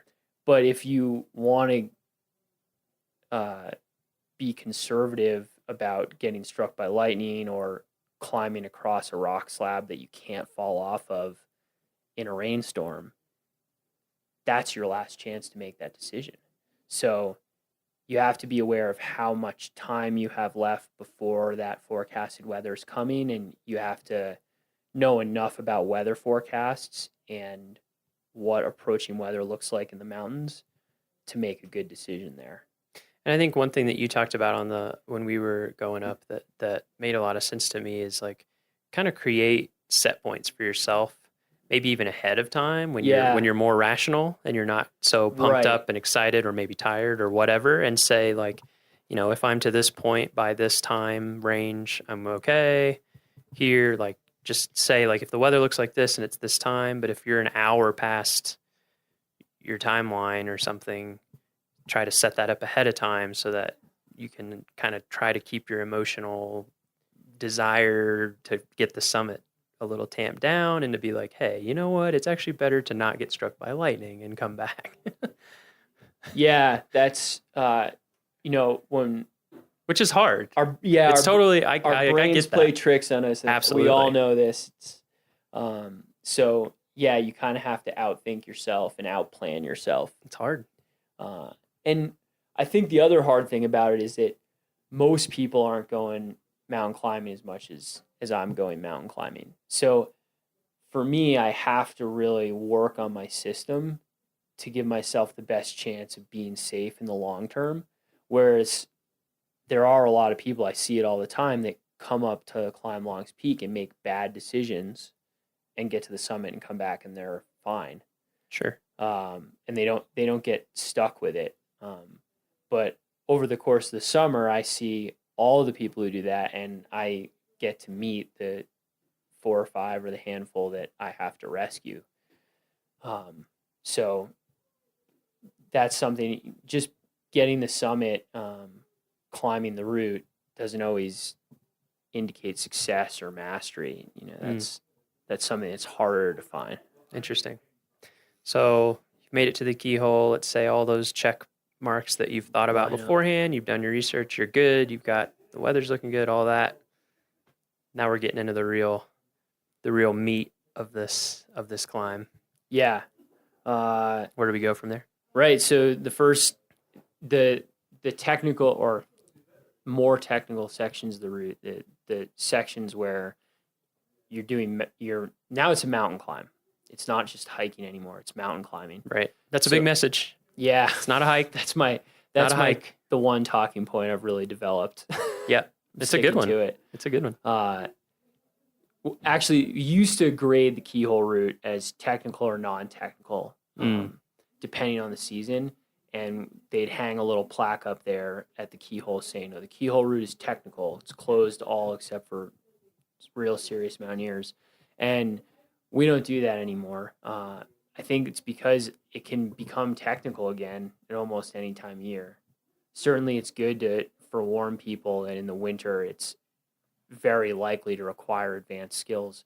But at any time during the summer, it can get to be the kind of conditions that require a lot of experience and specialized equipment. Right. But there are names for all of the portions of the route beyond the keyhole. And the first portion of the route that you get to is called the ledges. And it doesn't gain any elevation. It crosses the backside of the mountain, going in between big rock slabs on a series of ledges, and that delivers you to the bottom of the trough, which is this huge rock chute or gully or couloir or whatever you want to call it. It's a trough of broken rock that's not very steep, and you can climb up it. And that often has snow, right? Yeah, that holds snow latest. It's the most north facing. Like how? I mean, of course it varies every year, but it's going to have snow to a certain extent until July at least. It's probably going to linger a bit longer. People start climbing it without specialized gear maybe earlier than that because you can find ways around the snow, but there's typically snow in the trough for quite a while. It's actually a good ski run. Oh man. Yeah, but that has its own problems because losing your footing on snow or hard snow in summer there, that's one of the places it'd be easy to have a serious accident. So the trough is where you gain most of your elevation. You just hike straight up this thing for 1,000 vertical feet about.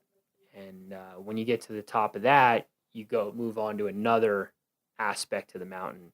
So the west side of the mountain. And there's this narrow ledge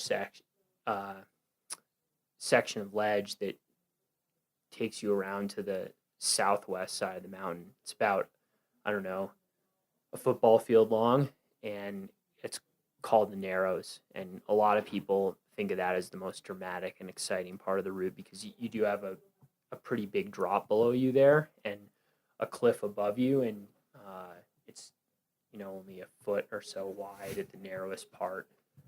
Yep. Right. So yeah, you keep, once you've made your traverse of the Narrows, you wrap around a rocky shoulder, and there's a ramp.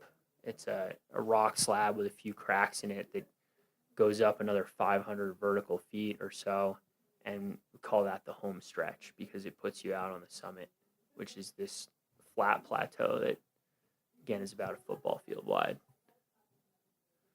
And then that's the route. And then you have to come all the way back down. Right. And as a non big on scrambling climbing person, it definitely took my breath away when I started getting on even the beginning part of that. And I could tell that it was having that effect on a lot of people. So What are some things people can do before they are even thinking or making the plan to come up, to just get a sense for, whether they're going to be comfortable enough with the route? I mean, of course, you can't really know till you do it, but what are some resources? Well, I think when I started mountain climbing, I thought of it as a test of my physical strength and endurance. And when it comes to that sort of scrambly terrain you were mentioning, I don't think that's a good way to think about it. Climbing through what I'd refer to as third class and terrain, which just means you're maybe using your hands for balance or to pull yourself up once in a while, but most of the time a fall isn't catastrophic. Although on the keyhole route, there's a few places where if you fall, the best you can hope for is a trip to the hospital.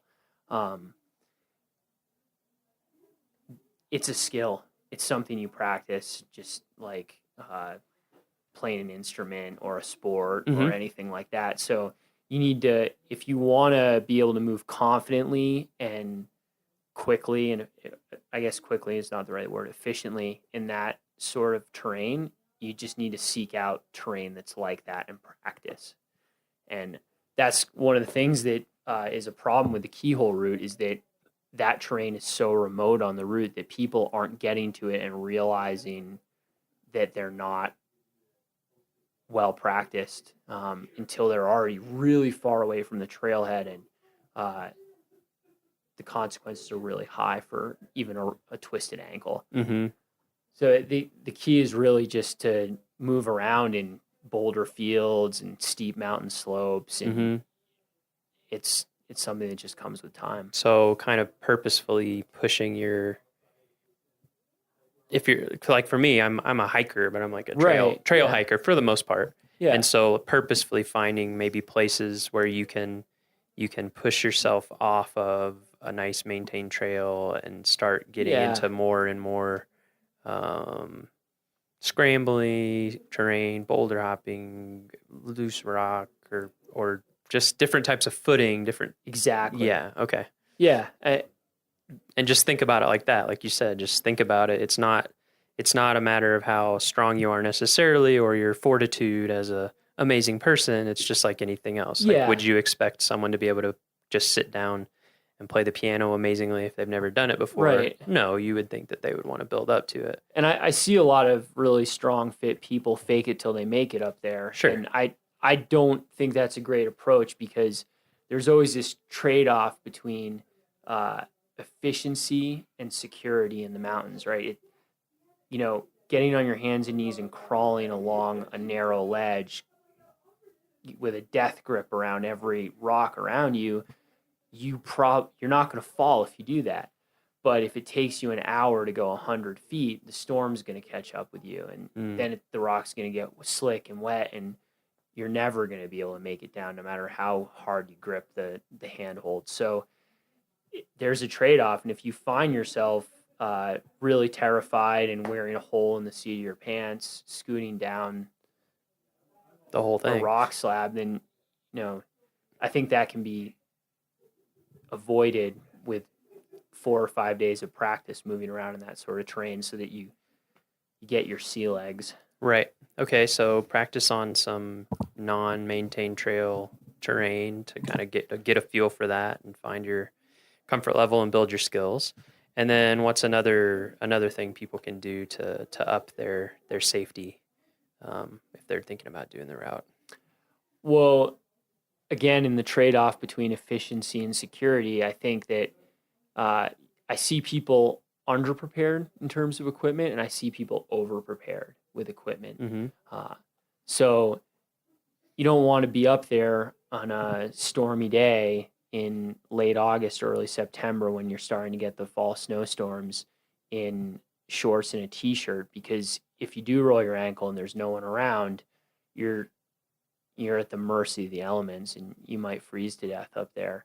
But at the same time, I see people with 50-pound backpacks carrying 9 liters of water, and they're moving along precipitous and tenuous ledge systems where if they stumble, they're going to take a really bad fall. And, you know, if my life depended on moving carefully across a rocky ledge, I'd want to have as little weight on me as possible. So your pack's got to balance the need to have a little food and a little water and a raincoat, with not carrying so much weight that you're sandbagging yourself for some really Right. important climbing. Right.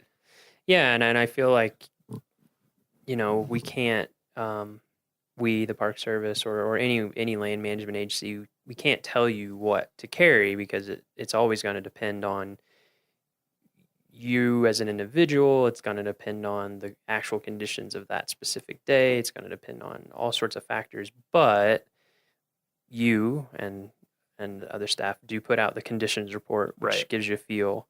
You can go on our website and research general weather for the time of year that you're thinking about. You can go on our website and get a forecast that is point specific to, as close as we can get it, to the summit of or the upper part of Long's Peak. And you can use all that stuff. And then I think the other side of that equation that people need is that you need some experience in the mountains or doing outdoor stuff. Like you don't know how heavy a coat you need when it's 40 Yeah. degrees until you know what you need. Yeah. And it's better to find that out in a lower risk situation, I think. Well, that's the other thing about alpine climbing and just having fun in the mountains in general is that there's no right or wrong way to climb Long's Peak. There's no right or wrong season to climb Long's Peak in.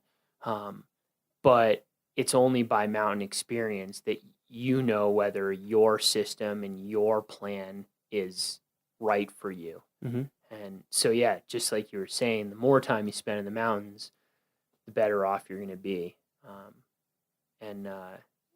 That's practice makes perfect, right? Right.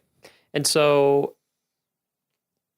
this kind of stuff that we're talking about and a lot of what you focus on your job is what we in the Park Service, and not just the Park Service, I guess, call, of course, we have an acronym for everything because Yeah. we are the government, PSAR, which is Preventative Search and Rescue. Right. So we're not giving this information out, like you said, to tell Yeah. somebody yes or no. That's your personal call. It's your personal responsibility. We're just trying to give people the information to make the best decision they can Yeah. for themselves. And the reason we're trying to do that is to prevent search and rescue situations, right? Right. Right. So, I don't mean to, I'm not trying to make it sound dire or anything, but what are some of the search and rescue situations that you and your coworkers do get into, and how does that motivate the preventative search and rescue side that is the focus of your particular position? Right. I think all of us got into this work, got our jobs because we wanted to do rescues. Now, personally, I'd prefer to do PSAR. And so the way PSAR relates to search and rescue work is that you do everything you can to prepare and inform visitors about the risks they're taking and the hazards that they face. And that way you have less accidents to deal with. And at a park that gets as much visitation as Rocky does, that's critical because it's very easy to overwork a rescue team. Some of the rescues can take, more than 24 hours. You have multiple shifts on the rescue. You can wear out your people, you can break your equipment, and physically and mentally. Yeah. Right? Yeah. Oh, mentally especially. Mountain rescue can be traumatic for rescuers. The sorts of injuries that you see and tend to, and the reactions of people's loved ones when someone's hurt in the mountains, it wears you down. So you try and manage that as best you can, and PSAR is one of the go-to strategies there. It can be as simple as having your trail signs be accurate and be in the right place, or as complicated as tapping into social media networks to advise people of changing conditions if there's just been an ice storm, and then trying to make people aware of what they're going to be dealing with. Mm-hmm. Mm-hmm. Nice. Yeah, I just wanted people out there to know that we have all these people like you on staff who know what they're doing to do rescues when we have to. But obviously, our goal is to have 0 rescues needed per year. That's what we're always going to shoot for. Right. Whether or not it's possible, that's always going to be the goal.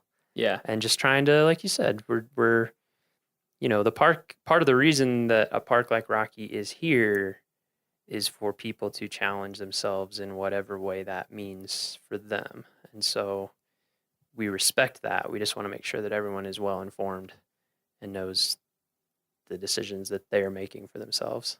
Yeah. Because ultimately, we've talked about this a lot. Your responsibility when you're out in the mountains is for yourself.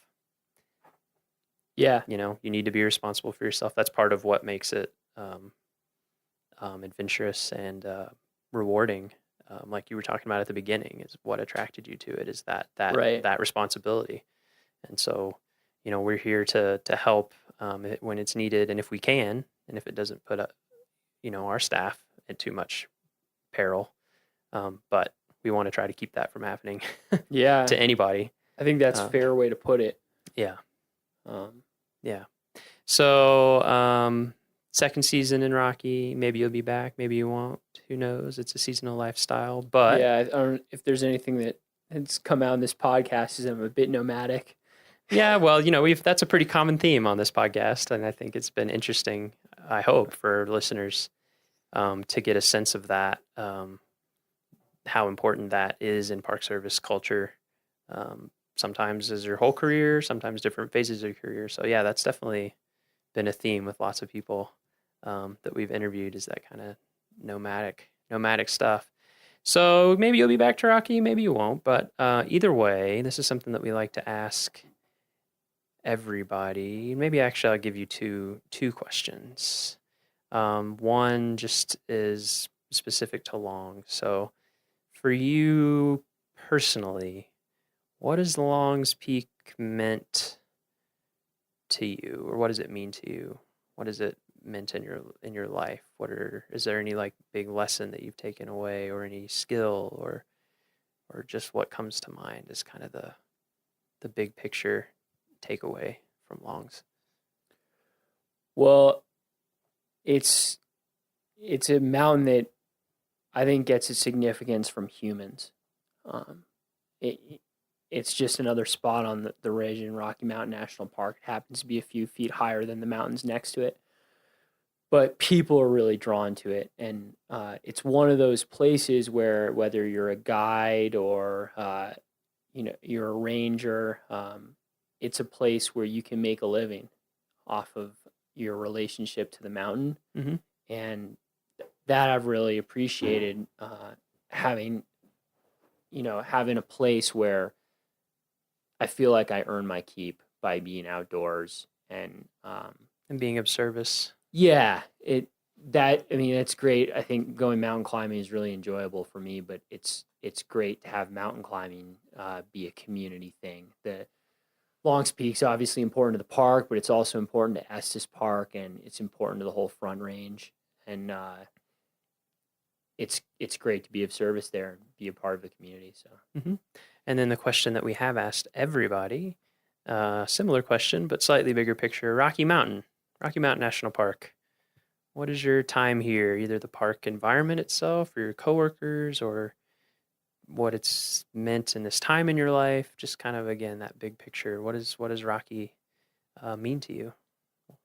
Well, I learn this more and more all the time as I spend more time here, but it's a really tight-knit community here at the park, in Estes Park also. And I think being in this park, it for me has a lot been about the relationships I've formed here. And maybe that's a good thing to bring up too, is when you're going up on Long's Peak, you're definitely becoming part of that community.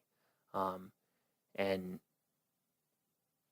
it's a tight-knit community, and it's a small world. And so I think having respect for the people and the places that you're involved with, the more time you spend up here, and I certainly hope people come back again and again and again, the more connected they become to that network. So being courteous, helping people who are having trouble, and sharing information Mm-hmm. in a positive way, that's that's something I hope everyone takes away from their experience on Long's Peak.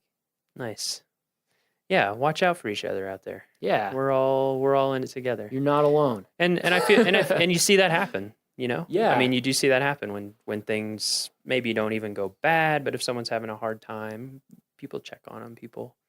Yeah. Yeah, and that's one of the things that I love about the outdoors and all the different ways you can enjoy it is that it really strengthens your connection with other people in a real way. Almost like an accelerated way. Yeah. I feel like you can go out on a trip with somebody in one weekend and be closer friends than you would have if you'd casually hung out every month for like a year. Yeah, and I like it. I like going up there by myself, but for safety and for enriching the experience, go with a friend.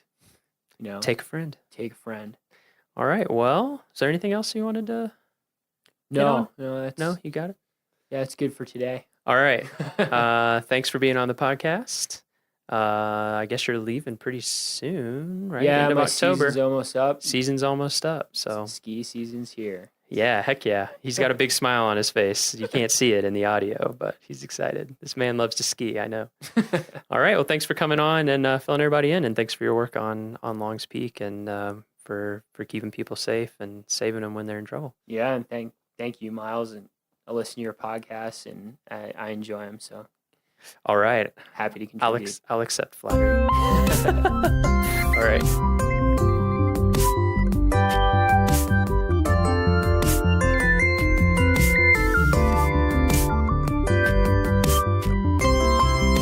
Our next episode will be ... Who knows? We're not sure when our next episode will be. We may have some bonus episodes throughout the winter when something comes up or the fancy strikes us, but we're not going to be returning to a regular seasonal programming until sometime in 2018. That's scary to say, but sometime in 2018. We are starting on pre-production soon, though, like I said in the intro, so we'll have more great stuff coming to you sometime. For show notes, transcriptions, and to learn more about our show, visit our homepage at go.nps.gov/RMNpod. That's go.nps.gov/RMNpod. The Rocky Mountain National Podcast is a product of Rocky Mountain National Park, one of 417 units of the National Park Service that preserve America's heritage for all, forever. Stay classy, Rocky Rangers. Have a great winter. We'll see you soon.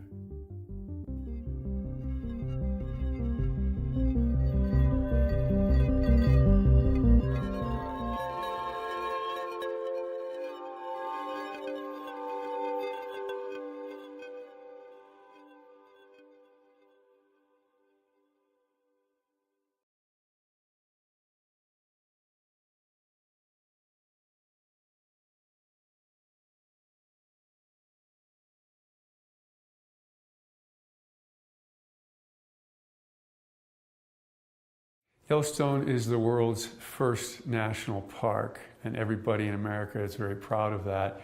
But there's been a struggle to figure out what a national park should be like. And probably one of our founding philosophies is it should be natural. It should be a natural system that functions the way the Earth did before humans altered it.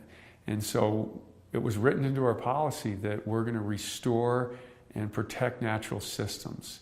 And the early managers of Yellowstone didn't really know what natural looked like. So we've been struggling towards natural our entire history, and that definition has evolved. And that definition, the modern one, now includes you need to have natural predators.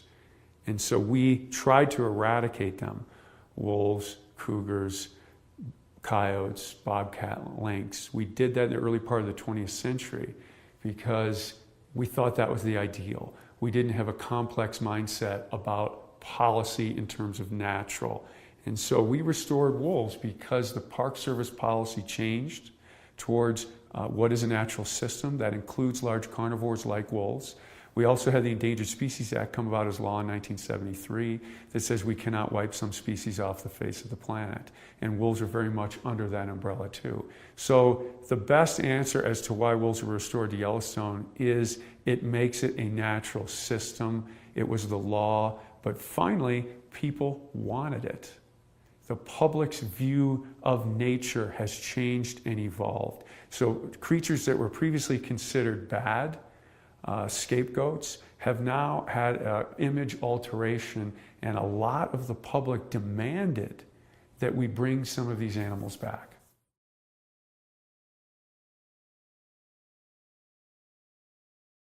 Well, most ecosystems are best when they're balanced. And I think it's safe to say that Yellowstone, without wolves and other carnivores, now keep in mind, cougars were also eliminated and they came back on their own, and bear numbers declined, and that affected the balance of the ecosystem. And so ecologists refer to this as biodiversity, but emphasize the word diverse. Having a lot of different kinds of things at moderate numbers is better than having a lot of any one thing. And prior to wolf recovery, we had a lot of elk, we had a lot of coyotes, and we had very little things like willow and aspen and songbirds and beavers. And so the entry of wolves and other carnivores, because bears have increased and cougars have come back too. So now we're a carnivore-rich system, and we've restored that top layer of the system. So really the simplest way to look at it is all the parts of the system now are in place, and they're interacting differently. And I hesitate to use a value judgment-laden word, but it's healthier this way than we had certain parts of the system before that were absent. So all those things functioning together has made nature look like it used to before we started managing it. And those management intentions were good. We just didn't know enough about it. And so we have this makeover in Yellowstone now. We've brought carnivores back, wolves being the most high profile, and it's changed the way Yellowstone looks.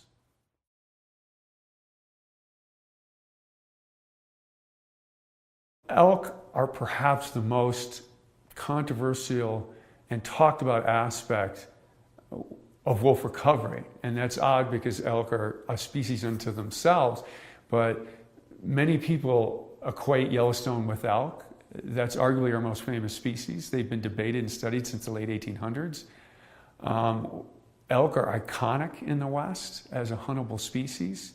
And so elk are very important, and wolves eat elk. So do cougars, so do bears, so do coyotes. A lot of things eat elk. People eat elk. And so the system in many ways hinges on elk. So what wolves and other carnivores do to elk is very important.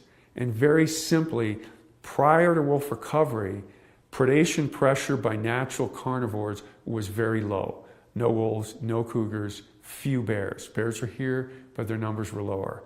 And that caused the elk population to grow to very large numbers. In fact, a lot of ecologists and scientists criticize Yellowstone for having too many elk.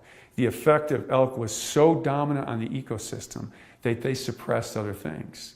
To the point where managers outside the park were hunting elk at high rates to try and depress this burgeoning elk herd.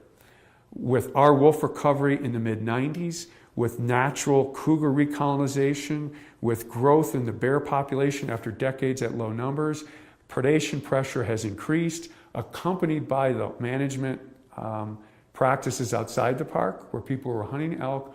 All of these things together have caused the elk population to decline. And the Park Service considers that a success story.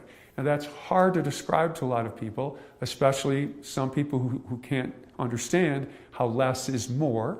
We live in a culture where more is always better, but fewer elk brings about that ecosystem balance, that biodiversity that the Park Service seeks as natural. And that's a very important goal for the Park Service.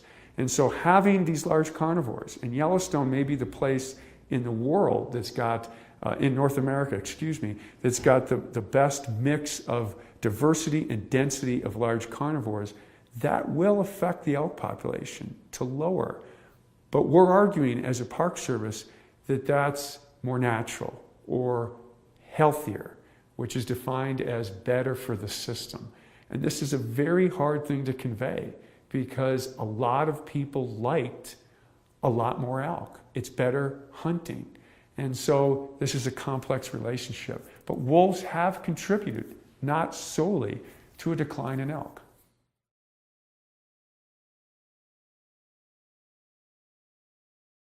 Perhaps the most commonly asked question about wolf recovery is that, did we reintroduce the wrong wolf? And this is a long answer, so I'll try and make it as short as possible. Our naming of nature is an artificial system developed by Carl Linnaeus, a Swedish monk in the 1700s. And I don't want to criticize Linnaeus, and he did a great job. But essentially, it's an artificial system putting names in parts of nature that might not be actually different things. But there are different things in nature. You have plants and animals, and they're different, and we can call them that, and it works. And his system really works very well until you get down to the very finest levels of naming, of distinction. That's the subspecies level. You have species, and then below species you have subspecies. And wolves are the worst example of the subspecies concept. The leading wolf biologist in the world does not believe that subspecies even apply to wolves. And why is that? You get different subspecies, and originally there were 24 different subspecies of wolves. Now there are 5. It's constantly being reduced. And of course, this prominent wolf biologist thinks there should be none. But how do you get different kinds of things in nature? Different populations become isolated so they no longer interbreed. When they don't interbreed anymore, the genetics become different. When the genetics become different enough, they become different things. First subspecies and then species. Wolves always get around, and it's very hard to isolate 2 populations of wolves. Very hard. Nothing stops a wolf. Not a mountain range, not a river, sometimes not even oceans. The wolves here immigrated to Asia and back. They're very good at getting around, so you don't get much isolation. The best genetics show that wolves in Mexico to wolves in the Arctic are on a continuum of change from south to north. So there's no place we can go in and say, this group of wolves is different from that group. That's a genetic analysis. And the Mexican wolf can interbreed with the Arctic wolf very capably.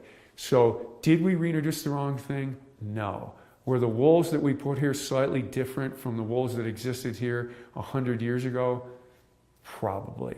Nature's always changing. We looked at the weights of the handful of wolves, 31 from Canada, which is a very small number, and they were slightly larger than the wolves that existed here 100 years previously, 6 to 8% larger. That is well within the natural variation of wolf size across the continent.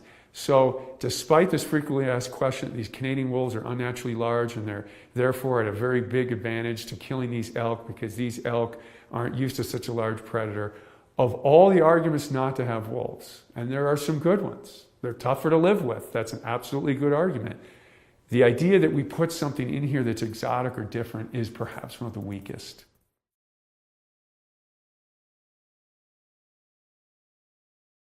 Wolves do not kill for sport. That is a fact. Why? The average wolf weight, if we threw all the wolves together, males, females, subadults, adults, pups, is about 100 pounds. The average cow elk's 500 pounds, the average bull elk's 750. They risk injury or death. When you attack something 5 to 7 times as large as you, that ain't a fair fight. So they risk tremendous injury or death trying to take something on bigger than them. So they prey on things in a risk-averse fashion.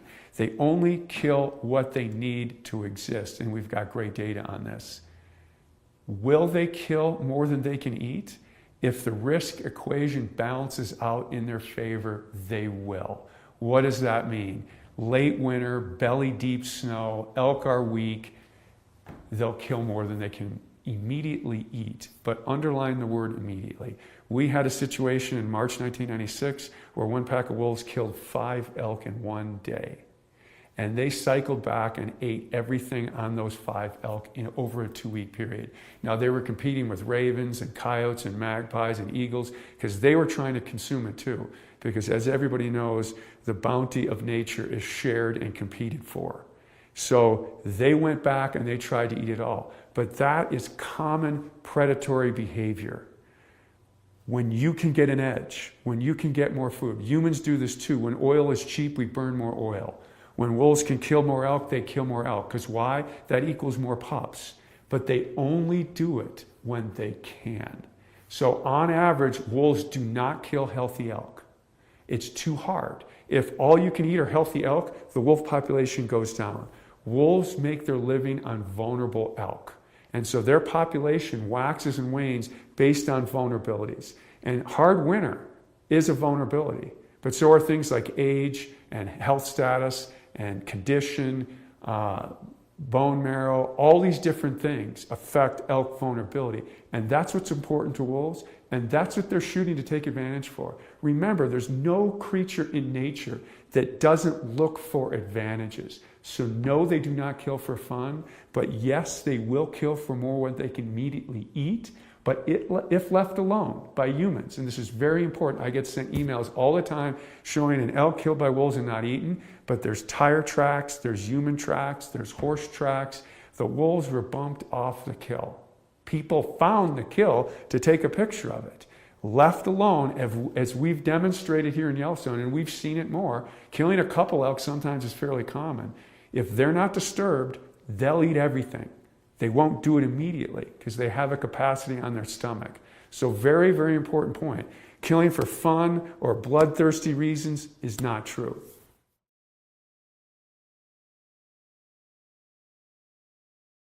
People should not be afraid of wolves. There are 3 primary reasons that people are against having wolves on a shared human landscape. One is they compete with us for wild prey. That's valid. That's true. 2, they occasionally kill livestock. It's rare, but it does happen, and then that's valid too. The 3rd reason is there's a human safety threat, and that is largely overblown. During the entire 20th century in North America, there were about, and I'll be off by 1 or 2, 20 attacks on humans. None of them were fatal. All of them dealt with habituated animals, usually fed food. And we're very concerned about that in the park. When you feed an animal food, it loses its natural fear of people and it become dangerous. But very different for wolves compared to bears or cougars. They never attack a person on their first encounter with a human. So the first time a bear encounters a person, a sow with a cub, or a cougar encounters a person, they might attack. And bear fatalities and cougar fatalities are much greater than wolves.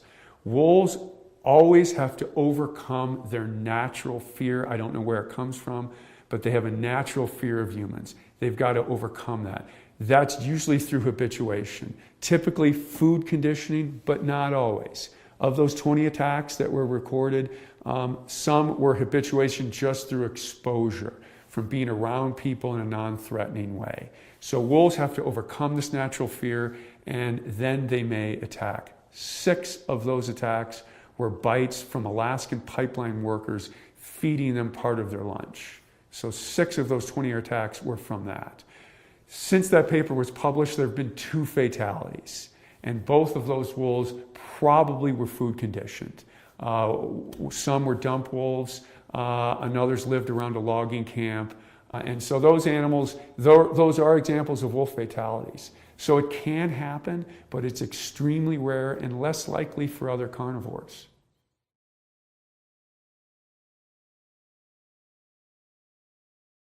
A big question that's often asked about wolf recovery was, you said the wolves are just going to stay in the park. And I'm fine with wolves in the park. I just don't like them out, because when you leave the park, it's a very much a human-dominated landscape. That's another misconception of wolf recovery. The plan written to restore wolves to this region never said the wolves would stay in the park. And it's different outside the park because wolves are managed by the states, and so they have different policies and objectives than the park does. The park generally stated management philosophy is preservation, which means no use. That's not a pure definition because we do manage other species. The state's objectives are largely conservation. That means wise use. Both of those objectives are fine, and they're determined by people, and neither one is better than the other. They're just different. And so naturally they clash a little bit because there's no wolf hunting inside Yellowstone, and there is wolf hunting outside of it. Wolves have to live with people outside of Yellowstone, and that does create conflict. It is true to say that life is easier without wolves than with them, for the reasons I stated previously. They can compete with us for elk and deer, and they do occasionally kill dogs and livestock. And so they need to be managed outside the park, and that's okay. That's part of it. And there's some data, although other researchers are questioning this, that if species are hunted or if species that cause a problem can be immediately dealt with, social tolerance increases. So inside Yellowstone, we don't have to deal with those issues. We don't have to deal with issues of predation on pets or livestock, or taking elk inappropriately because I wanted to get that elk. So we have a different approach, but both approaches are okay and occur in different areas. So this is a very common situation for wildlife management across North America. Animals go over political boundaries, and they're subjected to different management regimes, and that's the way it is, and that's okay for wolves too.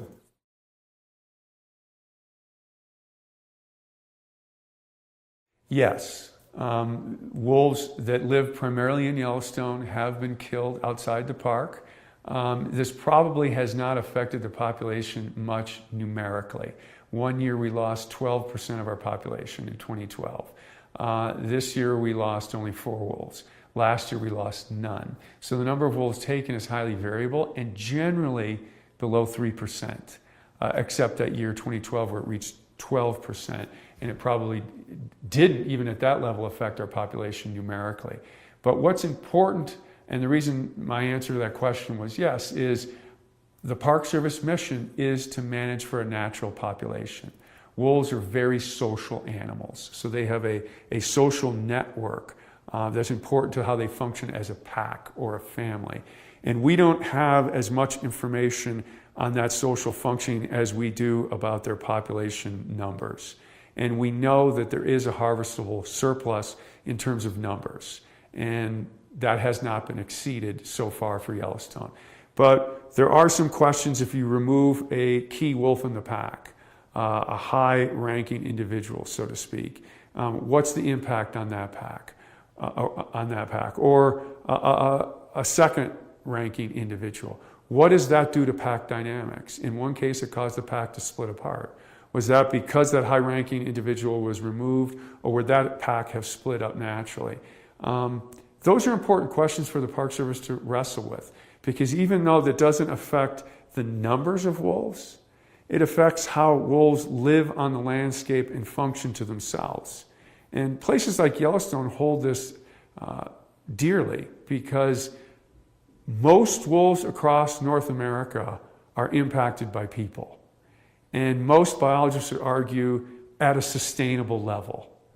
We still have lots of wolves across North America, but we really don't know certain aspects about wolf life. And this social aspect is the one we know the least about. So if we're going to be managers of Yellowstone that pursue these ideals of naturalness, I think it's important to include all aspects. And so which wolves get removed and how that impacts the pack and the population, and importantly, the pack's relationship to each other, because they're always competing against each other. And if one pack loses some key individuals, we know that the individual makeup of packs affects how they compete with each other. It also affects how they prey on elk. We know big males are important to helping take down elk. So those are questions we're wrestling with. So to say removing wolf has no impact on the wolf population, you have to qualify what you mean. Are you talking numeric or are you talking social? And we're still looking for those issues, for those answers.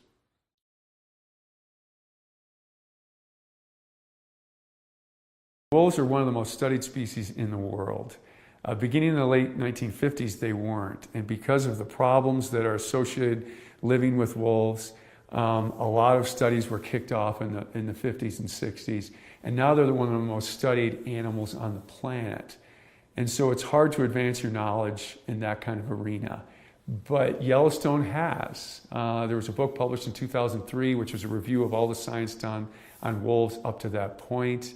And in the introduction of that book, the authors said, we've tried to include as much knowledge as Yellowstone has learned in the first few years, but Yellowstone holds the most promise to unlocking some of the wolves' secrets that are so far unknown. And I think Yellowstone has done that. And that's because, and this is somewhat controversial, we've had a good radio collaring record, so we're able to follow individuals and packs. The park is big, but it's more accessible than, say, Northern Canada or Alaska. And about half our population is viewed daily from the road. And this is an odd feature of recovery that I didn't think would occur. I thought wolves would be more secretive and shy, but we're getting information about pack dynamics, about individuals, about predation, about interactions with other species on a daily basis. And there's no other study in the world that's doing that. And then we do the traditional things, radio tracking, airplanes, genetics, drawing blood, looking at disease exposure, that all the other studies do. So you combine the traditional scientific methods with citizen science and daily observation and a public that loves to come here and see wild nature. And again, I can't overemphasize how important wolf recovery has been just to public enjoyment. Yellowstone is the best place in the world to view wolves, and people come here to do it, and that's immeasurably important to the park's goals and policies, that people see intact nature. So yeah, Yellowstone has changed the world's view of wolves. And we're in the news all the time. And I think having positive news out there about wolves, because to be honest, there is a lot of negative, because they're hard to live with. But having Yellowstone there, providing this positive, good news, has been very important, not only for Yellowstone, but what we know about wolves and the image of wolves worldwide.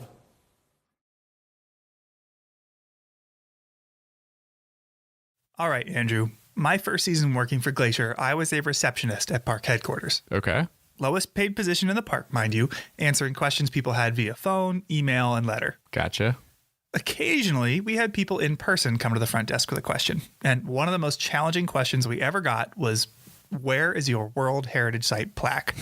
Our what? We are a World Heritage Site, recognized by the United Nations for protecting natural and cultural resources that are important to the whole world. And every World Heritage Site gets a plaque to commemorate this designation. Okay, I don't think I've ever noticed this before. Where was it? Well, that's the thing. Nobody knew. I told them I'd never heard of it, and neither had my coworker. So they described to us a 2-foot by 3-foot bronze plaque, and we started asking around. We asked our boss, who coordinates exhibits around the park. He didn't know. We asked facilities management. They didn't know. We asked the superintendent. Nope. We asked everyone in headquarters and started calling all over the park to see if anyone had any idea where it might be. And then it turned out it was in Canada. Oh, that explains it. Glacier National Park's northern boundary is the 49th parallel, also known as our border with Canada, and right across the border in Alberta is Waterton Lakes National Park. And the World Heritage Site plaque was displayed at a pavilion in Waterton. So I wanted to call up somebody who works there. You know, that's a great question, and I don't know that I fully know the answer to that. We've recently redone the pavilion in Waterton, so I don't know if that plaque is actually still visible there or not. That's something I'll have to go look for now. Exactly. That's Natalie Hodge. My name is Natalie, who works for Parks Canada, the Canadian counterpart to the MPS. I am the interpretation coordinator in Waterton Lakes National Park. Waterton, a literal stone's throw away, has been Glacier's neighbor since the very beginning. Yeah, Waterton was actually created in 1895, and it was originally titled the Forest Park Reserve. 2 years before Glacier was established as a forest preserve in 1897. Wow, that's really early. Not to mention that Parks Canada, the Canadian counterpart to the NPS, also beat us to the punch. Parks Canada was actually founded in 1911, and it actually became the world's first national park service. Predating the National Park Service by 5 years. The two parks, administered separately in their respective nations, oversee a contiguous landscape that doesn't recognize the political boundary that separates them. There's many jokes about animals not needing a passport in order to go back and forth between the two nations. We've seen black bears go back and forth across the border with no issue.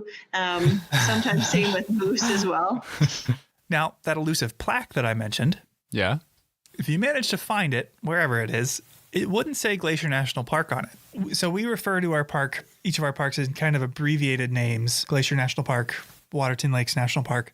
But what is the full name of our parks together? The full name of our parks together would be Waterton Glacier International Peace Park.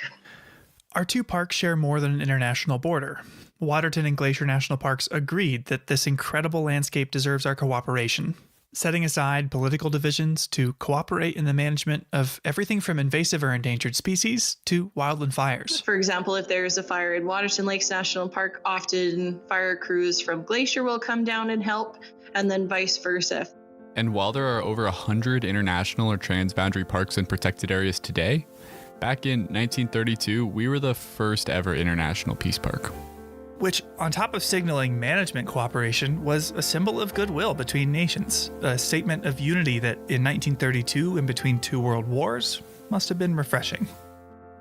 With a passport, Waterton is just a few hours away from most places in Glacier, and there are a lot of ways to experience it. Yeah, there's some remarkable hiking opportunities in Waterton that range from short trips to all-day outings.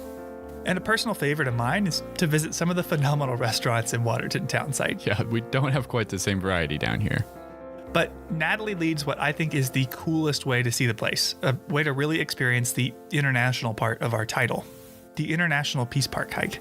I have definitely been fortunate over the years and have been able to lead that Peace Park hike, and it's probably one of the coolest elements of my job working for Parks Canada. The hike is unique really in the sense that participants start out hiking in Canada, get to cross an international border by foot, and finish the hike in the United States. And our audience members are generally quite excited about the opportunity to be able to hike in two countries in one day. It's so cool. They even hold a little hands across the border ceremony. And this is where participants line up on either side of the international border, and they shake hands as a sign of peace and goodwill with those across from them. And this is a long-standing tradition of the hike, and it's been ongoing since the creation of the hike in 1978. The International Peace Park hike, or IPP, is 14 kilometers long, or just over 8.5 miles. You essentially walk the length of Upper Waterton Lake to wind up back in Glacier, where you'll finally catch a ride on the International, a 200-passenger boat that's ferried people across Waterton Lake since 1928. Yeah, and from having taken that ride myself, it really stands out as one of the most unique experiences anywhere in either park. Yeah, I agree. Even just looking into the other country, let alone getting to hike or boat into it, is powerful. Now, again, you do need a passport to visit Waterton, and you need a reservation to ride the International or to join the IPP. But no matter what you do on your visit, seeing both sides of the border will only enrich your experience. So the next time you come to visit, make sure you visit our sister park. Keep that spirit of goodwill alive, and maybe, if you're lucky, you could even find that plaque.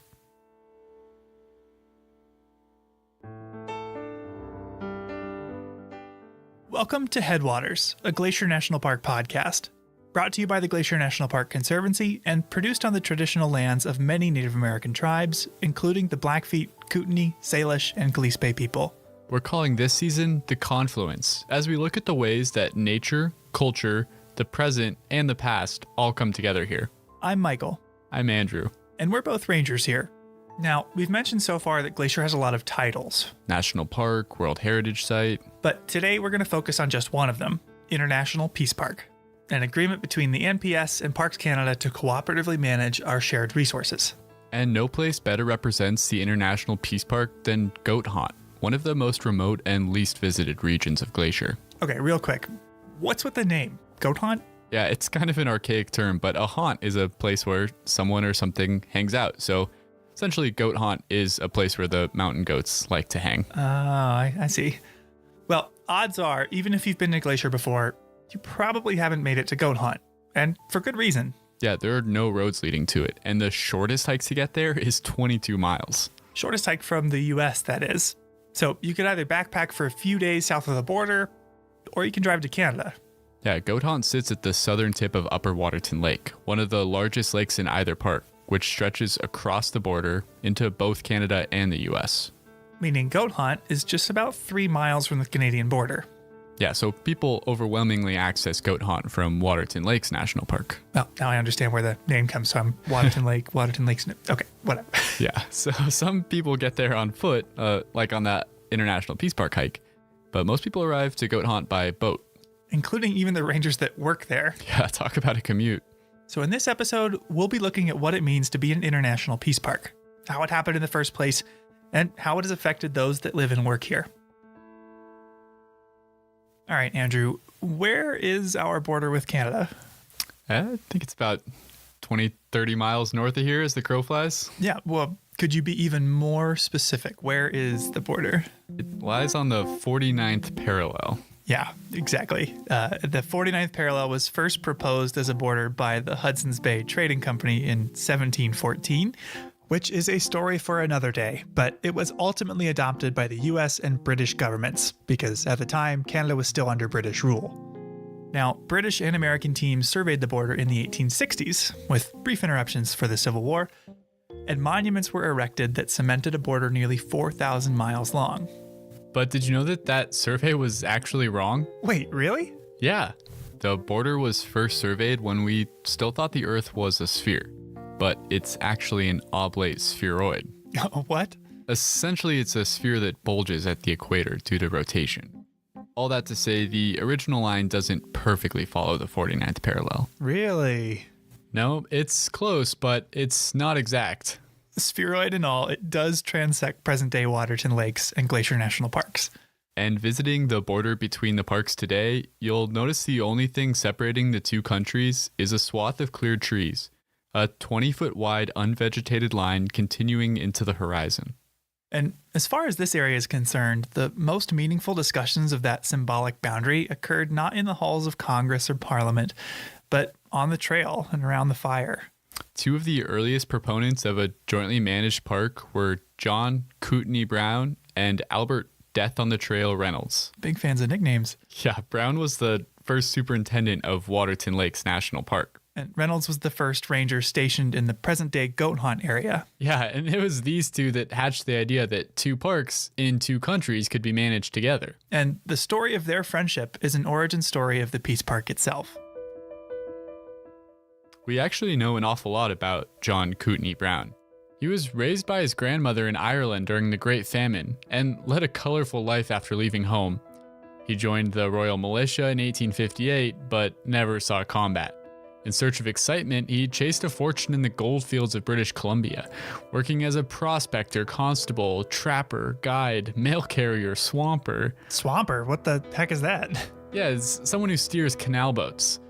50 years later, he had garnered a reputation for knowing the region as well as anyone, which led to his appointment in 1910 as the first supervisory forest ranger of Kootenai Lakes Forest Reserve, which is now our northern neighbor, Waterton Lakes National Park. At age 70, he earned $75 a month to manage the whole area. Wait, only $75? That's like the highest ranking position in the whole park. Yeah, it's about $2,000 in today's money. Oh, all right. Now, much less is known about Albert Death on the Trail Reynolds. Born in Wisconsin in 1847, he and his wife moved to Montana's Flathead Valley in 1871 so he could work at a lumber mill. And to escape the nervous strain of work, 30 years later, he retired from being the supervisor at the lumber mill to become a ranger at the then Flathead Forest Preserve. When that preserve was converted to Glacier National Park in 1910, he was stationed on the southern end of Upper Waterton Lake. And while there have been biographies written of Brown, most of what we know about Reynolds we learned from his diary. Take this entry from 1912 where he's looking for poachers. Found where some hunters had camped and hauled down a sheep or deer from the mountains. But it was in Canada. about 6 miles from the boundary line. Which had been brought to life here by the voice talent of Ranger Bob Adams. Reynolds lived in one of the most undeveloped and least visited areas of the park, often with only wildlife as company. Friday, October 25, 1912. When I arrived at camp, a bear had been there last night, and he raised hell. All around camp he went, looking into all 3 windows. Took a bath in the wash tub and stood in front of the looking glass and combed his hair with his scrubbing brush. His nickname Death on the Trail was self-ascribed, and his disdain for horses led him to walk everywhere. He regularly walked 17 miles south to get his mail. Wow. I walked just about 1 mile to get my mail, and I thought that was rough. But Reynolds would also walk north to visit Waterton, where he befriended Brown. Yeah, he walked the full 12-mile length of Upper Waterton Lake, which starts in Montana at Goat Hunt and ends in Waterton Town Site in Alberta. Walking that whole way to visit his friend Kootenai Brown, unless he could catch a boat ride. Sunday, October 20, 1912. Left at camp 7 a.m. in one of Mr. Hazard's boats. Went as far as Weeks Landing, where I walked to the post office, got some mail, then went to Mr. Brown's. His duties as a backcountry ranger included looking out for poachers, forest fires, and other, quote, threats to the park. Okay, so what constituted a threat to the park? Well, in the early years, the Park Service was guided by a fundamentally different understanding of ecology than it is today. And Reynolds' writing illustrates this really well. Early park managers were especially eager to protect ungulates, like deer. He would actually follow deer in order to chase them towards better foraging habitat. Left camp as soon as I could. Went up the trail that the deer took up the mountains.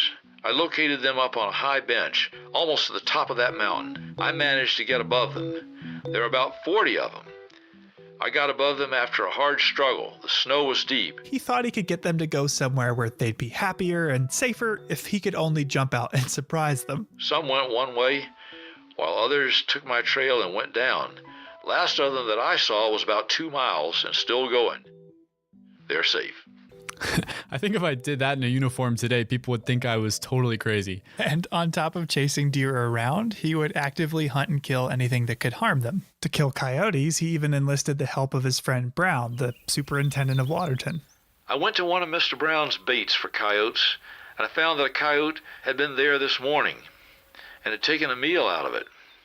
I followed his tracks for nearly 2 miles, and he did not show any signs of the poison, so I left. Canadian poison is no good. In the years since, we've come to understand that predators like coyotes, wolves, and mountain lions play essential roles in the ecosystem. The practice of poisoning them has long since been abandoned. It's not part of our job anymore. No, it's nice that attitudes have changed in that respect, and we decided that all animals have a right to be here, and not just the ungulates. That's Tracy Weiss. Yeah, my name is Tracy Weiss. I've been working here at Belly River for the last 16 summers. The Belly River Ranger Station where she works is one of the northernmost in the park. In fact, to hike in to meet her, I parked at the Canadian border, spitting distance from the customs office. And while Tracy and her husband Bruce work here in the summer, Reynolds worked and lived near Goat Hunt year-round with only a wood-burning stove for warmth. It was 12 below freezing this morning, and now 6:30 is 10 below. Even on holidays. I made a bread pudding for dinner and took a cup of cold water. That was my Christmas. I honestly cannot imagine the rangers that spent winters out here in that kind of cold and that kind of wind. Yeah. It must have just been phenomenal. But rain or shine, Reynolds would travel north to visit Brown. December 27, 1912. The snow was deep and soft. The wind was awful. Took till 4 p.m. to make Mr. Brown's. From what we can tell, the two were fast friends. Even though Brown, who wrote poetry and spiritual musings, never seemed to write much about Reynolds. Yeah, and Reynolds, in the journals of his that we have, he doesn't write about his friendship with Brown either. His journals are really utilitarian, the simple summary of what he did that day, often signing off with the number of miles he had traveled. But even still, Reynolds wrote often about his trips to visit Brown. Wednesday, December 4, 1912. Left camp 9:15 a.m. with Mr. Brown. He went as far as Weeks Landing with me to see if I got safe over the river. I had to break ice about 100 feet, before I got into the main stream, but I made it okay. They collaborated for work, they shared notes, they sought one another's advice, and they socialized. And as you know, Andrew, the winters here can be pretty drab. Yeah, cold, gray skies, socked in. Which, by all accounts, gave them plenty of time to discuss the philosophical facets of their jobs, like the artificiality of the lines separating the two parks they were sworn to protect. One person who met Brown and Reynolds was Samuel Middleton, an Anglican reverend in Canada. And after meeting the two rangers, he wrote about their discussions of the boundary. Emblematic of the trouble with dividing the two parks was Upper Waterton Lake, which lay partially in the United States and partially in Canada. Reynolds suggested that geology recognized no boundaries, and that as Waterton Lake lay in its glacial cirque, no man-made boundary could cleave its waters apart. It'd be better then to accept nature's creation by removing the boundary line and acknowledging one park, one lake, in its own territory. And Brown agreed. He said that since the lake could not be physically divided, it was senseless to divide its management. This was a powerful idea at the time. A subtle suggestion, through the lens of a landscape, that a political boundary could not divide us. This idea of theirs to jointly manage the two parks would not come to fruition in their lifetimes. Of all the days I ever saw, today has put the cap sheaf on them all. Talk about wind. It has been a corker. I had to face it every step of the way, 18 miles.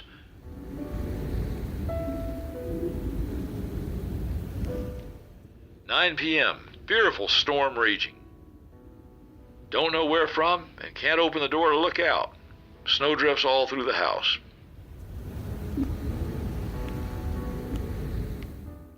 Reynolds was clearly an incredibly tough person with a fortitude that's hard to fathom today. Wednesday, January 15, 1913. Went up to the lake. Had to use my snowshoes. It has snowed hard all day. It was so soft, I sunk in above my knees on snowshoes. I reached home camp, found 6 feet of snow on the roof. I had to go up and shovel away from the stovepipe before I could build a fire. It took over 3 hours. Did not get it nearly all off. We'll finish in the morning. It was 10 below zero all day and snowing hard. Distance 6 miles and 1 frozen toe. But as tough as Reynolds was, the winter of 1913 began to catch up to him, and he caught a cold he couldn't shake. In one last journey, he ventured north to visit Brown, who mentioned Reynolds in his own journal for the first and final time. 4 February 1913. Mr. Reynolds, here, 32 below zero. Rode and snowshoed west side of park to pass. Miles 20. Reynolds very sick. Up all night with him. 4 days later, Reynolds died. And 3 years after that, Brown passed away as well. Over the course of the next 20 years, the parks remained under separate management. A new Waterton superintendent was appointed to replace Brown, as was a backcountry ranger to replace Reynolds. Visitors came, people enjoyed the parks, and life continued. But Reynolds and Brown's idea of an international park lived on, because in July of 1931, the local Canadian Rotary Club called a get-together of Montana and Alberta Rotarians to discuss, for the first time, the creation of an international peace park. And while Reynolds and Brown had entertained the notion, it had never before gained traction. In fact, this would be the first international peace park in the whole world. Yeah, and this new idea was drafted in a resolution by the newly inaugurated president of the local Rotary Club, Samuel H. Middleton. Who just so happens to be the same guy we quoted earlier, who had interviewed Reynolds and Brown about their thoughts on the border. The very same. Now, it's worth noting that Middleton first came to Waterton in search of a summer camp for St. Paul's Indian School, of which he was the principal. One of many schools of its kind that sought to suppress native culture, taking kids from reservations away from their families to boarding schools where they were taught, more or less, how to be white. This policy was called at the time, "Kill the Indian, Save the Man." Yeah. But acknowledging his racist efforts towards indigenous people, he was an important advocate for the establishment of a peace park. A bill establishing the peace park passed the U.S. Congress in December, and it was echoed by the Canadian government the following year. The details of this new designation were not clear-cut, leaving park managers to decide how they would jointly oversee the two parks. Parks that have evolved a great deal in the years since. In his day as a backcountry ranger, Reynolds hardly ever saw anyone. But Tracy, the modern backcountry ranger working along the border, she says her main job is to work with people. I really see the main part of our job as educating people in the backcountry. Today, more people visit Waterton Glacier on an average summer day than the parks used to see in a whole year during Brown and Reynolds' time. But that hasn't changed why they're protected or why they're important. People that do come here, and there are more all the time, they're looking for something real. To go backpacking, to reconnect with nature. That's what these parks are all about.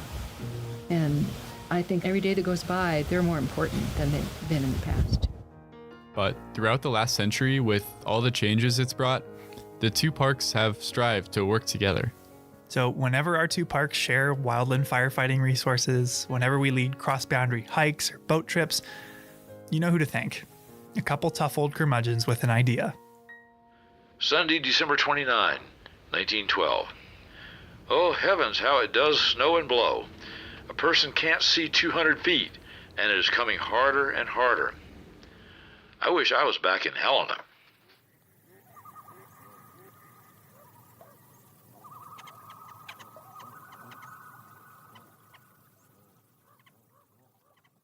So, Michael, we've been talking about the International Peace Park today. What does Waterton Glacier International Peace Park mean to you? Selfishly, it makes for a pretty awesome place to work. You know, I've got to hang out with a lot more Canadians than I ever did. And the coolest visitor center around here is the Alberta Visitor Center. I feel like Wilson from Home Improvement, like peering over the fence at my neighbors, because from a lot of trails in the park, you could actually see Canada. So I think it's pretty unique to be part of that symbol of cooperation as an employee and as a visitor. I totally agree. It's pretty cool when you think about, the ecosystem here, the plants, the animals, even the rivers and lakes. They don't know where the border is. They don't care where the border is. They're just interacting with each other in the way they always have. And to think that we can overcome the challenges of the border to manage this place jointly and to take care of this ecosystem as a whole instead of as two separate parts that are divided, just by a line on a map is a pretty special thing, I think.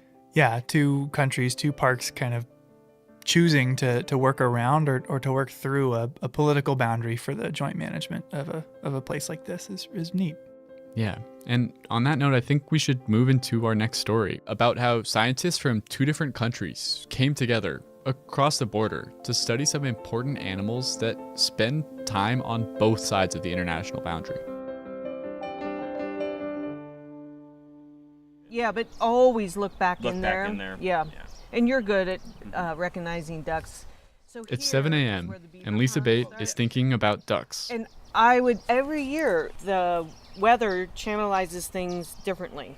But usually this is really deep on me, the path, go through.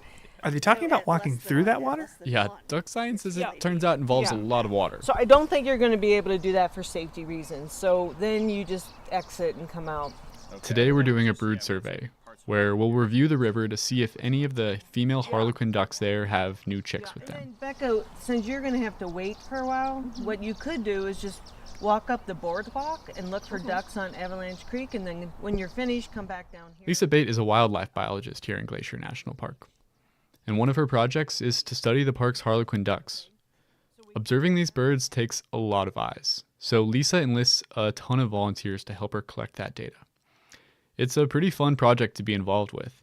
And as it so happened, all of us in the podcast somewhat independently got involved with it. This year, Michael and I and producers Daniel and Alex have all gone out with Lisa to study the ducks. Michael even ended up pretty wet from his experience. Yeah. Yeah, if you want to hear that story, you got to go to the Mini Glacier episode. Before we get into the study I did that morning, there's a few things you need to know about harlequin ducks. First, the name. Harlequin ducks are named for the male's breeding plumage, which resembles the makeup of a harlequin, a jester-like character popular in early modern European theater. And harlequin ducks are migratory birds, but unlike most migratory birds, They don't migrate north-south when the breeding season arrives. Instead, because they're sea ducks, they actually migrate east-west. But just because these birds migrate east-west doesn't mean they're not international. How so? I know a bird that migrates north-south, like a robin, will spend time in Canada, the US, and Mexico, but if you migrate straight west of here, you'll just hit ocean, not Canada. Yeah, it turns out the migration path isn't quite straight west. Check out this map of one duck Lisa tracked. Oh, wow. Spent part of the year in Washington, part in British Columbia, part in Glacier, and part in Waterton Lakes National Park. The next thing you need to know is that these birds love whitewater. They feel right at home in crashing surf and fast-running creeks, and that's part of the reason why they're so hard to study. And the last thing you need to know is that harlequin ducks are very loyal. Extremely loyal. As far as we know, the females only nest on the streams where they were born, their natal streams. Though we've banded nearly 300 harlequins in Montana thus far, we have yet to document a breeding female dispersing to a stream other than her natal stream to reproduce. Well, what if something happens to the natal stream? Yeah, that's kind of what makes them such a sensitive species. They seem to not be able to just find a new home. I think this is one of the leading reasons that harlequins are a species of concern. Their range has shrunk. We used to have harlequins in Colorado and many streams in Idaho and Montana, and we no longer have for a variety of reasons. And right now, I think it's highly unlikely that those streams would ever be repopulated unless we can document that females will disperse to other streams. It's not just streams they're loyal to. I asked Lisa if the ducks are loyal to a particular mate as well. If you asked me that question at the beginning of this study, I would say very loyal. The first 3 years of this study, we just saw incredible, I think 100% mate fidelity. Since then, we have seen some so-called divorces, but I'm working on a paper with some Canadian biologists, and they just documented a female with a certain mate 1 year, the next 2 years with a different mate, and then in the 4th year, she returned to that original mate. So we know that sometimes things happen, we don't know why. And if a duck's mate dies? We've documented times when the female died, and the males have already migrated back to the coast, but the following years, those single males will come back here looking for those females. And we've seen 3, possibly 4 males return looking for their females. I assume that's what they're doing. And we have one male who I know now has returned 3 years in a row, always single, never with another female, and never with the original female. And we just assume that that female has died. I can picture the Hallmark movie now. Lonely duck wintering on the coast and spending the summer searching the Rocky Mountains for his missing mate, looking for a love he'll never find. And Lisa told me that there's about 33% more males than females on the wintering grounds. So these single males are pretty unlikely to find a new mate. At the beginning of her research, Lisa didn't really know how many ducks there were here. When I first started this project, I thought maybe there were 40 pairs of harlequins throughout the whole park. And you can't tell because they look identical. It wasn't until we started putting colored bands on them that we realized that we had more ducks just on Upper McDonald Creek drainage alone than we realized. So to tell individuals apart, you've got to catch them and put a unique band on their leg. Biologists have developed lots of ways to safely catch birds, but none of them could really account for the challenges of dealing with a bird whose preferred habitat is whitewater. In the spring, when both males and females are in Glacier, the water on the creeks here is dangerously high and fast. Wading out into a raging creek to try to catch a duck was potentially deadly, so for a long time, we knew very little about these birds. But it's not just raging waters that Lisa has to deal with. There's some years that we're walking over like 40-foot deep avalanche drifts still. So there were lots of challenges, but there was a lot of pressure to understand these birds better because they seemed to be disappearing. Biologists throughout the western half of their range have all documented a decline or a shift in distribution. But today when I joined Lisa, we weren't catching any ducks. We were just counting them. We broke into teams to comb every foot of the creek and observe if any of the hens had chicks. If we found any chicks, then later in the summer they could be caught and get a band before they migrated back west. But this wasn't just walking down a trail. To stay along the stream was a lot of bushwhacking. Yeah, and it gets really bushwhacky when the water's high. And at some point we're going to just start walking in the creek because it'll be a lot easier than bushwhacking. Okay. Because the bushwhack is like through hawthorn and real fun stuff like that. And eventually we just went right into the water. We walked in the creek through water that was above my knees. Well, did you find any ducks? We did. Lisa and I saw 7 harlequin ducks that day. And we were able to collect data on other birds as well. We saw some American dippers and spotted sandpipers. The sandpipers had just had little babies, and they were about the size of a piece of popcorn. They were so tiny and fuzzy. Popped popcorn, though. Popped yes? popcorn, Okay. yeah. So we actually ended up seeing a lot more pipers and dippers than harlequins.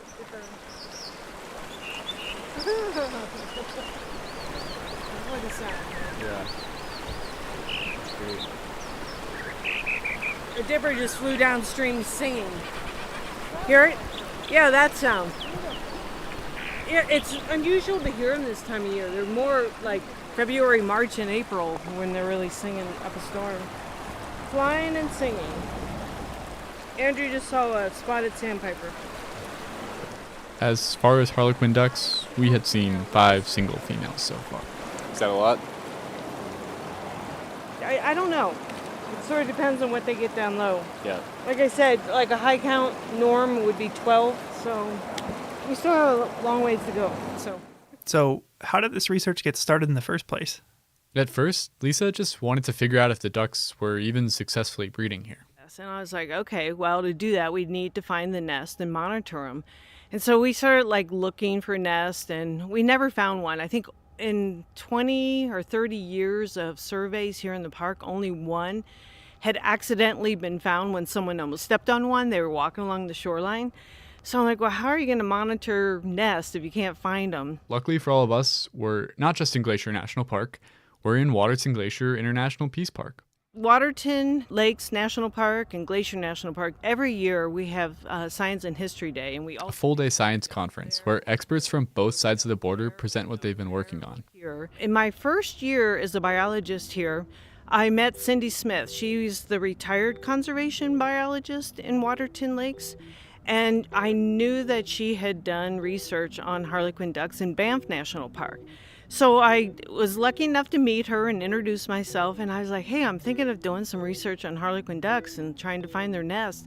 I said, we just aren't having any luck. I was like, how did you do it? And she's like, telemetry. You have to put radios on them. And she was totally right, because when we first started trying to find their nest, even with radios on, I mean, I think it'd be a 1 in a billion chance trying to find those nests because they're so cryptic, they're so hidden. And some of them literally were like 2.5 miles up off of another drainage and on a cliff and a burned habitat. I mean, But to put radios on them, first you have to catch them. So Lisa and Cindy, an American and a Canadian biologist working together, developed a mist net method of capturing harlequin ducks. So that must have been what I saw. Yeah, do you remember how it worked?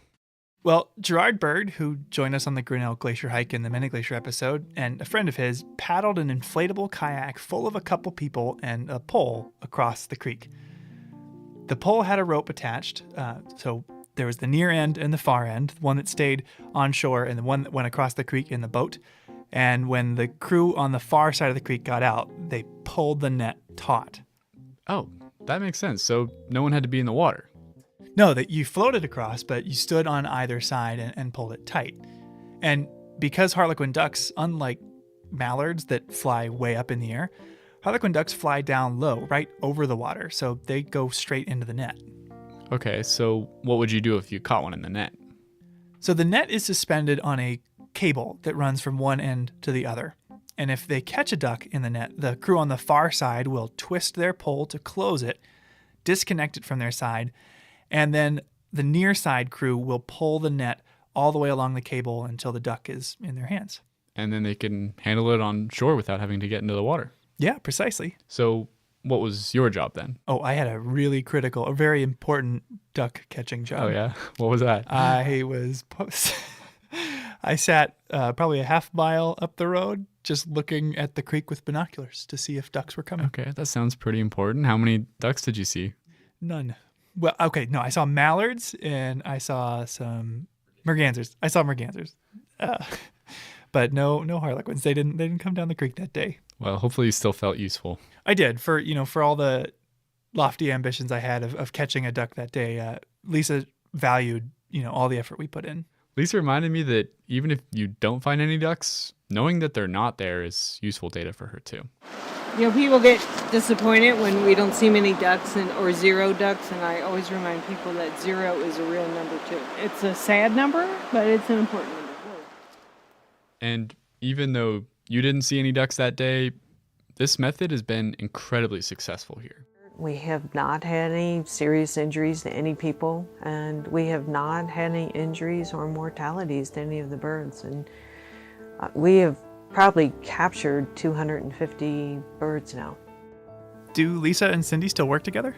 Yeah, they do. In fact, Lisa spoke really glowingly of their collaboration. Cindy Smith has been a mentor of mine for years. She's amazing, even though she's retired. As she told me, she's retired from bureaucracy, not biology. So I've worked with her on a number of publications, and she still mentors me on several projects. That's a real Peace Park success story. And the success isn't just with the science they've done. We're not just colleagues, she's become a very close friend. A friendship that's been able to thrive across the international border.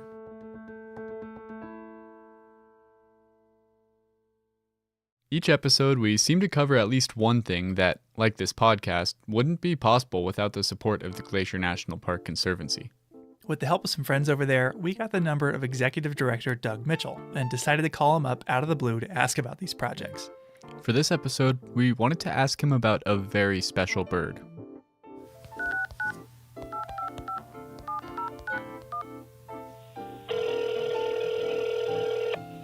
Glacier Conservancy, Doug Mitchell speaking.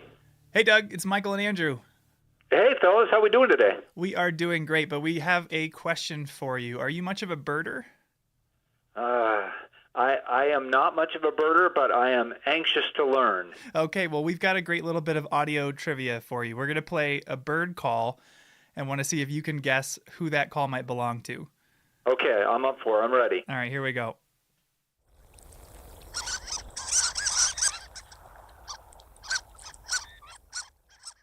Does that ring any bells for you? I'm going to default to one of my very favorite projects in the park, and I'm going to say harlequin duck. You got it. You nailed it. How do you know about harlequin ducks? I have come to know harlequin ducks, to be honest, through my work here at the Conservancy. We actually got to see a few of them with Lisa Bate. Boy, count me jealous. I have not, to my knowledge, seen one. My wife has. She watched a mom harlequin duck kind of teach her young to navigate the rapids there on McDonald Creek. It was, as she said, a really neat experience. Yeah, they're a very, very special, beautiful animal. So are you involved with Lisa's research at all? We've been very fortunate here at the Conservancy to be able to support Lisa's research in a number of areas, including with these harlequin duck studies, and also trying to do some work repairing some of the trails. There are some social trails that can be disruptive on the McDonald Creek area. So we've been very, very fortunate to be able to be part of that process as it's been ongoing. That's pretty cool. It sounds like it might allow some more people to have an experience like your wife did when they visit the park.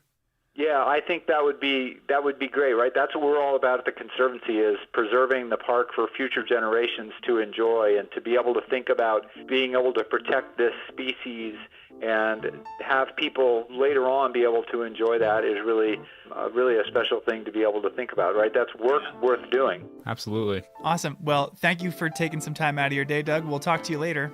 All right. Thanks, guys. Take care.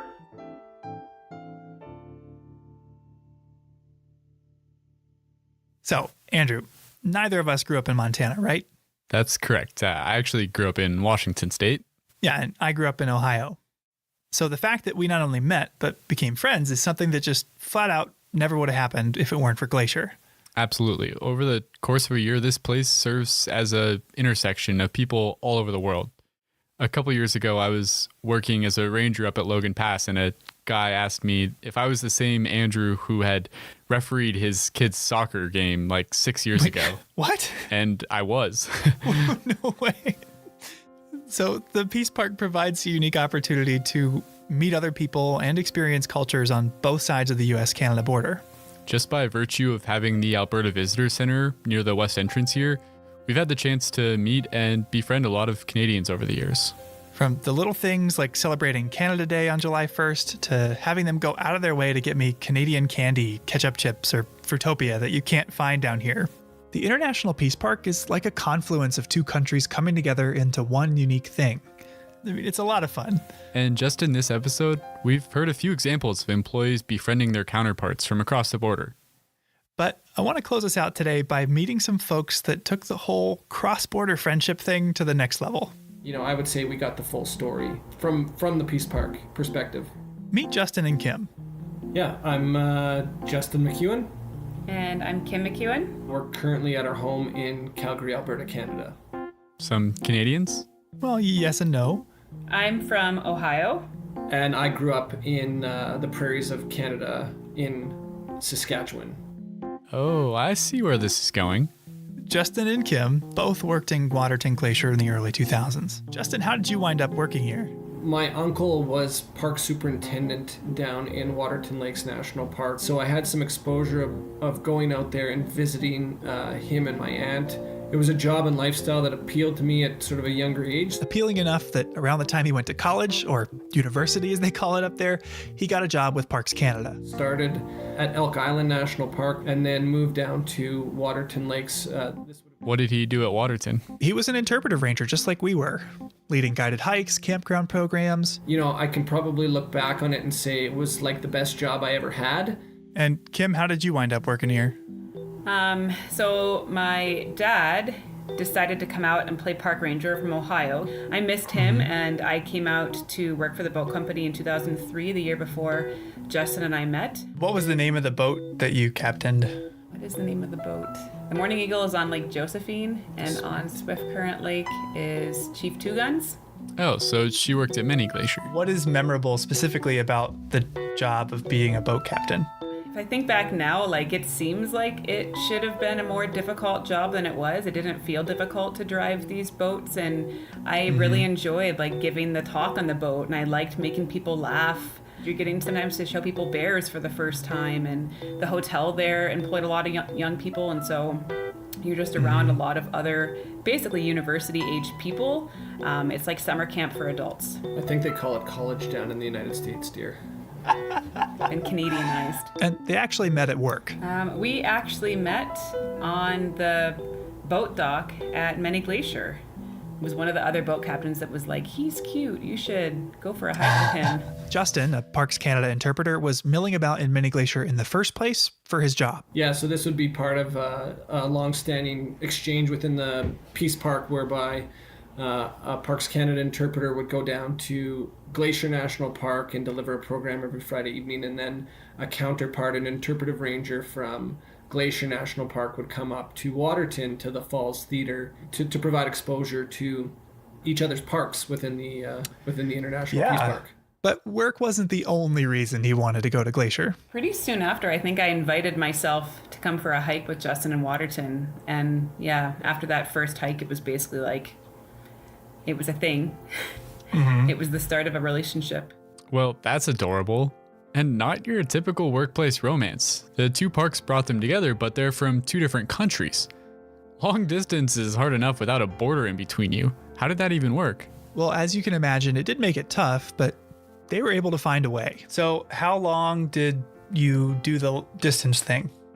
We dated cross-border for 7 years. Kim worked as a teacher on the Blackfeet Reservation living in East Glacier, and Justin could find year-round, off-and-on work in Waterton. Okay, that's only a few hours apart. So relatively close, but they still crossed the border a lot, to the point where Customs and Border Patrol got to know them by name. I'm wondering, when you started seeing each other, how normal in your brain was the idea of dating somebody from another country? It became quite normal. I mean, it definitely took a while, like figuring out the differences between the two countries in the early stages of dating. I remember at one point making Justin a little paper dictionary, translating Canada speak into America speak. And then Justin made me like his edition. So I think I had put things on there like, it's a beanie, but you call it a toque for a winter hat. And Don't remember that, to be honest, but I know Yeah, you've so mentioned there were this before. lots of things like that. And eventually it just kind of melded into this is normal. My Ohio accent kind of became a Canadian accent, although in Canada for a long time, they still... Not thinking it was actually going to happen, so we went out on a hike some evening, sort of on the shoulder of Galway Mountain in Waterton, so it's up the Red Rock Road, and sort of found this little offshoot, had a great view of the valley, asked Kim to marry me, and obviously she said yes. So they found a local justice of the peace that liked hiking, and they hiked up Avian Ridge in Waterton with a few friends and got married. We have that date. That's our proper wedding anniversary, and we have that date stamped on the inside of our rings. And yeah. The following year, they had a full-blown ceremony in Waterton with family coming from all over. Although it was September in Alberta, so the weather was a bit of an adjustment for some. My grandmother actually came from Florida, and the wedding was in the fall, and she moved to Florida because she does not like the cold, and my uncle as well, so he kind of had brought her. And I know that he had to go to the drugstore in Pincher Creek that morning and buy her long johns that she could wear under her dress clothes because she was too cold in Canada. It was 50 or 60 degrees. It was a nice day as far as we're concerned, right? And I, for one, learned a thing or two about Canadian weddings. Yeah? Like what? So they ask a family member or close friend to preside over the event instead of a DJ or MC. And they have something called midnight lunch, essentially a full-blown late-night snack. People eat at the reception, then they get up for dancing and drinks, and then a little while later, bam, poutine. Okay, that sounds really good. Yeah, but what Kim and Justin did the best, I think, was the dessert. We didn't have cake at our wedding. We had pie. We had a variety of pies, but our wedding pie that we cut into was apple, Saskatoon, huckleberry, and it was apples to signify Ohio, and Saskatoon berries to signify Saskatchewan, and huckleberries to signify the Peace Park. And so that was the kind of pie that we cut into as our ceremonial cake cutting. Oh, that's something else. Today, 16 years after they met at the boat dock in Many Glacier, Kim and Justin are raising a family together in Calgary. So not too far away. Right, close enough to visit. Now, we have spent a lot of time talking today about how the International Peace Park recognizes that the landscape we share knows no boundaries. But as this story shows, neither does love, friendship, or camaraderie. Waterton Glacier International Peace Park is an invitation to see ourselves in one another. A much-needed reminder to see not our differences, but the things that we share. Justin and Kim lived this firsthand in a way more dramatic than most of us ever will. So I was curious, what does the designation International Peace Park mean to both of you? I think it is a place that you can sort of leave jurisdictions and politics behind to some degree or another and focus on this sort of contiguous landscape. I don't know, to me it means family, If it wasn't for the International Peace Park, we wouldn't be a family. To see what the International Peace Park means to you, well, you'll just have to come find out.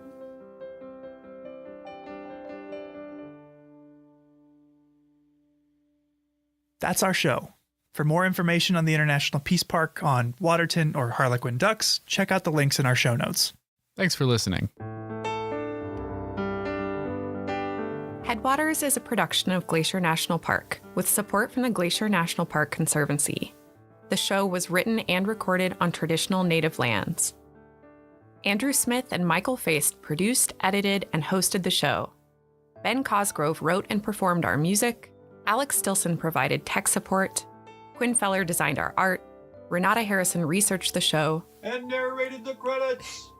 Lacey Kowalski was always there for us.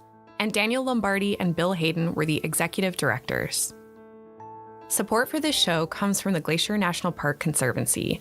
The Conservancy works to preserve and protect the park for future generations. We couldn't do it without them, and they couldn't do it without support from thousands of generous donors.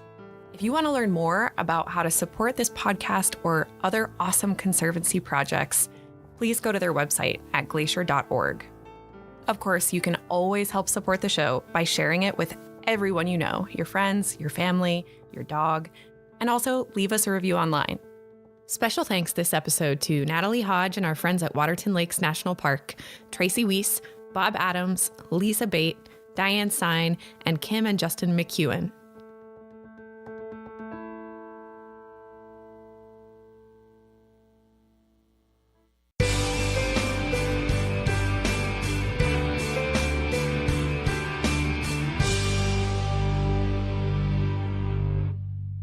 As you drive through the West Tunnel, imagine the time and manpower it took to bore through 192 feet of mountain using 1926 technology.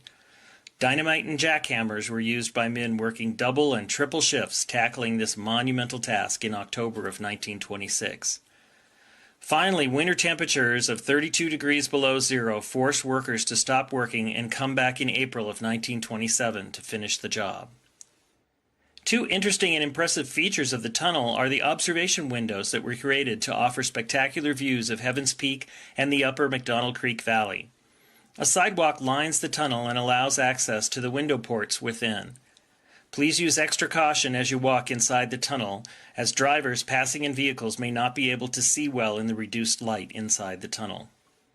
As originally constructed, the tunnel was unlined, and over time seeping water started to weaken the roof, and bits of rock would occasionally fall onto the roadbed and passing vehicles. Its current smooth inner lining was installed to prevent damage to passing vehicles and help stabilize the roof.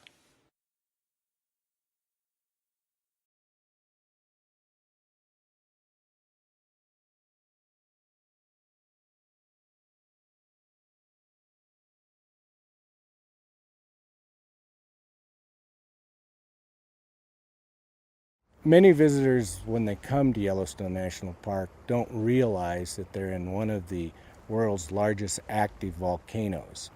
All the hydrothermal, the hot water features in this park are the result of the Yellowstone volcano. The volcano gives us much of our elevation we have in this area because it heats the ground. That ground is less dense, so we have a high volcanic plateau here of 8,000 feet. It has supplied many of the rocks and the soils that are in this area, so the vegetation is responsive to the Yellowstone volcano, and of course the animals are responsive to the vegetation.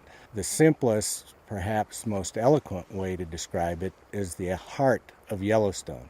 Yellowstone would not exist without the presence of the volcano.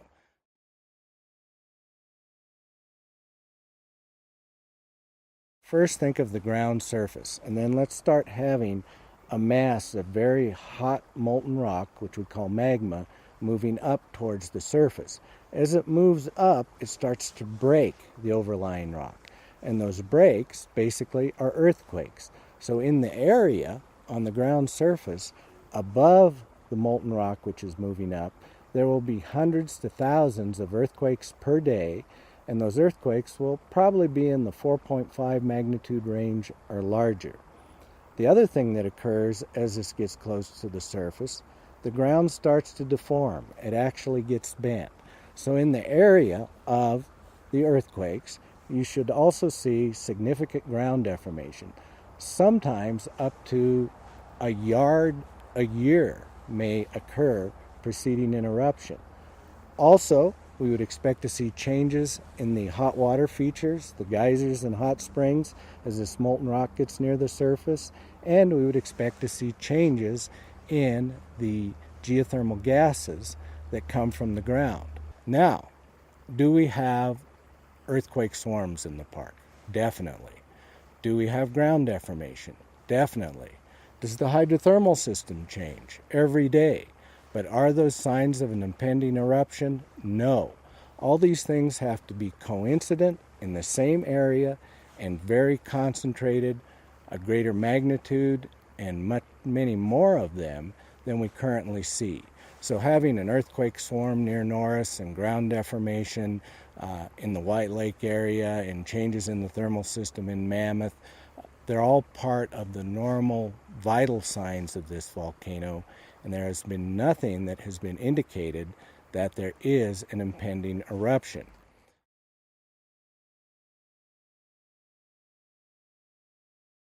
In the summer of 2014, there was a 3-mile section of road along the Firehole Lake Drive, which is a side road that is north of the Old Faithful area, that was closed because the pavement had become soft and road oil was seeping up through the pavement.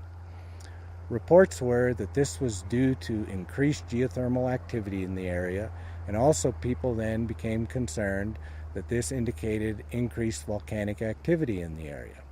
And this wasn't the case. Yes, the road is in an active geothermal area. It's a side road that allows people to view Great Fountain geysers, White Dome geysers, other thermal features. As such, the road is on very hot ground. When we get a very hot day in the summer, with all the sun beating down on the black asphalt, and the road had recently been chip sealed, so all the cracks in the road were sealed with oil, which not only stopped the rain from getting into the road, but stopped the hot geothermal vapors from escaping the road.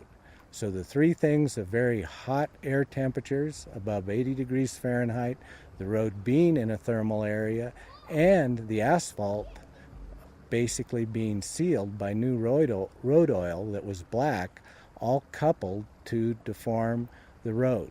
Within 2 days, our park maintenance crews had been out and worked on the road and fixed it. It's open for travel and has been ever since after the original 2 days closure. This also happened back in 2002 when a segment of the road near White Dome Geyser approached 196 degrees Fahrenheit. The asphalt became soft, and there what occurred was roughly a 60-foot area of the road. The asphalt was stripped off, which allowed the road to breathe. Gravel was placed there, and that segment of road has been open ever since.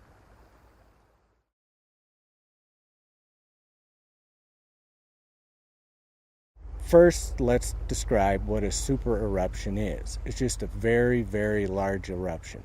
An eruption of at least 240 cubic miles of molten material, and usually that molten material is forcefully vented into the atmosphere. It's not just one large explosion, but through time, there's a lot of molten material vented into the atmosphere. In Yellowstone's past, there have been two super eruptions. One at 2.1 million years ago that was about 600 cubic miles of molten material, and one 640,000 years ago that was 240 cubic miles. To put that in comparison, the eruption of Mount St. Helens was about 0.1 cubic miles. So the super eruptions are very large. They do change basically world climate, temperatures, everything else due to the volcanic ashes and gases that are expelled. Do we know if there will ever be another super eruption of Yellowstone? No, we don't. The volcano experts who study Yellowstone, the volcanologists, do not know if there will be another super eruption of Yellowstone. Is volcanic activity and volcanic eruptions, are they in Yellowstone's future? Definitely. But the most probable eruptions are much smaller than these super eruptions. Now, by smaller, we may mean they might be as large as a Mount St. Helens sort of eruption, or even much smaller than that. Maybe an individual vent that puts out a very nice Hawaiian-type basalt flow. A very robust monitoring network is in place in Yellowstone National Park that monitors earthquakes, monitors ground deformation, monitors stress and strain within the earth, and all these data are online real time through the Yellowstone Volcano Observatory. So none of those data, which are publicly available, have ever indicated to the experts that there's even a potentially small impending eruption.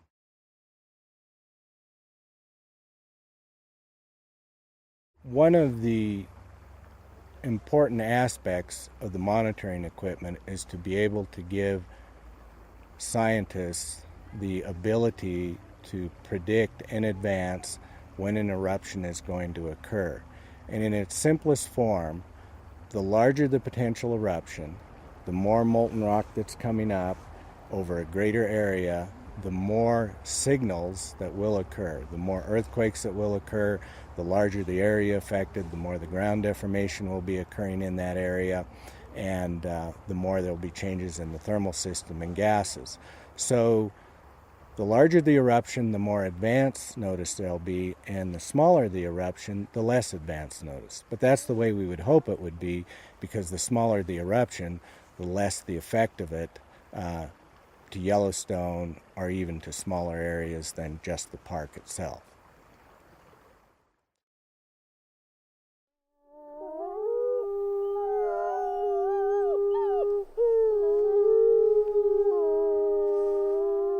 From Yellowstone National Park, this is what we do. I'm Jake Frank. And I'm Miles Barger.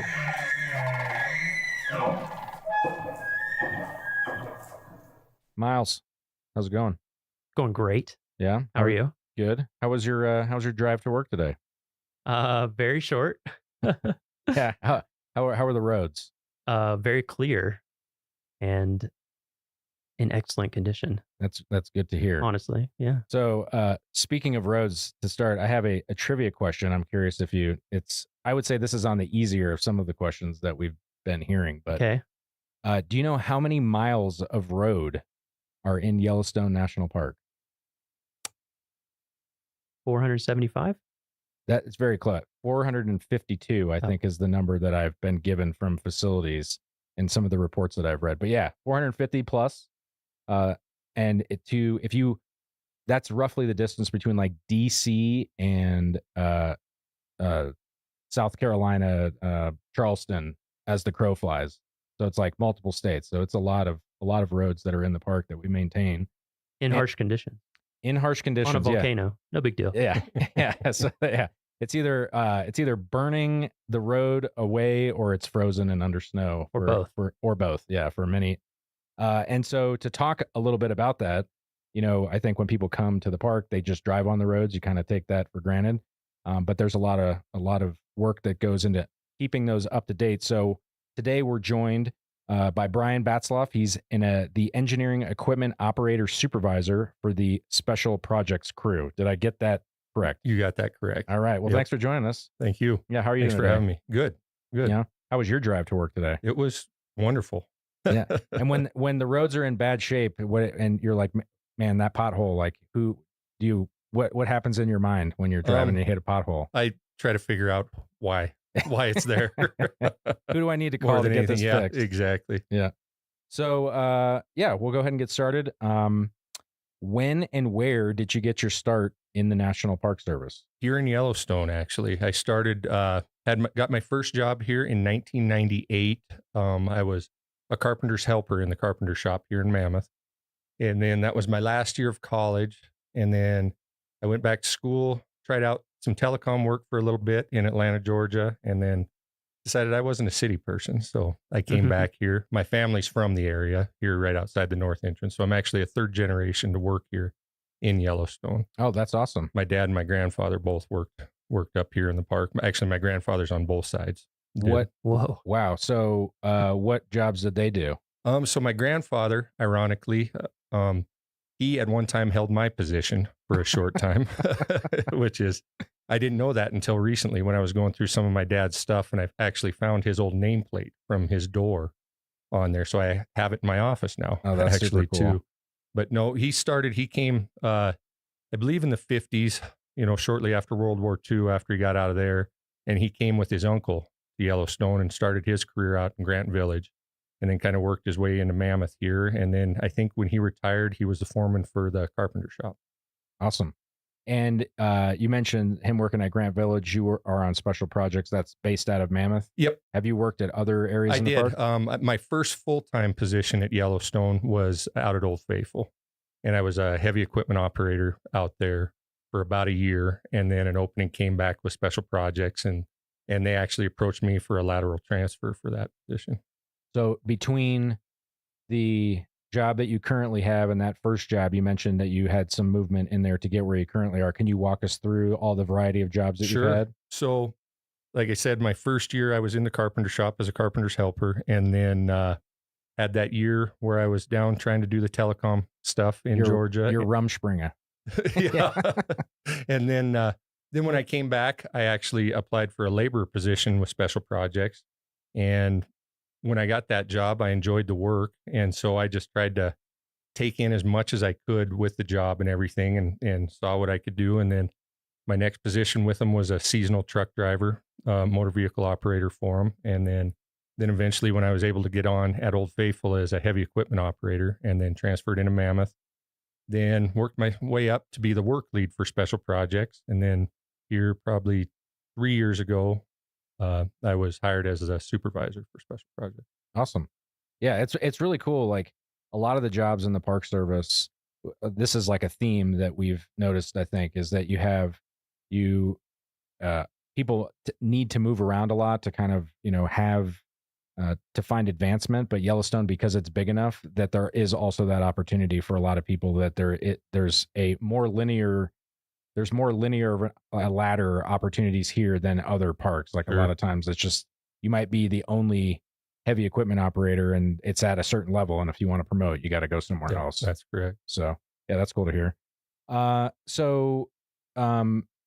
Do you have a typical day? And like, I know that there's seasons, like, sure, but like, for us, there's really not a typical day. I mean, we have our big projects, our large projects in the summer, which consist of paving projects and chip sealing projects, which are road maintenance that we have to do every year, certain sections of the road.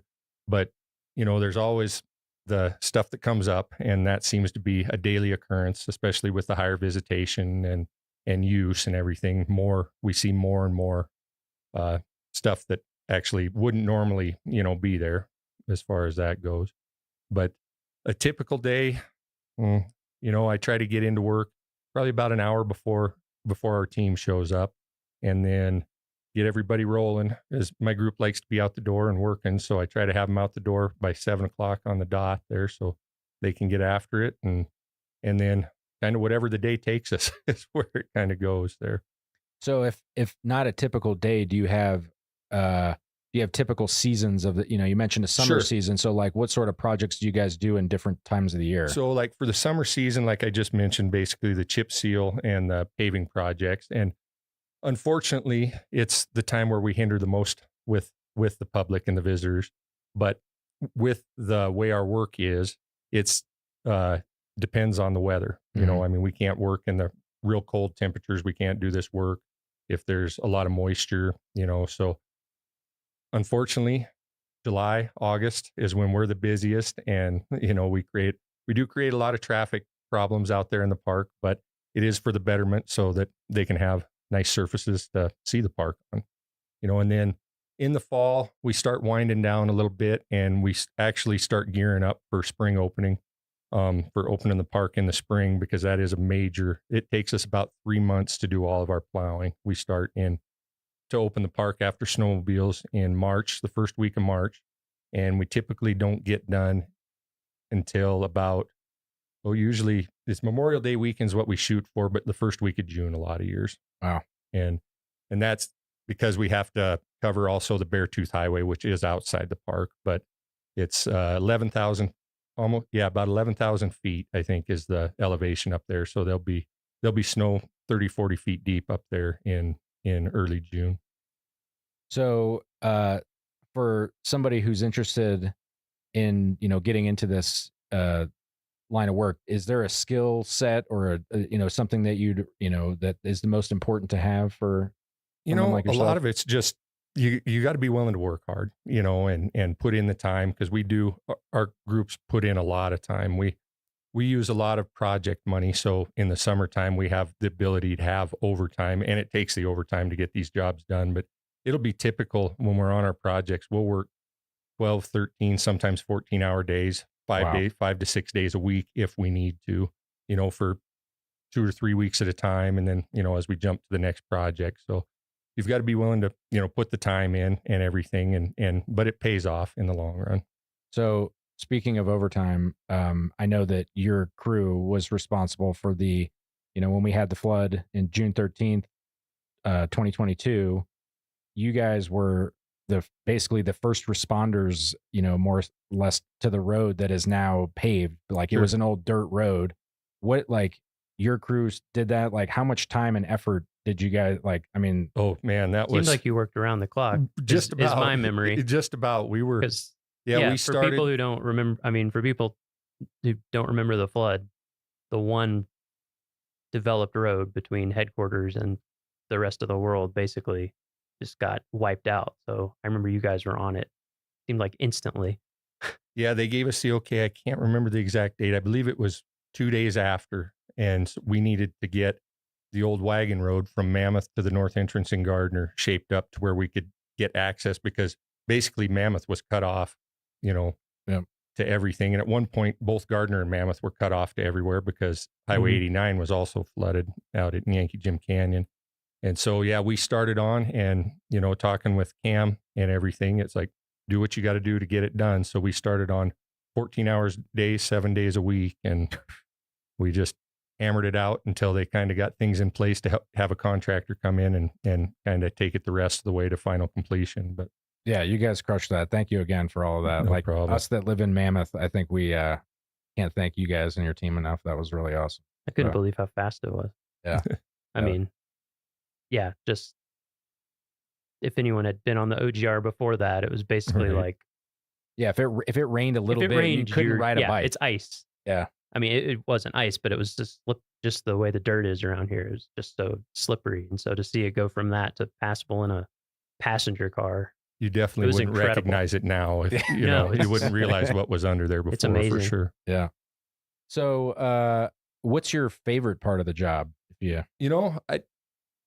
That's kind of a tough question. I mean, there's a lot of things. Of course, when you've worked here as long as I have, there's so many different things you could jump into. But I just like,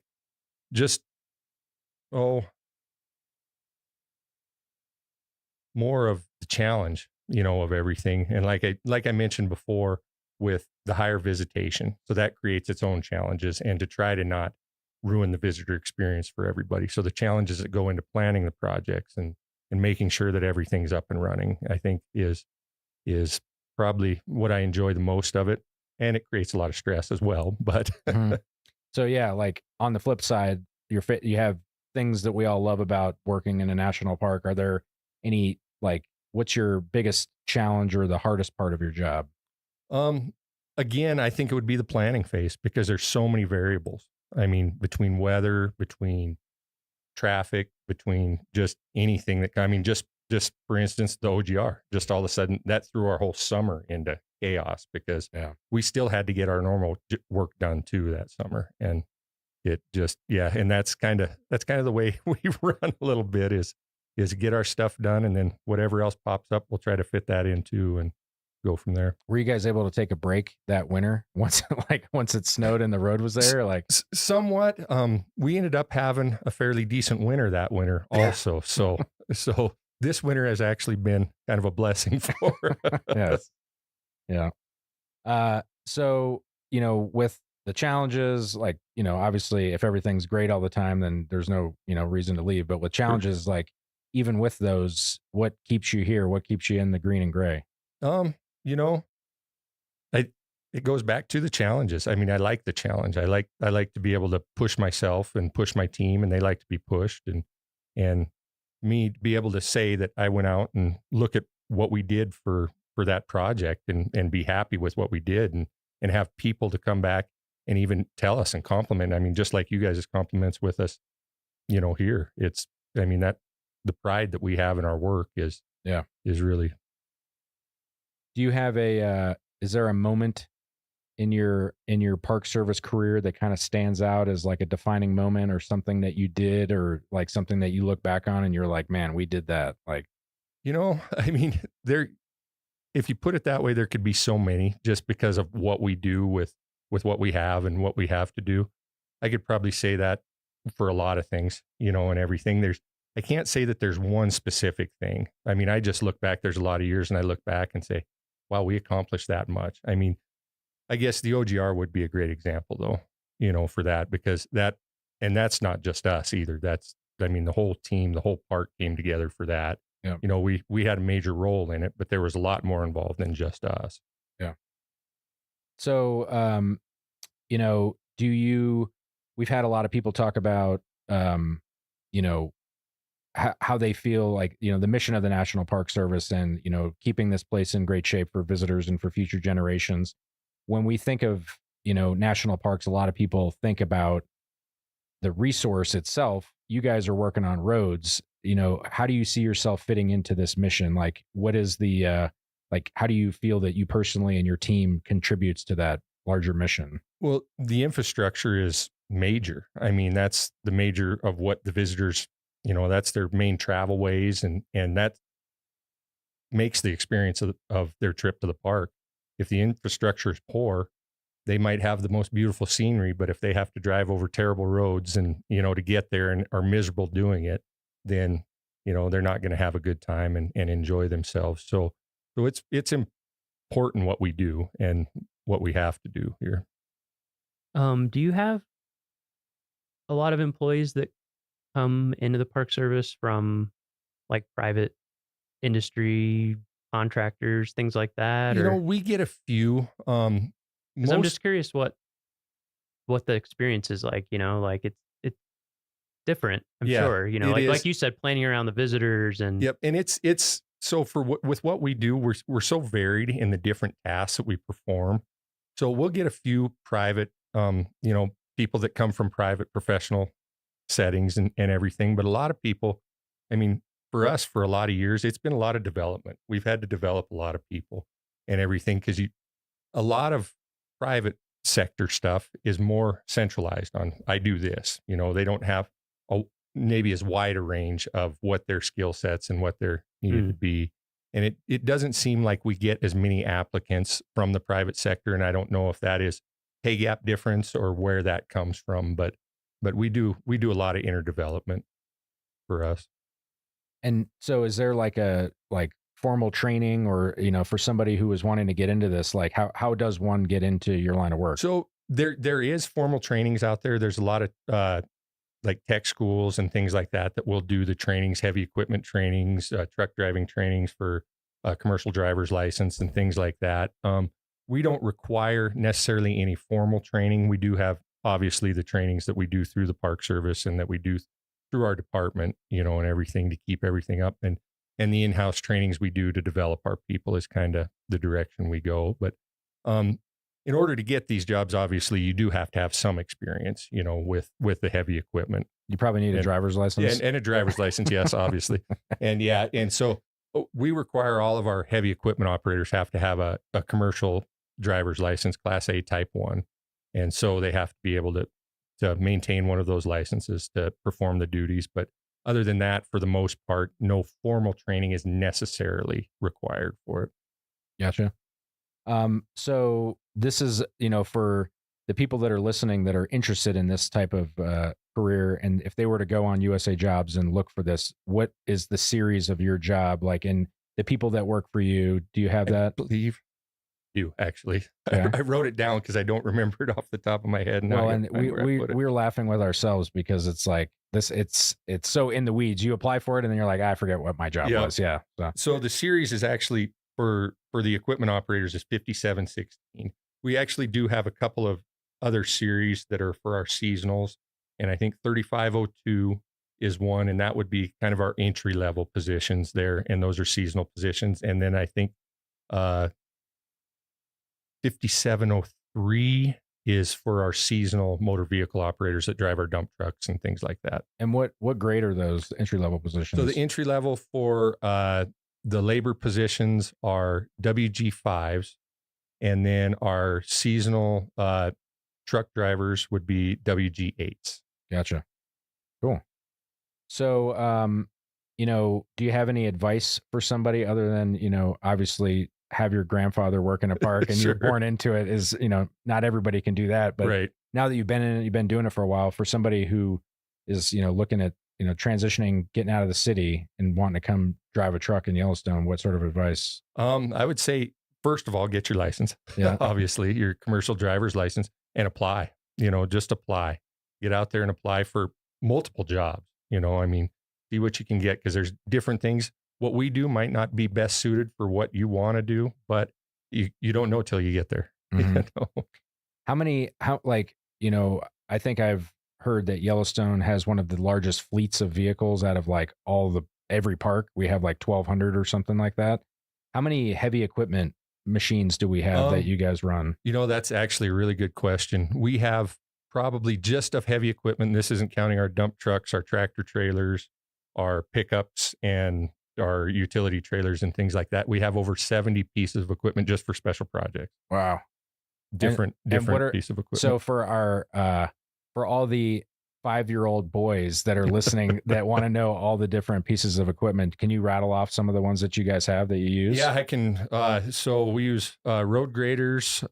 We actually have 5 of those just on special projects. We have front end loaders, bulldozers, rotary snow plows. That's usually everyone's favorite. I got to ride in one with you. Yep, Yeah, that was yep. awesome. Yeah. Yep. And those are pretty amazing machines. The ones we have right now will move, I think, 3,500 tons of snow an hour.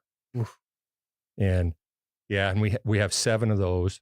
Wow. Because as like you were saying before, we have over 400 miles of road in the park, and as what we plow in the spring, we have to plow over 300 miles of that in the springtime over packed snow that's been groomed all winter and packed down like concrete, basically. So, and we have basically 2 months to get that done.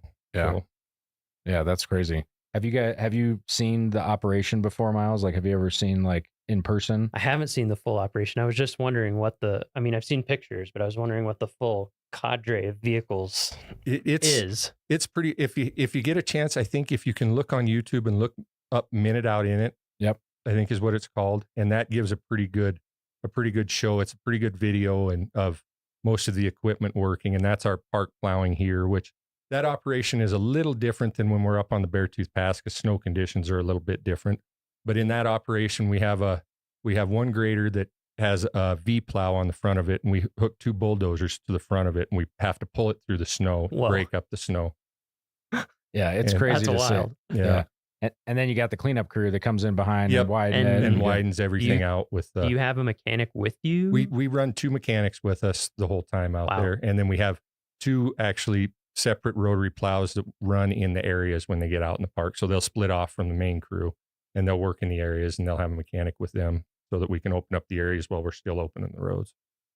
Yeah. It's so I've pretty had amazing. when my first year here, I came after winter and it was the spring plowing, and I had the opportunity to go out. I think we were at Lake, right? Yep, It's we like were in that between Lake and Grant. Yep. Yeah, and Brian was running the rotary plow, and just like it like hucks snow forever. It's really cool to see that. And then I think 2 winters ago, I went up to the Beartooths, and it was like a lower snow year, but it still was like a 35-foot wall of snow. What's the name of that big famous curve? They call it the bar drift there. Yeah, and I don't know the full history on it, but it has to do with years ago, back when the state of Montana and the state of Wyoming would meet, because the state of Montana plows the Montana side, and then we take care of the Wyoming side. They would meet up there, and then they would cut a bar into the snow out there in June or whatever, and then the town of Red Lodge would come up and they'd have a big party. And I believe, I'd have to look this up to get verification, but I believe there's some pictures out there. At one time, they even had an elephant up there. Which is so random. You know? Yeah, it's really like just unbelievable to see that operation. And again, that happens in closed areas. Like it's just another thing that happens behind the scenes. You know, you drive through construction in the summer, but you're not driving through the plow operations. Right. And so yeah, that's like a huge thing and the schedule that you keep. I used to work in Glacier, and they also have a road that requires crazy plowing, the Going to the Sun road, but they don't really put a time limit on it. It's kind of like it's open when we're done. Yeah. You guys are like cutthroat, like we got to hit these dates. These are when the things open. And we're pretty proud of that. We haven't missed for the park. We haven't missed an opening date since I've been plowing out here. And I think I've been plowing since 2007 or 2008. Yeah. Yeah. Knock on wood. Yeah. There we go. So, yeah. Another thing I was wondering about is like, I assume you kind of get to know different areas of the park when it, being on a volcano is so weird. Sure. It's just like, has it been interesting over all these years to get to like, there's probably going to be a pothole there this year. Sure. And like, because the weirdest things pop up on the road, I'll just, one day I'm driving, it's fine. I'd come the next day and there's just like a 3-foot tall, 3-foot wide bubble in the road. And some of it's so unpredictable because the geothermal stuff moves so much. I mean, there could be an area that you've never had problems with before, and all of a sudden an issue pops up, and like I think Jake was kind of saying before, we built roads on a volcano. What's not a volcano, we're on high mountain slopes or over swamps. So we don't have the most ideal areas that our roads corridors are built on. Yeah, and I hadn't thought too about the increased visitation, and also like vehicles just keep getting bigger. Right. Yeah, You like know, like- RVs are bigger. And than then when, and then a lot of electric vehicles are really heavy. Yeah. Like it's amazing sometimes when I read the weights on these things. I'm like, whoa, 7,000 pounds for a normal sized pickup or something. I hadn't thought about that, but Yeah. So before we go, one of the last things that we like to ask everybody is, it doesn't have to be work related. I mean, if it was, then that's great. But do you have a favorite story of, in a national park, whether vacation or on work time, just like something where you're like, man, this is such a cool thing that I'm a part of that I get, Probably, and it's not really a story because it encompasses a few years of time, but I was able to actually, when my dad's last few years here, I was able to work beside him a little bit. He worked in a separate crew. He worked for the North District maintenance crew at the time, but I was able to work alongside him on a lot of projects and stuff his last few years before he retired. So that's pretty amazing when you look at the scope of what the Park Service entails and everything. Yeah, that is pretty cool. Did you guys have a father-son friendly competition going on whose work was the best? Oh, there's always that. Yeah. I mean, whether it's even now. Yeah. So, that was awesome. Thanks for joining us today. I don't know, Miles, do you have any other things you'd like to ask? no, I don't think so. Yeah. Well, thank you guys for having me. Yeah, thank you so much. And we appreciate, again, all the work that you guys do, and especially all the work that, hopefully you guys can relax this winter a little bit from the winter 2 winters ago and all that OGR stuff. So. Yeah. Well, thanks again. I appreciate the time and getting the word out there on what we do. Yep. Because we are kind of one of the behind the scenes type of people. They might see us out there and everything, but a lot of people don't know actually what we really do. So, yeah. Well, that's it for this week's episode of What We Do. Thanks again to our guest, Brian Batzloff. If you like what we do, rate and review the show wherever you listen, because every positive review helps new listeners find the show. If you have questions or you want to learn more about a particular job, contact us using the form at go.nps.gov/whatwedopodcast. Thanks for listening.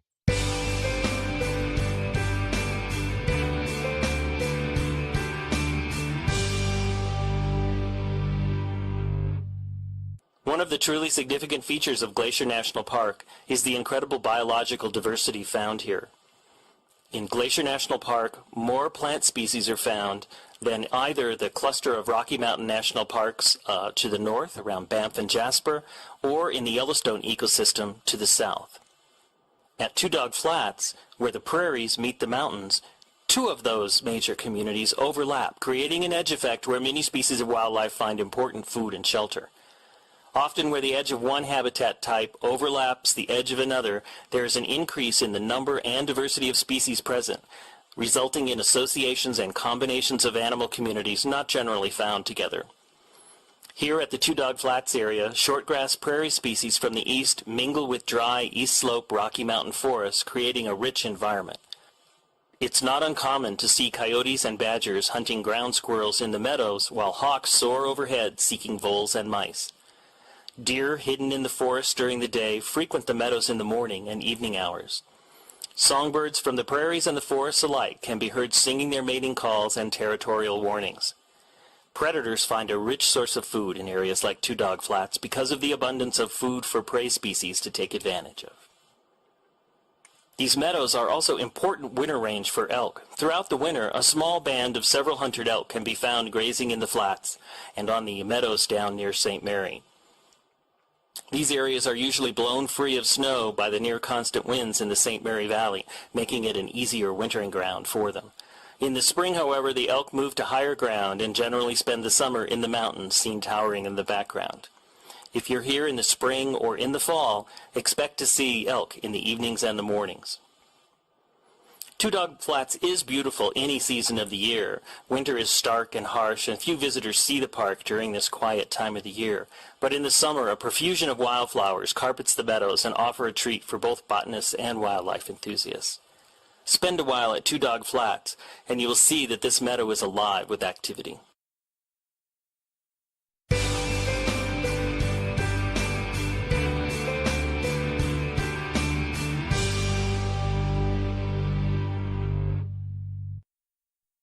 Welcome to Apgar Village. Apgar sits at the foot of Lake McDonald and is the hub of activity on the west side of the park. You can find all services, with the exception of gas, in Apgar Village. There are several gift and souvenir shops located in the village, and Eddie's Restaurant offers casual dining. Looking to spend a night? The Village Inn has cozy rooms overlooking picturesque Lake McDonald, and the Apgar Village Lodge offers cozy rooms and cabins. The Apgar Visitor Center and Backcountry Permit Office are also located here. Whether you are just here for a drive-through visit or are planning a multi-day backcountry adventure, friendly rangers provide visitors with hiking and trip planning information.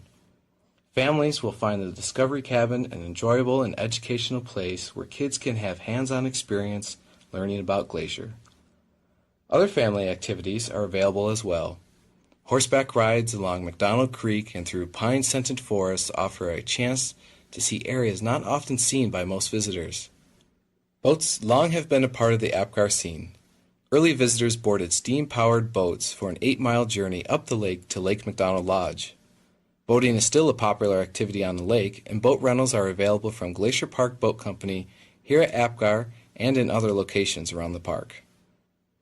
If you have your own boat, a public boat launch is your access to this largest lake in the park. There is something for everyone at Apgar Village, whether you are staying in the area or just passing through.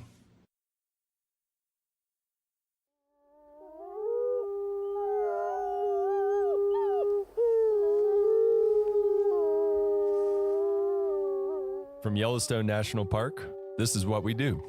I'm Brett Rayburn. And I'm Ashton Hooker. All right, Ashton.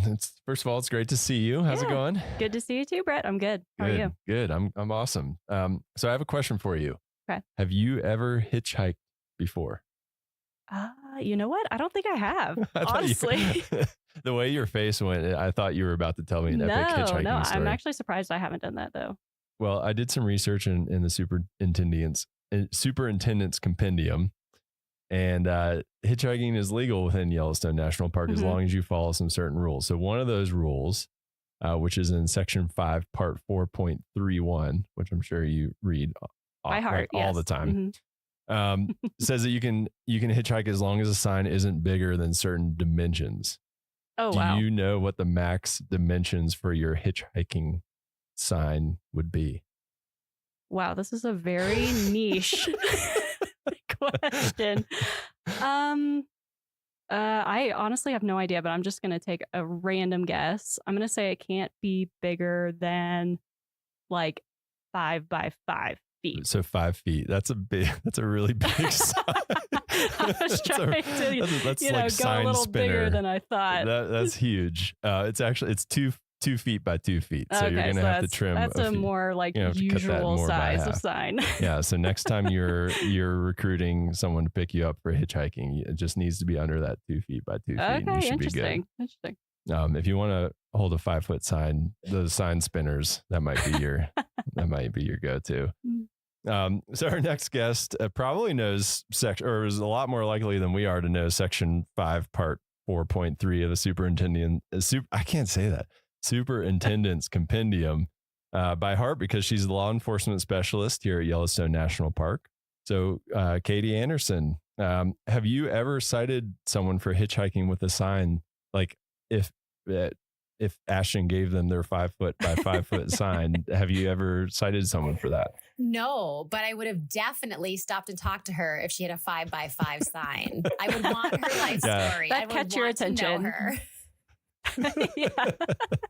Yeah, I feel like you don't even need to know the compendium to know that, like, that's probably someone you want to talk to. Exactly. Well, there's always a first time for everything. So I'm guessing you see a lot of things, something different every day as a law enforcement specialist. But I want to backtrack a little bit first before we get to your current position and talk about where and when you got your start in the National Park Service. Yeah. So thanks so much for having me. my where and when. So my career with the National Park Service began in 2001 as a GS3 park guide at Assateague Island National Seashore in Maryland, living with those wild ponies, which was pretty much a childhood dream being fulfilled right out of the gate. Yeah, that's pretty awesome. So was it the wild ponies that got you to that job, or how did you hear about the Park Service? Well, so the Park Service goes way back for me. I'll have to go many decades back from that. It pretty much goes back to about the late 1950s when my grandparents jumped on the Ranger 3, which is a vessel that takes visitors from the mainland of Michigan and takes them out to an archipelago of islands in Lake Superior called Isle Royale. And the island, as it's sort of lovingly called by all of us who sort of grew up there or grew up going there, along with my family, were super instrumental in my formative years in instilling a strong conservation ethic and just in turn inherently me knowing that my life work was going to end up being working on preserving wild and public lands like Isle Royale. So did you grow up near Isle Royale then, or just vacation there? Yeah, I grew up in northern Minnesota. And so that was, we always kind of came from that Grand Portage side out to the island. But the island has always been a huge part of my life. That's a big bucket list park for me. I've never been there. It's incredible. Have you been there, Ashton? No, actually, I just visited northern Minnesota last fall, but we were there just after the boat, like the ferries went out to Isle Royale. So we have to make another trip next time. Yeah. Definitely bucket list. Yeah. Yeah. So you kind of started out with that background of the conservation ethics kind of being instilled in you from a young age. And then you got that job at Assateague. How did you, as soon as you got that job, were you like, this is what I want to do? This is where I belong. Yeah, it is. I mean, I knew it, like growing up, there was no question that this is what I was going to do. The National Park Service. It was just really refining what part of the Park Service I was going to be part of. And so how did you get from playing with wild ponies to where you are now? What are the steps and iterations of jobs and units that you've worked at? Yeah, so that is, there are such interesting journeys for us in the National Park Service, for a lot of us. What's neat about the National Park Service is that you can really experience the entire country on a deep level by working in the national parks, really from coast to coast. And that's pretty much what I did for those first 15 years with the Park Service. Right after I finished my season at Assateague, I made my way into the heart of DC to work for the Wilderness Society. And I was interning for them and really just getting amazing exposure to the Hill and really understanding how important the work of the nonprofit world was, but also how it coincided with the federal government agencies and, decisions being made on the Capitol. And so spent a good chunk of time there, really kind of digging into how do I get on permanently with the National Park Service. After I finished up my DC work, I ended up going up to Acadia National Park in Maine and spent a fall up there counting raptors. That was another big part of my life growing up in northern Minnesota. We had big flight migration routes. And so was an intern up there, a volunteer up there as well, just really kind of starting to build my resume and figure out how I could get my foot in the door full time. As I learned about the different types of rangering, sort of the longer I got in, I made my way to the Apostle Islands National Lakeshore, another archipelago of islands in northern Wisconsin. I used to live in Bayfield. Yes, and exactly. So the Apostles well. And I dipped my toes in interpretation and lived out on Stockton Island, and it was an amazing experience. And from there, I put myself through a seasonal academy, which was kind of the norm in how to get permanent in the law enforcement ranks. And so put myself through that academy because I really wanted to be running more of like the adrenaline junkie calls that were kind of coming with rangering. And I really wanted to get in on some of the craziness. And so then I spent the next 5 years of my career seasonally at Rocky Mountain National Park as a seasonal law enforcement ranger, doing the front country side of things and then also the backcountry work. I was able to jump in on the search and rescue operations, really got my first experience working fatalities and working the family liaison roles. And then also starting and really integrating the other side of my life that had always been so strong for me. And that was having a horse component in my career, and started my mounted patrols at Rocky Mountain National Park. Oh, cool. Wow. Yeah. So you've done like a lot of things.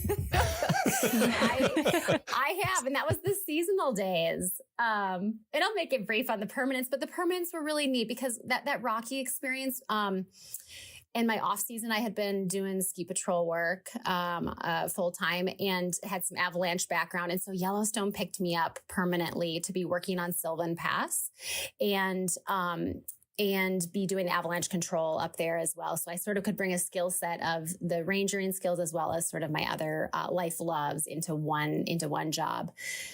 And then ran down to Grand Canyon for 5 years and got some crazy experience down there. And that experience on the South Rim, being a South Rim Ranger for about 5 years, really built the core of who I am as a person and ranger and supervisor at this point in time. And then returned to Yellowstone to the justice operation and the law enforcement office as the court liaison, and which I can say is now definitely one of the best jobs I've ever had. And into the role that I have now full time as a law enforcement specialist for Yellowstone National Park.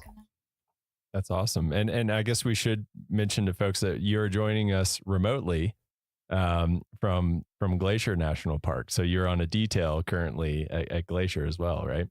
I am. Yeah. Within the National Park Service and just federal agencies in general, we're able to do either temporary promotions or details, kind of where a park unit will borrow you for a period of time and let you get some really good experience. So right now I'm the acting chief ranger in Glacier and filling in a period from when the old chief ranger retired and when they get their new chief ranger in.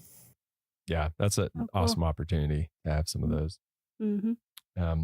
So do you have a typical day in your position at Yellowstone? I'm guessing not, but what is a normal, if you had to, I'm doing air quotes for people listening, what's a normal day for you look like? Completely not normal. So, it's really interesting. The Yellowstone Law Enforcement Office is super unique in the National Park Service. We've got a full-time federal magistrate, so a judge right there. We've got a United States attorney right in the building. We've got a United States marshal who works on all of our arrests with us and our warrants. And Yellowstone cases are all prosecuted in-house, and our sole purpose in my operation is in support of the field staff, so the field rangers who are doing all the patrols and the response to emergency stuff, and really our office provides subject matter expertise. We assist with, search warrants and blood draw warrants on DUIs and filling out criminal complaints, and really just supporting our partnerships in and out of the house. Yeah, that's a lot of different things going on. And I'm guessing it's that like variety that you're seeking. I mean, you talked about being an adrenaline junkie. Obviously, you don't seem like you're the type of person that just sits down often. Yeah. You're always out doing stuff is the vibe I'm getting from you. Yeah, the operation is a dream for me because it's super dynamic. There's a ton going on. It's slightly out of control. There's a lot of stuff happening. And there's always just like kind of big balls or big issues floating up in the air that need to be tackled. And I like that. That's definitely the energy that I like dealing with stuff at. Yeah, for sure. And that's something, not every person is going to thrive in that type of environment. Like, what are some things that you do that helps you, juggle all those things that you say is up in the air? Like, what qualities do you need to have to enjoy a job like that? I think there has to be sort of a natural comfort level with multitasking things. And I'm not sure if that's an ADD portion of my universe or something else, but being able to ride the waves of chaos a little bit and be okay with that. And and take a left-hand turn when you were supposed to take a right-hand turn that day. Like that is absolutely critical. I think it's also super cliche, but communication, like literally being able to communicate with everyone from defendants who are sitting in your jail, prisoners, to the chief magistrate judge and beyond is it's completely mission critical in our operation. I'm sure 90+% of my day and my job as a law enforcement specialist is just building trust and bridges with the field and all of our partners through just so much. Like you cannot over communicate in this job. Sure.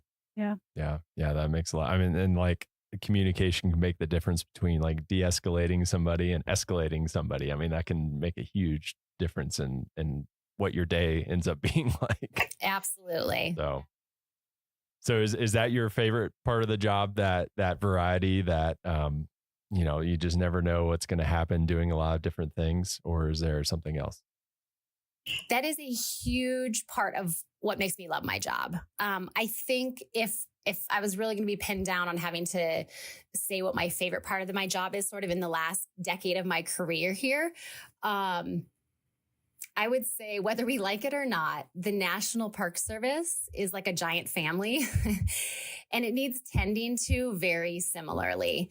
My favorite part of the job, I think, is probably having really meaningful connections with my team and my peers, and those many levels above me. And being at a point in my career right now that I'm given some creative liberty to create the type of work environment that fosters those connections.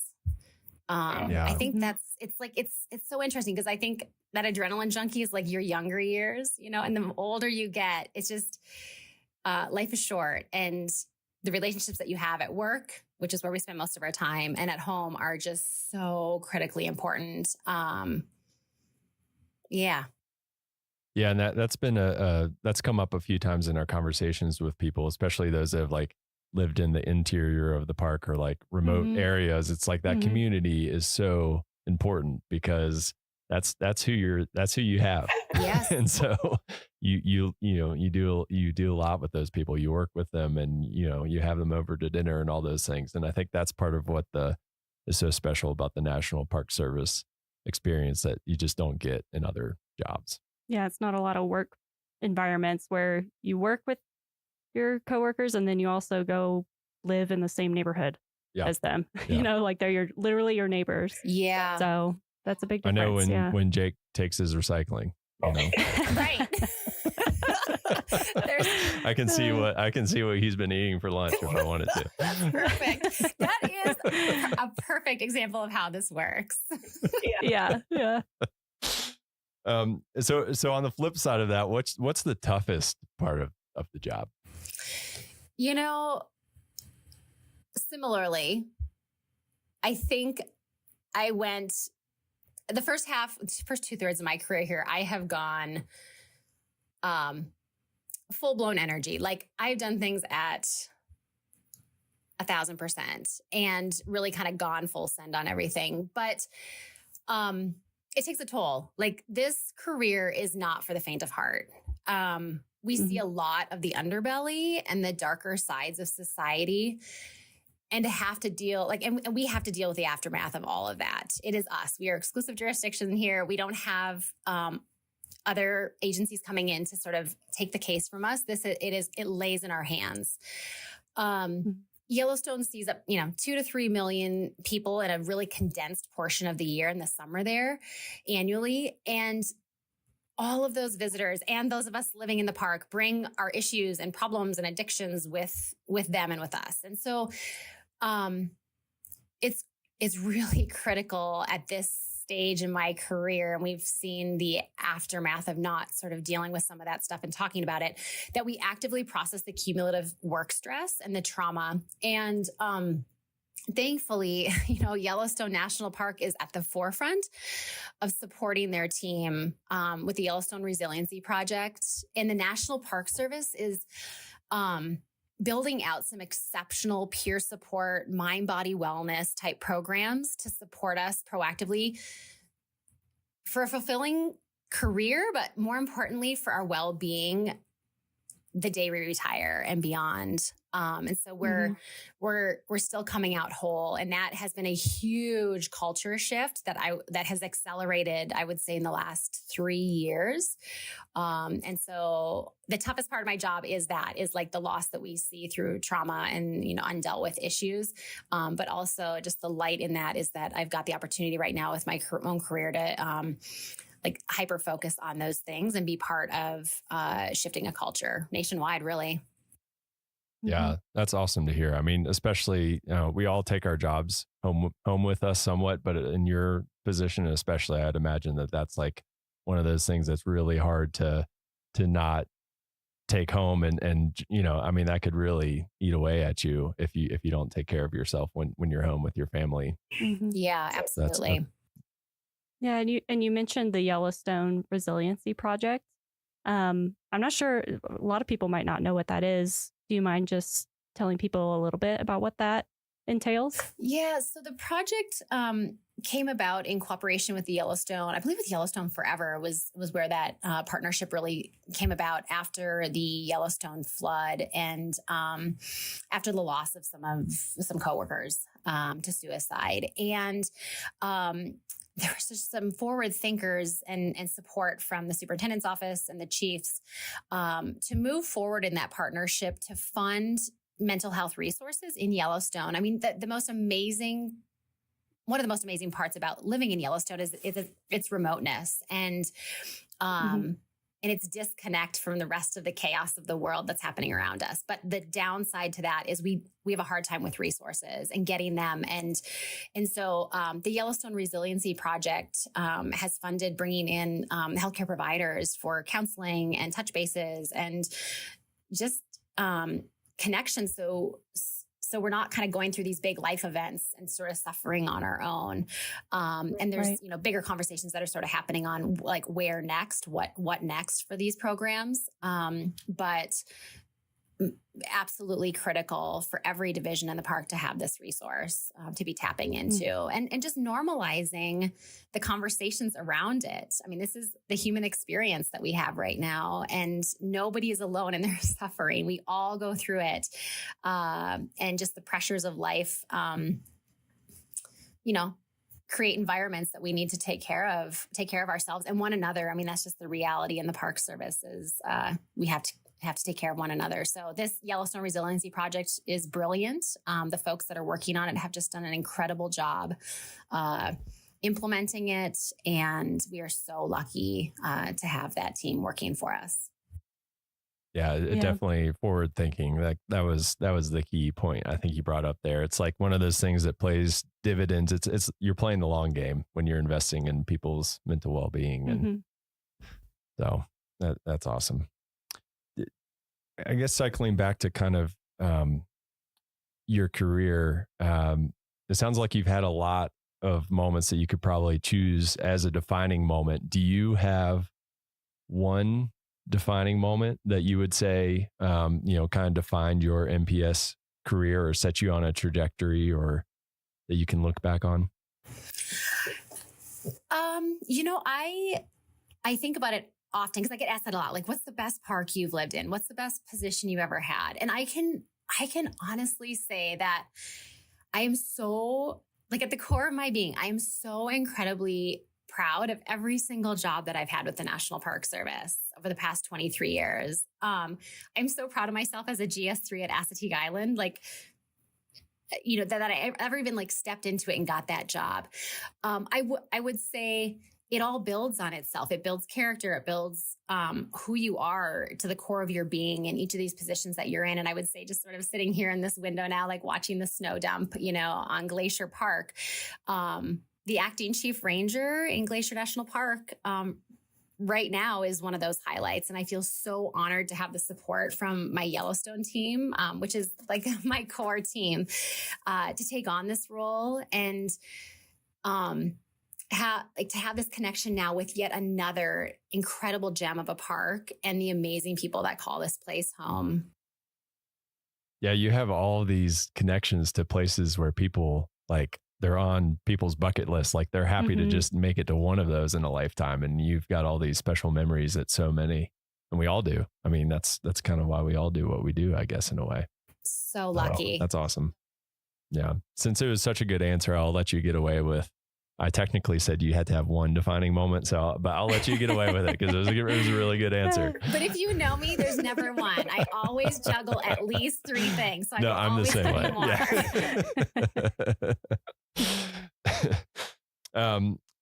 So and this is a pretty, probably a more straight connection than some of the other people that we've interviewed. But how does your job contribute to the Park Service mission?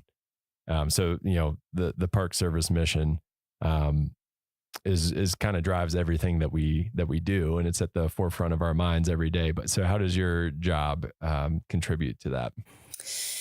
I would say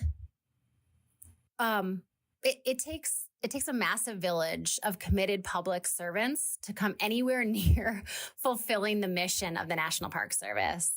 I am just a cog in the wheel, but at the core, I truly believe that my work is super meaningful and impactful. And I feel that every single day, whether it's helping the field rangers with a complex victim case as we run the victim witness program in my office, or supporting the prosecution on a significant poaching case.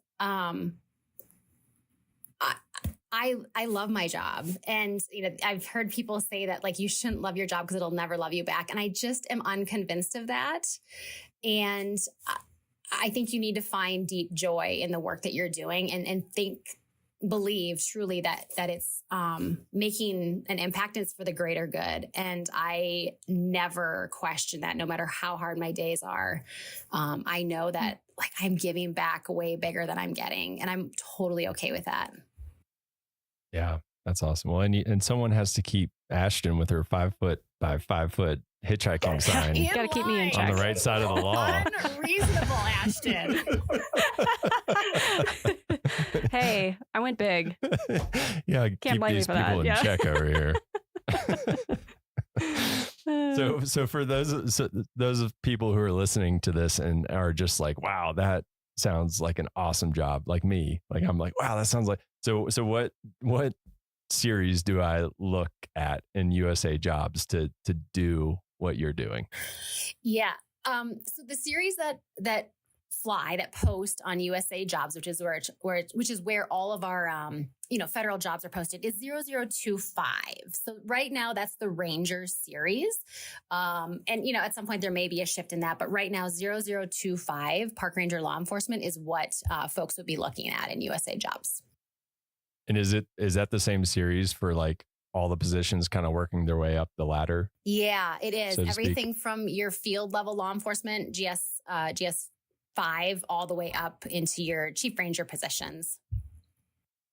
Awesome. That makes it easy. I feel like a lot of times it jumps around and gets complicated and it's hard to keep track of all those numbers. So 0025 is the one to remember. And do you need formal training to get that like GS5 position? You do. There's a couple routes now. Kind of the old ways where we would put ourselves through a seasonal academy, a law enforcement academy that's sort of connected with the National Park Service, and then you would apply to seasonal positions like summer positions. This last year, a new system, a direct hire initiative was sort of started, and we're hiring things a little bit differently. So in that case, a couple times a year, there's announcements that are flown nationwide for the National Park Service law enforcement positions. Either way, you'll spend a significant amount of time at the Federal Law Enforcement Training Center in Glencoe, Georgia. And then in a field training park as you build the foundation to your law enforcement career. How long are you in that field training park for? The field training park is, I got to think about how many weeks it is. 13. I think it's 13 weeks. I'm kind of talking off the cuff here, but, and sometimes that's your home park. Yellowstone we're really lucky. We're one of those parks to have a field training park and staff in place that can field train folks in person. Awesome. And what's the kind of stuff that people are exposed to in that training? Like if somebody's interested in going through that, like what would they expect to be exposed to? Yeah, I think this kind of ties into to another portion of some of the questions. At the core of these jobs, we are federal law enforcement officers. Like that is the core of what we're doing. Mm-hmm. And so, for example, FLETC, the Federal Law Enforcement Training Center, they do foundational, like basic law enforcement training. So everything from some people's first day on the firearms range with your pistol and your shotgun and your rifle, to patrol tactics, like how do I literally drive my police car? How do I do high speed pursuits, kind of chases? How do I care for victims in cases? Mm-hmm. How do I physically maintain my fitness and show that I can ground fight with somebody that I'm going to need to go hands-on with in my career? How do I handcuff somebody? What are my arrest procedures? So it really takes you through all of the basics of how to be a cop. Yeah. So it's like a good crash course then. Yeah, you make it or you don't. It is a crash course. You have to have the mental space and be really there to want to do it, because it's not all fun and games at all. Sure, for sure. I bet you build some really strong connections with the people that you go through that with, kind of like, boot camp or something. Absolutely. Well, before we let you go, Katie, do you have, we like to ask this of everybody because it's just fun for us, and I come up with more things that I want to do in my summer vacations, but do you have a favorite story or memory? It doesn't have to be from Yellowstone, any national park service unit that you visited or worked at. Do you have a favorite story? It's going to come from Yellowstone. And I don't know if it's a specific story. I think what I would say is this kind of speaks to the specialness of living in these places. Living in Yellowstone is like being a National Geographic episode every day. And I would say it's amplified when you live in the interior, which I've lived in several times, and I don't now. But what I would say is you can almost gauge the rhythms of the year, like the seasons of the year, by the flow of the wildlife and the thoroughfares and the tracks that they are walking. And, just this season right now, as I'm not in Yellowstone, I'm in Glacier and I don't have the bison out my window. I'm starting to wonder if the cow bison right now with their big swollen bellies, if they're starting to make their way towards Mammoth Hot Springs and down to their calving grounds. And that always is like my sure sign that spring is coming. And I just think that's just one of the most incredible parts about living in Yellowstone, is that you can just, it feels very prehistoric to be living there with them and just watching these old rhythms just float by. Like we are truly just there in somebody else's world. And we're just guests. It's amazing. Yeah. Yeah. That's pretty special. Yeah. I love being in a place where it's like you said, those connections to like the natural world. Like the bluebirds are like, I heard a bluebird, spring is coming and everyone's just as excited as you are. Yeah. Whereas some places people will be like, what? The what?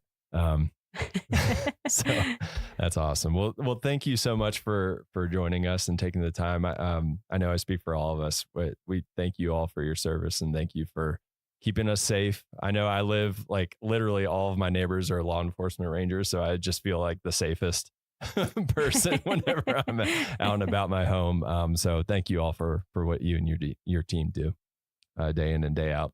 Yeah. Thanks so much for having me. Thank you. All right, that's it for this week's episode of What We Do. Thanks again to our guest, Katie Anderson. If you like what we do, rate and review the show wherever you listen. Every positive review really helps new listeners find the show, so thanks for doing that. If you have a question or want to learn more about a particular job, contact us using the form at go.nps.gov/whatwedopodcast. It's Thursday, August 10th, 2017, and I have the day off. For context, we were both rangers here in the summer of 2017. Yes, and the job of leading guided hikes, campground talks, and staffing the visitor center is very rewarding, but can also be exhausting. So when the weekend rolled around, some friends and I planned a relaxing backcountry camping trip. We got a permit for the backcountry campground on the west shore of Lake McDonald, one of the few backcountry campgrounds that you can paddle a canoe to. So we loaded our gear into dry bags, packed our life jackets, and set sail for some R&R. The campground itself is known for being sunny. It burned over in a wildland fire in 2003, and the remaining lifeless and limbless trees offer little in the way of shade. That's an understatement. So we set out in the afternoon, thinking we'd arrive after the heat of the day had passed. The first half of the paddle was nice and sunny, but the further we went, the clouds began to roll in. With each stroke, the sky seemed to grow darker, and we paddled faster and faster and faster to reach the shoreline. We thought we'd beaten the weather as we pulled our canoe ashore, but a clap of thunder echoed off the mountains and signaled the night that was yet to come. As we frantically assembled our tents and shabby burritos, the storm arrived. Rain came in a torrent, instantly soaking me through my jacket, and we hung our food up so we could retreat to our tents, but then the wind began to pick up. In my memory, what came next was a loud, deafening blur. Rain pelted the ground and began to sound like angry radio static. The wind was strong enough you had to brace yourself against it or be blown over. It began to topple the trees around us, and as they crashed down left and right, we ran to the lakeshore for safety as lightning and thunder reverberated up above. But just like that, it was over. The air was calm, the rain had stopped, and we breathed a collective sigh of relief as we returned to the soggy rice and bean burritos we'd put away. As we ate, we tried to make sense of what had just happened, pointing out the trees that had fallen down, comparing how well our jackets had worked, but only then, with mouthfuls of burrito, did we notice a column of smoke across the lake. Smoke that would eventually grow to become the Sprague Fire that burned 17,000 acres and the Sperry Chalet. Wow, that's crazy that you sat through the storm that started it all. I was actually just straight across the lake from you at the same time at the Lake McDonald Lodge. I was supposed to give the evening ranger program up at the Lake McDonald Lodge auditorium that night. It was super stormy as I drove up from APGAR. And while I was getting ready for my talk, the power went out in the building. It was pitch black in the auditorium. I didn't think people would really be able to safely walk around the room, so I just decided to cancel the program. So if you were trying to attend the ranger program at the Lake McDonald Lodge auditorium on August 10, 2017, I'm very sorry, you'll have to catch me another time. When I canceled, I stood outside the building to let people know that the program wouldn't be happening that night. It was at 8:36 p.m., a few minutes after the talk was scheduled to start, that lightning struck the hillside above me and ignited the Sprague Creek fire. With no program to give, I drove back down to my office in APGAR. There were lots of people just standing around and watching the flames. So, in a routine that would become common over the coming months, from across the lake, I watched the fire glow against the dark night sky. I was still wearing my ranger uniform, so I stayed on the beach there for hours, answering questions from concerned visitors. The fire became a spectacle. At night, people would gather to watch it burn.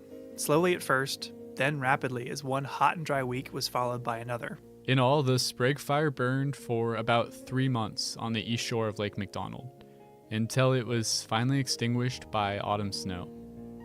Here on Lake McDonald, wildfire is a fact of life. For plants, animals, and people alike, if you want to exist here, you've got to learn to live with it.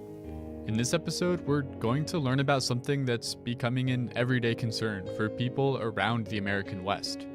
What happens when people and wildfire come together?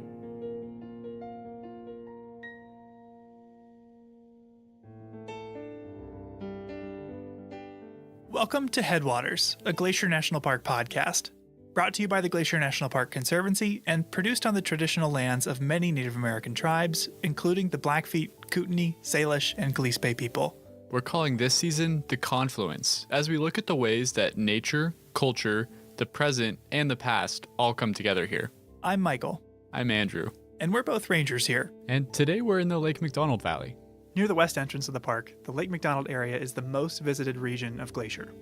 Lake McDonald itself is one of the park's most cherished attractions. At 10 miles long and over a mile wide, it's also the largest lake in Glacier. This area gets hit with a ton of lightning, and that means that wildfires start with considerable frequency. What happens in a place dense with people and fire? And that's what we're going to explore in this episode.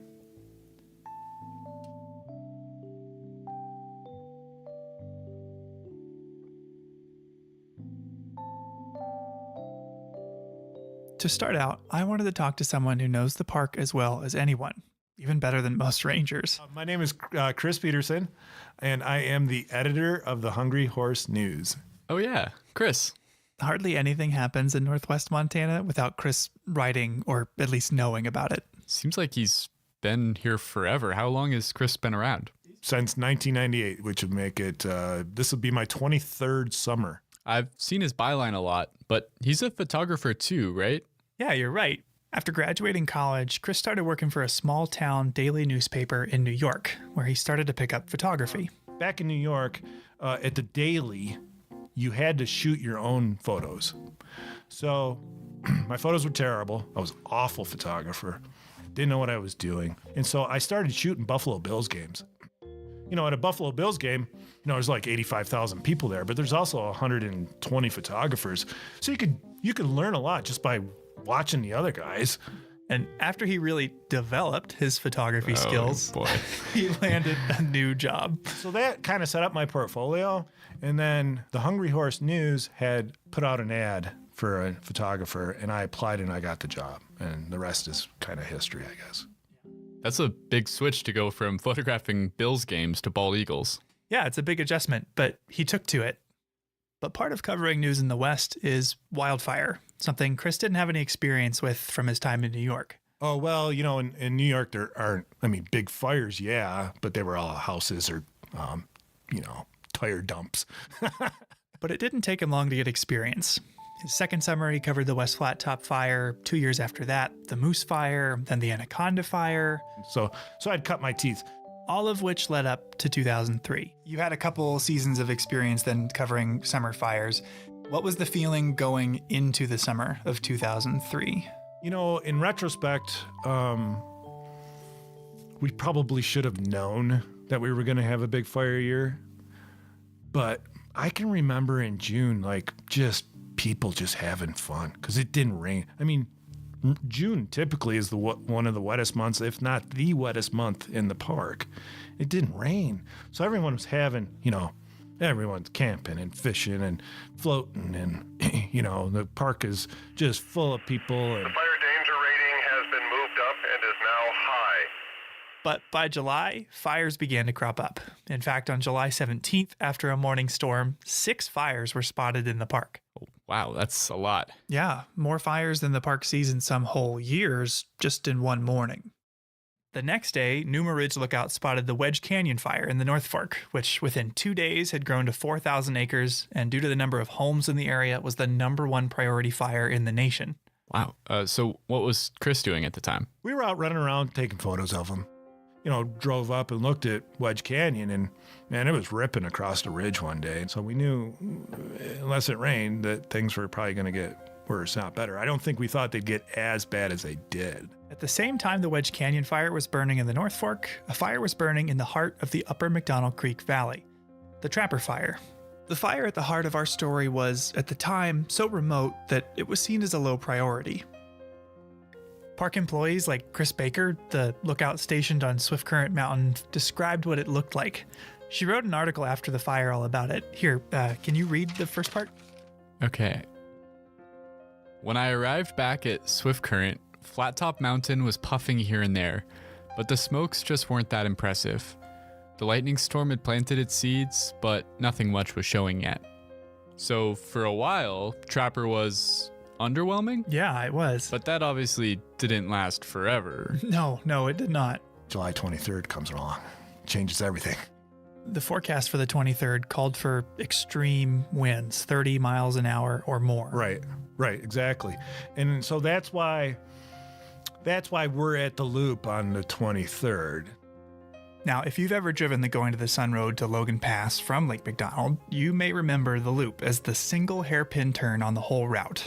As the road turns back on itself, you've got 8 miles left till Logan Pass as you rise above the trees, getting a view of the McDonald Creek Valley, and Chris hoped the Trapper Fire. Okay, it's a pretty windy day. Let's get up there, see what's going on. Let's take a look at it. His instincts were right. Chris Baker, the lookout at Swift Current, watched the Trapper Fire grow that day. And rather than have you read everything, Andrew, I had a friend read the rest of her quotes for us. There was no mistaking it when Trapper decided to make its move. I was looking right at it when it did. That wimpy white column suddenly grew tall, turned to brown, then black. Then it was wider and moving. And you could see that fire probably, I'm guessing 5 miles away. And it's just starting to look like a tornado. If you can imagine a really big tornado in the sense that it's like this big circular cloud of black, and it just starts spinning, and you can see it, and it's coming closer and closer and closer. Wow, that's nothing like what I expected. And Chris was far from the only person at the loop watching this unfold. I mean, more and more people showed up, and we're just watching it, and there were other people there. Everyone's taking pictures. So there were reporters like Chris there, visitors had stopped to take pictures. There's even a corporate marketing team there. And one of the more memorable things was there was this couple of women in their 20s with like tank tops on, and they had a Red Bull pickup truck. You know, Red Bull, that energy drink, but it had like a big fake can on the back of the pickup truck. As the fire was coming closer and closer and everyone was taking photos, the Red Bull staff was running around with free samples. Okay, I think watching a fire race towards you is a situation where you definitely would not need the extra boost from an energy drink. Yeah, I think you're right. But with or without the Red Bull, Chris described the atmosphere being charged with anticipation and excitement. So we're taking pictures of her with the smoke and the fire and smoke and stuff in the background, and they're taking pictures, and it just kind of got into like almost a party type of atmosphere in the sense that here it comes, and it came like right to the edge of the, you know, the canyon.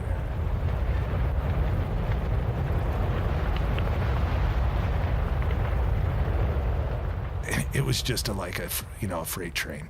But he must have gotten out safely. He did. The fire gets to the loop, everyone he takes off because it's going to burn over the loop. It's obvious it's not going to stop. As it burned over the loop, it claimed anything in its path. Vehicles that were parked there, trailhead signs. Heck, for years there were stains on the pavement from where porta potties melted into the asphalt. That's kind of gross. What happened next? Well, the Trapper Fire continued to burn uphill straight towards the Granite Park Chalet. And, well, you'll have to wait and see. I talked to Mike Sanger, one of the employees that was at Granite Park Chalet that night, later in the episode. I see. But Chris's experience goes to show that even when it's coming towards you, even when it's endangering your own safety, you can't help but watch fire. As powerful and destructive as it is, it has a sort of magnetism.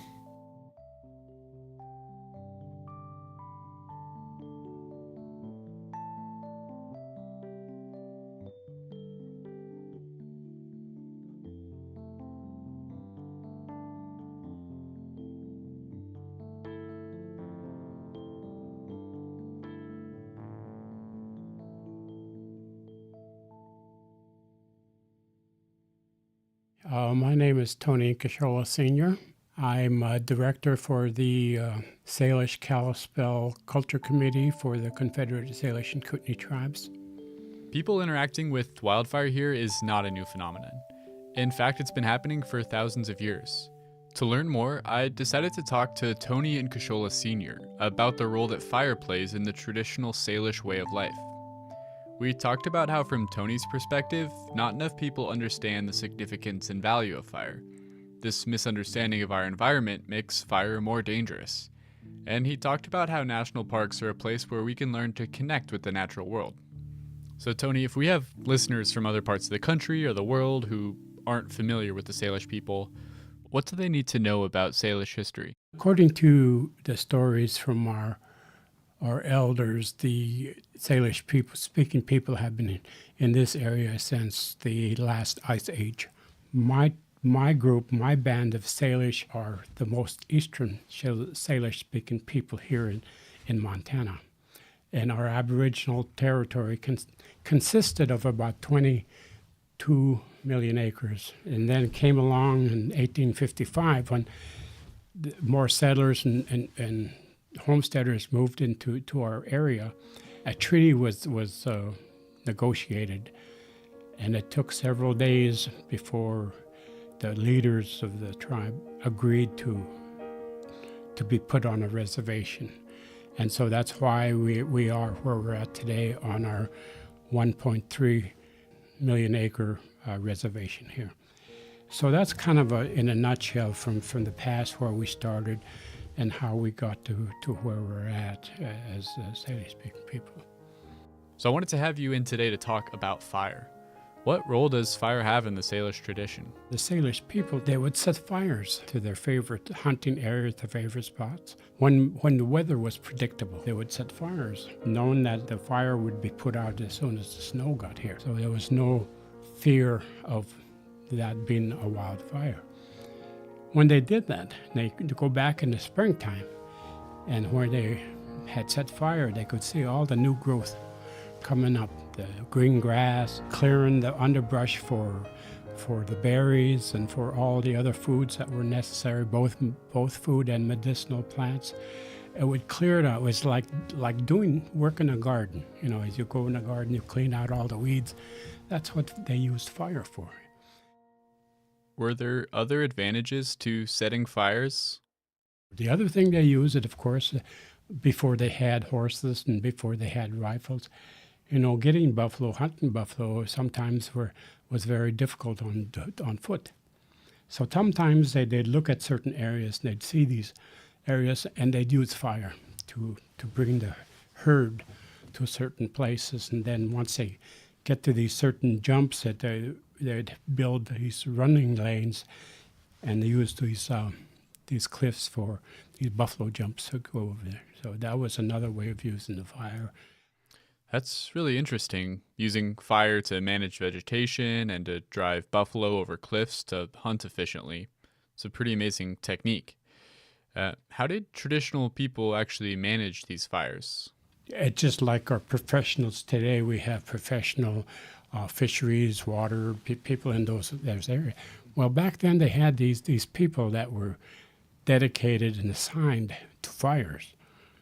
And they were the ones that were only ones that would set the fire, because they've studied fire, they've understood fire, and so they're the ones that were allowed to set these fires.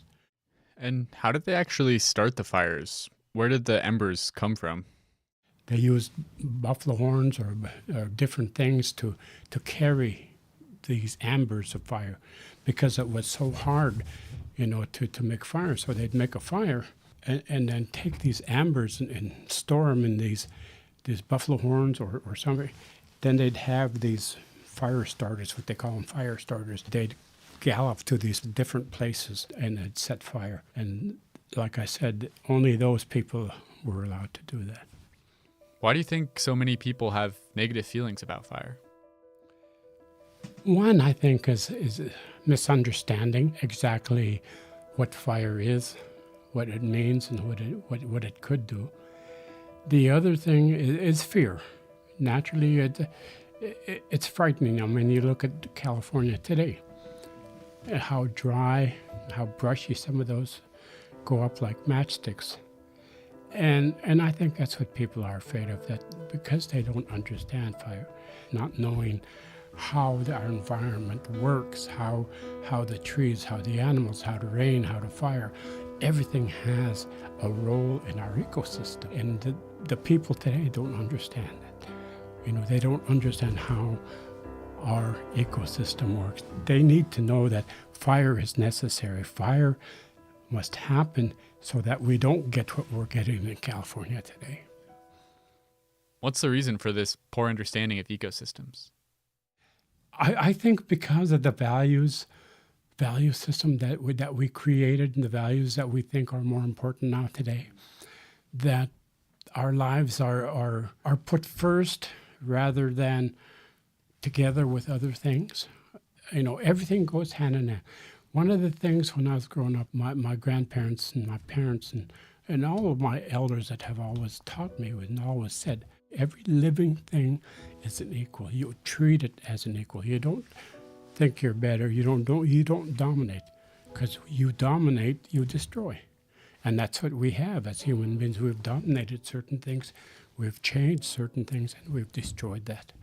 And so I think a lot of that is misunderstood. And national parks are kind of a stronghold of what used to be.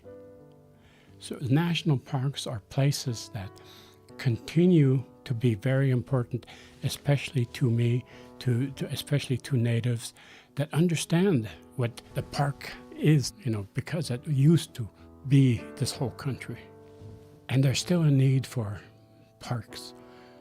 There's still a need for the areas like this for our spirituality, for our well-being, for our minds.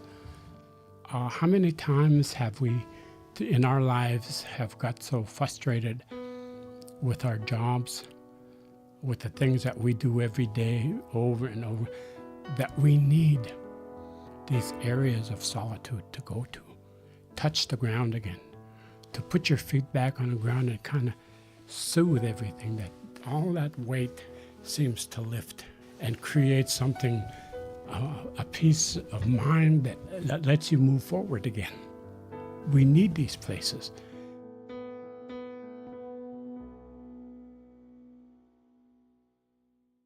So, fire has a long history in this place.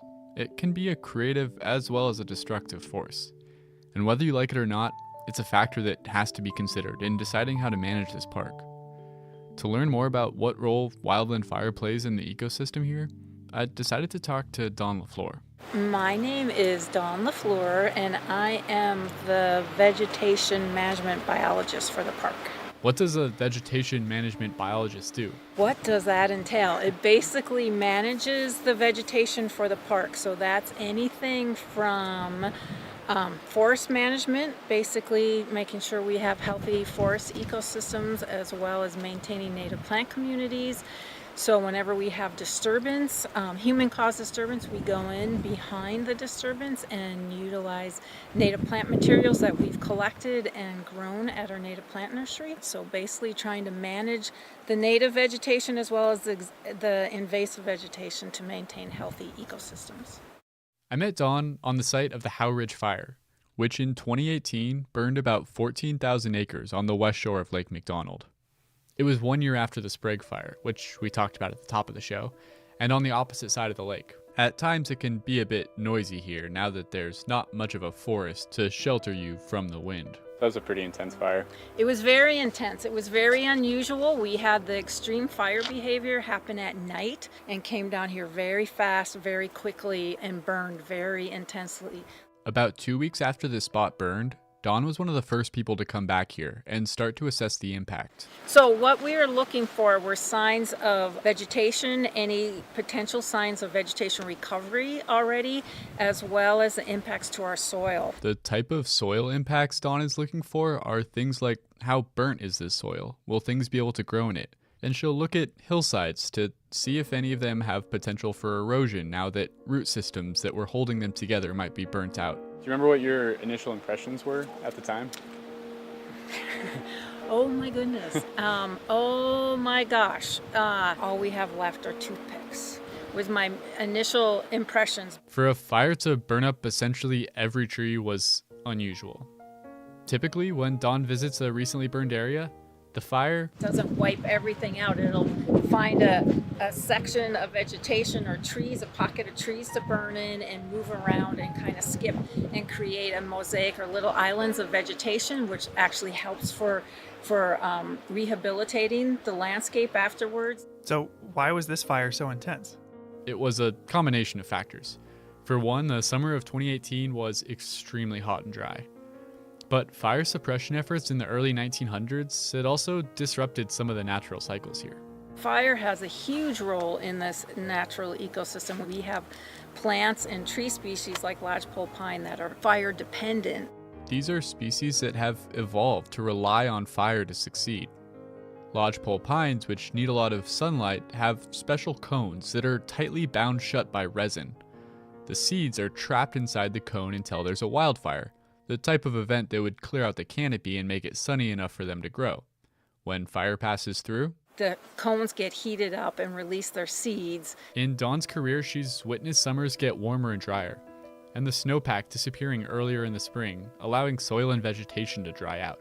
These effects are changing the role that fire plays in the ecosystem. What it is climate change. We're getting drier and hotter sooner. And then the other thing we're seeing is with the extreme fire and not enough moisture in the spring, what takes advantage of those open niches after a fire are non-native plants, the opportunists. We're seeing a lot more non-native invasive plants coming into our burned areas than we have had in the past. But Dawn hasn't lost hope. She still has a clear and optimistic vision of how this area can recover. My hope would be in 5 years we should have conifers that are 3 to 4 foot tall. A good diversity of conifers. I would hope a lot of larch in here because they tend to be fire resistant. It'd be wonderful to see pockets. I don't expect it all across the landscape up here, but little pockets of moisture where we could see cedar hemlock coming back. And this would be completely green, and you've got woodpeckers utilizing the snags and everything. We would be standing here and we would have vegetation over our heads. Sounds lovely. Less. And as we get more vegetation established, that will outcompete, as we get an overstory, it'll outcompete these newly established invasives. So much more native plant diversity. Protecting plant diversity in Glacier National Park is a collective endeavor. Dawn can't do it alone. She asks that when people visit here, they take a moment to think about how their actions will affect the plant life around them. Stay on the trail. Definitely stay on the trail. Walk in the mud. Don't go around mud holes. And don't pick the flowers. Oh, yeah. That's a big one. Please don't pick the flowers. The reason to walk through the mud is that if you go around, you'll widen the trail and disturb the vegetation around it. And we leave flowers where they are so everyone can enjoy them, and because they're part of the ecosystem here. Yeah, minimize your impact by just being respectful of the vegetation. The plant life in Glacier National Park evolved in the presence of fire and is adapted to frequent burning. Fire can be a source of renewal and even catalyze the processes of growth and change that make Glacier home to an incredible diversity of plant life, over 1,100 species. As climate change affects the behavior of wildfire and fire ceases to behave in the way plants are adapted to, its destructive tendencies can start to outweigh its constructive ones. It's something that scientists in Glacier like Dawn will continue to monitor. When a wildfire changes the makeup of a forest and what kind of species grow there, the effects aren't limited to just plant life. These changes to the vegetation are going to have consequences that ripple down the whole food chain, affecting everything from the bushy-tailed woodrat up to the moose and grizzly bear. Mule deer in particular are browsers, and so they rely really heavily on shrubs and other kind of nutrient-dense species. So that's Tegan Hayes. She's a wildlife biologist.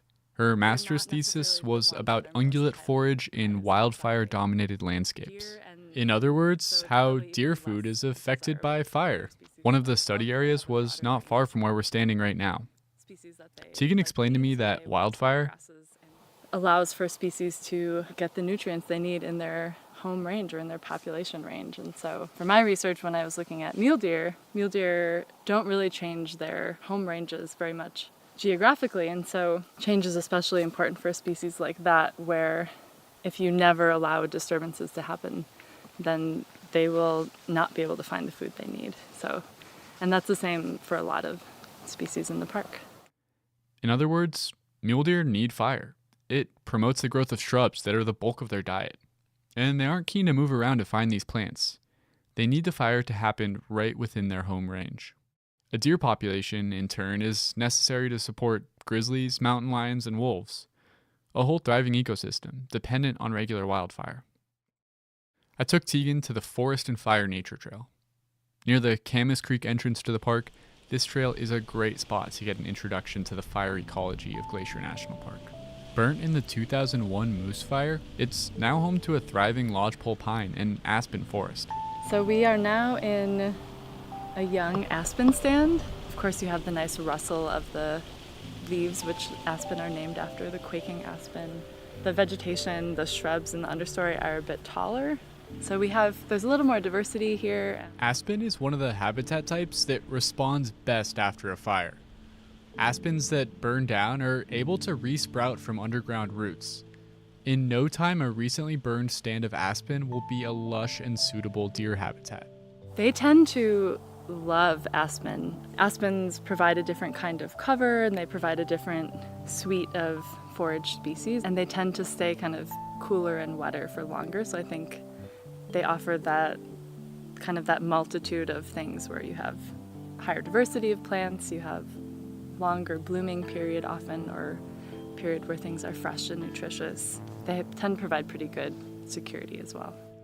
As we moved down the trail, Tegan pointed out a flower, which I was surprised to hear was a good food source. Oh, we've been seeing rose, which despite its prickles is also actually usually pretty sought after by ungulates too, so they'll nip just the ends off and avoid the worst of the prickles. Wildfire is kind of a contradictory thing here. On one hand, it's natural and totally necessary for many of the plants and animals. But on the other hand, climate change is making it much more common and severe. And regardless of whether it's good or bad, it's always tough to live with. Yeah, I mean, some of the most interesting and kind of disheartening research is when there's abnormally hot fires or more frequent fires than would normally be occurring in a forest, and they'll actually burn so hot that seedlings can't establish anymore, and so you can end up having what was once a forest become a grassland, or you'll see that the tree species that used to grow in an area are no longer suited to the climate or the climate that a disturbance has created. Still, she recognizes the importance of having natural fire on the landscape. Fire, because it's a hot and dry climate during some of the year, it's one of those natural disturbances that glacier and other mountainous places are adapted to, and so it's a necessity. Of course, what applies in a national park where there are no subdivisions full of houses will be different from a policy that makes sense in a more densely inhabited area. We can't always let fires burn due to all kinds of challenges, whether that's with human structures or infrastructure. So we're really right now just trying to find the balance between what the ideal situation is for fire and what the ideal situation is for living in this area. In places like Glacier National Park, where natural processes still dominate and where we try to minimize our intrusion into the web of life, fire will continue to play a part, and scientists like Dawn and Tegan will continue to try to understand it. In the Lake McDonald Valley, where humans and wildfire are both common, we need to learn to live with fire, to let it play its natural role, creating the rich, diverse, and thriving ecosystem that we come here to enjoy.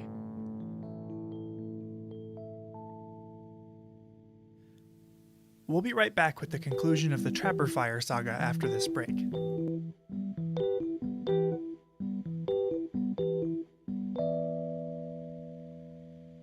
Each episode, we seem to cover at least one thing that, like this podcast, wouldn't be possible without the support of the Glacier National Park Conservancy. With the help of some friends over there, we got the number of Executive Director Doug Mitchell and decided to call him up out of the blue to ask about these projects. For this episode, we wanted to ask about Sperry Chalet.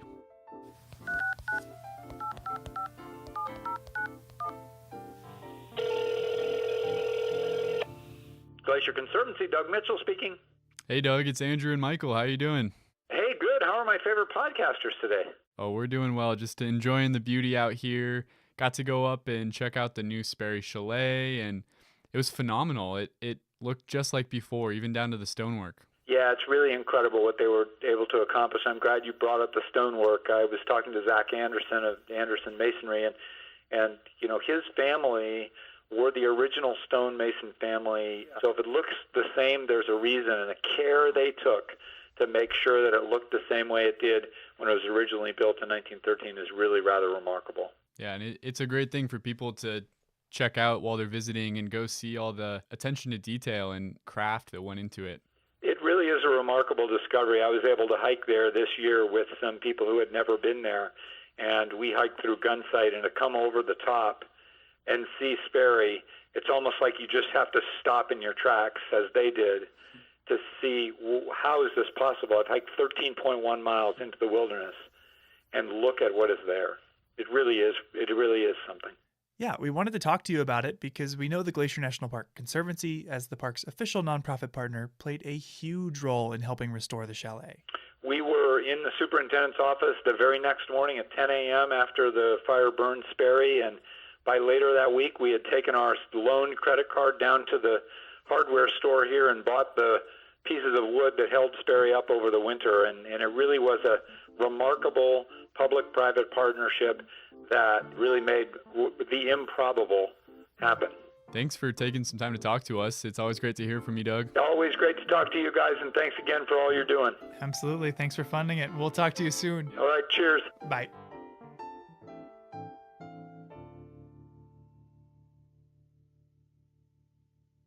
So we just heard from Dawn and Tegan about how plants, like lodgepole pines, and animals, like mule deer, can benefit from the presence of fire in the ecosystem. And from talking to Tony, we know that the Salish and other indigenous communities have a deep understanding of fire's role on the landscape and would use it, as he put it, almost like a gardening tool to invite new and healthy plant growth. Working here, a big part of our job has been sharing that knowledge with visitors, talking about the plants and animals that thrive in fire's aftermath. Yet knowing and understanding these things won't change how you respond to fire when you're faced with it, when the flames themselves are bearing down on you. So we met Chris Peterson earlier, who watched and photographed the 2003 Trapper Fire as it made a run over the loop. Yeah. But after it burned over the loop, it kept going, racing upwards towards the Granite Park Chalet, a historic compound of stone cabins high in the mountains that still provide rustic lodging and dining accommodations. To get there, you